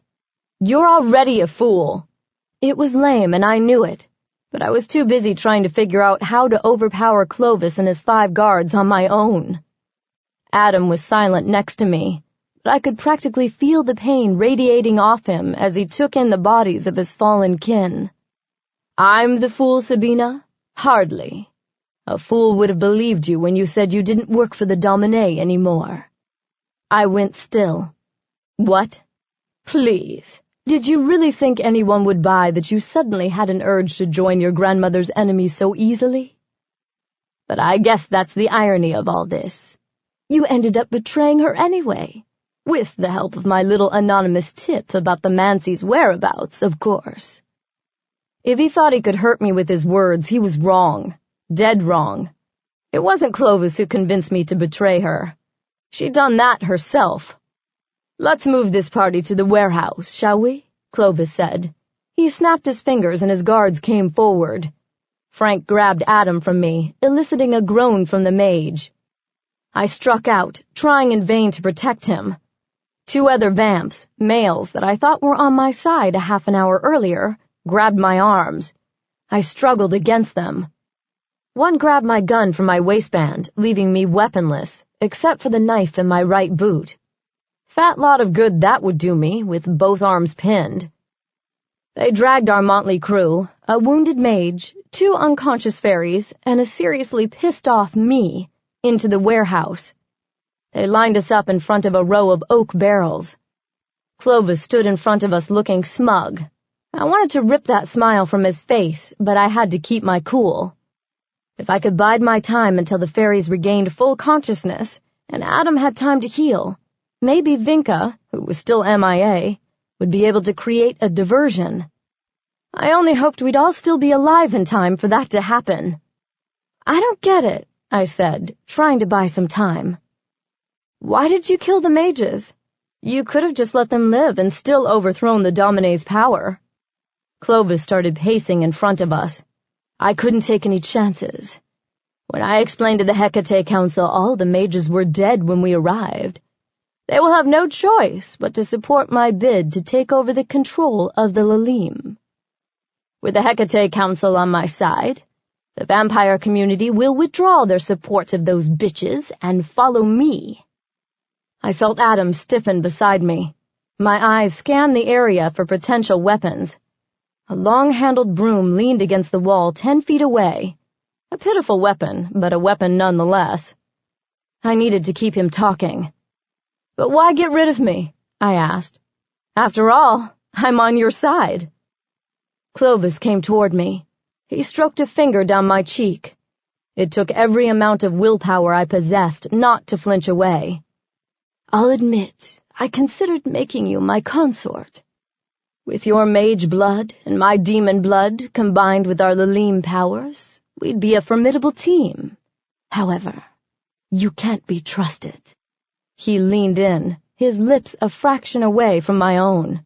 "After all, until I handed your boyfriend here over to Lavinia, you were still loyal to the Domine." I lunged at him. "You bastard!" He laughed as he easily held me off. "You didn't think that when I vein-fucked you. In fact, you were practically begging for me to dominate you." My eyes cut to Adam.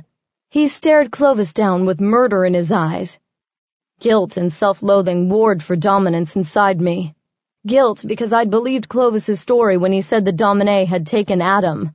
I'd known something was off, but been too distracted to pursue it. Self-loathing because I'd let that demon feed from me. Even worse, he was right. I had wanted more. "I'm growing bored. It's time to say goodbye." Clovis nodded at Frank.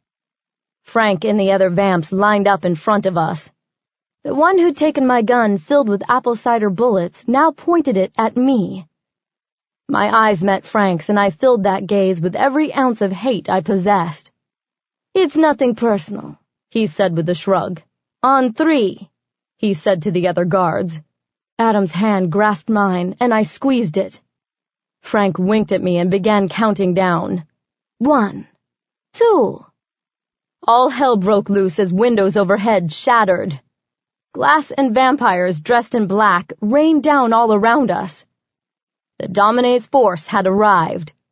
I said a quick thanks to Lilith for the interruption even as I cursed the complication.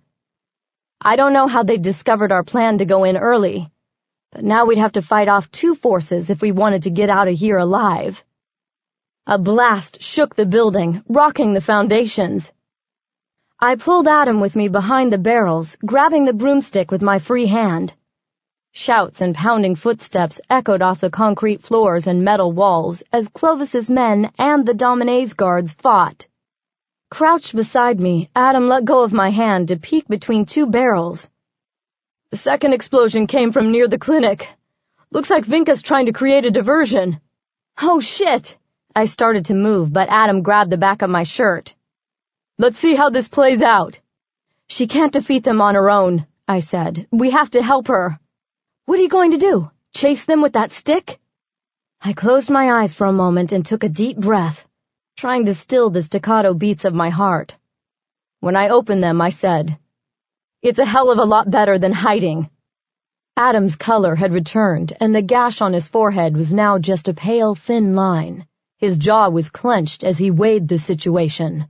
"Okay, look, if we're going in, then you're going to have to be prepared to use your magic." He held up his wrists. With these brass cuffs on my wrists, I'm not going to be much use magically." "Right," I said. "I'd be better off just calling them mean names." "Sabina, look at me," he said. "You can do this. You already have the innate power. You just need to focus it." From the sound of things, the fight seemed to be moving toward the entrance of the clinic. All I could think about was that the fairies, including Vinka, were caught in the middle of an all-out vampire brawl. Fairies were decent fighters, but vampires were 10 times stronger and faster. They wouldn't last long without help. "Fine, whatever, let's get in there." I didn't wait for Adam to respond, just took off in the direction of the fight. He cursed, and then his footfalls pounded behind me. Finally able to see the fighting, I realized a complete melee had broken out between the Domine's forces, Clovis's people, and the fairies. Everyone was fighting well. Everyone in an all-out brawl. I zeroed in on a group of Domine vamps surrounding Vinka and the fairies. Darius had pushed Vinka behind him, but I had little hope he could protect her from the vampires. Clovis stood off to the side looking bored as he fought the Domine's elite guard. I couldn't wait to do battle with that prick. But first I had to save my friend. I ran straight into the fray, swinging the stick at the nearest vamp. Wood made contact with Skull, and the guy went down. I didn't kill him, but I moved on. My only thought was to clear a path to Vinka. I felt heat at my back and turned to see the vamp I'd taken down explode in a puff of smoke. Adam stood over him with a bloody axe he hadn't had a few seconds earlier. Looked like even without his magic, he was still pretty resourceful. I reached down and grabbed the knife out of my boot. Clovis's henchman, the one who'd taken my gun earlier, came at me, pointing the muzzle at my head. I ducked and swiped the broomstick under his legs. A shot went wild, bouncing off the ceiling rafters as he fell. I straddled him across the chest. With a swift motion, I rammed the knife into his chest. His body exploded when the applewood shaft hit him. I landed on my ass a couple of feet away. I stood and saw Adam grappling with another vamp, one of Clovis's guards. Passing them, I ran toward Vinka, who was trying to fend off Frank. As I watched, the bastard grabbed her from behind and sank his fangs into her neck. I screamed and lunged at them, but I was too late. He ripped her jugular out as he stabbed her in the chest. I went totally primal. A red haze filled my vision. 1 second I watched Vinka fall, and the next I attacked Frank like a hellbeast. Frank's hands came up as I clawed him and went straight for his neck with my fangs.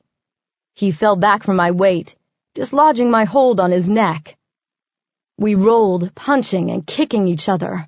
As far as fights went, it wasn't my most graceful, but I was beyond caring about technique. I wanted his blood covering the floor before I killed him. I grabbed Frank's head, ripping hair out by the roots.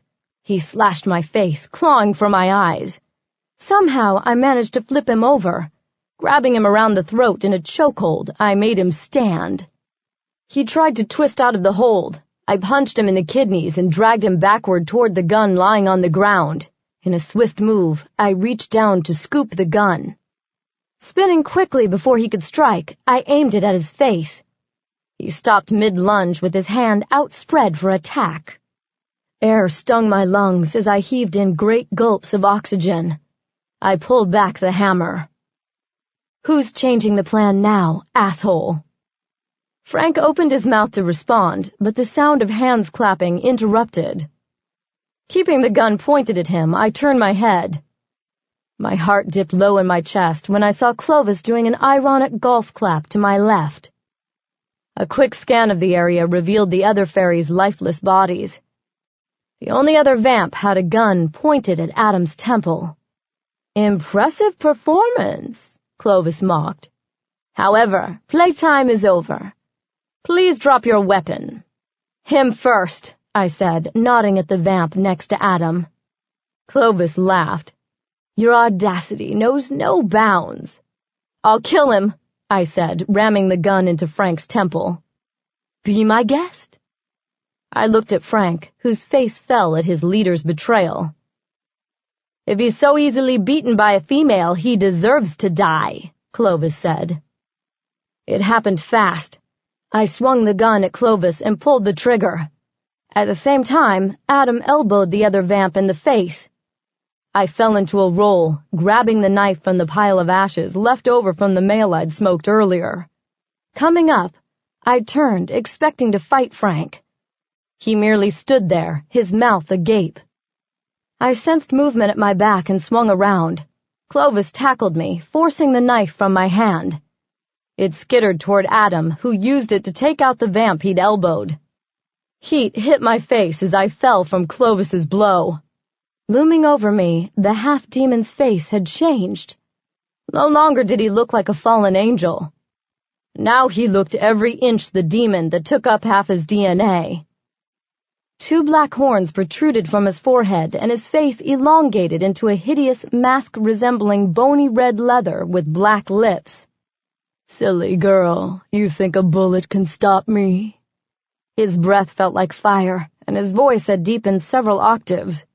He lifted a hand casually, and a ray of black light shot from his fingertips. Frank started to scream. I watched in shock as his skin melted from his bones, and his body went up in flames. Clovis grabbed me before I could recover from the sight of Frank's agony. I struggled against him, trying to free my hands. He lifted me easily, as if I were a child. My feet dangled in midair as I gasped and sputtered. With his free hand, Clovis picked up Adam, who'd been sneaking up behind him. As motes danced in my vision, I saw Adam fly backwards into a stack of crates. "Finally, all alone," Clovis said. He shook me, and my body flopped in the air like a rag doll. "Let's dance." Before I knew what was coming, he lifted his hand again. A white-hot bolt of energy slammed into me. My back hit something hard, and I crumpled into the concrete floor with a thud. Every bone in my body felt cracked as I gasped for breath. Before I could gather myself to move, he came at me again. His long, scaly fingers clawed my hair. My scalp burned as his face came into view again. His eyes blazed with the fires of Urkala. "Not so mouthy now, are you?" He backhanded me. My head fell back as pain radiated across my face. He dropped me and I hit the floor like a stone. My eyes cracked open. Clovis's cloven hoof stood next to my face. Just beyond it, I saw a flash of movement. From the shadows, my grandmother walked into the open area. I should have been surprised to see her, but if I knew my grandmother, she couldn't resist the opportunity to rub my nose in the mess I'd created. Clovis laughed, lifted me by my hair off the floor. I dangled in his grip, my will to fight gone. Even if I managed to defeat Clovis by some miracle, I doubted I could best my grandmother. "Sabina Kane," Clovis said with a sneer. "Stop where you are, or I'll finish her." Lavinia didn't so much as flinch. "Don't let me stop you. She deserves to die for her treachery." She speared me with a venomous look. "Surely you didn't think you could outsmart me, girl. I knew you'd go in early. I came along with my forces to make sure the job got done properly. As usual, it appears I must do the job of killing the Domine's enemies myself." Clearly she'd included me in that group. That was fine with me. She'd become my enemy when I found out she'd been lying to me my whole life. As for the killing part, she'd have to wait until Clovis had his turn. Disappointed he couldn't use me as leverage, Clovis tossed me to the ground. I barely felt the impact of the cold concrete. I knew it was only a matter of time before one of them delivered a death blow. Every part of my body ached, along with my spirit.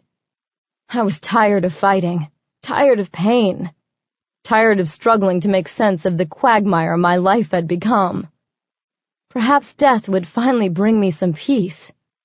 I was about to close my eyes when Adam's head appeared above the pile of boxes where he'd landed earlier. The sight of him, his face battered but determined, warmed me.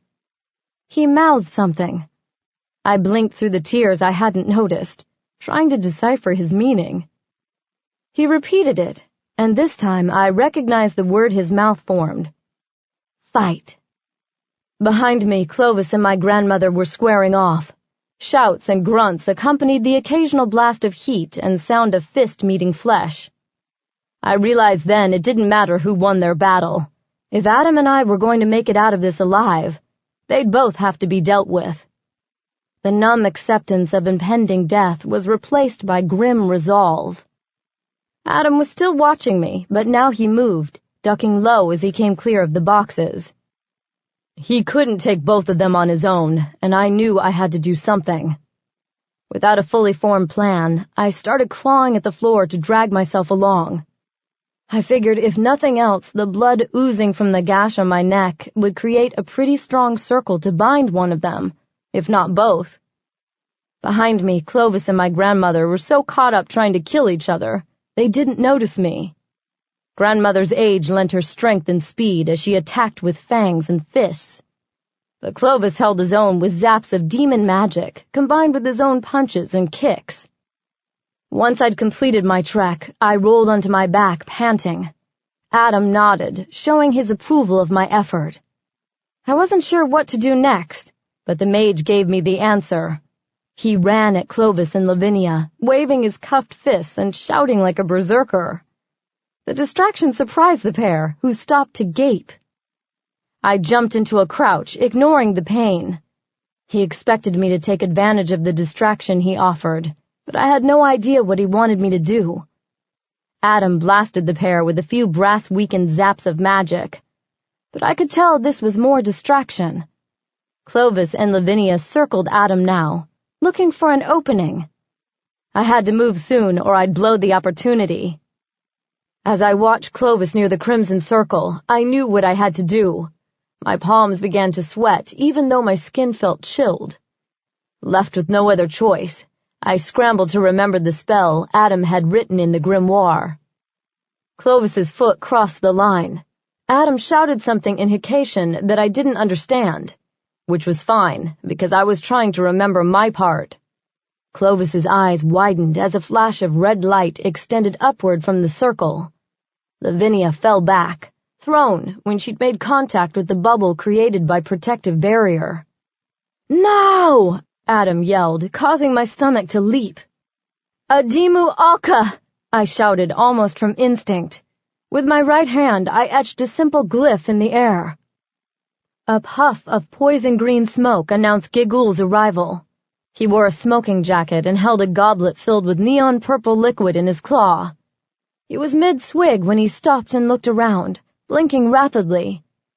When he saw me, he stood up straighter. I sent a prayer of thanks to Lilith that he'd returned to his demon form.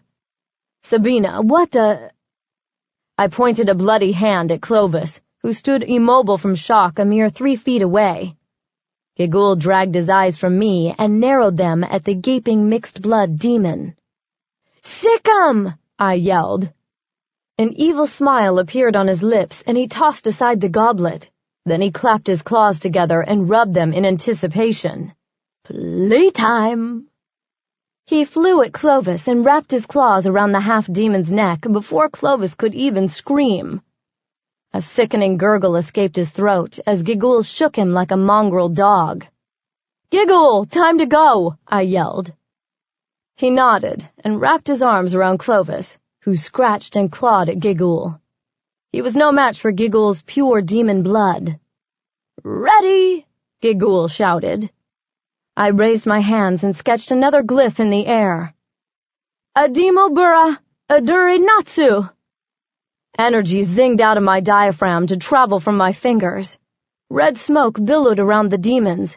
With a thunderclap, they disappeared, leaving nothing behind but the acrid smell of brimstone. One down, I thought. Too bad that was the easy one. Chapter 30. Adam ran to me and he pulled me into a fierce hug. "You did it!" Over his shoulder, I stared at the empty circle formed by my blood.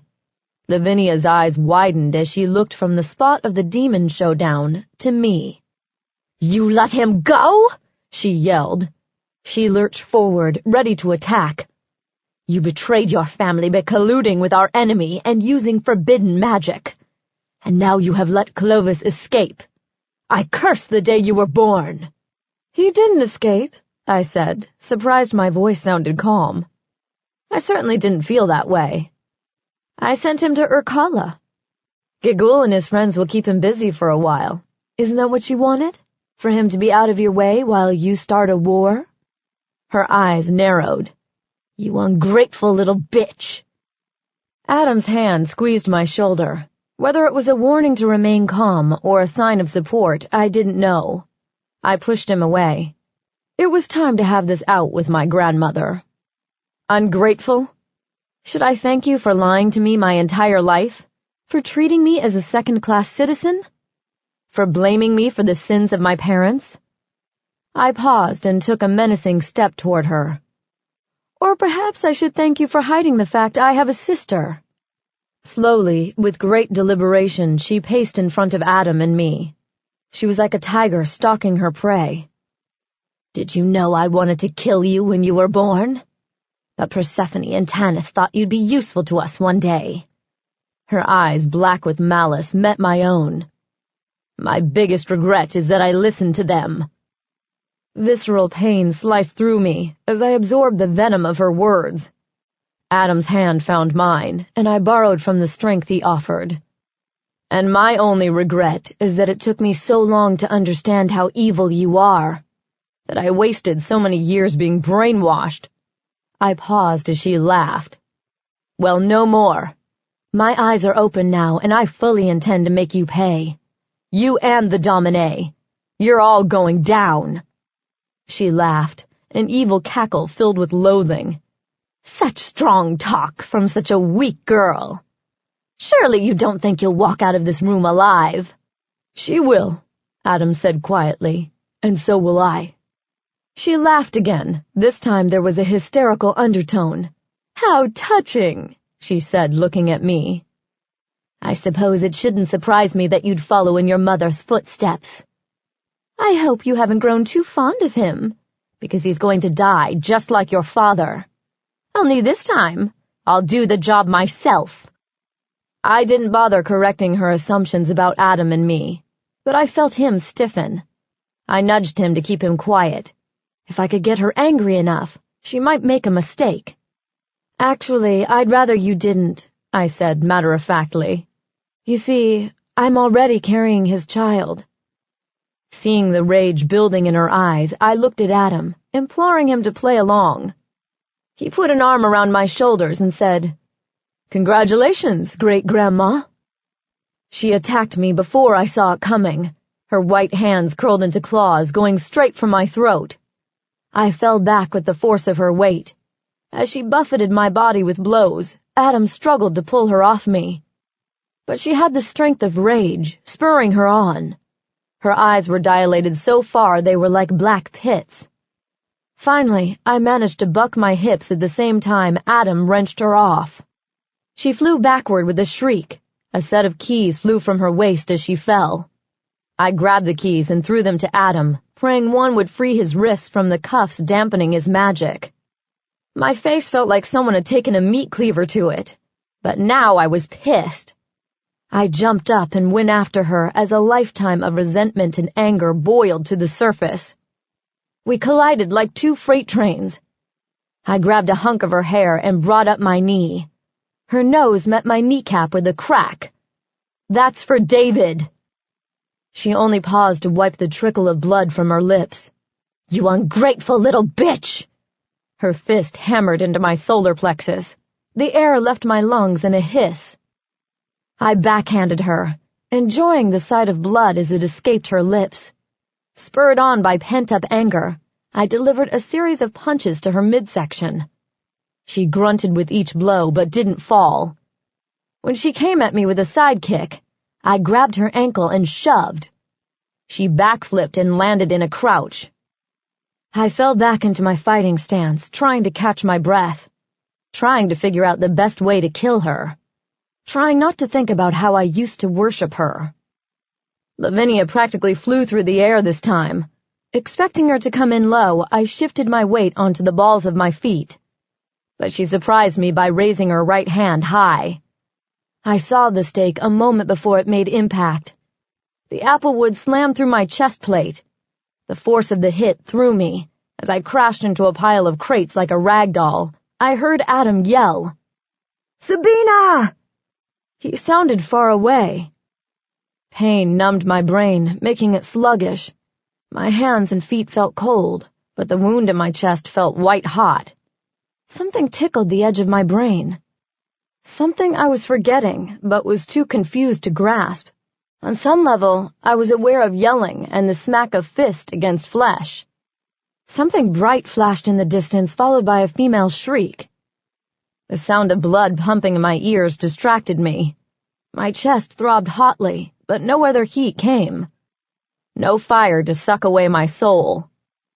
Bit by bit, my mind shook off the shock. The sounds of fighting became more distinct. I could smell my own blood. Feeling came back to my hands. My eyes focused on the stake protruding from my chest. I lifted my hands and grasped the smooth shaft. My grip was weak and the stake was slippery with blood, but I pulled it, bit by bit, out of my chest. The pain was worse coming out than going in, but it was a blessing. It meant I was alive. Adam's curse sounded far away, as did the crash following it. I needed to move. Using my hands to lever my body up from the boxes, I managed to get upright. Now that the stake was gone, my body was working overtime to repair the wound. I felt lightheaded and had to bend over with my arms resting on my knees. When it passed, I rose up to survey the scene. If it was possible, the warehouse looked worse than it had earlier. Scorch marks blackened the walls and the debris of battle littered the area. In the center of it all, Adam and Lavinia squared off. I'd never seen my grandmother looking so haggard. She had a gash on her forehead, and her hair stood up in weird spikes, as if she'd stuck her finger in a light socket. Adam didn't look much better.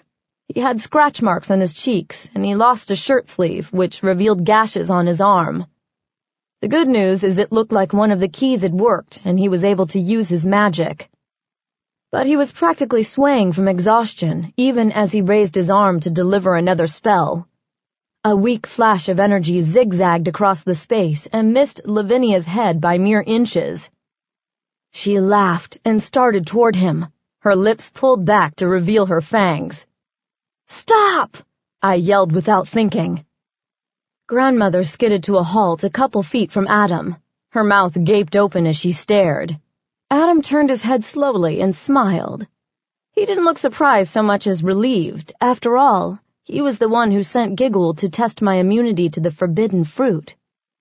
How he'd thought to test me for that, and why, were questions for another time. "About time you joined us." His voice wavered, and I have to admit I felt a little shaky myself. Our eyes met and held for a moment, an intense look shared between two beings uncomfortable with strong emotions. "Lilith, protect me." Lavinia's whisper caught Adam's attention. Despite the sudden urge to burst into tears, I managed a shrug. "I try." Lavinia's shrill voice broke into our little bubble. "Why aren't you dead and burning? I made sure the stake went through your heart." I took a tentative step forward, not quite trusting my strength yet. The movement caused my grandmother to take a step back. I placed a hand over the healing wound over my heart. "Oh, you hit it all right. Then how?" "It appears I inherited more than magic from my father's people." When she still looked mystified, I said, "The forbidden fruit has no effect on me." Her mouth gaped open, and for a moment I reveled in my ability to shock her. Finally, she'd recovered enough to say, "You're an abomination." I shrugged. "I guess I am." I glanced at Adam, who winked at me. I had to struggle to keep a straight face. Despite the acid churning in my stomach and the weakness from my wounds, it felt good to have the upper hand with my grandmother for once in my life. "What should we do with Granny now?" An undercurrent of steel in Adam's voice contradicted the casual wording. Lavinia's chin came up. "I'm not afraid of death." "Oh, we're not going to kill you," I said. "We're not?" Adam said. Grandmother's expression turned mocking. "Some assassin you are. You were always weak." I stepped forward and got in her face. "As much as I hate you right now, it's taking a lot of strength not to kill you." "Talk to me, Red." Adam sounded worried. "We're not going to kill her. She doesn't deserve an easy out."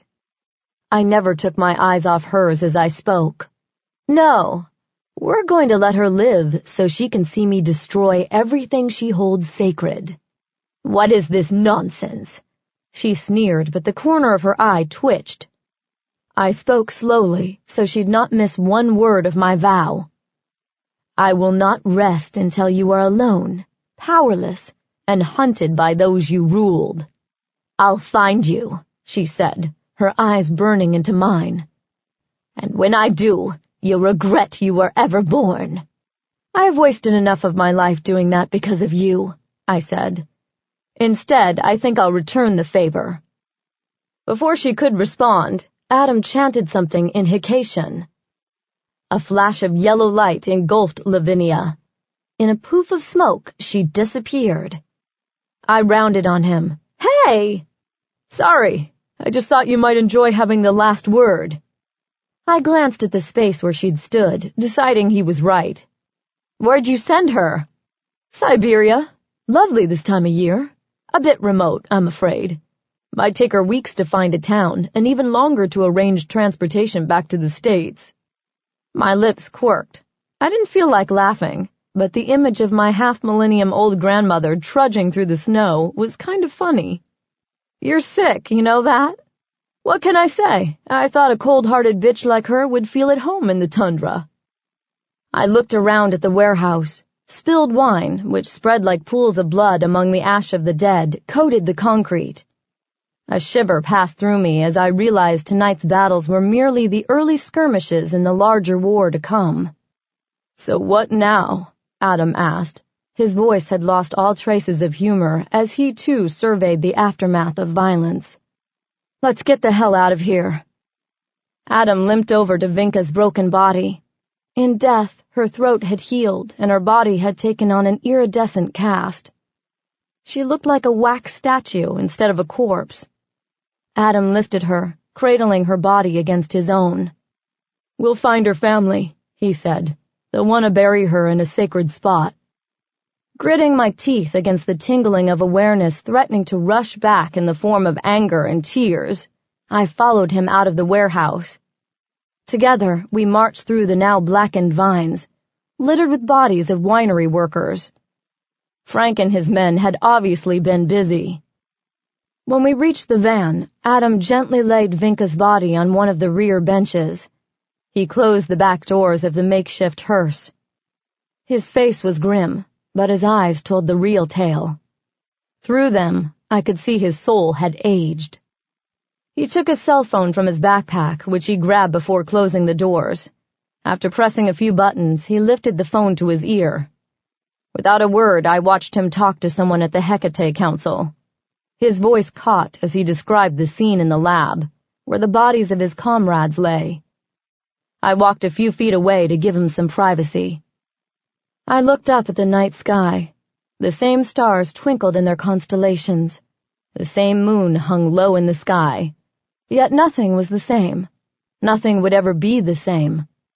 Adam hung up behind me. "They're sending a team to retrieve the bodies. I should probably stay to help." When I turned to look at him again, I didn't know what to say. I knew I should offer to stay and help, but I knew I couldn't go back in there. Adam must have read my thoughts. "Can you handle taking Vinka to her family on your own?" I paused, suddenly overcome with doubt. Delivering Vinka's body to her family would tear me apart, but I knew I had to do it myself. However, something else nagged at me. Adam seemed a little too quick with the offer to leave. "You'll be okay by yourself?" I asked. Before the words left my mouth, I felt a tingle in the air. About 10 feet away, a figure materialized. The male was soon joined by a handful of others, who also appeared out of thin air. Adam sent me a smile. When I said they were sending a team, I didn't mean by car. Oh, I said, watching even more mages appear. Soon, about 20 surrounded us. A male, obviously the leader of the group, came forward and shook Adam's hand. "Lazarus," he said, "about time you called. Councilman Orpheus, sorry, things were complicated." "They always are with you," Orpheus responded. He looked at me with a curious yet distant glance, but then did a double-take. "Impossible," he breathed, staring at me as if he'd seen a ghost. The other mages had all stopped too, staring at me with mixtures of curiosity and shock. "Sir, let me introduce Sabina Kane, daughter of Tristan Gracchus." I shifted on my feet. "Hello." "You found her," Orpheus said to Adam, as if I wasn't standing there, even though he continued to stare. "We knew they were twins, but we didn't know if they were identical. Maisie will be ecstatic." I cleared my throat and looked at Adam. "There's about 50 mages inside who need to be put to rest. Maybe we should hold off on the long-lost sister issue." The man shook his head as if to clear it. "Of course, I'm sorry. It's just that I hadn't expected to meet the show—" Adam cleared his throat and interrupted. "Sabina, you better head out if you're going to make it by sunlight." I looked at Orpheus curiously for a moment, wondering what he was about to say. Realizing I probably didn't want to know, I turned to Adam. "She told me they live in the Redwood Forest near Crescent City. I'll call you when I get there and let you know about the arrangements." He nodded gravely. Orpheus, after one last thorough look at me, had walked away to shout orders at the other mages. "Please do," Adam said. "I'd like to be at the funeral." I nodded and scuffed at the dirt with the toe of my boot. I suddenly felt self-conscious. After everything we'd been through that night, it seemed odd to part so casually. But with so many mages milling around, I didn't feel right getting all emotional. Besides, I couldn't be sure what Adam was thinking.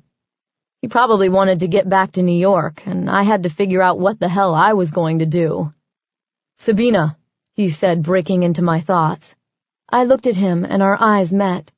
Unspoken emotions passed between us. Sadness, regret, relief, anxiety, longing.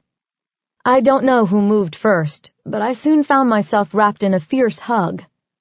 This wasn't like the hug that started the ill-advised makeout session in the van.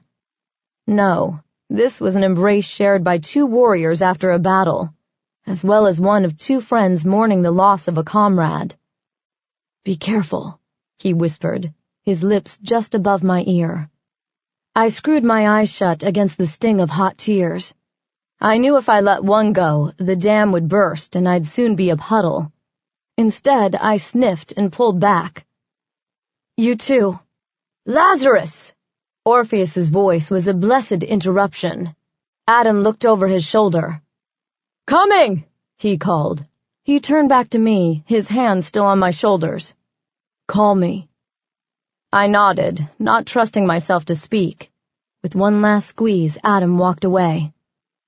I watched him go for a moment, his shoulders squared as if he'd switched into business mode. As he and the other mages disappeared over the fence to do their grisly duty, I turned to the van, ready to do mine.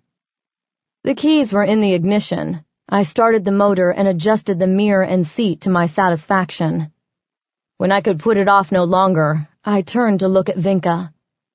Adam had covered her with a blanket he'd found in the storage compartment. "Let's get you home," I said. Only when I'd driven out of sight of the vineyard did I allow the tears to fall. Chapter 31. When I reached the forest, Vinka's family was waiting for me. I'd stepped out of the van ready to deliver the speech I'd practiced during the 6-hour drive from Napa to Crescent City, which lay about 20 miles from the Oregon border. I was so wrapped up in getting the words right, it hadn't occurred to me to find it odd that a couple of dozen nymphs were standing in the clearing just off the parking lot of the park. "Hello," I began. "You don't know me, but—" A woman who appeared to be in her late 20s came forward, interrupting me. Her carriage was regal, yet her eyes were rimmed red. "Where is she?" Shocked by the woman's greeting, I answered automatically, "In the back of the van." The woman nodded and motioned to the males in the group. They moved forward as one, all 6 of them. As I watched, they opened the van and quietly removed Vinka from the van. They carried her past the now openly weeping females and disappeared into the forest. I turned to the head female, my mouth gaping. "Thank you for bringing her home," she said. "I am Astrid, Vinka's mother." She offered me her hand, and mystified, I took it gently. "I'm Sabina. Vinka was my friend." The woman tilted her head and looked at me. Her moss-green eyes searched mine for a moment. She opened her mouth, no doubt to ask any of a myriad questions. But she thought better of it and closed her Cupid's bow lips. "Where are they taking her?" I asked. "To prepare her for the rites. Come, one of my daughters will show you to your room." I wanted to ask more questions. How had she known to expect me? Did she know how Vinka died? Those and a million others fluttered through my head like butterflies. Yet I was bone-tired. The sun had risen a couple of hours earlier, and I was almost dead on my feet from exhaustion. I could handle sunlight only in small doses, and the sun's rays were weighing me down. There would be time to discuss the hows and whys later. I nodded and followed the fresh-faced nymph who came forward to show me the house. She sniffled as she led me along a path of packed earth. The smells of the forest surrounded us, mulch and dew, combined with the sharp scent of leafy things. The others followed at a slower pace, their whispers so low I couldn't make out their words. Soon, a house loomed ahead. Unlike Brialen's modest cabin in Muir Woods, this place rose 2 stories, and I lost track counting the rounded windows that glinted in the morning sun filtering through the trees. The structure itself resembled a cluster of giant toadstools, with curving roof lines and smooth stucco walls. My room sat on the 2nd floor under low eaves. A simple bed with a white and green quilt sat under a small window, set in the sloped ceiling. The girl didn't speak much as she covered the window with a blanket. She opened a door to show me the bathroom and where to find fresh towels. "My mother said to tell you the rites will occur tomorrow night at sundown. In the meantime, you should rest. If you need anything, my room is just across the hall." I thanked her, and then she was gone. I collapsed on the bed, wondering if I'd entered some kind of bizarre fairy tale. A few minutes later, my muscles spasmed, waking me from my half-sleep. I ran a hand over my face and sat up. I needed to call Adam before I passed out. He picked up on the 3rd ring. His voice sounded as tired as I felt. "Lazarus." "Adam, it's Sabina. I'm here. Is everything okay? How'd they take the news?" "That's the weird part," I said. "They seem to be expecting me. It's like they already knew everything." That wouldn't surprise me. Nymphs have extremely developed intuition, especially when it comes to family. I thought briefly about Vinka's attempts at prophecy with a sad smile. "That must be it," I said. "Anyway, I'm here. They seem to already have funeral arrangements underway. Astrid, Vinka's mother, said the rites would occur tomorrow night. I'll be there by tomorrow morning. How are things there?" His sigh carried over the lines. "As good as can be expected given the circumstances. The families of the dead have been notified." "I'm sorry you lost so many," I said. "I'm just thankful we will be able to bury them with the proper rites. I owe you for that." I cringed at his praise. "If it wasn't for me, you'd have been able to save them." "Stop it," he said. "You are the reason we found them to begin with." I heard a muted voice on the other end, as if someone had interrupted Adam. He told the person he'd be there in a minute and came back on the line. "Listen, I need to go meet with the council. I'll be there tomorrow morning, so we can argue about this more then. Deal?" I smiled. "Deal." After we hung up, I managed to shuck my boots before crawling under the covers. I didn't hear any sounds in the house as I drifted into a blessedly dreamless sleep. At sundown the next night, Adam and I followed the procession from the house to a small clearing surrounded by towering redwoods. Vinka's 6 brothers carried her body on a litter made from bent willows interlaced with garlands of dried flowers and herbs. They dressed her in flowing gowns of lavender gossamer and placed a crown of purple dried heather on her head. When we'd reached the site, we gathered in a circle. I'd never been to a funeral, much less one for a fairy, so I hung back. Adam stood beside me, a soothing presence. We watched as the brothers dug a pit in the earth at the base of the tallest tree. The females sang dirges in a language I didn't know.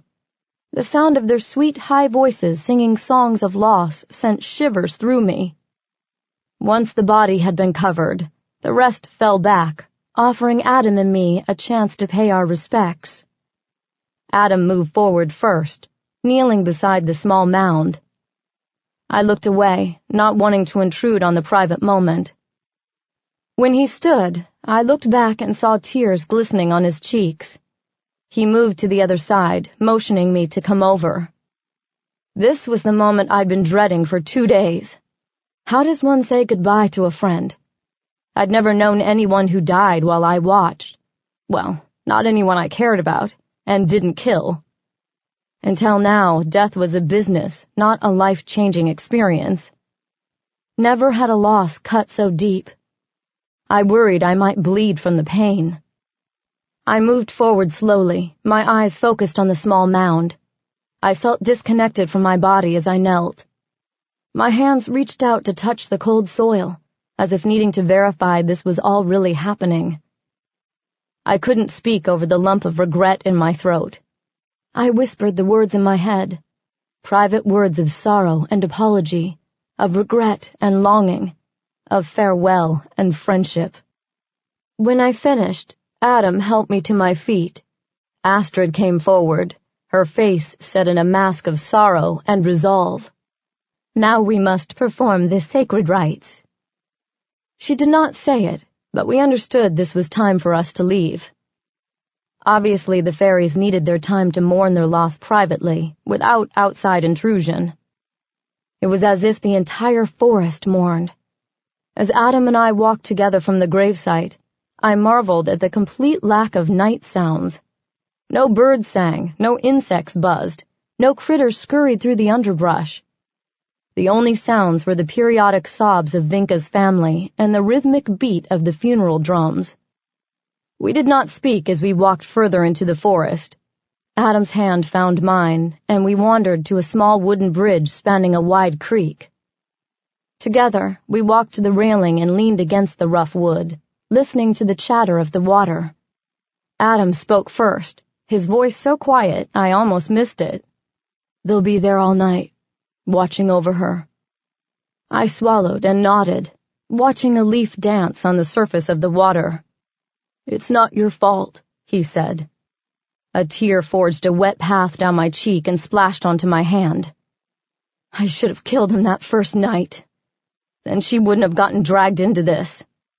Adam took my shoulders and turned me to face him. With one hand, he tilted my chin up so I had to meet his eyes. His face wavered behind the tears gathering in my eyes. "She was a big girl. She knew the dangers. But—" Adam put a finger to my lips. "Don't. Blaming yourself won't bring her back. It won't change anything." I swiped at my cheeks with the backs of my hands and let out a breath. "You're right. I just hate this." "I do too. But the harsh truth is many more will die." Startled, I looked at him. "What do you mean?"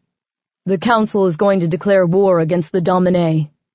My stomach dropped. "When?" "Soon." "But that's just what the Domin want," I said. He sighed and gripped the wooden beam tightly.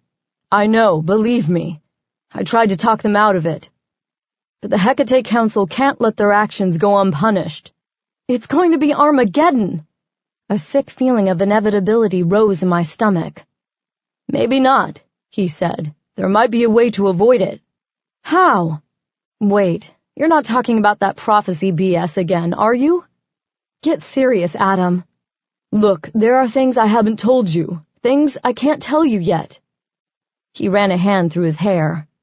Will you just come back with me to New York? His quick change of subject made me pause. Is this about meeting my sister or the prophecy? Both. Listen, you can't stay in California. The Domin will track you down. Chances are good if you strike out on your own, they'll still find you. And once the war starts, you definitely won't be safe. Your only hope is to ally yourself with the Hecate Council. I don't know, Adam. Not all vampires are bad just because the Domin are. I might be able to call in a few favors. Yes, but once the war starts, you know the Domin will declare martial law in all the vamp communities. No one will offer you protection. I didn't like the idea of choosing sides by default. Maybe I'll stay here with Vinka's family. He shook his head. And endanger them? Sabina, be realistic. Besides, the Sealy Court will side with the Hecate Council. We've always been allies. It looks like I don't have much of a choice, do I? I turned from him, feeling trapped. He sighed behind me, a long breath filled with frustration. I know you don't like this, and believe me, if there was any other way, I'd suggest it. But look at it this way. The Hecate Council wants you. You're already a hero to them because of your help finding the mages at the vineyard. Your sister is dying to meet you. He paused. And if that's not enough, what better way to punish your grandmother than to side with her enemy? I stopped and turned. I hadn't thought of it that way. A slow smile spread on my lips as I thought of Lavinia's reaction when she found out. When she got back to L.A. from her little Arctic expedition, that is. Okay, I'll go with you. He smiled and started to say something, but I held up a hand. But I have conditions. First, I am a free agent. I don't take orders from the Hecate Council or anyone else. But, second, I said, overriding his protest, no more secrets. If I'm going to do this, I don't want surprises popping up left and right, or things you forgot to mention about this prophecy stuff. Okay, he said slowly. Anything else? I thought about it for a minute. Yes, that you be the one to train me. I don't want to get there and be handed off to some schoolmarm who will rap my knuckles if I screw up a spell. A lopsided smile appeared on his lips.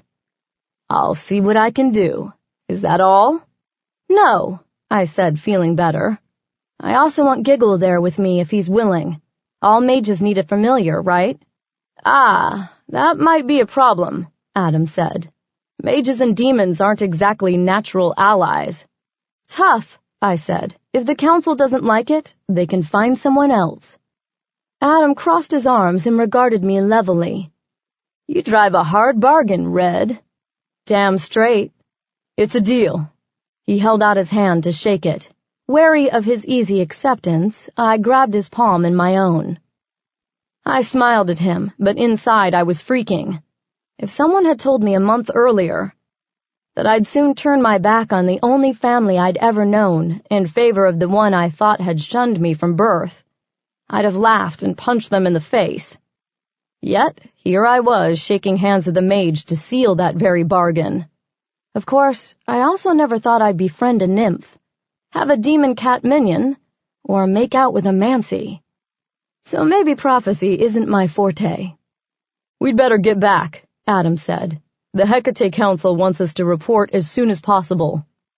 I pulled on his hand to stop him when he moved to leave. Wait a second. They're expecting us? He looked sheepish. I told them you'd agree to come. Someone's pretty sure of himself. He stopped and looked at me, his expression serious. Honestly, I was praying you'd say yes. If you had said no, I don't know what I would have done. I laughed out loud for the first time in days. Lucky for you I said yes then, huh? He chuckled. You ready to go meet your destiny, Sabina Kane? Thinking it over, I looked up. A white owl with glowing red eyes sat in a nearby tree watching us. It was the one I'd seen the night I killed David. According to Adam, it was one of Lilith's spies. I still wasn't convinced by all his talk of prophecies and underworld espionage. At that moment, however, the owl was just a reminder of the night I killed my friend. A pang of regret hit me hard. Now that I thought about it, I realized my split from the Domin began that night. The minute they'd asked me to kill David, I should have walked away. Instead, I'd ignored my instincts in favor of misplaced loyalty. That skewed sense of honor had kept me blind as the proof of my grandmother's treachery piled up. Now the blinders were off, and I owed it to David's memory to see this thing through to the bitter end. But even more than that, I owed it to myself. I took a deep breath and held it before exhaling loudly. "Hell no, I'm not ready." He looked at me with a worried expression. "But I'll do it anyway." The owl hooted and rose from the branch, its snowy wings spreading against the inky night sky as it flew east. This concludes Red-Headed Stepchild. Audible hopes you have enjoyed this program.